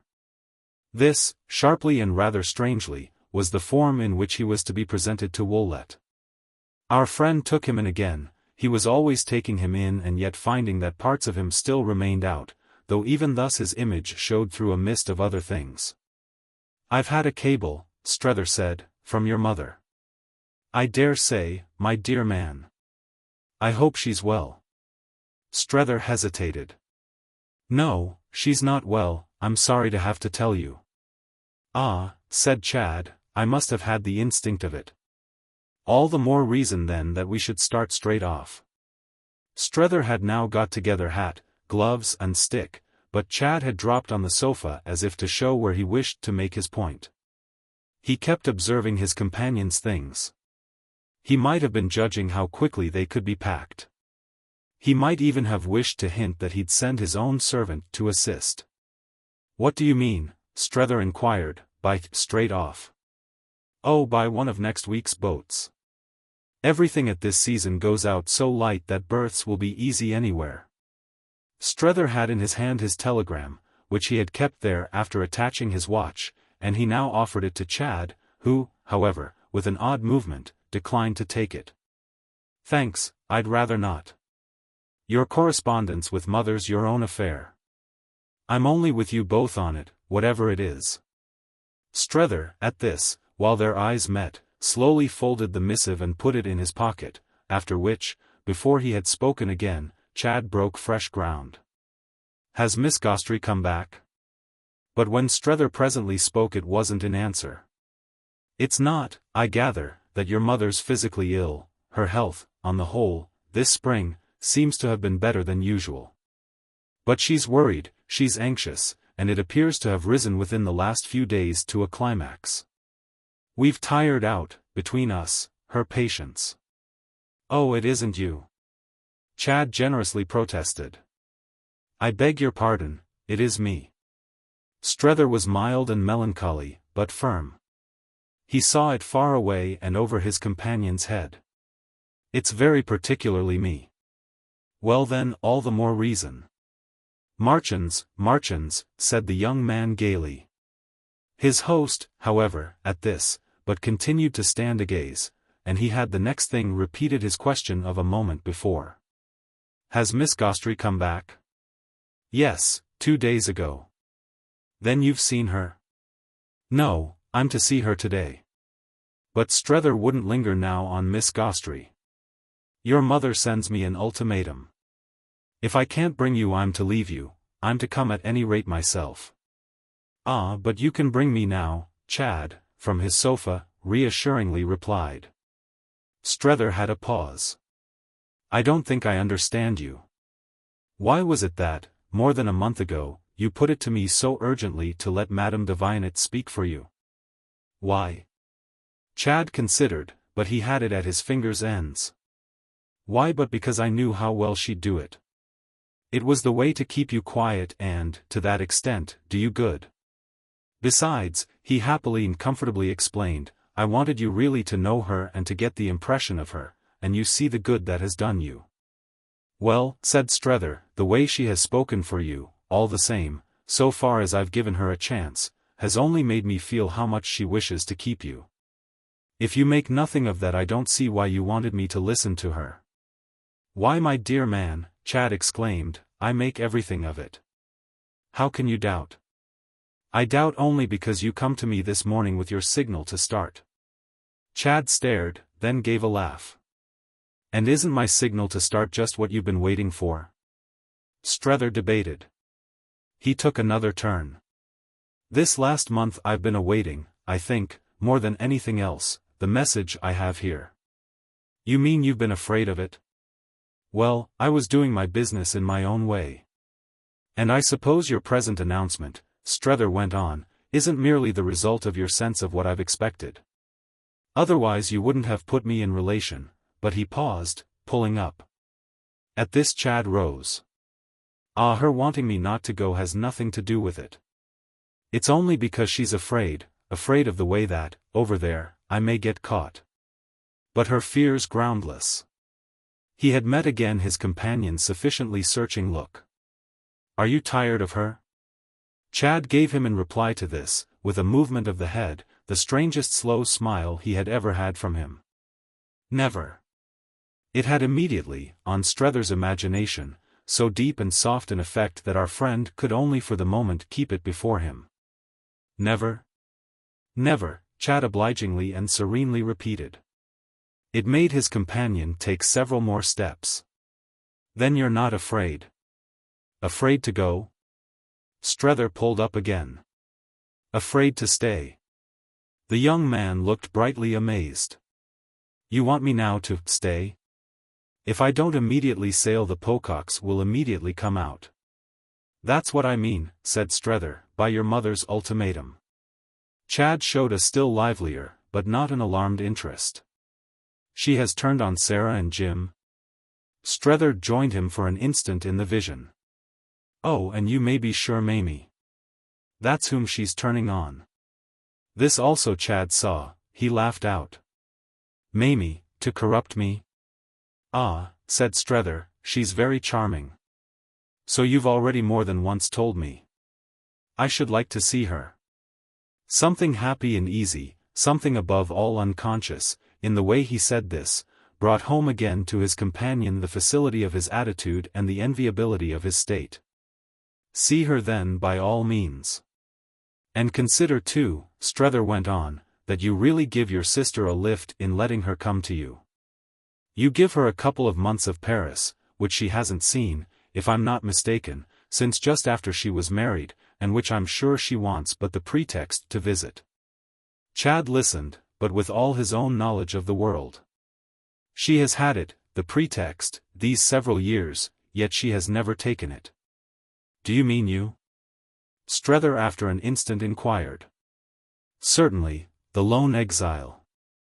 And whom do you mean? Said Chad. Oh, I mean me. I'm her pretext. That is, for it comes to the same thing, I'm your mother's. Then why, Chad asked, doesn't mother come herself? His friend gave him a long look. Should you like her to? And as he for the moment said nothing, it's perfectly open to you to cable for her. Chad continued to think. Will she come if I do? Quite possibly. But try, and you'll see. Why don't you try? Chad after a moment asked. Because I don't want to. Chad thought. Don't desire her presence here? Strether faced the question, and his answer was the more emphatic. Don't put it off, my dear boy, on me. Well, I see what you mean. I'm sure you'd behave beautifully, but you don't want to see her. So I won't play you that trick. Ah, Strether declared, I shouldn't call it a trick. You've a perfect right, and it would be perfectly straight of you. Then he added in a different tone, you'd have moreover, in the person of Madame de Vionnet, a very interesting relation prepared for her. Their eyes, on this proposition, continued to meet, but Chad's pleasant and bold, never flinched for a moment. He got up at last and he said something with which Strether was struck. She wouldn't understand her, but that makes no difference. Madame de Vionnet would like to see her. She'd like to be charming to her. She believes she could work it. Strether thought a moment, affected by this, but finally turning away. She couldn't. You're quite sure? Chad asked. Well, risk it if you like. Strether, who uttered this with serenity, had urged a plea for their now getting into the air, but the young man still waited. Have you sent your answer? No, I've done nothing yet. Were you waiting to see me? No, not that. Only waiting, and Chad, with this, had a smile for him, to see Miss Gostrey? No, not even Miss Gostrey. I wasn't waiting to see anyone. I had only waited, till now, to make up my mind, in complete solitude, and, since I of course absolutely owe you the information, was on the point of going out with it quite made up. Have therefore a little more patience with me. Remember, Strether went on, that's what you originally asked me to have. I've had it, you see, and you see what has come of it. Stay on with me. Chad looked grave. How much longer? Well, till I make you a sign. I can't myself, you know, at the best, or at the worst, stay forever. Let the Pococks come, Strether repeated. Because it gains you time? Yes, it gains me time. Chad, as if it still puzzled him, waited a minute. You don't want to get back to Mother? Not just yet. I'm not ready. You feel, Chad asked in a tone of his own, the charm of life over here? Immensely. Strether faced it. You've helped me so to feel it that surely needn't surprise you. No, it doesn't surprise me, and I'm delighted. But what, my dear man, Chad went on with conscious queerness, does it all lead to for you? The change of position and of relation, for each, was so oddly betrayed in the question that Chad laughed out as soon as he had uttered it, which made Strether also laugh. Well, to my having a certitude that has been tested, that has passed through the fire. But oh, he couldn't help breaking out, if within my first month here you had been willing to move with me. Well, said Chad, while he broke down as for weight of thought. Well, we should have been over there by now. Ah, but you wouldn't have had your fun. I should have had a month of it. And I'm having now, if you want to know, Strether continued, enough to last me for the rest of my days. Chad looked amused and interested, yet still somewhat in the dark. Partly perhaps because Strether's estimate of fun had required of him from the first a good deal of elucidation. It wouldn't do if I left you? Left me? Strether remained blank. Only for a month or two, time to go and come. Madame de Vionnet, Chad smiled, would look after you in the interval. To go back by yourself, I remaining here? Again for an instant their eyes had the question out, after which Strether said, grotesque. But I want to see Mother, Chad presently returned. Remember how long it is since I've seen Mother. Long indeed, and that's exactly why I was originally so keen for moving you. Hadn't you shown us enough how beautifully you could do without it? Oh but, said Chad wonderfully, I'm better now. There was an easy triumph in it that made his friend laugh out again. Oh, if you were worse I should know what to do with you. In that case I believe I'd have you gagged and strapped down, carried on board resisting, kicking. How much, Strether asked, do you want to see Mother? How much? Chad seemed to find it in fact difficult to say. How much? Why as much as you've made me? I'd give anything to see her. And you've left me, Chad went on, in little enough doubt as to how much she wants it. Strether thought a minute. Well then, if those things are really your motive, catch the French steamer and sail tomorrow. Of course, when it comes to that, you're absolutely free to do as you choose. From the moment you can't hold yourself, I can only accept your flight. I'll fly in a minute then, said Chad, if you'll stay here. I'll stay here till the next steamer, then I'll follow you. And do you call that, Chad asked, accepting my flight? Certainly, it's the only thing to call it. The only way to keep me here, accordingly, Strether explained, is by staying yourself. Chad took it in. All the more that I've really dished you, eh?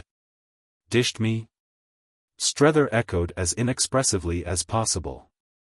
Why, if she sends out the pococs, it will be that she doesn't trust you, and if she doesn't trust you, that bears upon, well, you know what.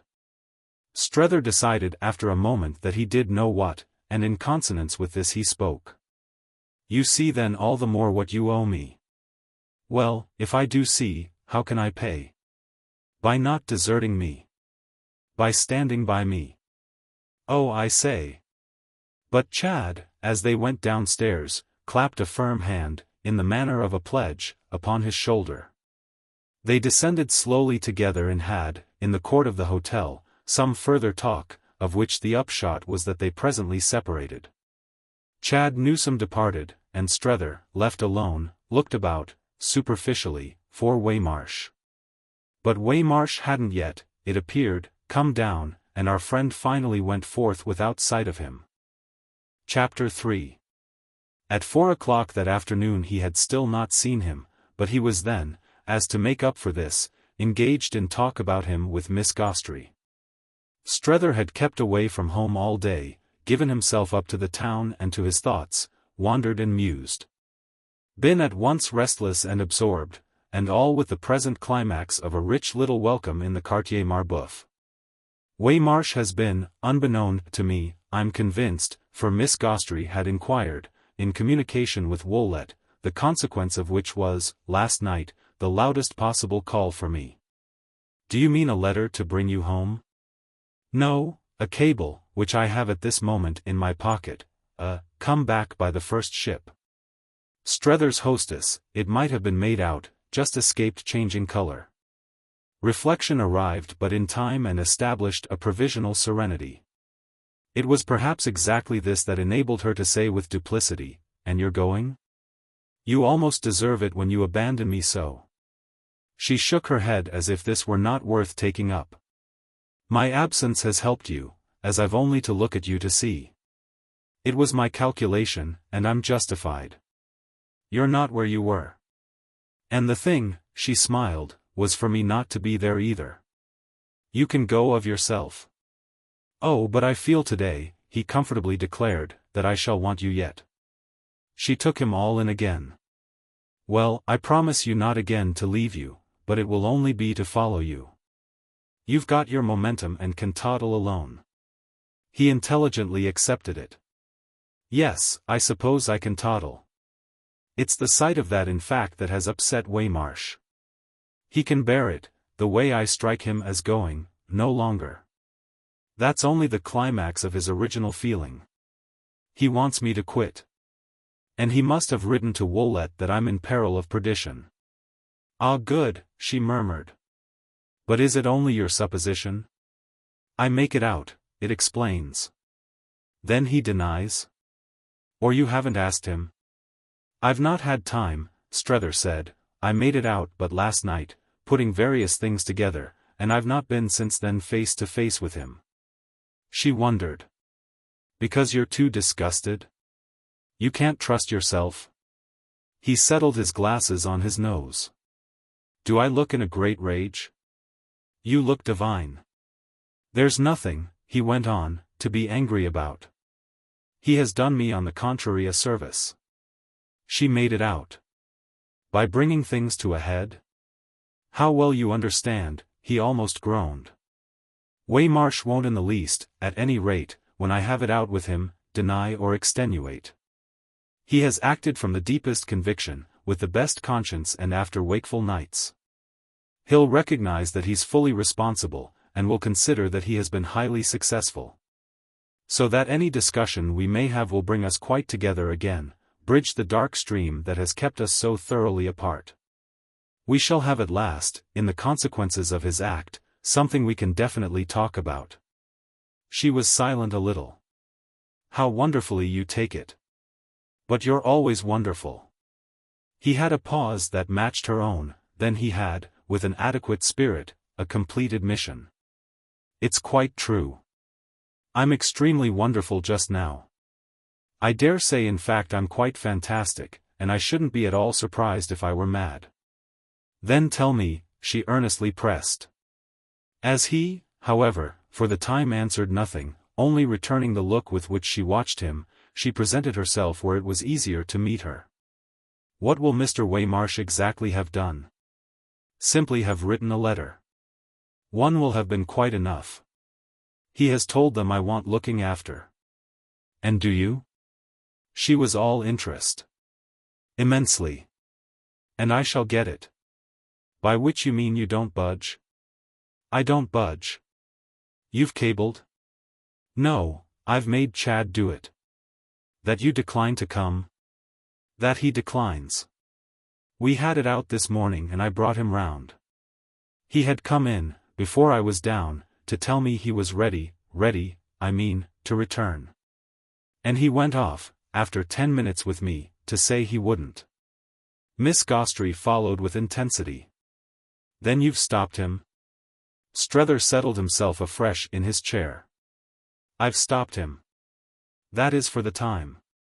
That, he gave it to her more vividly, is where I am. I see. But where's Mr. Newsome? He was ready, she asked, to go. All ready. And sincerely, believing you'd be? Perfectly, I think, so that he was amazed to find the hand I had laid on him to pull him over suddenly converted into an engine for keeping him still. It was an account of the matter Miss Gostrey could weigh. Does he think the conversion sudden? Well, said Strether, I'm not altogether sure what he thinks. I'm not sure of anything that concerns him, except that the more I've seen of him the less I've found him what I originally expected. He's obscure, and that's why I'm waiting. She wondered. But for what in particular? For the answer to his cable. And what was his cable? I don't know, Strether replied, it was to be, when he left me, according to his own taste. I simply said to him, I want to stay, and the only way for me to do so is for you to. That I wanted to stay seemed to interest him, and he acted on that. Miss Gostrey turned it over. He wants then himself to stay. He half wants it. That is, he half wants to go. My original appeal has to that extent worked in him. Nevertheless, Strether pursued, he won't go. Not, at least, so long as I'm here. But you can't, his companion suggested, stay here always. I wish you could. By no means. Still, I want to see him a little further. He's not in the least the case I supposed, he's quite another case. And it's as such that he interests me. It was almost as if for his own intelligence that, deliberate and lucid, our friend thus expressed the matter. I don't want to give him up. Miss Gostrey but desired to help his lucidity. She had however to be light and tactful. Up, you mean, to his mother? Well, I'm not thinking of his mother now.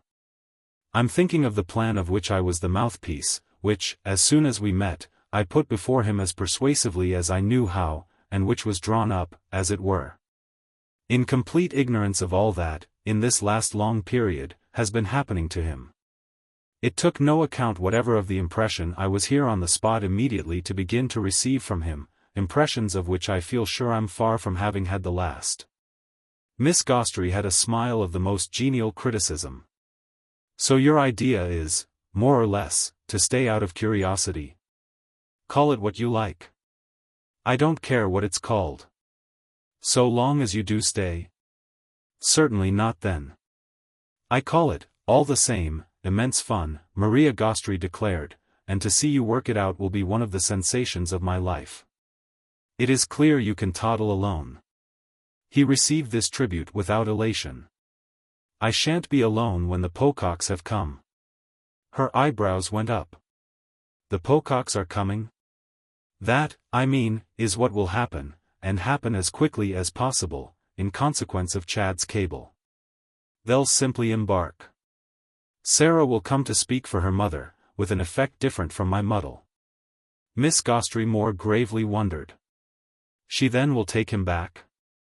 Very possibly, and we shall see. She must at any rate have the chance, and she may be trusted to do all she can. And do you want that? Of course, said Strether, I want it. I want to play fair. But she had lost for a moment the thread. If it devolves on the Pococks, why do you stay? Just to see that I do play fair, and a little also, no doubt, that they do. Strether was luminous as he had never been. I came out to find myself in presence of new facts, facts that have kept striking me as less and less met by our old reasons. The matter's perfectly simple. New reasons, reasons as new as the facts themselves, are wanted, and of this our friends at Woollett, Chad's and mine, were at the earliest moment definitely notified. If any are producible, Mrs. Pocock will produce them, she'll bring over the whole collection. They'll be, he added with a pensive smile, a part of the fun you speak of. She was quite in the current now and floating by his side. It's Mamie, so far as I've had it from you, who'll be their great card. And then, as his contemplative silence wasn't a denial, she significantly added, I think I'm sorry for her. I think I am.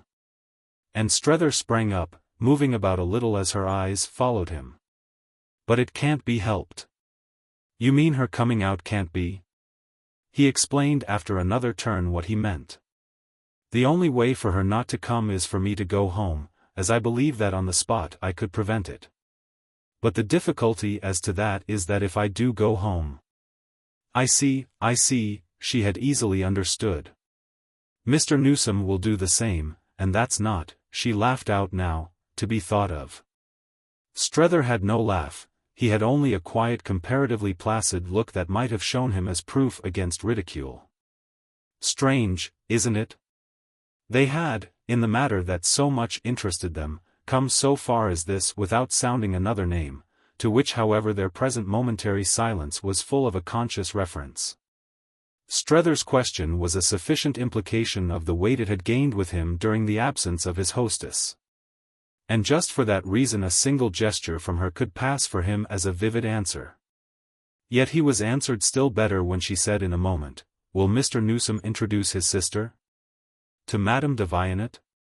Strether spoke the name at last. I shall be greatly surprised if he doesn't. She seemed to gaze at the possibility. You mean you've thought of it and you're prepared? I've thought of it and I'm prepared. It was to her visitor now that she applied her consideration. Bon. You are magnificent. Well, he answered after a pause and a little wearily, but still standing there before her, well, that's what, just once in all my dull days, I think I shall like to have been. 2 days later he had news from Chad of a communication from Woollett in response to their determinant telegram. This missive being addressed to Chad himself and announcing the immediate departure for France of Sarah and Jim and Mamie. Strether had meanwhile on his own side cabled.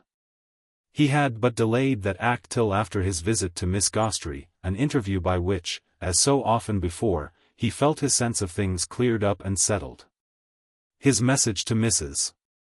Newsome, in answer to her own, had consisted of the words, "Judge best to take another month," but with full appreciation of all reinforcements.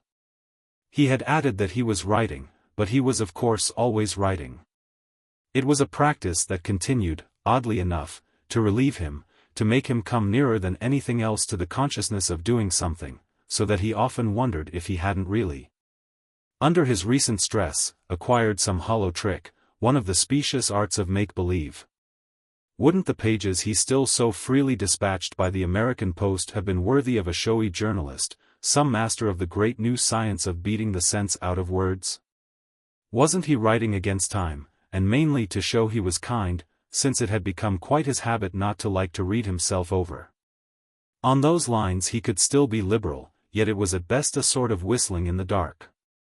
It was unmistakable moreover that the sense of being in the dark now pressed on him more sharply, creating thereby the need for a louder and livelier whistle. He whistled long and hard after sending his message, he whistled again and again in celebration of Chad's news. There was an interval of a fortnight in which this exercise helped him.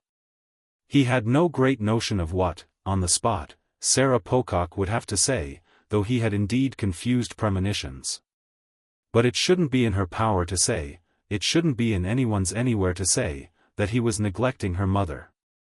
He might have written before more freely, but he had never written more copiously, and he frankly gave for a reason at Woollett that he wished to fill the void created there by Sarah's departure. The increase of his darkness, however, and the quickening, as I have called it, of his tune, resided in the fact that he was hearing almost nothing. He had for some time been aware that he was hearing less than before, and he was now clearly following a process by which Mrs. Newsome's letters could but logically stop. He hadn't had a line for many days, and he needed no proof, though he was, in time, to have plenty, that she wouldn't have put pen to paper after receiving the hint that had determined her telegram. She wouldn't write till Sarah should have seen him and reported on him. It was strange, though it might well be less so than his own behavior appeared at Woollett. It was at any rate significant, and what was remarkable was the way his friend's nature and manner put on for him, through this very drop of demonstration, a greater intensity. It struck him really that he had never so lived with her as during this period of her silence. The silence was a sacred hush, a finer clearer medium, in which her idiosyncrasies showed. He walked about with her, sat with her, drove with her and dined face to face with her, a rare treat, in his life, as he could perhaps have scarce escaped phrasing it. And if he had never seen her so soundless he had never, on the other hand, felt her so highly, so almost austerely, herself, pure and by the vulgar estimate, cold. But deep, devoted, delicate, sensitive, noble.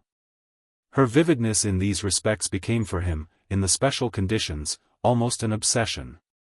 And though the obsession sharpened his pulses, adding really to the excitement of life, there were hours at which, to be less on the stretch, he directly sought forgetfulness. He knew it for the queerest of adventures, a circumstance capable of playing such a part only for Lambert Strether, that in Paris itself, of all places, he should find this ghost of the Lady of Woollett more importunate than any other presence. When he went back to Maria Gostrey it was for the change to something else. And yet after all the change scarcely operated, for he talked to her of Mrs. Newsome in these days as he had never talked before. He had hitherto observed in that particular a discretion and a law, considerations that at present broke down quite as if relations had altered. They hadn't really altered, he said to himself, so much as that came to, for if what had occurred was of course that Mrs. Newsome had ceased to trust him, there was nothing on the other hand to prove that he shouldn't win back her confidence. It was quite his present theory that he would leave no stone unturned to do so. And in fact if he now told Maria things about her that he had never told before, this was largely because it kept before him the idea of the honor of such a woman's esteem. His relation with Maria as well was, strangely enough, no longer quite the same. This truth, though not too disconcertingly, had come up between them on the renewal of their meetings. It was all contained in what she had then almost immediately said to him. It was represented by the remark she had needed but 10 minutes to make and that he hadn't been disposed to gainsay. He could toddle alone, and the difference that showed was extraordinary. The turn taken by their talk had promptly confirmed this difference, his larger confidence on the score of Mrs. Newsome did the rest, and the time seemed already far off when he had held out his small thirsty cup to the spout of her pail. Her pail was scarce touched now, and other fountains had flowed for him.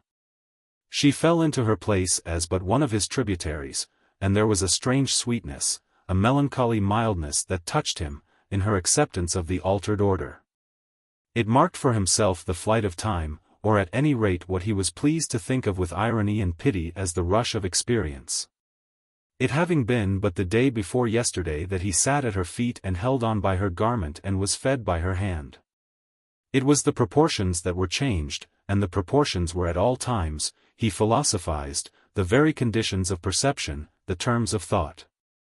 It was as if, with her effective little entresol and her wide acquaintance, her activities, varieties, promiscuities, the duties and devotions that took up 9/10 of her time and of which he got, guardedly.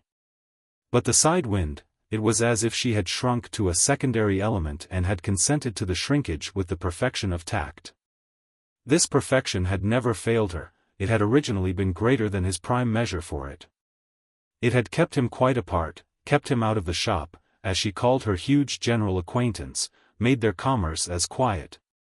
As much a thing of the home alone, the opposite of the shop, as if she had never another customer. She had been wonderful to him at first, with the memory of her little entresol, the image to which, on most mornings at that time, his eyes directly opened. But now she mainly figured for him as but part of the bristling total, though of course always as a person to whom he should never cease to be indebted. It would never be given to him certainly to inspire a greater kindness. She had decked him out for others, and he saw at this point at least nothing she would ever ask for. She only wondered and questioned and listened, rendering him the homage of a wistful speculation. She expressed it repeatedly, he was already far beyond her, and she must prepare herself to lose him.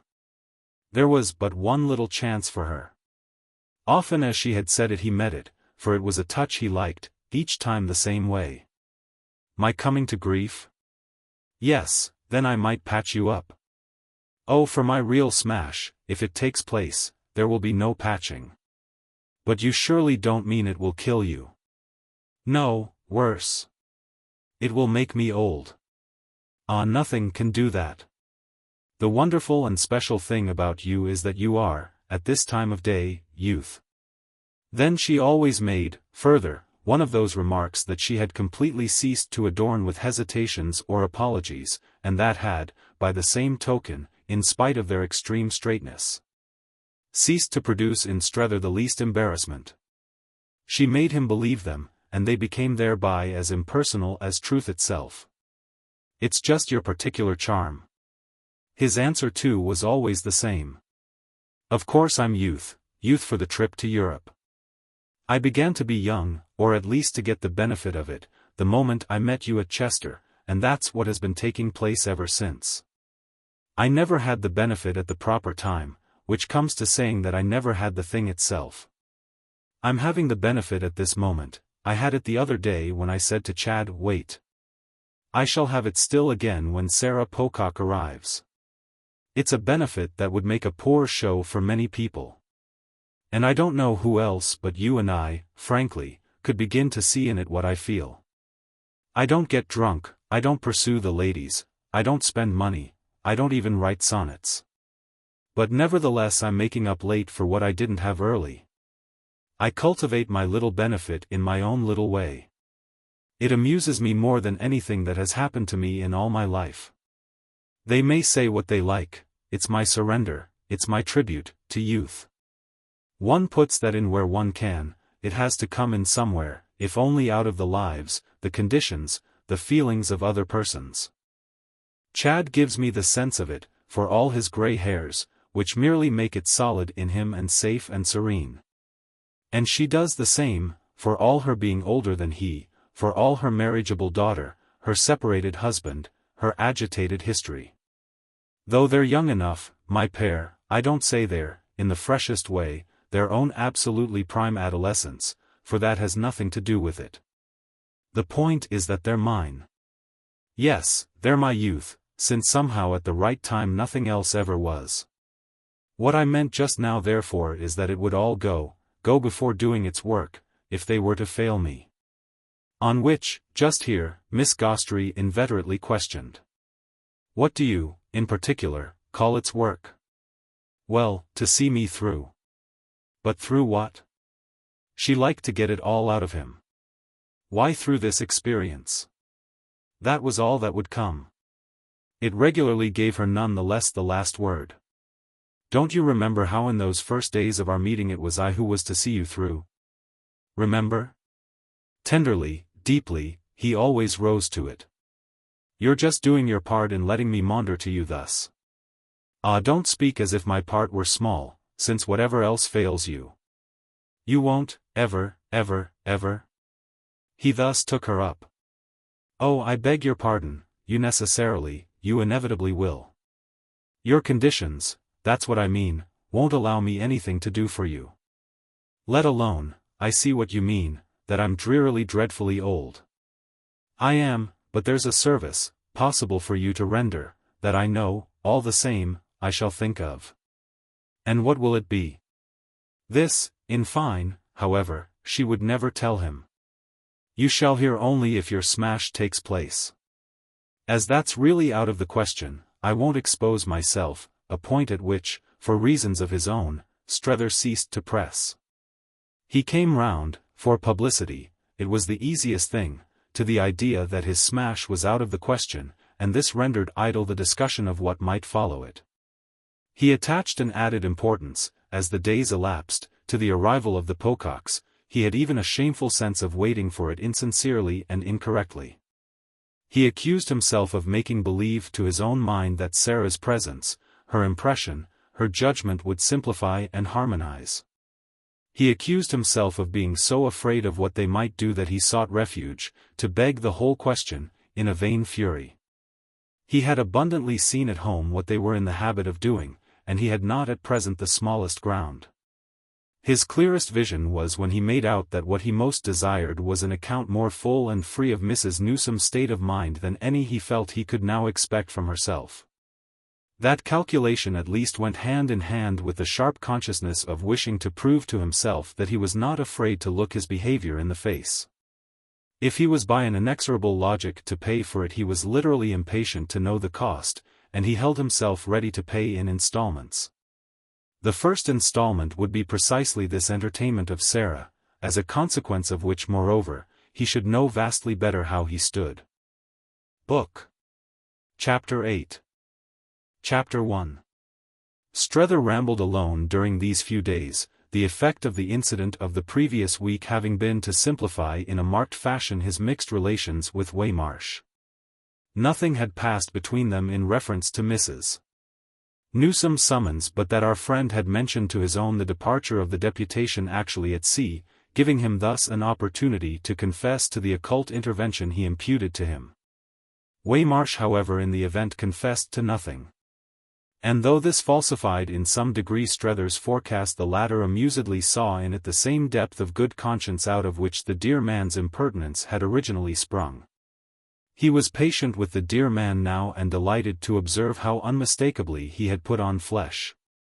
He felt his own holiday so successfully large and free that he was full of allowances and charities in respect to those cabined and confined, his instinct toward a spirit so strapped down as Waymarsh's was to walk round it on tiptoe for fear of waking it up to a sense of losses by this time irretrievable. It was all very funny, he knew, and but the difference, as he often said to himself, of Tweedledum and Tweedledee, an emancipation so purely comparative that it was like the advance of the doormat on the scraper. Yet the present crisis was happily to profit by it, and the pilgrim from Millrose to know himself more than ever in the right. Strether felt that when he heard of the approach of the Pococks the impulse of pity quite sprang up in him beside the impulse of triumph. That was exactly why Waymarsh had looked at him with eyes in which the heat of justice was measured and shaded. He had looked very hard, as if affectionately sorry for the friend of 55, whose frivolity had thus to be recorded. Becoming, however, but obscurely sententious and leaving his companion to formulate a charge. It was in this general attitude that he had of late altogether taken refuge. With the drop of discussion they were solemnly sadly superficial. Strether recognized in him the mere portentous rumination to which Miss Barrace had so good-humouredly described herself as assigning a corner of her salon. It was quite as if he knew his surreptitious step had been divined, and it was also as if he missed the chance to explain the purity of his motive. But this privation of relief should be precisely his small penance. it was not amiss for Strether that he should find himself to that degree uneasy. If he had been challenged or accused, rebuked for meddling or otherwise pulled up, he would probably have shown, on his own system, all the height of his consistency, all the depth of his good faith. Explicit resentment of his course would have made him take the floor, and the thump of his fist on the table would have affirmed him as consciously incorruptible. Had what now really prevailed with Strether been but a dread of that thump, a dread of wincing a little painfully at what it might invidiously demonstrate? However this might be, at any rate, one of the marks of the crisis was a visible, a studied lapse, in Waymarsh, of betrayed concern. As if to make up to his comrade for the stroke by which he had played Providence, he now conspicuously ignored his movements, withdrew himself from the pretension to share them, stiffened up his sensibility to neglect, and, clasping his large empty hands and swinging his large restless foot, clearly looked to another quarter for justice. This made for independence on Strether's part, and he had in truth at no moment of his stay been so free to go and come. The early summer brushed the picture over and blurred everything but the near. It made a vast warm fragrant medium in which the elements floated together on the best of terms, in which rewards were immediate and reckonings postponed. Chad was out of town again, for the first time since his visitor's first view of him. He had explained this necessity, without detail, yet also without embarrassment. The circumstance was one of those which, in the young man's life, testified to the variety of his ties. Strether wasn't otherwise concerned with it than for its so testifying, a pleasant multitudinous image in which he took comfort. He took comfort, by the same stroke, in the swing of Chad's pendulum back from that other swing, the sharp jerk towards Woollett, so stayed by his own hand. He had the entertainment of thinking that if he had for that moment stopped the clock it was to promote the next minute this still livelier motion. He himself did what he hadn't done before. He took 2 or 3 times whole days off, irrespective of others, of 2 or 3 taken with Miss Gostrey, 2 or 3 taken with little Bilham. He went to Chartres and cultivated, before the front of the cathedral, a general easy beatitude. He went to Fontainebleau and imagined himself on the way to Italy. He went to Rouen with a little handbag and inordinately spent the night. One afternoon he did something quite different. Finding himself in the neighborhood of a fine old house across the river, he passed under the great arch of its doorway and asked at the porter's lodge for Madame de Vionnet. He had already hovered more than once about that possibility, been aware of it, in the course of ostensible strolls, as lurking but round the corner. Only it had perversely happened, after his morning at Notre Dame, that his consistency, as he considered and intended it, had come back to him. Whereby he had reflected that the encounter in question had been none of his making.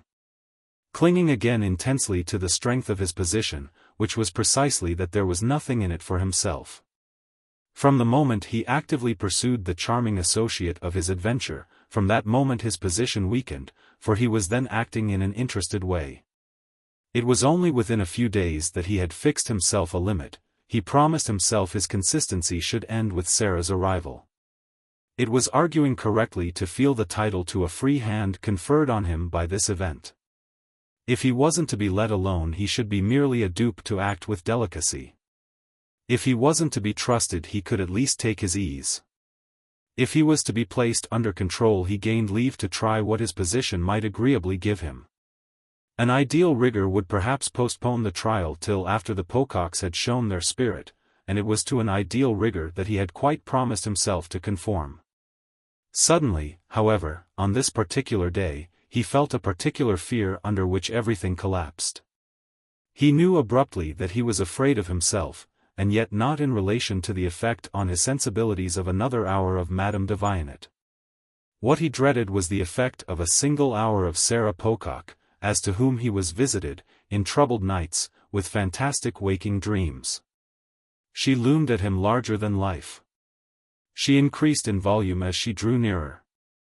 She so met his eyes that, his imagination taking, after the first step, all, and more than all, the strides, he already felt her come down on him, already burned, under her reprobation. With the blush of guilt, already consented, by way of penance, to the instant forfeiture of everything. He saw himself, under her direction, recommitted to Woollett as juvenile offenders are committed to reformatories. It wasn't of course that Woollett was really a place of discipline. But he knew in advance that Sarah's salon at the hotel would be. His danger, at any rate, in such moods of alarm, was some concession, on this ground, that would involve a sharp rupture with the actual. Therefore if he waited to take leave of that actual he might wholly miss his chance. It was represented with supreme vividness by Madame de Vionnet, and that is why, in a word, he waited no longer. He had seen in a flash that he must anticipate Mrs. Pocock. He was accordingly much disappointed on now learning from the portress that the lady of his quest was not in Paris. She had gone for some days to the country. There was nothing in this accident but what was natural, yet it produced for poor Strether a drop of all confidence. It was suddenly as if he should never see her again, and as if moreover he had brought it on himself by not having been quite kind to her. It was the advantage of his having let his fancy lose itself for a little in the gloom that, as by reaction, the prospect began really to brighten from the moment the deputation from Woollett alighted on the platform of the station. They had come straight from Havre, having sailed from New York to that port, and having also, thanks to a happy voyage, made land with a promptitude that left Chad Newsome, who had meant to meet them at the dock, belated. He had received their telegram, with the announcement of their immediate further advance, just as he was taking the train for Havre, so that nothing had remained for him but to await them in Paris. He hastily picked up Strether, at the hotel, for this purpose, and he even, with easy pleasantry, suggested the attendance of Waymarsh as well, Waymarsh, at the moment his cab rattled up. Being engaged, under Strether's contemplative range, in a grave perambulation of the familiar court. Waymarsh had learned from his companion, who had already had a note, delivered by hand, from Chad, that the Pococks were due, and had ambiguously, though, as always, impressively, glowered at him over the circumstance. Carrying himself in a manner in which Strether was now expert enough to recognize his uncertainty, in the premises, as to the best tone. The only tone he aimed at with confidence was a full tone, which was necessarily difficult in the absence of a full knowledge. The Pococks were a quantity as yet unmeasured, and, as he had practically brought them over, so this witness had to that extent exposed himself. He wanted to feel right about it, but could only, at the best, for the time, feel vague. "I shall look to you, you know, immensely," our friend had said, "to help me with them," and he had been quite conscious of the effect of the remark, and of others of the same sort, on his comrade's sombre sensibility.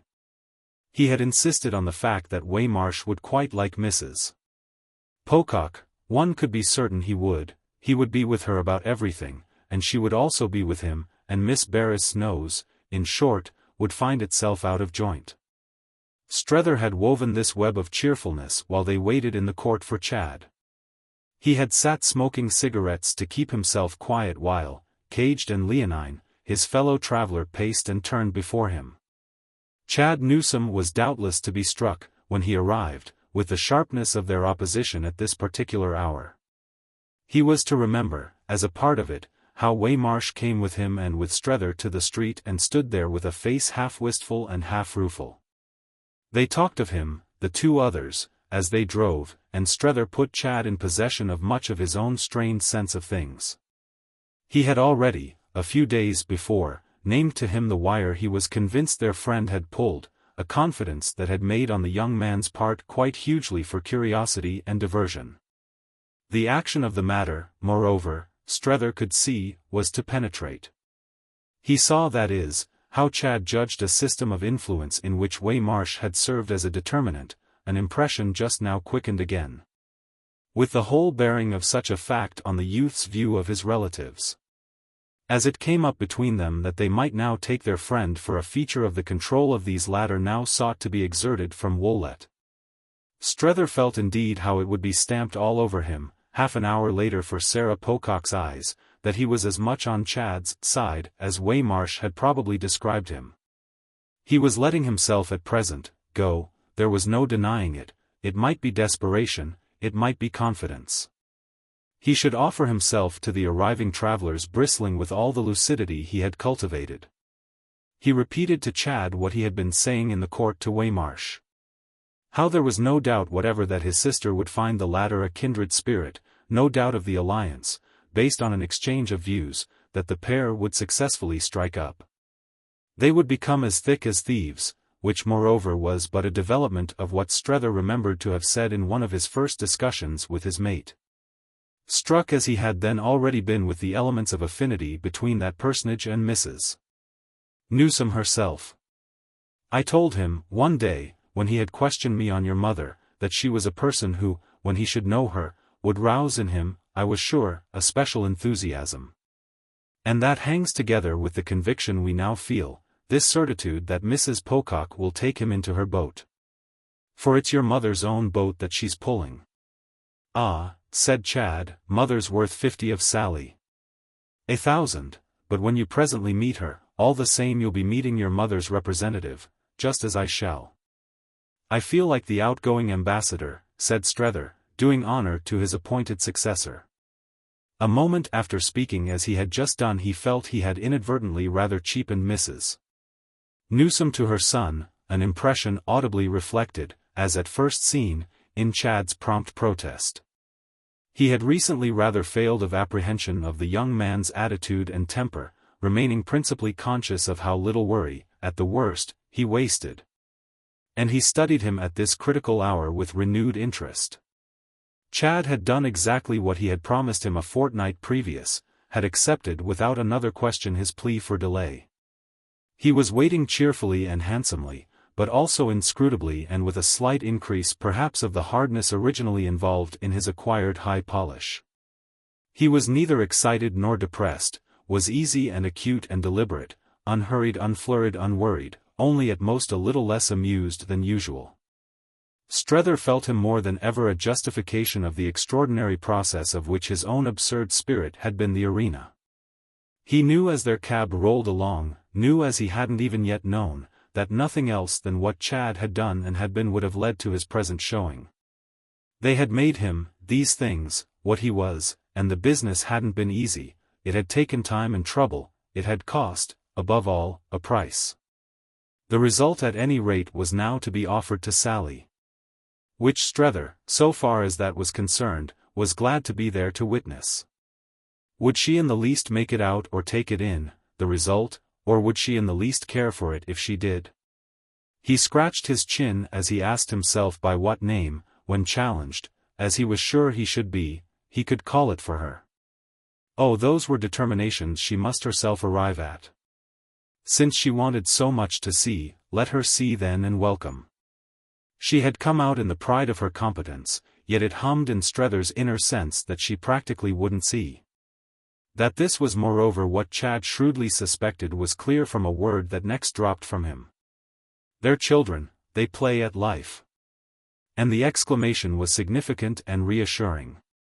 It implied that he hadn't then, for his companion's sensibility, appeared to give Mrs. Newsome away, and it facilitated our friend's presently asking him if it were his idea that Mrs. Pocock and Madame de Vianet should become acquainted. Strether was still more sharply struck, hereupon, with Chad's lucidity. Why, isn't that exactly, to get a sight of the company I keep, what she has come out for? Yes, I'm afraid it is, Strether unguardedly replied. Chad's quick rejoinder lighted his precipitation. Why do you say you're afraid? Well, because I feel a certain responsibility. It's my testimony, I imagine, that will have been at the bottom of Mrs. Pocock's curiosity. My letters, as I've supposed you to understand from the beginning, have spoken freely. I've certainly said my little say about Madame de Vianet. All that, for Chad, was beautifully obvious. Yes, but you've only spoken handsomely. Never more handsomely of any woman. But it's just that tone. That tone, said Chad, that has fetched her? I dare say. But I've no quarrel with you about it. And no more has Madame de Vianet. Don't you know by this time how she likes you? Oh. And Strether had, with his groan, a real pang of melancholy. For all I've done for her. Ah, you've done a great deal. Chad's urbanity fairly shamed him, and he was at this moment absolutely impatient to see the face Sarah Pocock would present to a sort of thing, as he synthetically phrased it to himself. With no adequate forecast of which, despite his admonitions, she would certainly arrive. I've done this. Well, this is all right. She likes, Chad comfortably remarked, to be liked. It gave his companion a moment's thought. And she's sure Mrs. Pocock will? No, I say that for you. She likes your liking her, it's so much, as it were, Chad laughed, to the good. However, she doesn't despair of Sarah either, and is prepared, on her own side, to go all lengths. In the way of appreciation? Yes, and of everything else. In the way of general amiability, hospitality, and welcome. She's under arms, Chad laughed again, she's prepared. Strether took it in. Then, as if an echo of Miss Barrace were in the air, she's wonderful. You don't begin to know how wonderful. There was a depth in it, to Strether's ear, of confirmed luxury, almost a kind of unconscious insolence of proprietorship. But the effect of the glimpse was not at this moment to foster speculation, there was something so conclusive in so much graceful and generous assurance. It was in fact a fresh evocation. And the evocation had before many minutes another consequence. Well, I shall see her oftener now. I shall see her as much as I like, by your leave, which is what I hitherto haven't done.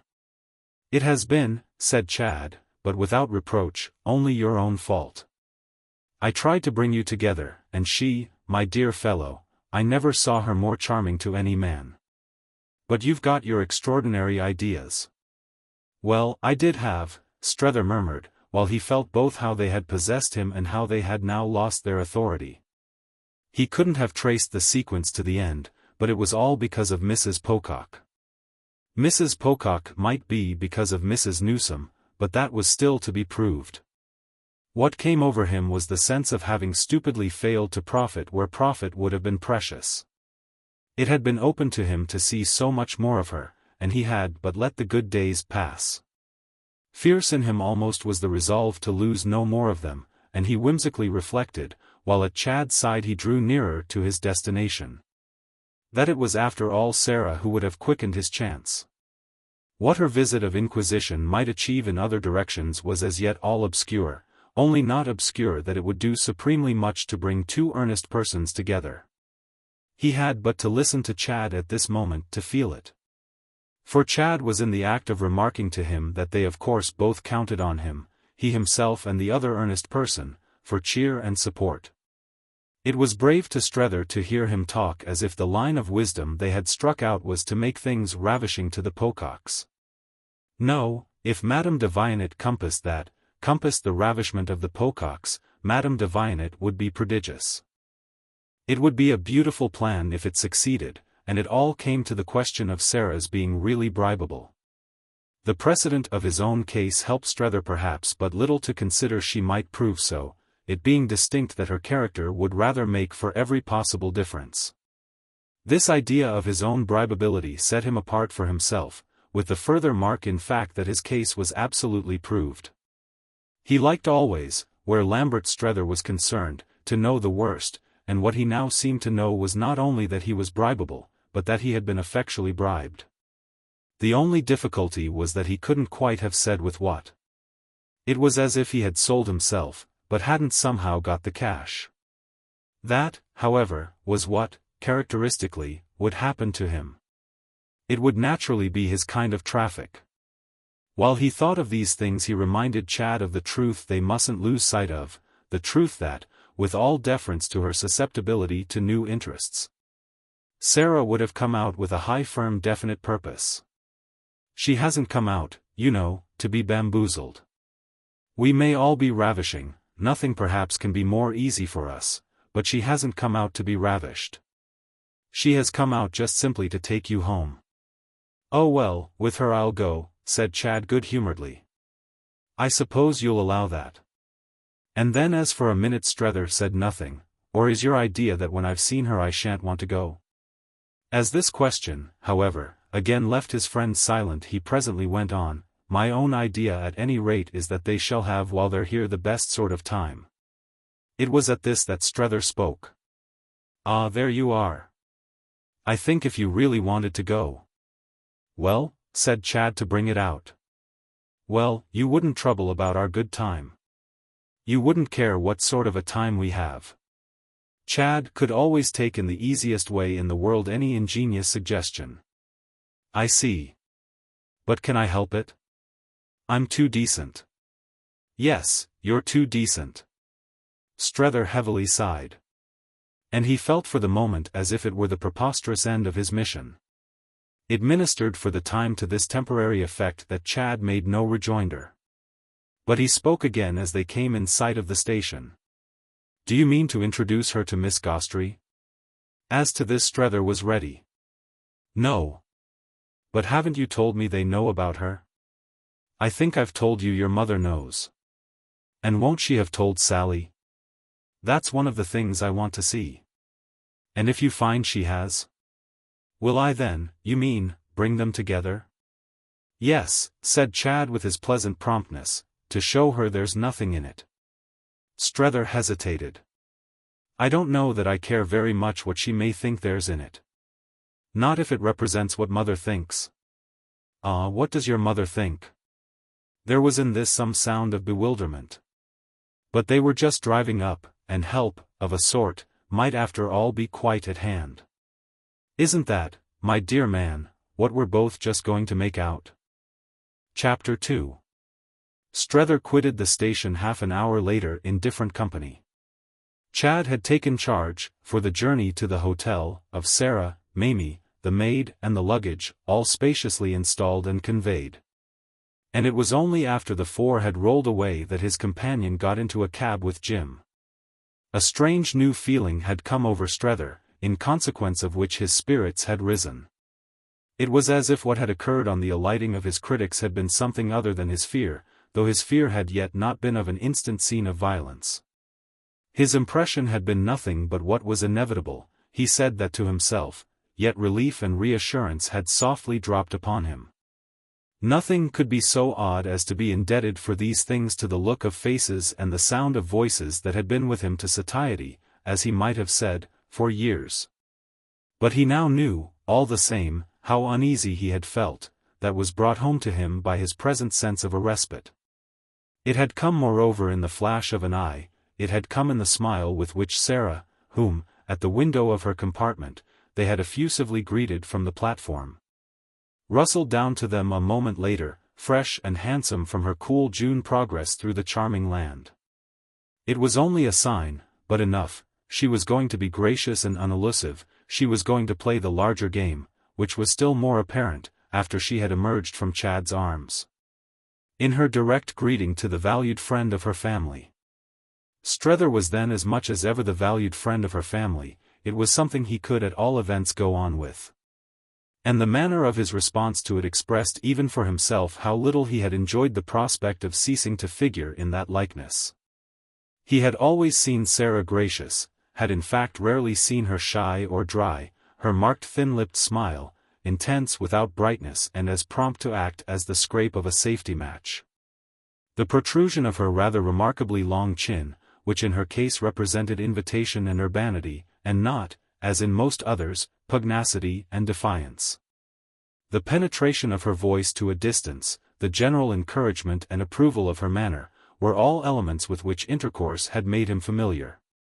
But which he noted today almost as if she had been a new acquaintance. This first glimpse of her had given a brief but vivid accent to her resemblance to her mother. He could have taken her for Mrs. Newsome while she met his eyes as the train rolled into the station. It was an impression that quickly dropped. Mrs. Newsome was much handsomer, and while Sarah inclined to the massive her mother had, at an age, still the girdle of a maid.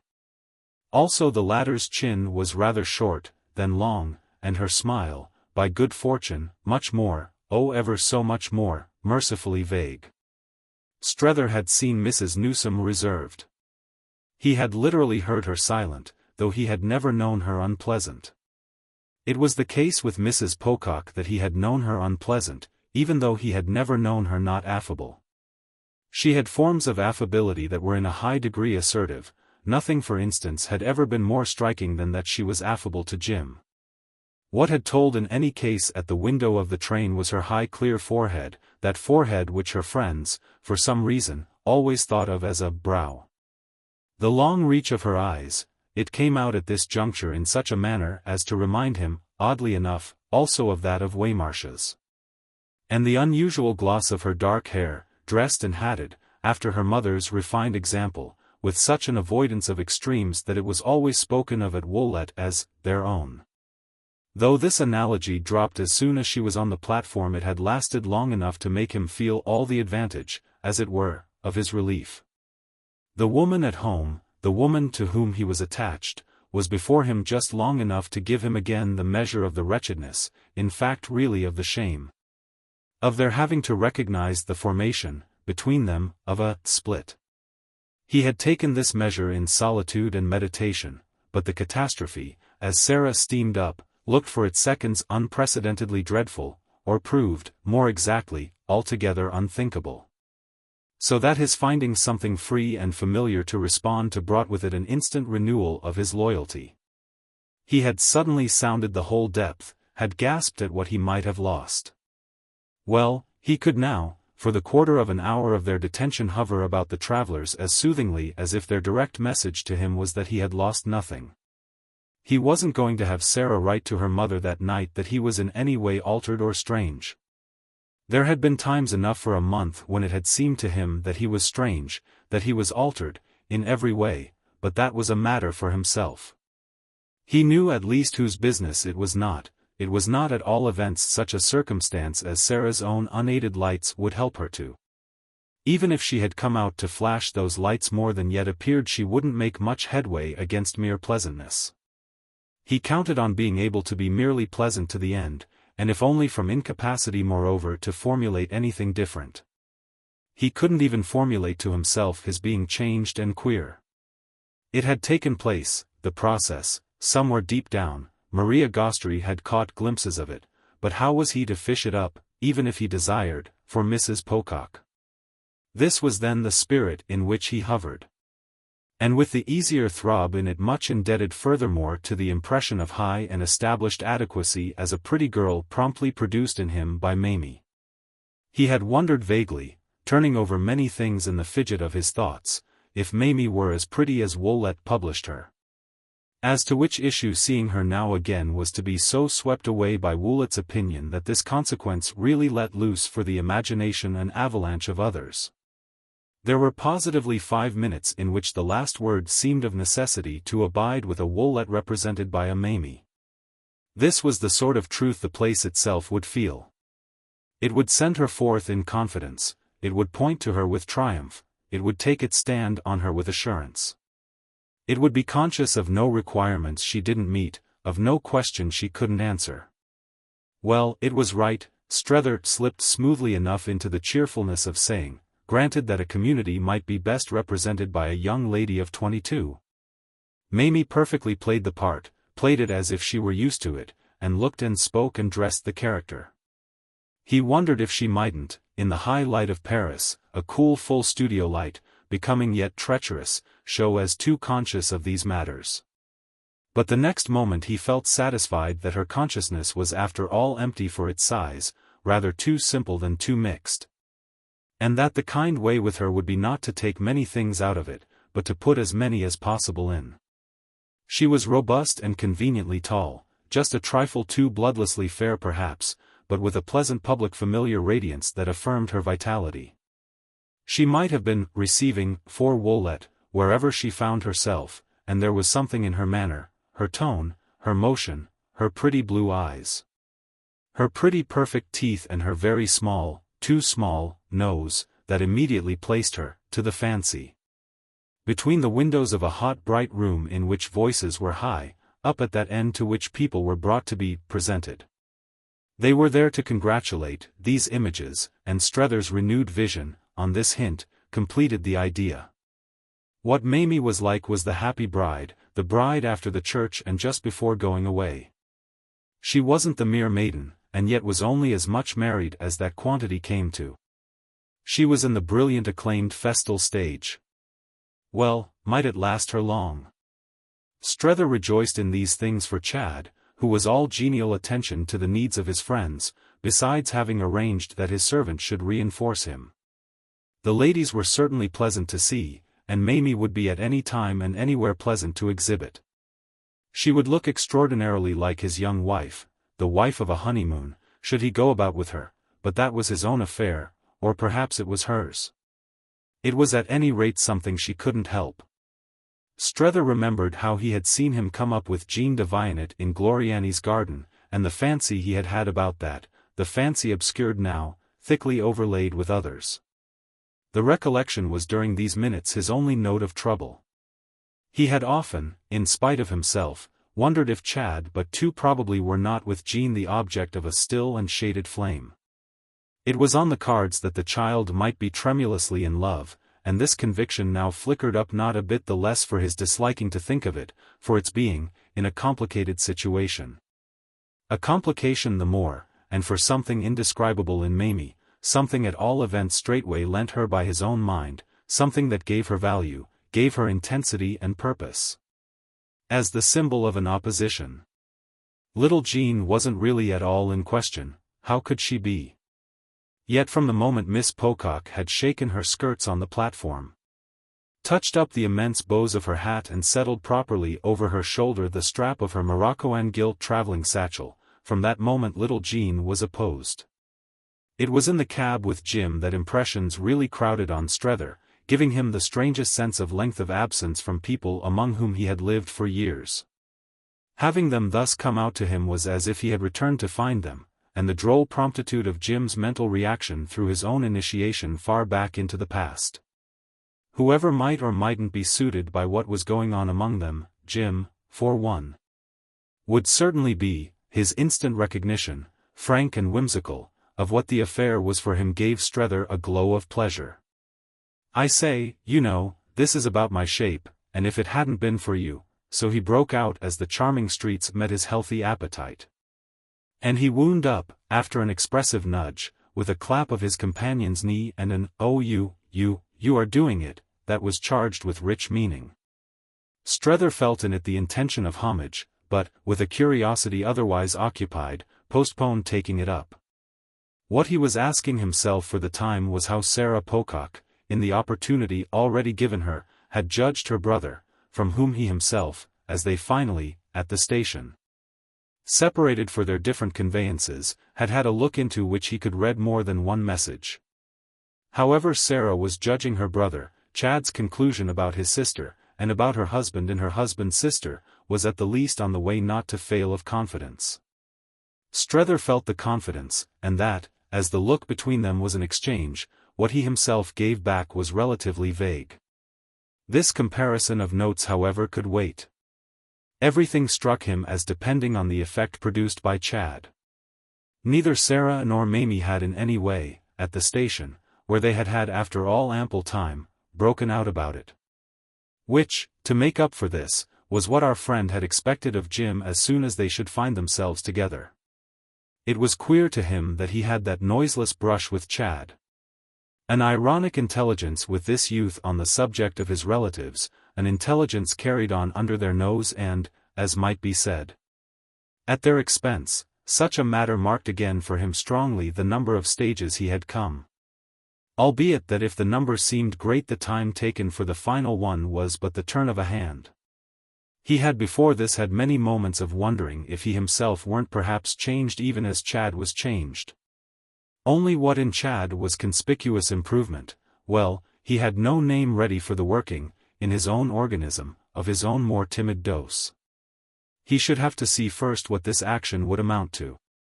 And for his occult passage with the young man, after all, the directness of it had no greater oddity than the fact that the young man's way with the three travelers should have been so happy a manifestation. Strether liked him for it, on the spot, as he hadn't yet liked him. It affected him while it lasted as he might have been affected by some light pleasant perfect work of art, to that degree that he wondered if they were really worthy of it. Took it in and did it justice. To that degree that it would have been scarce a miracle if, there in the luggage room, while they waited for their things, Sarah had pulled his sleeve and drawn him aside. "You're right. We haven't quite known what you mean, Mother and I, but now we see. Chad's magnificent, what can one want more? If this is the kind of thing on which they might, as it were, have embraced and begun to work together.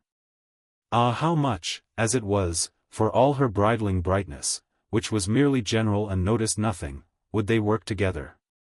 Strether knew he was unreasonable. He set it down to his being nervous. People couldn't notice everything and speak of everything in a quarter of an hour. Possibly, no doubt, also, he made too much of Chad's display. Yet, nonetheless, when, at the end of 5 minutes, in the cab, Jim Pocock had said nothing either, hadn't said, that is, what Strether wanted. Though he had said much else, it all suddenly bounced back to their being either stupid or willful. It was more probably on the whole the former, so that would be the drawback of the bridling brightness. Yes, they would bridle and be bright. They would make the best of what was before them, but their observation would fail, it would be beyond them, they simply wouldn't understand. Of what use would it be then that they had come? If they weren't to be intelligent up to that point, unless indeed he himself were utterly deluded and extravagant? Was he, on this question of Chad's improvement, fantastic and away from the truth? Did he live in a false world, a world that had grown simply to suit him? And was his present slight irritation, in the face now of Jim's silence in particular, but the alarm of the vain thing menaced by the touch of the real? Was this contribution of the real possibly the mission of the Pococks? Had they come to make the work of observation, as he had practiced observation, crack and crumble, and to reduce Chad to the plain terms in which honest minds could deal with him? Had they come in short to be sane where Strether was destined to feel that he himself had only been silly? He glanced at such a contingency, but it failed to hold him long when once he had reflected that he would have been silly, in this case, with Maria Gostrey and little Bilham. With Madame de Vionnet and little Jean, with Lambert Strether, in fine, and above all with Chad Newsome himself. Wouldn't it be found to have made more for reality to be silly with these persons than sane with Sarah and Jim? Jim, in fact, he presently made up his mind, was individually out of it. Jim didn't care, Jim hadn't come out either for Chad or for him. Jim in short left the moral side to Sally and indeed simply availed himself now, for the sense of recreation, of the fact that he left almost everything to Sally. He was nothing compared to Sally, and not so much by reason of Sally's temper and will as by that of her more developed type and greater acquaintance with the world. He quite frankly and serenely confessed, as he sat there with Strether, that he felt his type hang far in the rear of his wife's and still further, if possible, in the rear of his sister's. Their types, he well knew, were recognized and acclaimed. Whereas the most leading Woollett businessmen could hope to achieve socially, and for that matter industrially, was a certain freedom to play into this general glamour. The impression he made on our friend was another of the things that marked our friend's road. It was a strange impression, especially as so soon produced. Strether had received it, he judged, all in the 20 minutes, it struck him at least as but in a minor degree the work of the long Woollett years. Pocock was normally and consentingly though not quite wittingly out of the question. It was despite his being normal, it was despite his being cheerful. It was despite his being a leading Woollett businessman, and the determination of his fate left him thus perfectly usual, as everything else about it was clearly, to his sense, not less so. He seemed to say that there was a whole side of life on which the perfectly usual was for leading Woollett businessmen to be out of the question. He made no more of it than that, and Strether, so far as Jim was concerned, desired to make no more. Only Strether's imagination, as always, worked, and he asked himself if this side of life were not somehow connected, for those who figured on it with the fact of marriage. Would his relation to it, had he married 10 years before, have become now the same as Pocock's? Might it even become the same should he marry in a few months? Should he ever know himself as much out of the question for Mrs. Newsome as Jim knew himself, in a dim way, for Mrs. Jim? To turn his eyes in that direction was to be personally reassured. He was different from Pocock, he had affirmed himself differently and was held after all in higher esteem. What none the less came home to him, however, at this hour, was that the society over there, that of which Sarah and Mamie, and, in a more eminent way, Mrs. Newsome herself, were specimens, was essentially a society of women, and that poor Jim wasn't in it. He himself, Lambert Strether, was as yet in some degree, which was an odd situation for a man. But it kept coming back to him in a whimsical way that he should perhaps find his marriage had cost him his place. This occasion indeed, whatever that fancy represented, was not a time of sensible exclusion for Jim, who was in a state of manifest response to the charm of his adventure. Small and fat and constantly facetious, straw-colored and destitute of marks, he would have been practically indistinguishable hadn't his constant preference for light grey clothes, for white hats, for very big cigars and very little stories, done what it could for his identity. There were signs in him, though none of them plaintive, of always paying for others, and the principal one perhaps was just this failure of type. It was with this that he paid, rather than with fatigue or waste. And also doubtless a little with the effort of humor, never irrelevant to the conditions, to the relations, with which he was acquainted. He gurgled his joy as they rolled through the happy streets. He declared that his trip was a regular windfall, and that he wasn't there, he was eager to remark, to hang back from anything, he didn't know quite what Sally had come for. But he had come for a good time. Strether indulged him even while wondering if what Sally wanted her brother to go back for was to become like her husband. He trusted that a good time was to be, out and out, the program for all of them. And he assented liberally to Jim's proposal that, disencumbered and irresponsible, his things were in the omnibus with those of the others, they should take a further turn round before going to the hotel. It wasn't for him to tackle Chad, it was Sally's job, and as it would be like her, he felt, to open fire on the spot, it wouldn't be amiss of them to hold off and give her time. Strether, on his side, only asked to give her time, so he jogged with his companion along boulevards and avenues, trying to extract from meager material some forecast of his catastrophe. He was quick enough to see that Jim Pocock declined judgment, had hovered quite round the outer edge of discussion and anxiety, leaving all analysis of their question to the ladies alone and now only feeling his way toward some small droll cynicism. It broke out afresh, the cynicism. It had already shown a flicker, in a but slightly deferred, well, hanged if I would if I were he.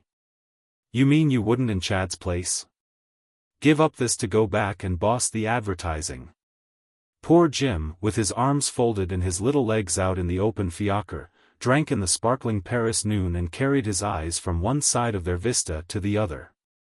Why, I want to come right out and live here myself. And I want to live while I am here too. I feel with you, oh you've been grand, old man, and I've twigged, that it ain't right to worry Chad. I don't mean to persecute him, I couldn't in conscience. It's thanks to you at any rate that I'm here, and I'm sure I'm much obliged. You're a lovely pair. There were things in this speech that Strether let pass for the time. Don't you then think it important the advertising should be thoroughly taken in hand? Chad will be, so far as capacity is concerned, he went on, the man to do it.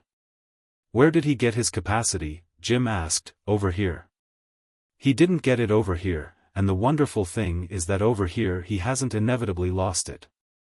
He has a natural turn for business, an extraordinary head. He comes by that, Strether explained, honestly enough. He's in that respect his father's son, and also, for she's wonderful in her way too, his mother's. He has other tastes and other tendencies. But Mrs. Newsome and your wife are quite right about his having that. He's very remarkable. Well, I guess he is. Jim Pocock comfortably sighed. But if you've believed so in his making us hum, why have you so prolonged the discussion? Don't you know we've been quite anxious about you? These questions were not informed with earnestness, but Strether saw he must none the less make a choice and take a line. Because, you see, I've greatly liked it. I've liked my Paris, I dare say I've liked it too much. Oh, you old wretch. Jim gaily exclaimed. But nothing's concluded, Strether went on. The case is more complex than it looks from Woollett. Oh well, it looks bad enough from Woollett, Jim declared. Even after all I've written? Jim bethought himself. Isn't it what you've written that has made Mrs. Newsome pack us off? That at least and Chad's not turning up? Strether made a reflection of his own. I see. That she should do something was, no doubt, inevitable, and your wife has therefore of course come out to act. Oh yes, Jim concurred, to act.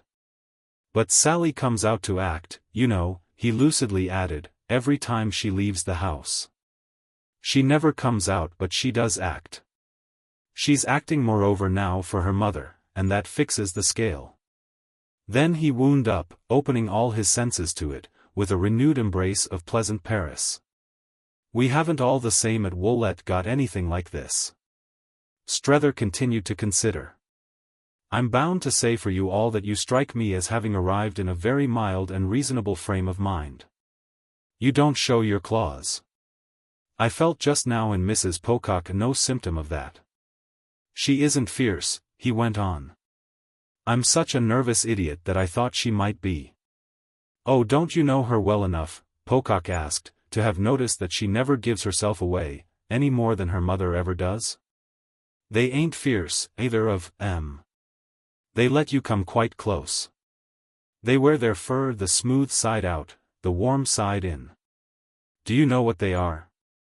Jim pursued as he looked about him, giving the question, as Strether felt, but half his care, do you know what they are? They're about as intense as they can live. Yes, and Strether's concurrence had a positive precipitation, they're about as intense as they can live. They don't lash about and shake the cage, said Jim, who seemed pleased with his analogy, and it's at feeding time that they're quietest. But they always get there. They do indeed, they always get there. Strether replied with a laugh that justified his confession of nervousness. He disliked to be talking sincerely of Mrs. Newsome with Pocock. He could have talked insincerely. But there was something he wanted to know, a need created in him by her recent intermission, by his having given from the first so much, as now more than ever appeared to him, and got so little. It was as if a queer truth in his companion's metaphor had rolled over him with a rush. She had been quiet at feeding time. She had fed, and Sarah had fed with her, out of the big bowl of all his recent free communication, his vividness and pleasantness, his ingenuity and even his eloquence. While the current of her response had steadily run thin. Jim meanwhile, however, it was true, slipped characteristically into shallowness from the moment he ceased to speak out of the experience of a husband. But of course Chad has now the advantage of being there before her. If he doesn't work that for all it's worth. He sighed with contingent pity at his brother-in-law's possible want of resource. He has worked it on you, pretty well, and he asked the next moment if there were anything new at the Varieties, which he pronounced in the American manner. They talked about the Varieties, Strether confessing to a knowledge which produced again on Pocock's part a play of innuendo as vague as a nursery rhyme, yet as aggressive as an elbow in his side. And they finished their drive under the protection of easy themes. Strether waited to the end, but still in vain, for any show that Jim had seen Chad as different. And he could scarce have explained the discouragement he drew from the absence of this testimony. It was what he had taken his own stand on, so far as he had taken a stand. And if they were all only going to see nothing, he had only wasted his time. He gave his friend till the very last moment, till they had come into sight of the hotel. And when poor Pocock only continued cheerful and envious and funny, he fairly grew to dislike him, to feel him extravagantly common. If they were all going to see nothing. Strether knew, as this came back to him, that he was also letting Pocock represent for him what Mrs. Newsome wouldn't see. He went on disliking, in the light of Jim's commonness, to talk to him about that lady, yet just before the cab pulled up he knew the extent of his desire for the real word from Woollett. Has Mrs. Newsome at all given way? Given way? Jim echoed it with the practical derision of his sense of a long past. Under the strain, I mean, of hope deferred, of disappointment repeated and thereby intensified. Oh, is she prostrate, you mean? He had his categories in hand. Why yes, she's prostrate, just as Sally is. But they're never so lively, you know, as when they're prostrate. Ah, Sarah's prostrate? Strether vaguely murmured. It's when they're prostrate that they most sit up. And Mrs. Newsome sitting up? All night, my boy, for you. And Jim fetched him, with a vulgar little guffaw, a thrust that gave relief to the picture. But he had got what he wanted. He felt on the spot that this was the real word from Woollett. So don't you go home. Jim added while he alighted and while his friend, letting him profusely pay the cabman, sat on in a momentary muse. Strether wondered if that were the real word too. Chapter 3. As the door of Mrs. Pocock's salon was pushed open for him, the next day, well before noon, he was reached by a voice with a charming sound that made him just falter before crossing the threshold. Madame de Vionnet was already on the field, and this gave the drama a quicker pace than he felt it as yet, though his suspense had increased, in the power of any act of his own to do. He had spent the previous evening with all his old friends together, yet he would still have described himself as quite in the dark in respect to a forecast of their influence on his situation. It was strange now, none the less, that in the light of this unexpected note of her presence he felt Madame de Vionnet a part of that situation as she hadn't even yet been. She was alone, he found himself assuming, with Sarah, and there was a bearing in that, somehow beyond his control, on his personal fate. Yet she was only saying something quite easy and independent, the thing she had come, as a good friend of Chad's, on purpose to say. There isn't anything at all? I should be so delighted. It was clear enough, when they were there before him, how she had been received. He saw this, as Sarah got up to greet him, from something fairly hectic in Sarah's face. He saw furthermore that they weren't, as had first come to him, alone together. He was at no loss as to the identity of the broad high back presented to him in the embrasure of the window furthest from the door. Waymarsh, whom he had today not yet seen, whom he only knew to have left the hotel before him, and who had taken part, the night previous, on Mrs. Pocock's kind invitation, conveyed by Chad, in the entertainment, informal but cordial, promptly offered by that lady. Waymarsh had anticipated him even as Madame de Vionnet had done, and, with his hands in his pockets and his attitude unaffected by Strether's entrance, was looking out, in marked detachment, at the Rue de Rivoli. The latter felt it in the air. It was immense how Waymarsh could mark things, that he had remained deeply dissociated from the overture to their hostess that we have recorded on Madame de Vionet's side.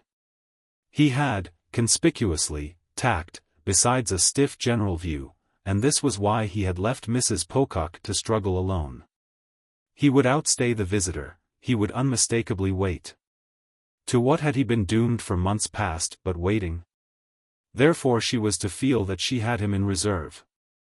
What support she drew from this was still to be seen, for, although Sarah was vividly bright, she had given herself up for the moment to an ambiguous flushed formalism. She had had to reckon more quickly than she expected, but it concerned her first of all to signify that she was not to be taken unawares. Strether arrived precisely in time for her showing it.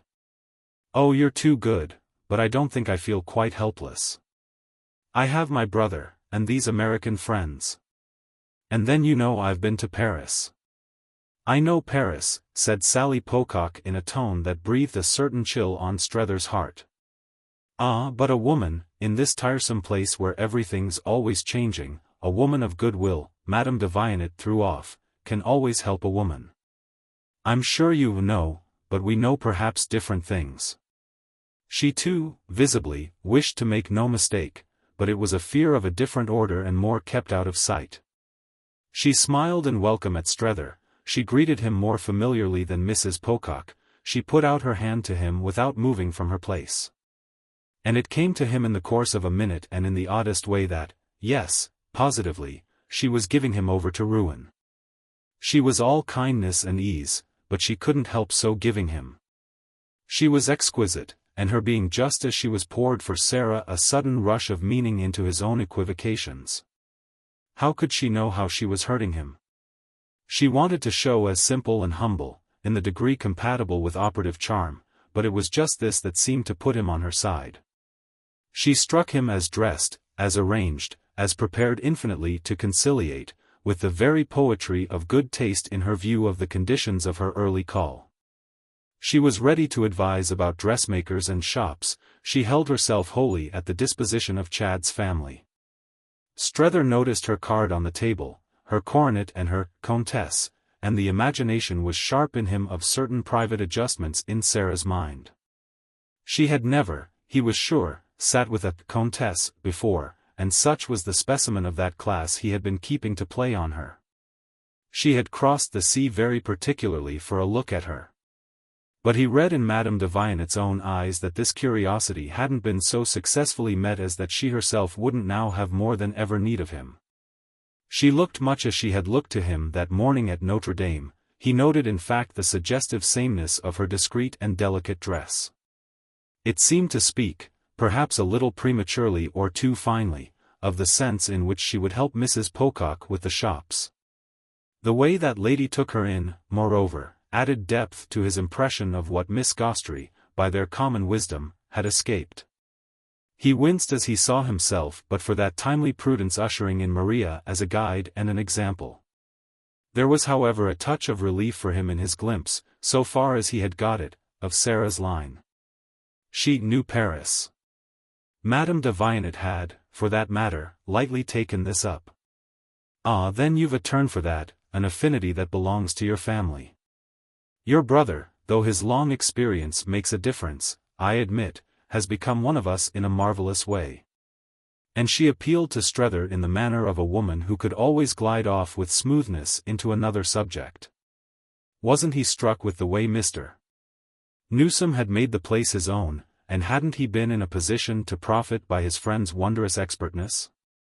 Strether felt the bravery, at the least, of her presenting herself so promptly to sound that note, and yet asked himself what other note, after all, she could strike from the moment she presented herself at all. She could meet Mrs. Pocock only on the ground of the obvious, and what feature of Chad's situation was more eminent than the fact that he had created for himself a new set of circumstances? Unless she hid herself altogether she could show but as one of these, an illustration of his domiciled and indeed of his confirmed condition.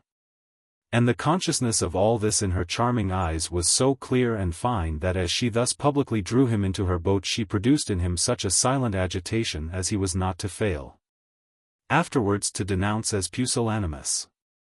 Ah, don't be so charming to me, for it makes us intimate, and after all what is between us when I've been so tremendously on my guard and have seen you but half a dozen times? He recognized once more the perverse law that so inveterately governed his poor personal aspects. It would be exactly like the way things always turned out for him that he should affect Mrs.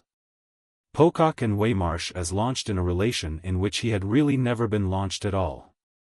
They were at this very moment, they could only be, attributing to him the full license of it, and all by the operation of her own tone with him.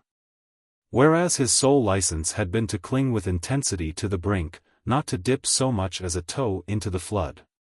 But the flicker of his fear on this occasion was not, as may be added, to repeat itself. It sprang up, for its moment, only to die down and then go out forever. To meet his fellow visitor's invocation and, with Sarah's brilliant eyes on him, answer, was quite sufficiently to step into her boat. During the rest of the time her visit lasted he felt himself proceed to each of the proper offices, successively, for helping to keep the adventurous skiff afloat. It rocked beneath him, but he settled himself in his place. He took up an oar and, since he was to have the credit of pulling, pulled. That will make it all the pleasanter if it so happens that we do meet, Madame de Vionnet had further observed in reference to Mrs. Pocock's mention of her initiated state. And she had immediately added that, after all, her hostess couldn't be in need with the good offices of Mr. Strether so close at hand.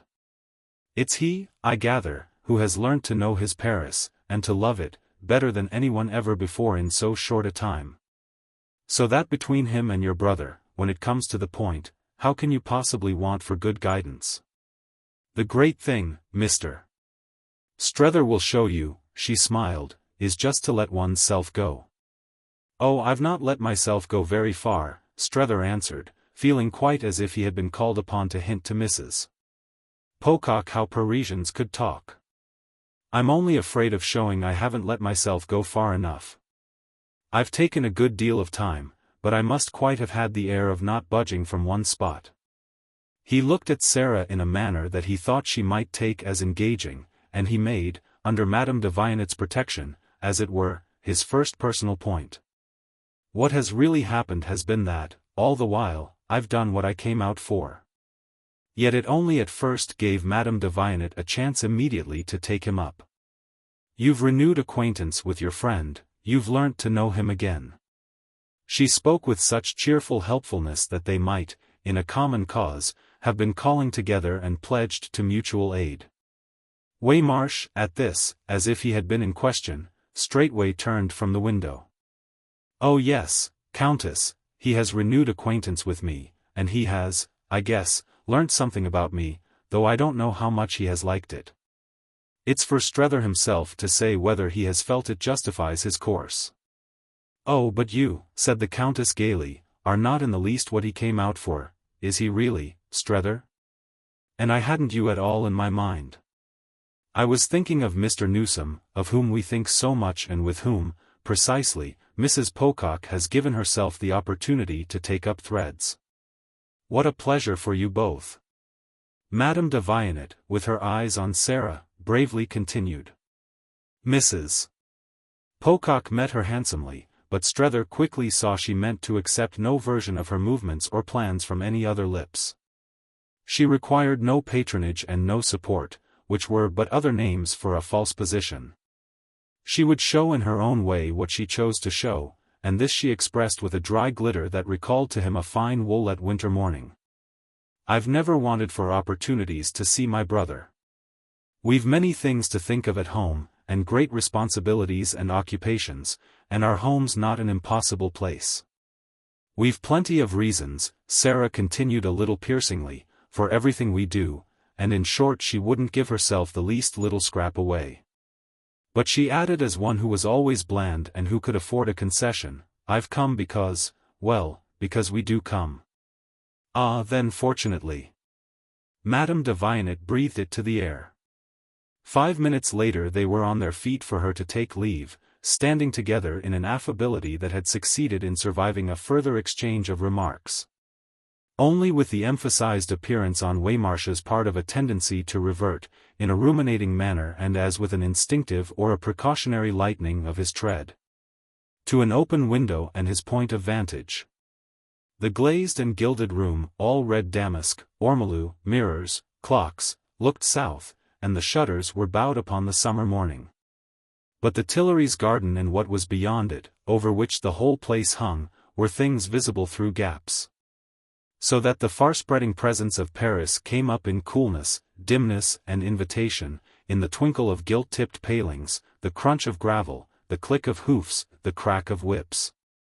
Things that suggested some parade of the circus. I think it probable, said Mrs. Pocock, that I shall have the opportunity of going to my brother's. I've no doubt it's very pleasant indeed. She spoke as to Strether, but her face was turned with an intensity of brightness to Madame de Vionnet, and there was a moment during which, while she thus fronted her, our friend expected to hear her add, I'm much obliged to you, I'm sure, for inviting me there.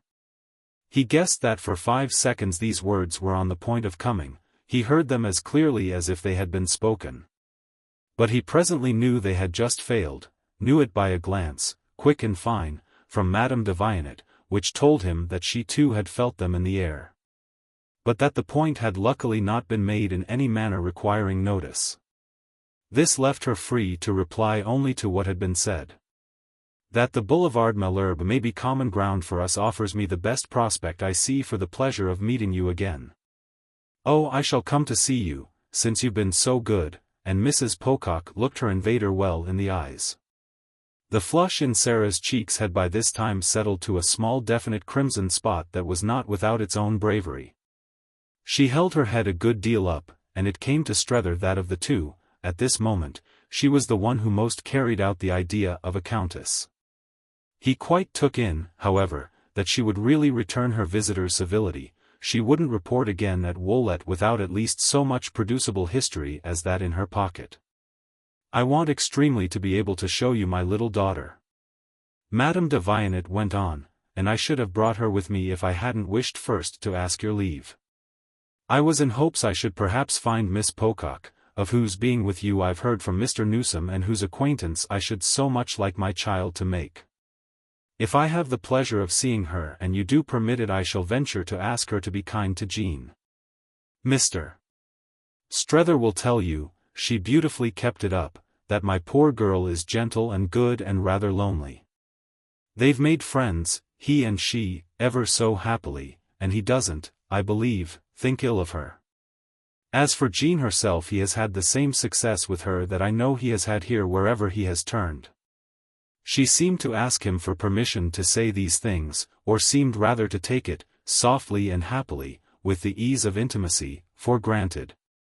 And he had quite the consciousness now that not to meet her at any point more than halfway would be odiously, basely to abandon her.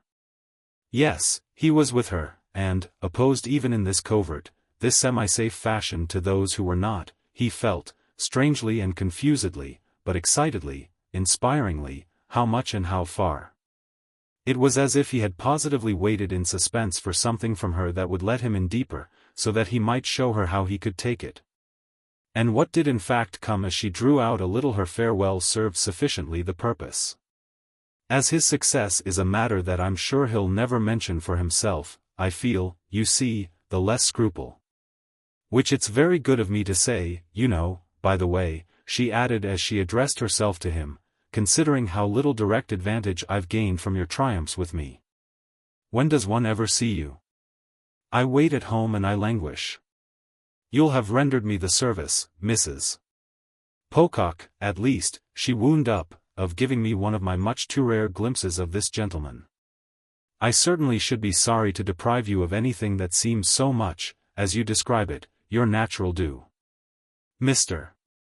Strether and I are very old friends," Sarah allowed, "but the privilege of his society isn't a thing I shall quarrel about with anyone. And yet, dear Sarah," he freely broke in, "I feel, when I hear you say that you don't quite do justice to the important truth of the extent to which, as you're also mine, I'm your natural due. I should like much better," he laughed, "to see you fight for me." She met him, Mrs. Pocock, on this, with an arrest of speech, with a certain breathlessness, as he immediately fancied, on the score of a freedom for which she wasn't quite prepared. It had flared up, for all the harm he had intended by it, because, confoundedly, he didn't want any more to be afraid about her than he wanted to be afraid about Madame de Vionnet. He had never, naturally, called her anything but Sarah at home, and though he had perhaps never quite so markedly invoked her as his dear, that was somehow partly because no occasion had hitherto laid so effective a trap for it. But something admonished him now that it was too late, unless indeed it were possibly too early, and that he at any rate shouldn't have pleased Mrs. Pocock the more by it. "Well, Mr. Strether," she murmured with vagueness, yet with sharpness, while her crimson spot burned a trifle brighter, and he was aware that this must be for the present the limit of her response. Madame de Vionnet had already, however, come to his aid, and Waymarsh, as if for further participation, moved again back to them. It was true that the aid rendered by Madame de Vionnet was questionable. It was a sign that, for all one might confess to with her, and for all she might complain of not enjoying, she could still insidiously show how much of the material of conversation had accumulated between them. "The real truth is, you know, that you sacrifice one without mercy to dear old Maria. She leaves no room in your life for anybody else. Do you know," she inquired of Mrs. Pocock, "about dear old Maria? The worst is that Miss Gostrey is really a wonderful woman."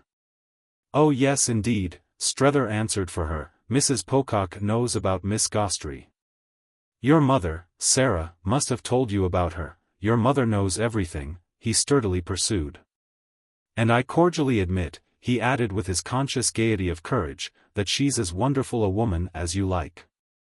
"Ah, it isn't I who like, dear Mr. Strether, anything to do with the matter," Sarah Pocock promptly protested, "and I'm by no means sure I have, from my mother or from anyone else, a notion of whom you're talking about."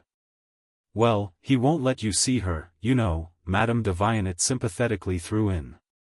"He never lets me, old friends as we are, I mean as I am with Maria. He reserves her for his best hours. Keeps her consummately to himself, only gives us others the crumbs of the feast."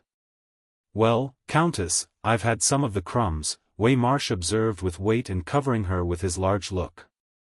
Which led her to break in before he could go on. "Comment donc, he shares her with you," she exclaimed in droll stupefaction. "Take care you don't have, before you go much further, rather more of all ces dames than you may know what to do with." But he only continued in his massive way. "I can post you about the lady, Mrs. Pocock, so far as you may care to hear. I've seen her quite a number of times, and I was practically present when they made acquaintance. I've kept my eye on her right along, but I don't know as there's any real harm in her." "Harm?" Madame de Vionnet quickly echoed. "Why, she's the dearest and cleverest of all the clever and dear." "Well, you run her pretty close, Countess," Waymarsh returned with spirit, "though there's no doubt she's pretty well up in things. She knows her way round Europe. Above all, there's no doubt she does love Strether." "Ah, but we all do that, we all love Strether, it isn't a merit."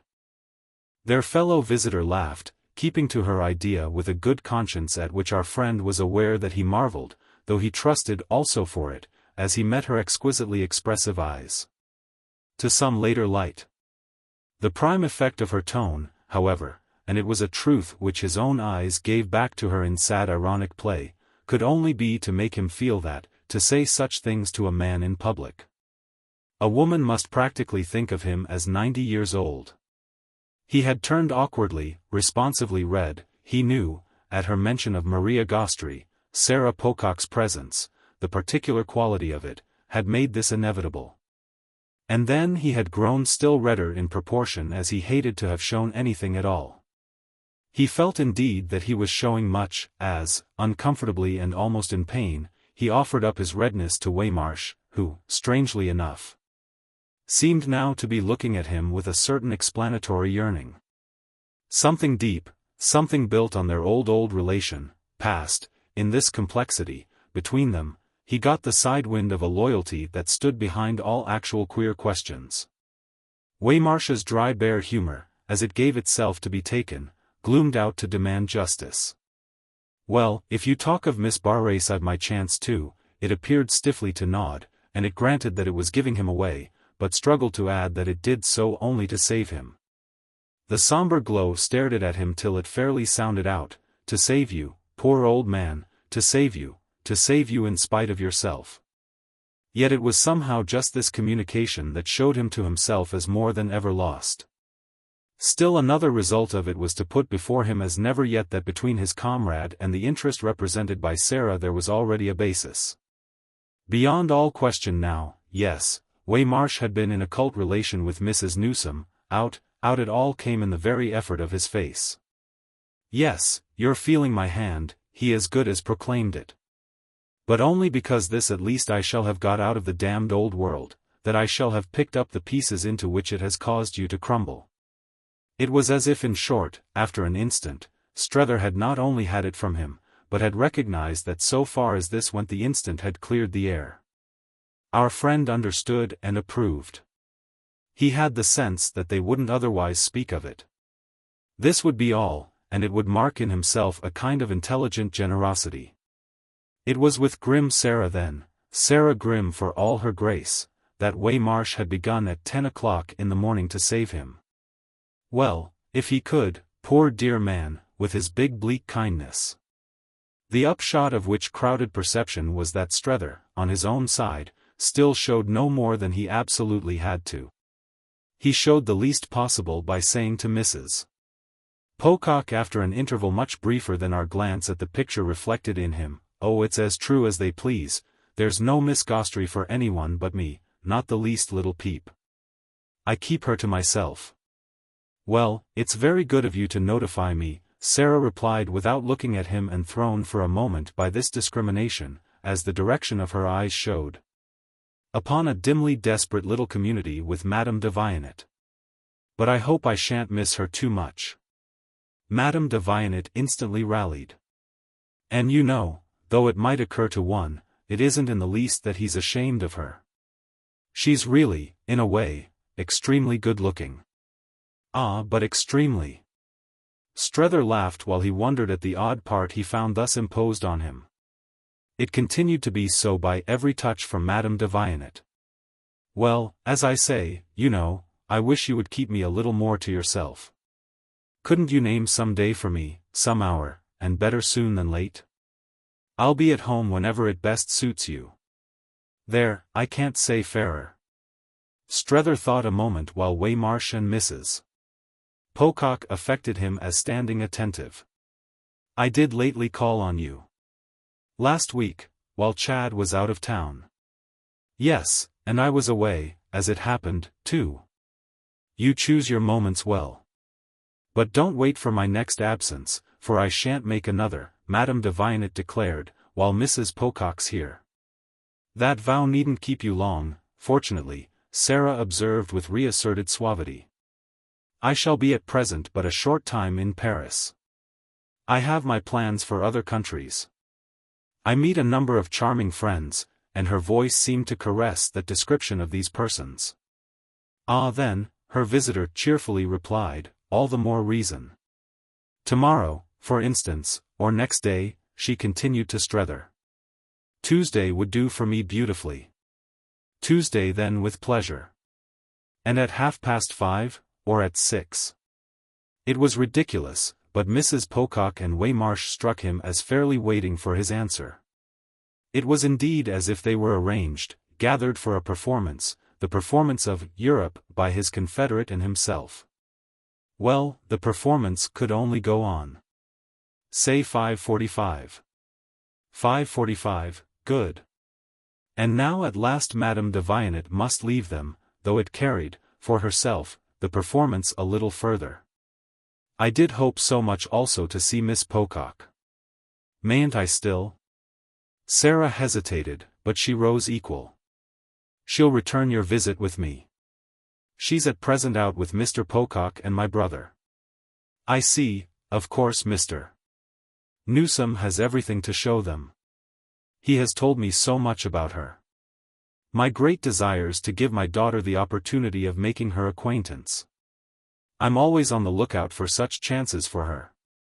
If I didn't bring her today it was only to make sure first that you'd let me. After which the charming woman risked a more intense appeal. It wouldn't suit you also to mention some near time, so that we shall be sure not to lose you? Strether on his side waited, for Sarah likewise had, after all, to perform. And it occupied him to have been thus reminded that she had stayed at home, and on her first morning of Paris, while Chad led the others forth. Oh, she was up to her eyes.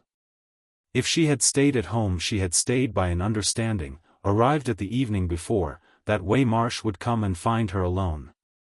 This was beginning well, for a first day in Paris. And the thing might be amusing yet. But Madame de Vionet's earnestness was meanwhile beautiful. You may think me indiscreet, but I've such a desire my Jean shall know an American girl of the really delightful kind. You see I throw myself for it on your charity. The manner of this speech gave Strether such a sense of depths below it and behind it as he hadn't yet had, ministered in a way that almost frightened him to his dim divinations of reasons. But if Sarah still, in spite of it, faltered, this was why he had time for a sign of sympathy with her petitioner. Let me say then, dear lady, to back your plea, that Miss Mamie is of the most delightful kind of all, is charming among the charming. Even Waymarsh, though with more to produce on the subject, could get into motion in time.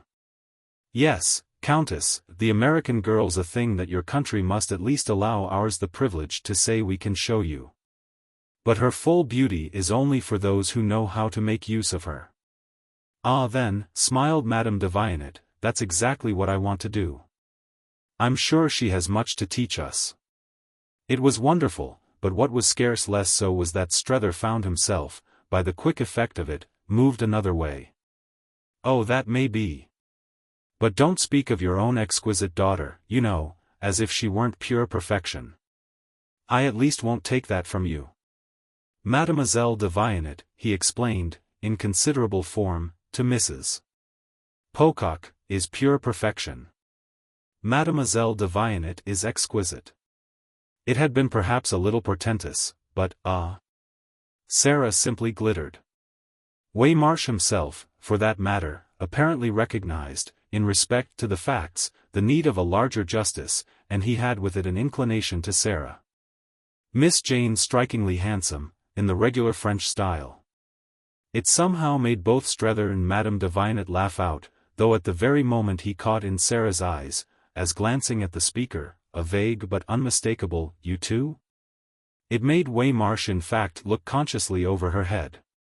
Madame de Vionnet meanwhile, however, made her point in her own way. "I wish indeed I could offer you my poor child as a dazzling attraction, it would make one's position simple enough. She's as good as she can be, but of course she's different. And the question is now, in the light of the way things seem to go, if she isn't after all too different I mean from the splendid type everyone is so agreed that your wonderful country produces. On the other hand, of course Mr. Newsome, who knows it so well, has, as a good friend, dear kind man that he is, done everything he can, to keep us from fatal benightedness, for my small shy creature." Well, she wound up after Mrs. Pocock had signified, in a murmur still a little stiff, that she would speak to her own young charge on the question. "Well, we shall sit, my child and I, and wait and wait and wait for you." But her last fine turn was for Strether. "Do speak of us in such a way. As that something can't but come of it?" "Oh, something shall come of it. I take a great interest," he further declared. And in proof of it, the next moment, he had gone with her down to her carriage. Book. Chapter 9. Chapter 1.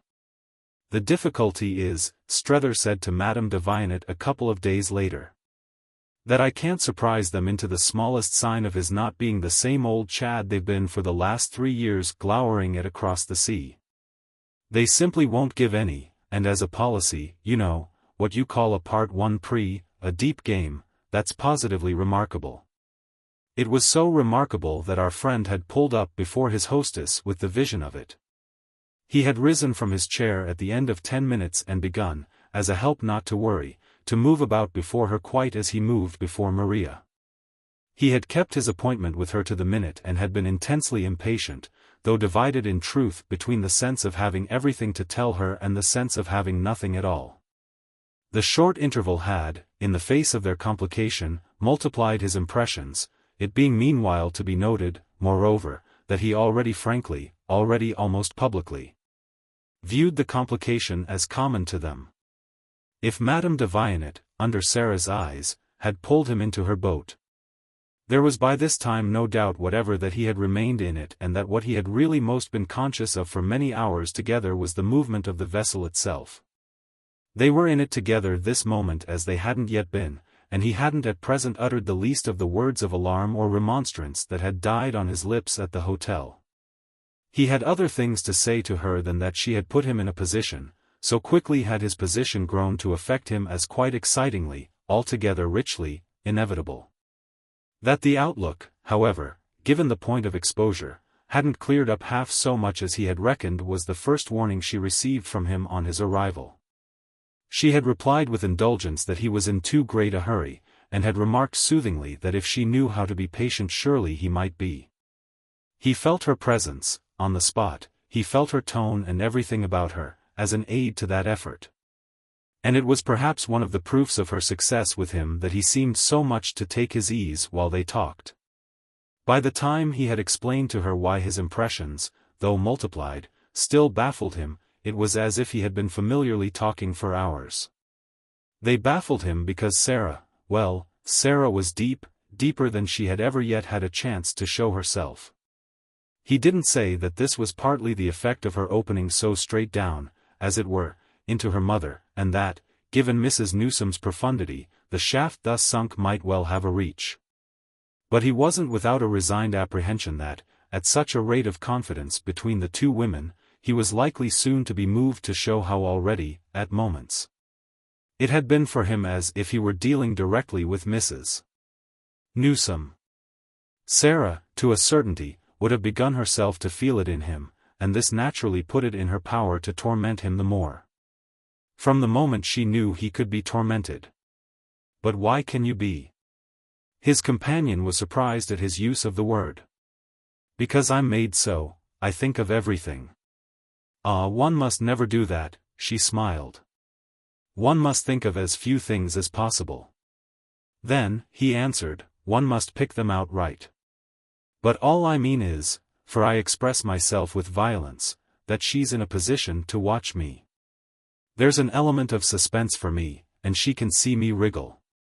But my wriggling doesn't matter, he pursued. I can bear it. Besides, I shall wriggle out. The picture at any rate stirred in her an appreciation that he felt to be sincere. I don't see how a man can be kinder to a woman than you are to me. Well, kind was what he wanted to be. Yet even while her charming eyes rested on him with the truth of this, he none the less had his humor of honesty. When I say suspense I mean, you know, he laughed, suspense about my own case too. Oh yes, about your own case too. It diminished his magnanimity, but she only looked at him the more tenderly. Not, however, he went on, that I want to talk to you about that. It's my own little affair, and I mentioned it simply as part of Mrs. Pocock's advantage. No, no. Though there was a queer present temptation in it, and his suspense was so real that to fidget was a relief, he wouldn't talk to her about Mrs. Newsome, wouldn't work off on her the anxiety produced in him by Sarah's calculated omissions of reference. The effect she produced of representing her mother had been produced, and that was just the immense, the uncanny part of it, without her having so much as mentioned that lady. She had brought no message, had alluded to no question, had only answered his inquiries with hopeless limited propriety. She had invented a way of meeting them, as if he had been a polite perfunctory poor relation, of distant degree, that made them almost ridiculous in him.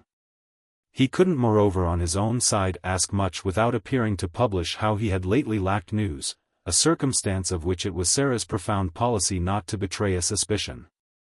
These things, all the same, he wouldn't breathe to Madame de Vionnet, much as they might make him walk up and down. And what he didn't say, as well as what she didn't. For she had also her high decencies, enhanced the effect of his being there with her at the end of 10 minutes more intimately on the basis of saving her than he had yet had occasion to be.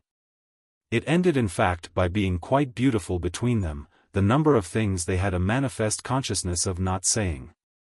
He would have liked to turn her, critically, to the subject of Mrs. Pocock, but he so stuck to the line he felt to be the point of honor and of delicacy that he scarce even asked her what her personal impression had been. He knew it, for that matter, without putting her to trouble, that she wondered how, with such elements, Sarah could still have no charm, was one of the principal things she held her tongue about. Strether would have been interested in her estimate of the elements, indubitably there, some of them, and to be appraised according to taste, but he denied himself even the luxury of this diversion. The way Madame de Vionnet affected him today was in itself a kind of demonstration of the happy employment of gifts. How could a woman think Sarah had charm who struck one as having arrived at it herself by such different roads? On the other hand, of course Sarah wasn't obliged to have it. He felt as if somehow Madame de Vionnet was. The great question meanwhile was what Chad thought of his sister, which was naturally ushered in by that of Sarah's apprehension of Chad. That they could talk of, and with a freedom purchased by their discretion in other senses. The difficulty however was that they were reduced as yet to conjecture. He had given them in the day or two as little of a lead as Sarah, and Madame de Vionnet mentioned that she hadn't seen him since his sister's arrival. And does that strike you as such an age? She met it in all honesty. Oh, I won't pretend I don't miss him. Sometimes I see him every day. Our friendship's like that. Make what you will of it, she whimsically smiled. A little flicker of the kind, occasional in her, that had more than once moved him to wonder what he might best make of her. But he's perfectly right, she hastened to add, and I wouldn't have him fail in any way at present for the world. I'd sooner not see him for 3 months. I begged him to be beautiful to them, and he fully feels it for himself. Strether turned away under his quick perception. She was so odd a mixture of lucidity and mystery. She fell in at moments with the theory about her he most cherished, and she seemed at others to blow it into air. She spoke now as if her art were all an innocence, and then again as if her innocence were all an art. Oh, he's giving himself up, and he'll do so to the end. How can he but want, now that it's within reach, his full impression, which is much more important, you know, than either yours or mine. But he's just soaking, Strether said as he came back. He's going in conscientiously for a saturation. I'm bound to say he is very good. Ah, she quietly replied, to whom do you say it? And then more quietly still, he's capable of anything. Strether more than reaffirmed, oh he's excellent. I more and more like, he insisted, to see him with them, though the oddity of this tone between them grew sharper for him even while they spoke. It placed the young man so before them as the result of her interest and the product of her genius, acknowledged so her part in the phenomenon and made the phenomenon so rare, that more than ever yet he might have been on the very point of asking her for some more detailed account of the whole business than he had yet received from her. The occasion almost forced upon him some question as to how she had managed and as to the appearance such miracles presented from her own singularly close place of survey. The moment in fact however passed, giving way to more present history, and he continued simply to mark his appreciation of the happy truth. It's a tremendous comfort to feel how one can trust him. And then again while for a little she said nothing, as if after all to her trust there might be a special limit, I mean for making a good show to them. Yes, she thoughtfully returned, but if they shut their eyes to it. Strether for an instant had his own thought. Well, perhaps that won't matter. You mean because he probably, do what they will, won't like them? Oh, do what they will. They won't do much, especially if Sarah hasn't more, well, more than one has yet made out, to give. Madame de Vionnet weighed it. Ah, she has all her grace. It was a statement over which, for a little, they could look at each other sufficiently straight. And though it produced no protest from Strether, the effect was somehow as if he had treated it as a joke. She may be persuasive and caressing with him, she may be eloquent beyond words. She may get hold of him, she wound up, well, as neither you nor I have. Yes, she may, and now Strether smiled. But he has spent all his time each day with Jim. He's still showing Jim round. She visibly wondered. Then how about Jim? Strether took a turn before he answered. Hasn't he given you Jim? Hasn't he before this done him for you? He was a little at a loss. Doesn't he tell you things? She hesitated. No, and their eyes once more gave and took. Not as you do. You somehow make me see them, or at least feel them. And I haven't asked too much, she added, I've of late wanted so not to worry him. Ah, for that, so have I, he said with encouraging assent. So that, as if she had answered everything, they were briefly sociable on it. It threw him back on his other thought, with which he took another turn. Stopping again, however, presently with something of a glow. You see, Jim's really immense. I think it will be Jim who'll do it. She wondered. Get hold of him? No, just the other thing. Counteract Sarah's spell. And he showed now, our friend, how far he had worked it out. Jim's intensely cynical. Oh dear Jim. Madame de Vionnet vaguely smiled. Yes, literally, dear Jim. He's awful. What he wants, heaven forgive him, is to help us. You mean, she was eager, help me? Well, Chad and me in the first place. But he throws you in too, though without as yet seeing you much. Only, so far as he does see you, if you don't mind, he sees you as awful. Awful? She wanted it all.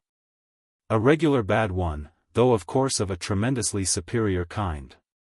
Dreadful, delightful, irresistible. Ah, dear Jim. I should like to know him. I must. Yes, naturally. But will it do? You may, you know, Strether suggested, disappoint him. She was droll and humble about it. I can but try. But my wickedness then, she went on, is my recommendation for him? Your wickedness and the charms with which, in such a degree as yours, he associates it. He understands, you see, that Chad and I have above all wanted to have a good time, and his view is simple and sharp. Nothing will persuade him, in the light, that is, of my behavior, that I really didn't, quite as much as Chad, come over to have one before it was too late. He wouldn't have expected it of me. But men of my age, at Woollett, and especially the least likely ones, have been noted as liable to strange outbreaks, belated uncanny clutches at the unusual, the ideal. It's an effect that a lifetime of Woollett has quite been observed as having, and I thus give it to you, in Jim's view, for what it's worth. Now his wife and his mother-in-law, Strether continued to explain, have, as in honor bound, no patience with such phenomena, late or early, which puts Jim as against his relatives. On the other side. Besides, he added, I don't think he really wants Chad back. If Chad doesn't come, he'll have, Madame de Vionnet quite apprehended, more of the free hand. Well, Chad's the bigger man. So he'll work now, en decis, to keep him quiet? No, he won't work at all, and he won't do anything en decis. He's very decent and won't be a traitor in the camp. But he'll be amused with his own little view of our duplicity, he'll sniff up what he supposes to be Paris from morning till night, and he'll be, as to the rest, for Chad, well, just what he is. She thought it over. A warning? He met it almost with glee. You are as wonderful as everybody says. And then to explain all he meant, I drove him about for his first hour, and do you know what, all beautifully unconscious, he most put before me? Why, that something like that is at bottom, as an improvement to his present state, as in fact the real redemption of it, what they think it may not be too late to make of our friend. With which, as, taking it in, she seemed, in her recurrent alarm, bravely to gaze at the possibility, he completed his statement. But it is too late. Thanks to you. It drew from her again one of her indefinite reflections. Oh, me, after all. He stood before her so exhilarated by his demonstration that he could fairly be jocular. Everything's comparative. You're better than that. You, she could but answer him, are better than anything. But she had another thought. Will Mrs. Pocock come to me? Oh yes, she'll do that. As soon, that is, as my friend Waymarsh, her friend now, leaves her leisure. She showed an interest. Is he so much her friend as that? Why, didn't you see it all at the hotel? Oh, she was amused, all is a good deal to say. I don't know, I forget. I lost myself in her. You were splendid, Strether returned, but all isn't a good deal to say, it's only a little. Yet it's charming so far as it goes. She wants a man to herself. And hasn't she got you? Do you think she looked at me, or even at you, as if she had? Strether easily dismissed that irony. Everyone, you see, must strike her as having somebody. You've got Chad, and Chad has got you. I see, she made of it what she could. And you've got Maria. Well, he on his side accepted that. I've got Maria. And Maria has got me. So it goes. But Mr. Jim, whom has he got? Oh, he has got, or it's as if he had, the whole place. But for Mr. Waymarsh, she recalled, isn't Miss Barrace before anyone else? He shook his head. Miss Barrace is a raffinée, and her amusement won't lose by Mrs. Pocock. It will gain rather, especially if Sarah triumphs and she comes in for a view of it. How well you know us. Madame de Vionnet, at this, frankly sighed. No, it seems to me it's we that I know. I know Sarah, it's perhaps on that ground only that my feet are firm. Waymarsh will take her round while Chad takes Jim, and I shall be, I assure you, delighted for both of them. Sarah will have had what she requires, she will have paid her tribute to the ideal, and he will have done about the same. In Paris it's in the air, so what can one do less? If there's a point that, beyond any other, Sarah wants to make, it's that she didn't come out to be narrow. We shall feel at least that. Oh, she sighed, the quantity we seem likely to feel. But what becomes, in these conditions, of the girl? Of Mamie, if we're all provided? Ah, for that, said Strether, you can trust Chad. To be, you mean, all right to her? To pay her every attention as soon as he has polished off Jim. He wants what Jim can give him, and what Jim really won't, though he has had it all, and more than all, from me. He wants in short his own personal impression, and he'll get it, strong. But as soon as he has got it Mamie won't suffer. Oh, Mamie mustn't suffer. Madame de Vionnet soothingly emphasized. But Strether could reassure her. Don't fear. As soon as he has done with Jim, Jim will fall to me. And then you'll see. It was as if in a moment she saw already, yet she still waited. Then, is she really quite charming? She asked. He had got up with his last words and gathered in his hat and gloves. I don't know, I'm watching. I'm studying the case, as it were, and I dare say I shall be able to tell you. She wondered. Is it a case? Yes, I think so. At any rate I shall see. But haven't you known her before?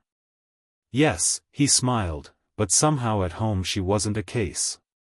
She has become one since. It was as if he made it out for himself. She has become one here. So very, very soon. He measured it, laughing. Not sooner than I did. And you became one? Very, very soon. The day I arrived. Her intelligent eyes showed her thought of it. Ah, but the day you arrived you met Maria. Whom has Miss Pocock met? He paused again, but he brought it out. Hasn't she met Chad? Certainly, but not for the first time. He's an old friend. At which Strether had a slow amused significant headshake that made her go on. You mean that for her at least he's a new person, that she sees him as different? She sees him as different. And how does she see him? Strether gave it up. How can one tell how a deep little girl sees a deep young man? Is everyone so deep? Is she too? So it strikes me deeper than I thought. But wait a little, between us we'll make it out. You'll judge for that matter yourself. Madame de Vionnet looked for the moment fairly bent on the chance. Then she will come with her?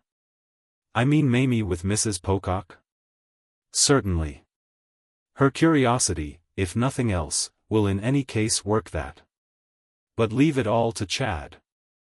Ah, wailed Madame de Vionnet, turning away a little wearily, the things I leave to Chad. The tone of it made him look at her with a kindness that showed his vision of her suspense. But he fell back on his confidence. Oh well, trust him. Trust him all the way. He had indeed no sooner so spoken than the queer displacement of his point of view appeared again to come up for him in the very sound, which drew from him a short laugh, immediately checked. He became still more advisory. When they do come give them plenty of Miss Jean. Let Mamie see her well. She looked for a moment as if she placed them face to face. For Mamie to hate her? He had another of his corrective headshakes. Mamie won't. Trust them. She looked at him hard, and then as if it were what she must always come back to, it's you I trust. But I was sincere, she said, at the hotel. I do, want my child. Well? Strether waited with deference while she appeared to hesitate as to how to put it. Well, to do what she can for me. Strether for a little met her eyes on it. After which something that might have been unexpected to her came from him. Poor little duck. Not more expected for himself indeed might well have been her echo of it. Poor little duck. But she immensely wants herself, she said, to see our friend's cousin. Is that what she thinks her? It's what we call the young lady. He thought again, then with a laugh, well, your daughter will help you. And now at last he took leave of her, as he had been intending for 5 minutes. But she went part of the way with him, accompanying him out of the room and into the next and the next. Her noble old apartment offered a succession of 3, the first 2 of which indeed, on entering, smaller than the last, but each with its faded and formal air, enlarged the office of the antechamber and enriched the sense of approach. Strether fancied them, liked them, and, passing through them with her more slowly now, met a sharp renewal of his original impression. He stopped, he looked back. The whole thing made a vista, which he found high melancholy and sweet, full, once more, of dim historic shades, of the faint faraway cannon roar of the great empire. It was doubtless half the projection of his mind, but his mind was a thing that, among old waxed parquets, pale shades of pink and green, pseudo-classic candelabra, he had always needfully to reckon with. They could easily make him irrelevant. The oddity, the originality, the poetry, he didn't know what to call it, of Chad's connection reaffirmed for him its romantic side. They ought to see this, you know. They must. The Pococks? She looked about in deprecation, she seemed to see gaps he didn't. Mamie and Sarah, Mamie in particular. My shabby old place? But they're things. Oh, they're things. You were talking of what will do something for you. So that it strikes you, she broke in, that my poor place may? Oh, she ruefully mused, that would be desperate. Do you know what I wish? He went on. I wish Mrs. Newsome herself could have a look. She stared, missing a little his logic. It would make a difference? Her tone was so earnest that as he continued to look about he laughed. It might. But you've told her, you tell me. All about you? Yes, a wonderful story. But there's all the indescribable, what one gets only on the spot. Thank you, she charmingly and sadly smiled. It's all about me here, he freely continued. Mrs. Newsome feels things. But she seemed doomed always to come back to doubt. No one feels so much as you. No, not anyone. So much the worse then for everyone. It's very easy. They were by this time in the antechamber, still alone together, as she hadn't rung for a servant. The antechamber was high and square, grave and suggestive too, a little cold and slippery even in summer, and with a few old prints that were precious, Strether divined, on the walls. He stood in the middle, slightly lingering, vaguely directing his glasses, while, leaning against the doorpost of the room, she gently pressed her cheek to the side of the recess. You would have been a friend. It startled him a little. For the reason you say. You're not stupid. And then abruptly, as if bringing it out were somehow founded on that fact, we're marrying Jean. It affected him on the spot as a move in a game, and he was even then not without the sense that that wasn't the way Jean should be married. But he quickly showed his interest, though, as quickly afterward struck him, with an absurd confusion of mind. You and, not Chad? Of course it was the child's father who made the we, but to the child's father it would have cost him an effort to allude.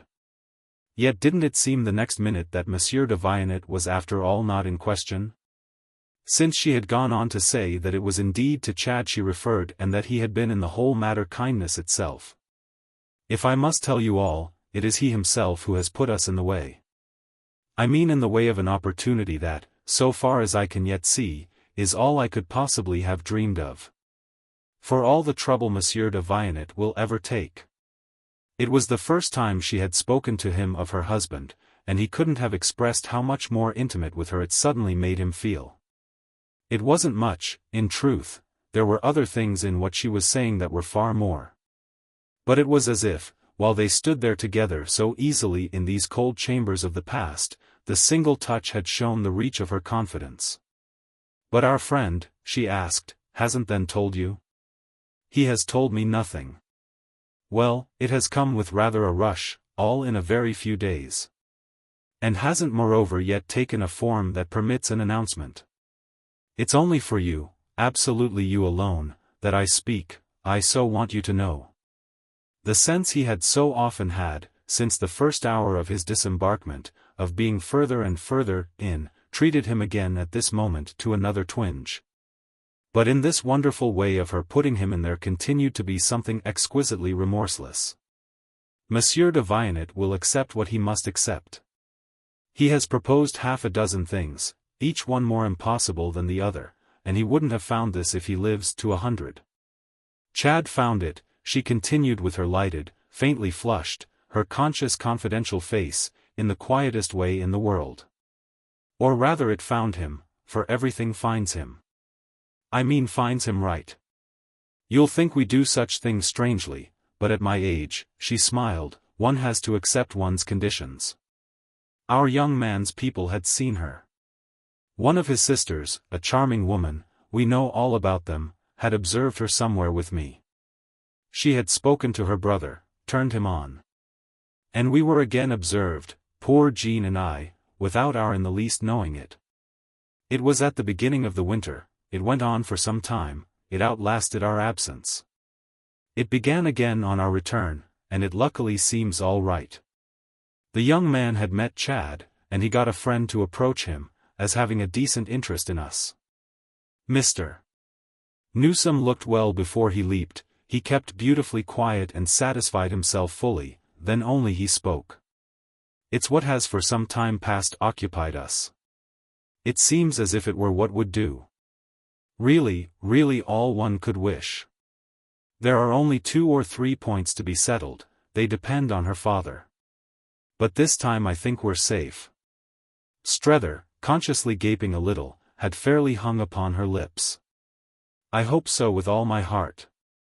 And then he permitted himself, "Does nothing depend on her?" "Ah, naturally, everything did. But she's pleased come tout. She has been perfectly free, and he, our young friend, is really a combination. I quite adore him." Strether just made sure. "You mean your future son-in-law?" "Future if we all bring it off." "Ah well," said Strether decorously, "I heartily hope you may." There seemed little else for him to say, though her communication had the oddest effect on him. Vaguely and confusedly he was troubled by it, feeling as if he had even himself been concerned in something deep and dim. He had allowed for depths, but these were greater, and it was as if, oppressively, indeed absurdly, he was responsible for what they had now thrown up to the surface. It was, through something ancient and cold in it, what he would have called the real thing. In short, his hostess's news, though he couldn't have explained why, was a sensible shock, and his oppression a weight he felt he must somehow or other immediately get rid of. There were too many connections missing to make it tolerable he should do anything else. He was prepared to suffer, before his own inner tribunal, for Chad. He was prepared to suffer even for Madame de Vionnet. But he wasn't prepared to suffer for the little girl. So now, having said the proper thing, he wanted to get away. She held him an instant, however, with another appeal. "Do I seem to you very awful?" "Awful? Why so?" But he called it to himself, even as he spoke, his biggest insincerity yet. "Our arrangements are so different from yours." "Mine?" Oh, he could dismiss that too. "I haven't any arrangements." "Then you must accept mine, all the more that they're excellent. They're founded on a VIII sagesse. There will be much more, if all goes well, for you to hear and to know, and everything, believe me, for you to like. Don't be afraid, you'll be satisfied."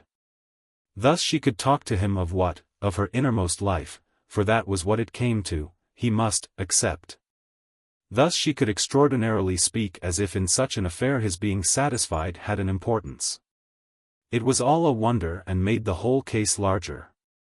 He had struck himself at the hotel, before Sarah and Waymarsh, as being in her boat, but where on earth was he now? This question was in the air till her own lips quenched it with another. And do you suppose he, who loves her so, would do anything reckless or cruel? He wondered what he supposed. Do you mean your young man? I mean yours. I mean Mr. Newsome. It flashed for Strether the next moment a finer light, and the light deepened as she went on. He takes, thank God, the truest tenderest interest in her. It deepened indeed. Oh, I'm sure of that. You were talking, she said, about one's trusting him. You see then how I do. He waited a moment, it all came. I see, I see. He felt he really did see. He wouldn't hurt her for the world, nor, assuming she marries at all, risk anything that might make against her happiness. And, willingly, at least, he would never hurt me. Her face, with what he had by this time grasped, told him more than her words. Whether something had come into it, or whether he only read clearer, her whole story, what at least he then took for such, reached out to him from it. With the initiative she now attributed to Chad it all made a sense, and this sense, a light, a lead, was what had abruptly risen before him. He wanted, once more, to get off with these things. Which was at last made easy, a servant having, for his assistance, on hearing voices in the hall, just come forward. All that Strether had made out was, while the man opened the door and impersonally waited, summed up in his last word. I don't think, you know, Chad will tell me anything. No, perhaps not yet. And I won't as yet speak to him. Ah, that's as you'll think best. You must judge. She had finally given him her hand, which he held a moment. How much I have to judge? Everything, said Madame de Vionnet, a remark that was indeed, with the refined disguised suppressed passion of her face, what he most carried away. Chapter 2. So far as a direct approach was concerned Sarah had neglected him, for the week now about to end, with a civil consistency of chill that, giving him a higher idea of her social resource, threw him back on the general reflection that a woman could always be amazing.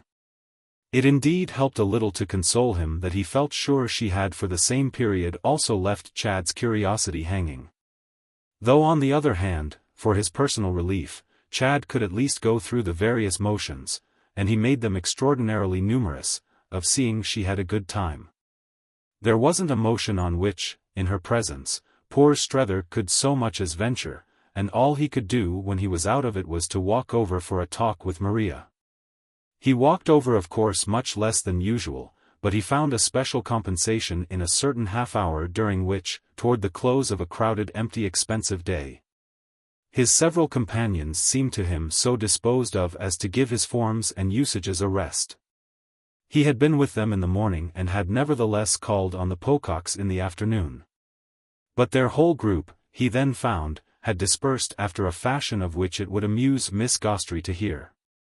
He was sorry again, gratefully sorry she was so out of it, she who had really put him in, but she had fortunately always her appetite for news. The pure flame of the disinterested burned in her cave of treasures as a lamp in a Byzantine vault. It was just now, as happened, that for so fine a sense as hers a near view would have begun to pay. Within 3 days, precisely, the situation on which he was to report had shown signs of an equilibrium. The effect of his look-in at the hotel was to confirm this appearance. If the equilibrium might only prevail.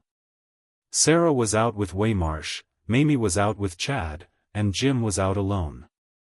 Later on indeed he himself was booked to Jim, was to take him that evening to the varieties, which Strether was careful to pronounce as Jim pronounced them. Miss Gostrey drank it in. What then tonight do the others do? Well, it has been arranged. Waymarsh takes Sarah to dine at Bignon's. She wondered. And what do they do after? They can't come straight home. No, they can't come straight home, at least Sarah can't. It's their secret, but I think I've guessed it. Then as she waited, the circus. It made her stare a moment longer, then laugh almost to extravagance. There's no one like you. Like me? He only wanted to understand. Like all of you together, like all of us, Woollett, Milrose, and their products. We're abysmal, but may we never be less so. Mr. Newsome, she continued, meanwhile takes Miss Pocock? Precisely, to the fiancée, to see what you took Waymarsh and me to, a family bill. Ah, then may Mr. Chad enjoy it as I did. But she saw so much in things. Do they spend their evenings, your young people, like that, alone together? Well, they're young people, but they're old friends. I see, I see. And do they dine, for a difference, at Brabant's? Oh, where they dine is their secret too. But I've my idea that it will be, very quietly, at Chad's own place. She'll come to him there alone. They looked at each other a moment. He has known her from a child. Besides, said Strether with emphasis, Mamie's remarkable. She's splendid. She wondered. Do you mean she expects to bring it off? Getting hold of him? No, I think not. She doesn't want him enough, or doesn't believe in her power. On which as he said nothing she continued, she finds she doesn't care for him. No, I think she finds she does. But that's what I mean by so describing her. It's if she does that she's splendid. But we'll see, he wound up, where she comes out. You seem to show me sufficiently, Miss Gostrey laughed, where she goes in. But is her childhood's friend, she asked, permitting himself recklessly to flirt with her? No, not that. Chad's also splendid. They're all splendid. He declared with a sudden strange sound of wistfulness and envy. They're at least happy. Happy? It appeared, with their various difficulties, to surprise her. Well, I seem to myself among them the only one who isn't. She demurred. With your constant tribute to the ideal? He had a laugh at his tribute to the ideal, but he explained after a moment his impression. I mean they're living. They're rushing about. I've already had my rushing. I'm waiting. But aren't you, she asked by way of cheer, waiting with me? He looked at her in all kindness. Yes, if it weren't for that. And you help me to wait, she said. However, she went on, I've really something for you that will help you to wait and which you shall have in a minute. Only there's something more I want from you first. I revel in Sarah. So do I. If it weren't, he again amusedly sighed, for that. Well, you owe more to women than any man I ever saw. We do seem to keep you going. Yet Sarah, as I see her, must be great. She is, Strether fully assented, great. Whatever happens, she won't, with these unforgettable days, have lived in vain. Miss Gostrey had a pause. You mean she has fallen in love? I mean she wonders if she hasn't, and it serves all her purpose. It has indeed, Maria laughed, served women's purposes before. Yes, for giving in. But I doubt if the idea, as an idea, has ever up to now answered so well for holding out. That's her tribute to the ideal, we each have our own. It's her romance, and it seems to me better on the whole than mine. To have it in Paris too, he explained, on this classic ground, in this charged infectious air, with so sudden an intensity, well, it's more than she expected. She has had in short to recognize the breaking out for her of a real affinity, and with everything to enhance the drama. Miss Gostrey followed. Jim for instance? Jim hugely enhances. Jim was made to enhance. And then Mr. Waymarsh. It's the crowning touch, it supplies the color. He's positively separated. And she herself unfortunately isn't, that supplies the color too. Miss Gostrey was all there. But somehow. Is he in love? Strether looked at her a long time, then looked all about the room, then came a little nearer. "Will you never tell anyone in the world as long as ever you live?" "Never." It was charming. "He thinks Sarah really is. But he has no fear," Strether hastened to add. "Of her being affected by it? Of his being. He likes it, but he knows she can hold out. He's helping her, he's floating her over, by kindness." Maria rather funnily considered it. Floating her over in champagne? The kindness of dining her, nose to nose, at the hour when all Paris is crowding to profane delights, and in the great temple, as one hears of it, of pleasure? That's just it, for both of them, Strether insisted, and all of a supreme innocence. The Parisian place, the feverish hour, the putting before her of 100 francs worth of food and drink, which they'll scarcely touch, all that's the dear man's own romance. The expensive kind, expensive in francs and centimes, in which he abounds. And the circus afterwards, which is cheaper, but which he'll find some means of making as dear as possible, that's also his tribute to the ideal. It does for him. He'll see her through. They won't talk of anything worse than you and me. Well, we're bad enough perhaps, thank heaven, she laughed, to upset them. Mr. Waymarsh at any rate is a hideous old coquette. And the next moment she had dropped everything for a different pursuit. What you don't appear to know is that Jean de Vionnette has become engaged. She's to marry, it has been definitely arranged, young Monsieur de Montbrun. He fairly blushed. Then, if you know it, it's out? Don't I often know things that are not out? However, she said, this will be out tomorrow. But I see I've counted too much on your possible ignorance. You've been before me, and I don't make you jump as I hoped. He gave a gasp at her insight. You never fail.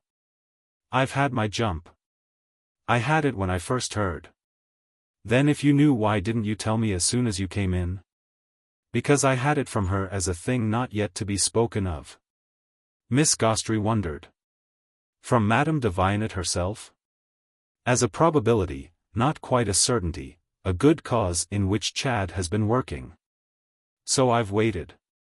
You need wait no longer, she returned. It reached me yesterday, roundabout and accidental, but by a person who had had it from one of the young man's own people, as a thing quite settled. I was only keeping it for you. You thought Chad wouldn't have told me? She hesitated. Well, if he hasn't. He hasn't. And yet the thing appears to have been practically his doing. So there we are. There we are. Maria candidly echoed. That's why I jumped. I jumped, he continued to explain, because it means, this disposition of the daughter, that there's now nothing else but him and the mother. Still, it simplifies. It simplifies, he fully concurred. But that's precisely where we are. It marks a stage in his relation. The act is his answer to Mrs. Newsome's demonstration. It tells, Maria asked, the worst. The worst.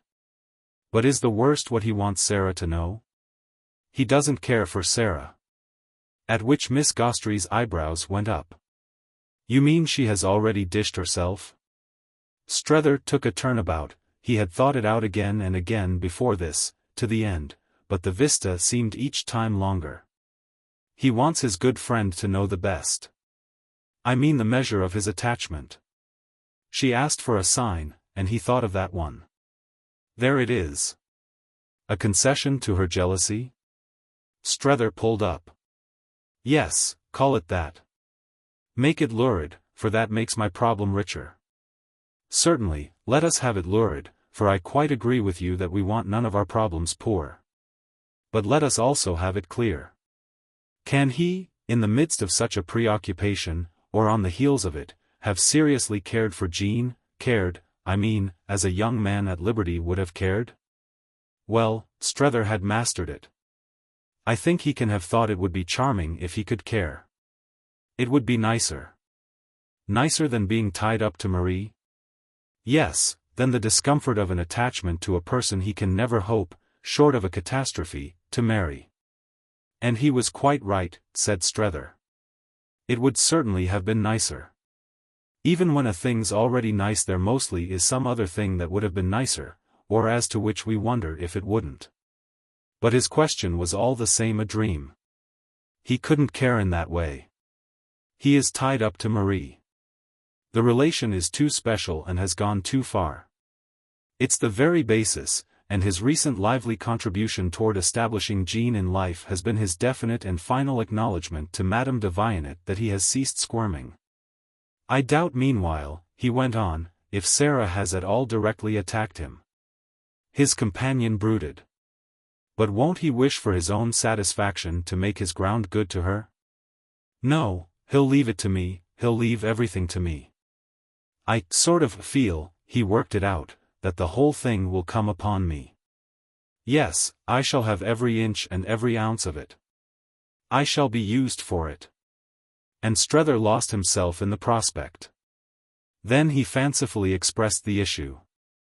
To the last drop of my blood. Maria, however, roundly protested. Ah, you'll please keep a drop for me. I shall have a use for it. Which she didn't, however, follow up.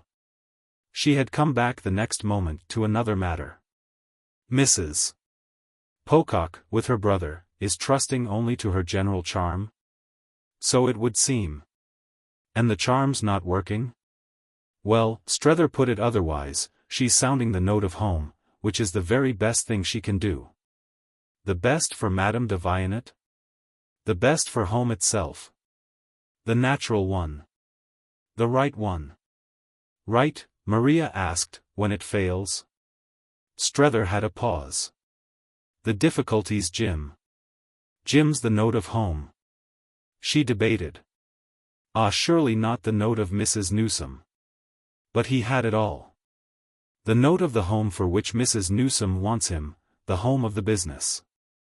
Jim stands, with his little legs apart, at the door of that tent.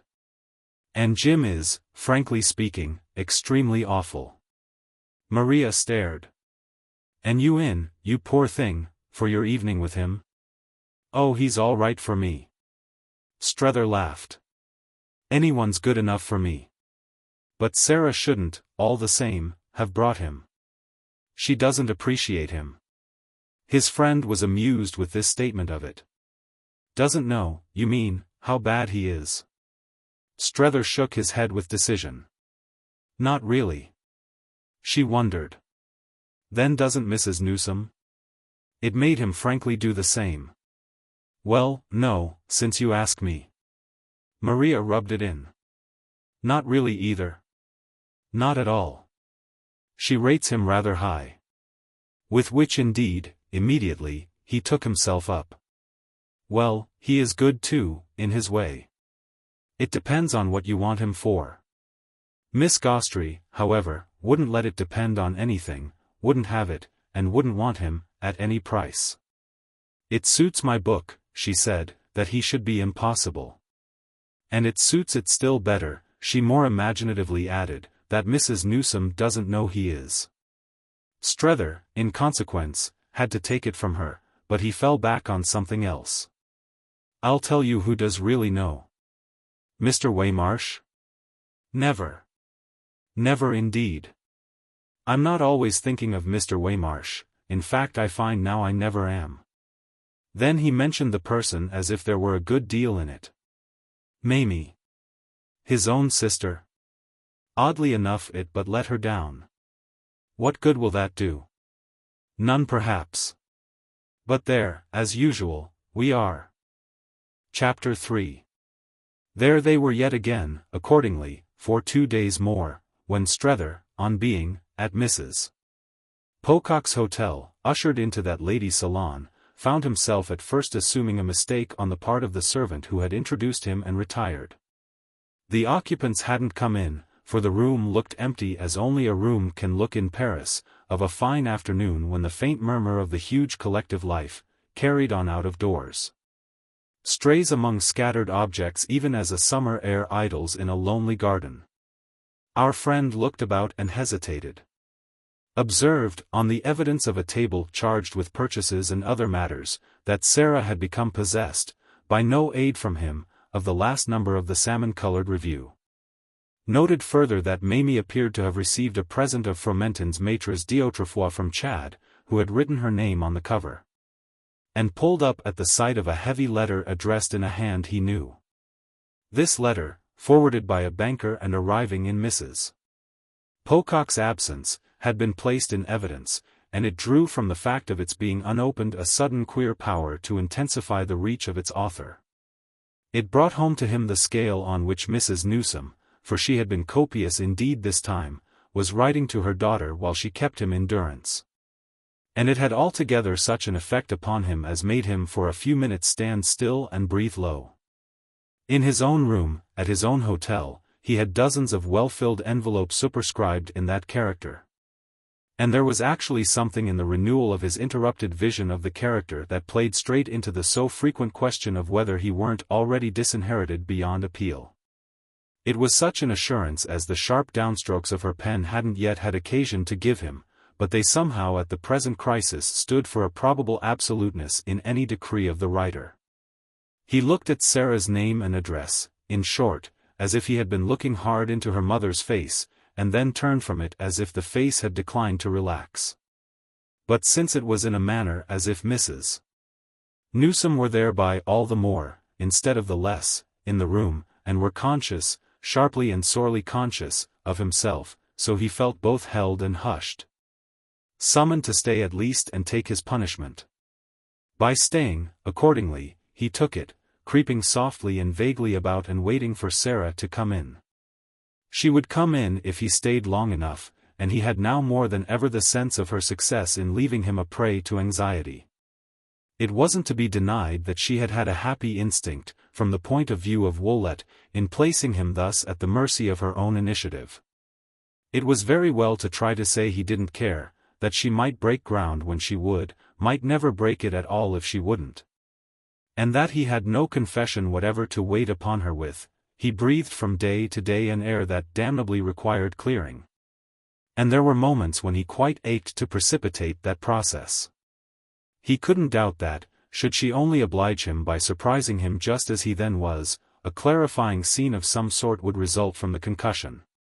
He humbly circulated in this spirit till he suddenly had a fresh arrest.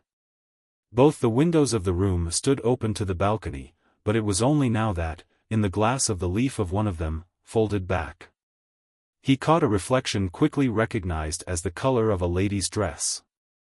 Somebody had been then all the while on the balcony, and the person, whoever it might be, was so placed between the windows as to be hidden from him. While on the other hand the many sounds of the street had covered his own entrance and movements. If the person were Sarah he might on the spot therefore be served to his taste. He might lead her by a move or two up to the remedy for his vain tension, as to which, should he get nothing else from it, he would at least have the relief of pulling down the roof on their heads. There was fortunately no one at hand to observe, in respect to his valor, that even on this completed reasoning he still hung fire. He had been waiting for Mrs. Pocock and the sound of the oracle. But he had to gird himself afresh, which he did in the embrasure of the window, neither advancing nor retreating, before provoking the revelation. It was apparently for Sarah to come more into view. He was in that case there at her service. She did however, as meanwhile happened, come more into view, only she luckily came at the last minute as a contradiction of Sarah. The occupant of the balcony was after all quite another person, a person presented, on a second look, by a charming back and a slight shift of her position. As beautiful brilliant unconscious Mamie alone at home, Mamie passing her time in her own innocent way, Mamie in short rather shabbily used, but Mamie absorbed, interested and interesting. With her arms on the balustrade and her attention dropped to the street she allowed Strether to watch her, to consider several things, without her turning round. But the oddity was that when he had so watched and considered he simply stepped back into the room without following up his advantage. He revolved there again for several minutes, quite as with something new to think of and as if the bearings of the possibility of Sarah had been superseded. For frankly, yes, it had bearings thus to find the girl in solitary possession. There was something in it that touched him to a point not to have been reckoned beforehand, something that softly but quite pressingly spoke to him. And that spoke the more each time he paused again at the edge of the balcony and saw her still unaware. Her companions were plainly scattered. Sarah would be off somewhere with Waymarsh and Chad off somewhere with Jim. Strether didn't at all mentally impute to Chad that he was with his good friend. He gave him the benefit of supposing him involved in appearances that, had he had to describe them, for instance to Maria, he would have conveniently qualified as more subtle. It came to him indeed the next thing that there was perhaps almost an excess of refinement in having left Mamie in such weather up there alone. However she might in fact have extemporized, under the charm of the Rue de Rivoli, a little makeshift Paris of wonder and fancy. Our friend in any case now recognized, and it was as if at the recognition Mrs. Newsome's fixed intensity had suddenly, with a deep audible gasp, grown thin and vague. That day after day he had been conscious in respect to his young lady of something odd and ambiguous. Yet something into which he could at last read a meaning. It had been at the most, this mystery, an obsession, an obsession agreeable, and it had just now fallen into its place as at the touch of a spring. It had represented the possibility between them of some communication baffled by accident and delay, the possibility even of some relation as yet unacknowledged. There was always their old relation, the fruit of the Woollett years, but that, and it was what was strangest, had nothing whatever in common with what was now in the air. As a child, as a bud, and then again as a flower of expansion, Mamie had bloomed for him, freely, in the almost incessantly open doorways of home. Where he remembered her as first very forward, as then very backward, for he had carried on at one period, in Mrs. Newsome's parlors, Mrs. Newsome's phases and his own. A course of English literature reinforced by exams and teas, and once more, finally, as very much in advance. But he had kept no great sense of points of contact. It not being in the nature of things at Woollett that the freshest of the buds should find herself in the same basket with the most withered of the winter apples. The child had given sharpness, above all, to his sense of the flight of time. It was but the day before yesterday that he had tripped up on her hoop, yet his experience of remarkable women, destined, it would seem, remarkably to grow, felt itself ready this afternoon. Quite braced itself, to include her. She had in fine more to say to him than he had ever dreamed the pretty girl of the moment could have. And the proof of the circumstance was that, visibly, unmistakably, she had been able to say it to no one else. It was something she could mention neither to her brother, to her sister-in-law nor to Chad. Though he could just imagine that had she still been at home she might have brought it out, as a supreme tribute to age, authority and attitude, for Mrs. Newsome. It was moreover something in which they all took an interest. The strength of their interest was in truth just the reason of her prudence. All this then, for 5 minutes, was vivid to Strether, and it put before him that, poor child, she had now but her prudence to amuse her. That, for a pretty girl in Paris, struck him, with a rush, as a sorry state. So that under the impression he went out to her with a step as hypocritically alert, he was well aware, as if he had just come into the room. She turned with a start at his voice. Preoccupied with him though she might be, she was just a scrap disappointed. "Oh, I thought you were Mr. Bilham." The remark had been at first surprising and our friend's private thought, under the influence of it, temporarily blighted. Yet we are able to add that he presently recovered his inward tone and that many a fresh flower of fancy was to bloom in the same air. Little Bilham, since little Bilham was, somewhat incongruously, expected, appeared behindhand, a circumstance by which Strether was to profit.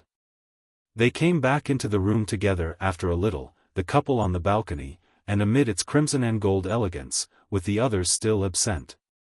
Strether passed 40 minutes that he appraised even at the time as far, in the whole queer connection, from his idlest.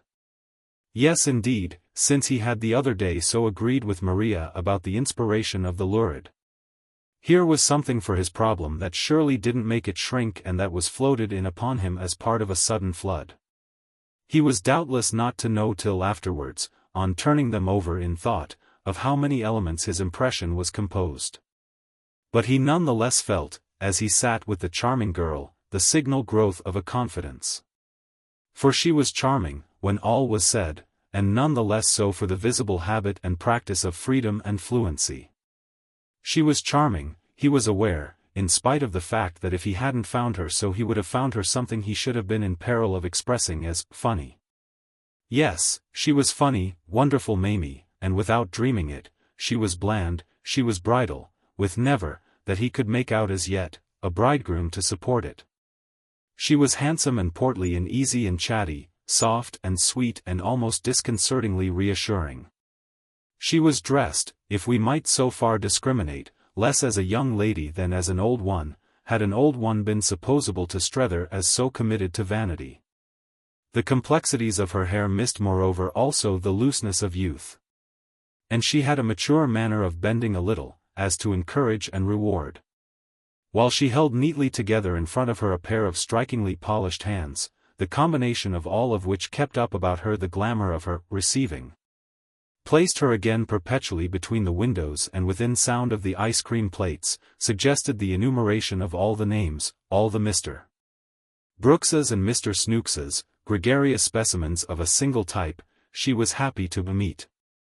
But if all this was where she was funny, and if what was funnier than the rest was the contrast between her beautiful benevolent patronage, such a hint of the polysyllabic as might make her something of a bore toward middle age, and her rather flat little voice.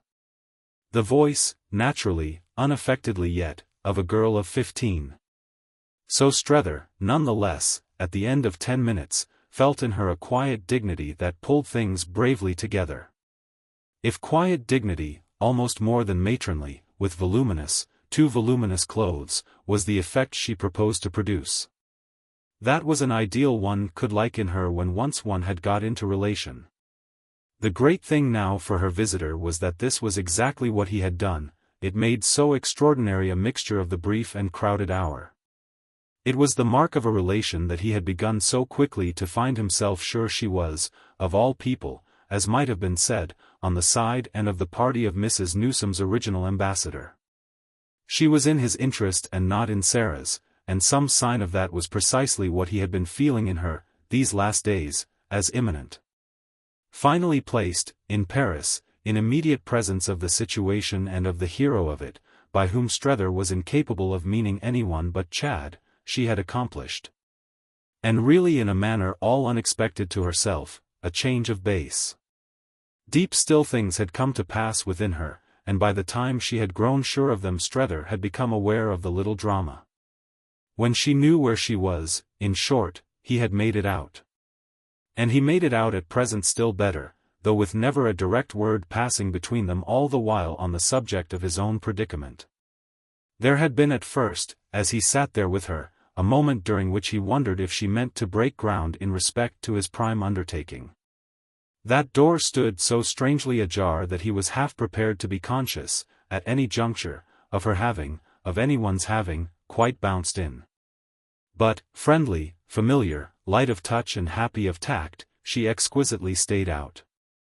So that it was for all the world as if to show she could deal with him without being reduced to, well, scarcely anything. It fully came up for them then, by means of their talking of everything but Chad, that Mamie, unlike Sarah, unlike Jim, knew perfectly what had become of him. It fully came up that she had taken to the last fraction of an inch the measure of the change in him, and that she wanted Strether to know what a secret she proposed to make of it. They talked most conveniently, as if they had had no chance yet, about Woollett, and that had virtually the effect of their keeping the secret more close. The hour took on for Strether, little by little, a queer sad sweetness of quality. He had such a revulsion in Mamie's favor and on behalf of her social value as might have come from remorse at some early injustice. She made him, as under the breath of some vague western whiff, homesick and freshly restless. He could really for the time have fancied himself stranded with her on a far shore, during an ominous calm, in a quaint community of shipwreck. Their little interview was like a picnic on a coral strand. They passed each other, with melancholy smiles and looks sufficiently elusive, such cupfuls of water as they had saved. Especially sharp in Strether meanwhile was the conviction that his companion really knew, as we have hinted, where she had come out. It was at a very particular place, only that she would never tell him. It would be above all what he should have to puzzle for himself. This was what he hoped for, because his interest in the girl wouldn't be complete without it. No more would the appreciation to which she was entitled, so assured was he that the more he saw of her process the more he should see of her pride. She saw, herself, everything. But she knew what she didn't want, and that it was that had helped her. What didn't she want? There was a pleasure lost for her old friend in not yet knowing, as there would doubtless be a thrill in getting a glimpse.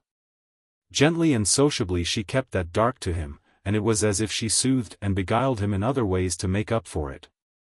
She came out with her impression of Madame de Vionnet, of whom she had heard so much. She came out with her impression of Jean, whom she had been dying to see. She brought it out with a blandness by which her auditor was really stirred that she had been with Sarah early that very afternoon. And after dreadful delays caused by all sorts of things, mainly, eternally, by the purchase of clothes that unfortunately wouldn't be themselves eternal, to call in the Rue de Bellechasse. At the sound of these names Strether almost blushed to feel that he couldn't have sounded them first, and yet couldn't either have justified his squeamishness. Mamie made them easy as he couldn't have begun to do, and yet it could only have cost her more than he should ever have had to spend. It was as friends of Chad's, friends special, distinguished, desirable, enviable, that she spoke of them. And she beautifully carried it off that much as she had heard of them, though she didn't say how or where, which was a touch of her own. She had found them beyond her supposition. She abounded in praise of them, and after the manner of Woollett, which made the manner of Woollett a lovable thing again to Strether. He had never so felt the true inwardness of it as when his blooming companion pronounced the elder of the ladies of the Rue de Bellechasse too fascinating for words and declared of the younger that she was perfectly ideal. A real little monster of charm. Nothing, she said of Jean, ought ever to happen to her, she's so awfully right as she is. Another touch will spoil her, so she oughtn't to be touched. Ah, but things, here in Paris, Strether observed, do happen to little girls. And then for the joke's and the occasion's sake, haven't you found that yourself? That things happen? Oh, I'm not a little girl. I'm a big battered blowsy one. I don't care, Mamie laughed, what happens. Strether had a pause while he wondered if it mightn't happen that he should give her the pleasure of learning that he found her nicer than he had really dreamed, a pause that ended when he had said to himself that, so far as it at all mattered for her, she had in fact perhaps already made this out. He risked accordingly a different question, though conscious, as soon as he had spoken, that he seemed to place it in relation to her last speech. But that Mademoiselle de Vionnet is to be married, I suppose you've heard of that. For all, he then found, he need fear. Dear, yes. The gentleman was there, Monsieur de Montbrun, whom Madame de Vionnet presented to us. And was he nice? Mamie bloomed and bridled with her best reception manner. Any man's nice when he's in love. It made Strether laugh. But is Monsieur de Montbrun in love, already, with you? Oh, that's not necessary, it's so much better he should be so with her, which, thank goodness, I lost no time in discovering for myself. He's perfectly gone, and I couldn't have borne it for her if he hadn't been. She's just too sweet. Strether hesitated. And through being in love too? On which with a smile that struck him as wonderful Mamie had a wonderful answer. She doesn't know if she is or not. It made him again laugh out. Oh, but you do. She was willing to take it that way. Oh yes, I know everything. And as she sat there rubbing her polished hands and making the best of it, only holding her elbows perhaps a little too much out, the momentary effect for Strether was that everyone else, in all their affair, seemed stupid. No, that poor little Jean doesn't know what's the matter with her. It was as near as they came to saying that she was probably in love with Chad. But it was quite near enough for what Strether wanted. Which was to be confirmed in his certitude that, whether in love or not, she appealed to something large and easy in the girl before him. Mamie would be fat, too fat, at 30, but she would always be the person who, at the present sharp hour, had been disinterestedly tender. If I see a little more of her, as I hope I shall, I think she'll like me enough, for she seemed to like me today, to want me to tell her. And shall you? Perfectly. I shall tell her the matter with her is that she wants only too much to do right. To do right for her, naturally, said Mamie, is to please. Her mother, do you mean? Her mother first. Strether waited. And then? Well, then, Mr. Newsome. There was something really grand for him in the serenity of this reference. And last only Monsieur de Montbrun? Last only, she good-humouredly kept it up. Strether considered. So that everyone after all then will be suited? She had one of her few hesitations, but it was a question only of a moment. And it was her nearest approach to being explicit with him about what was between them. I think I can speak for myself. I shall be. It said indeed so much, told such a story of her being ready to help him, so committed to him that truth, in short, for such use as he might make of it toward those ends of his own with which, patiently and trustfully, she had nothing to do, it so fully achieved all this that he appeared to himself simply to meet it in its own spirit by the last frankness of admiration. Admiration was of itself almost accusatory, but nothing less would serve to show her how nearly he understood. He put out his hand for goodbye with a "Splendid, splendid, splendid." And he left her, in her splendor, still waiting for little Bilham.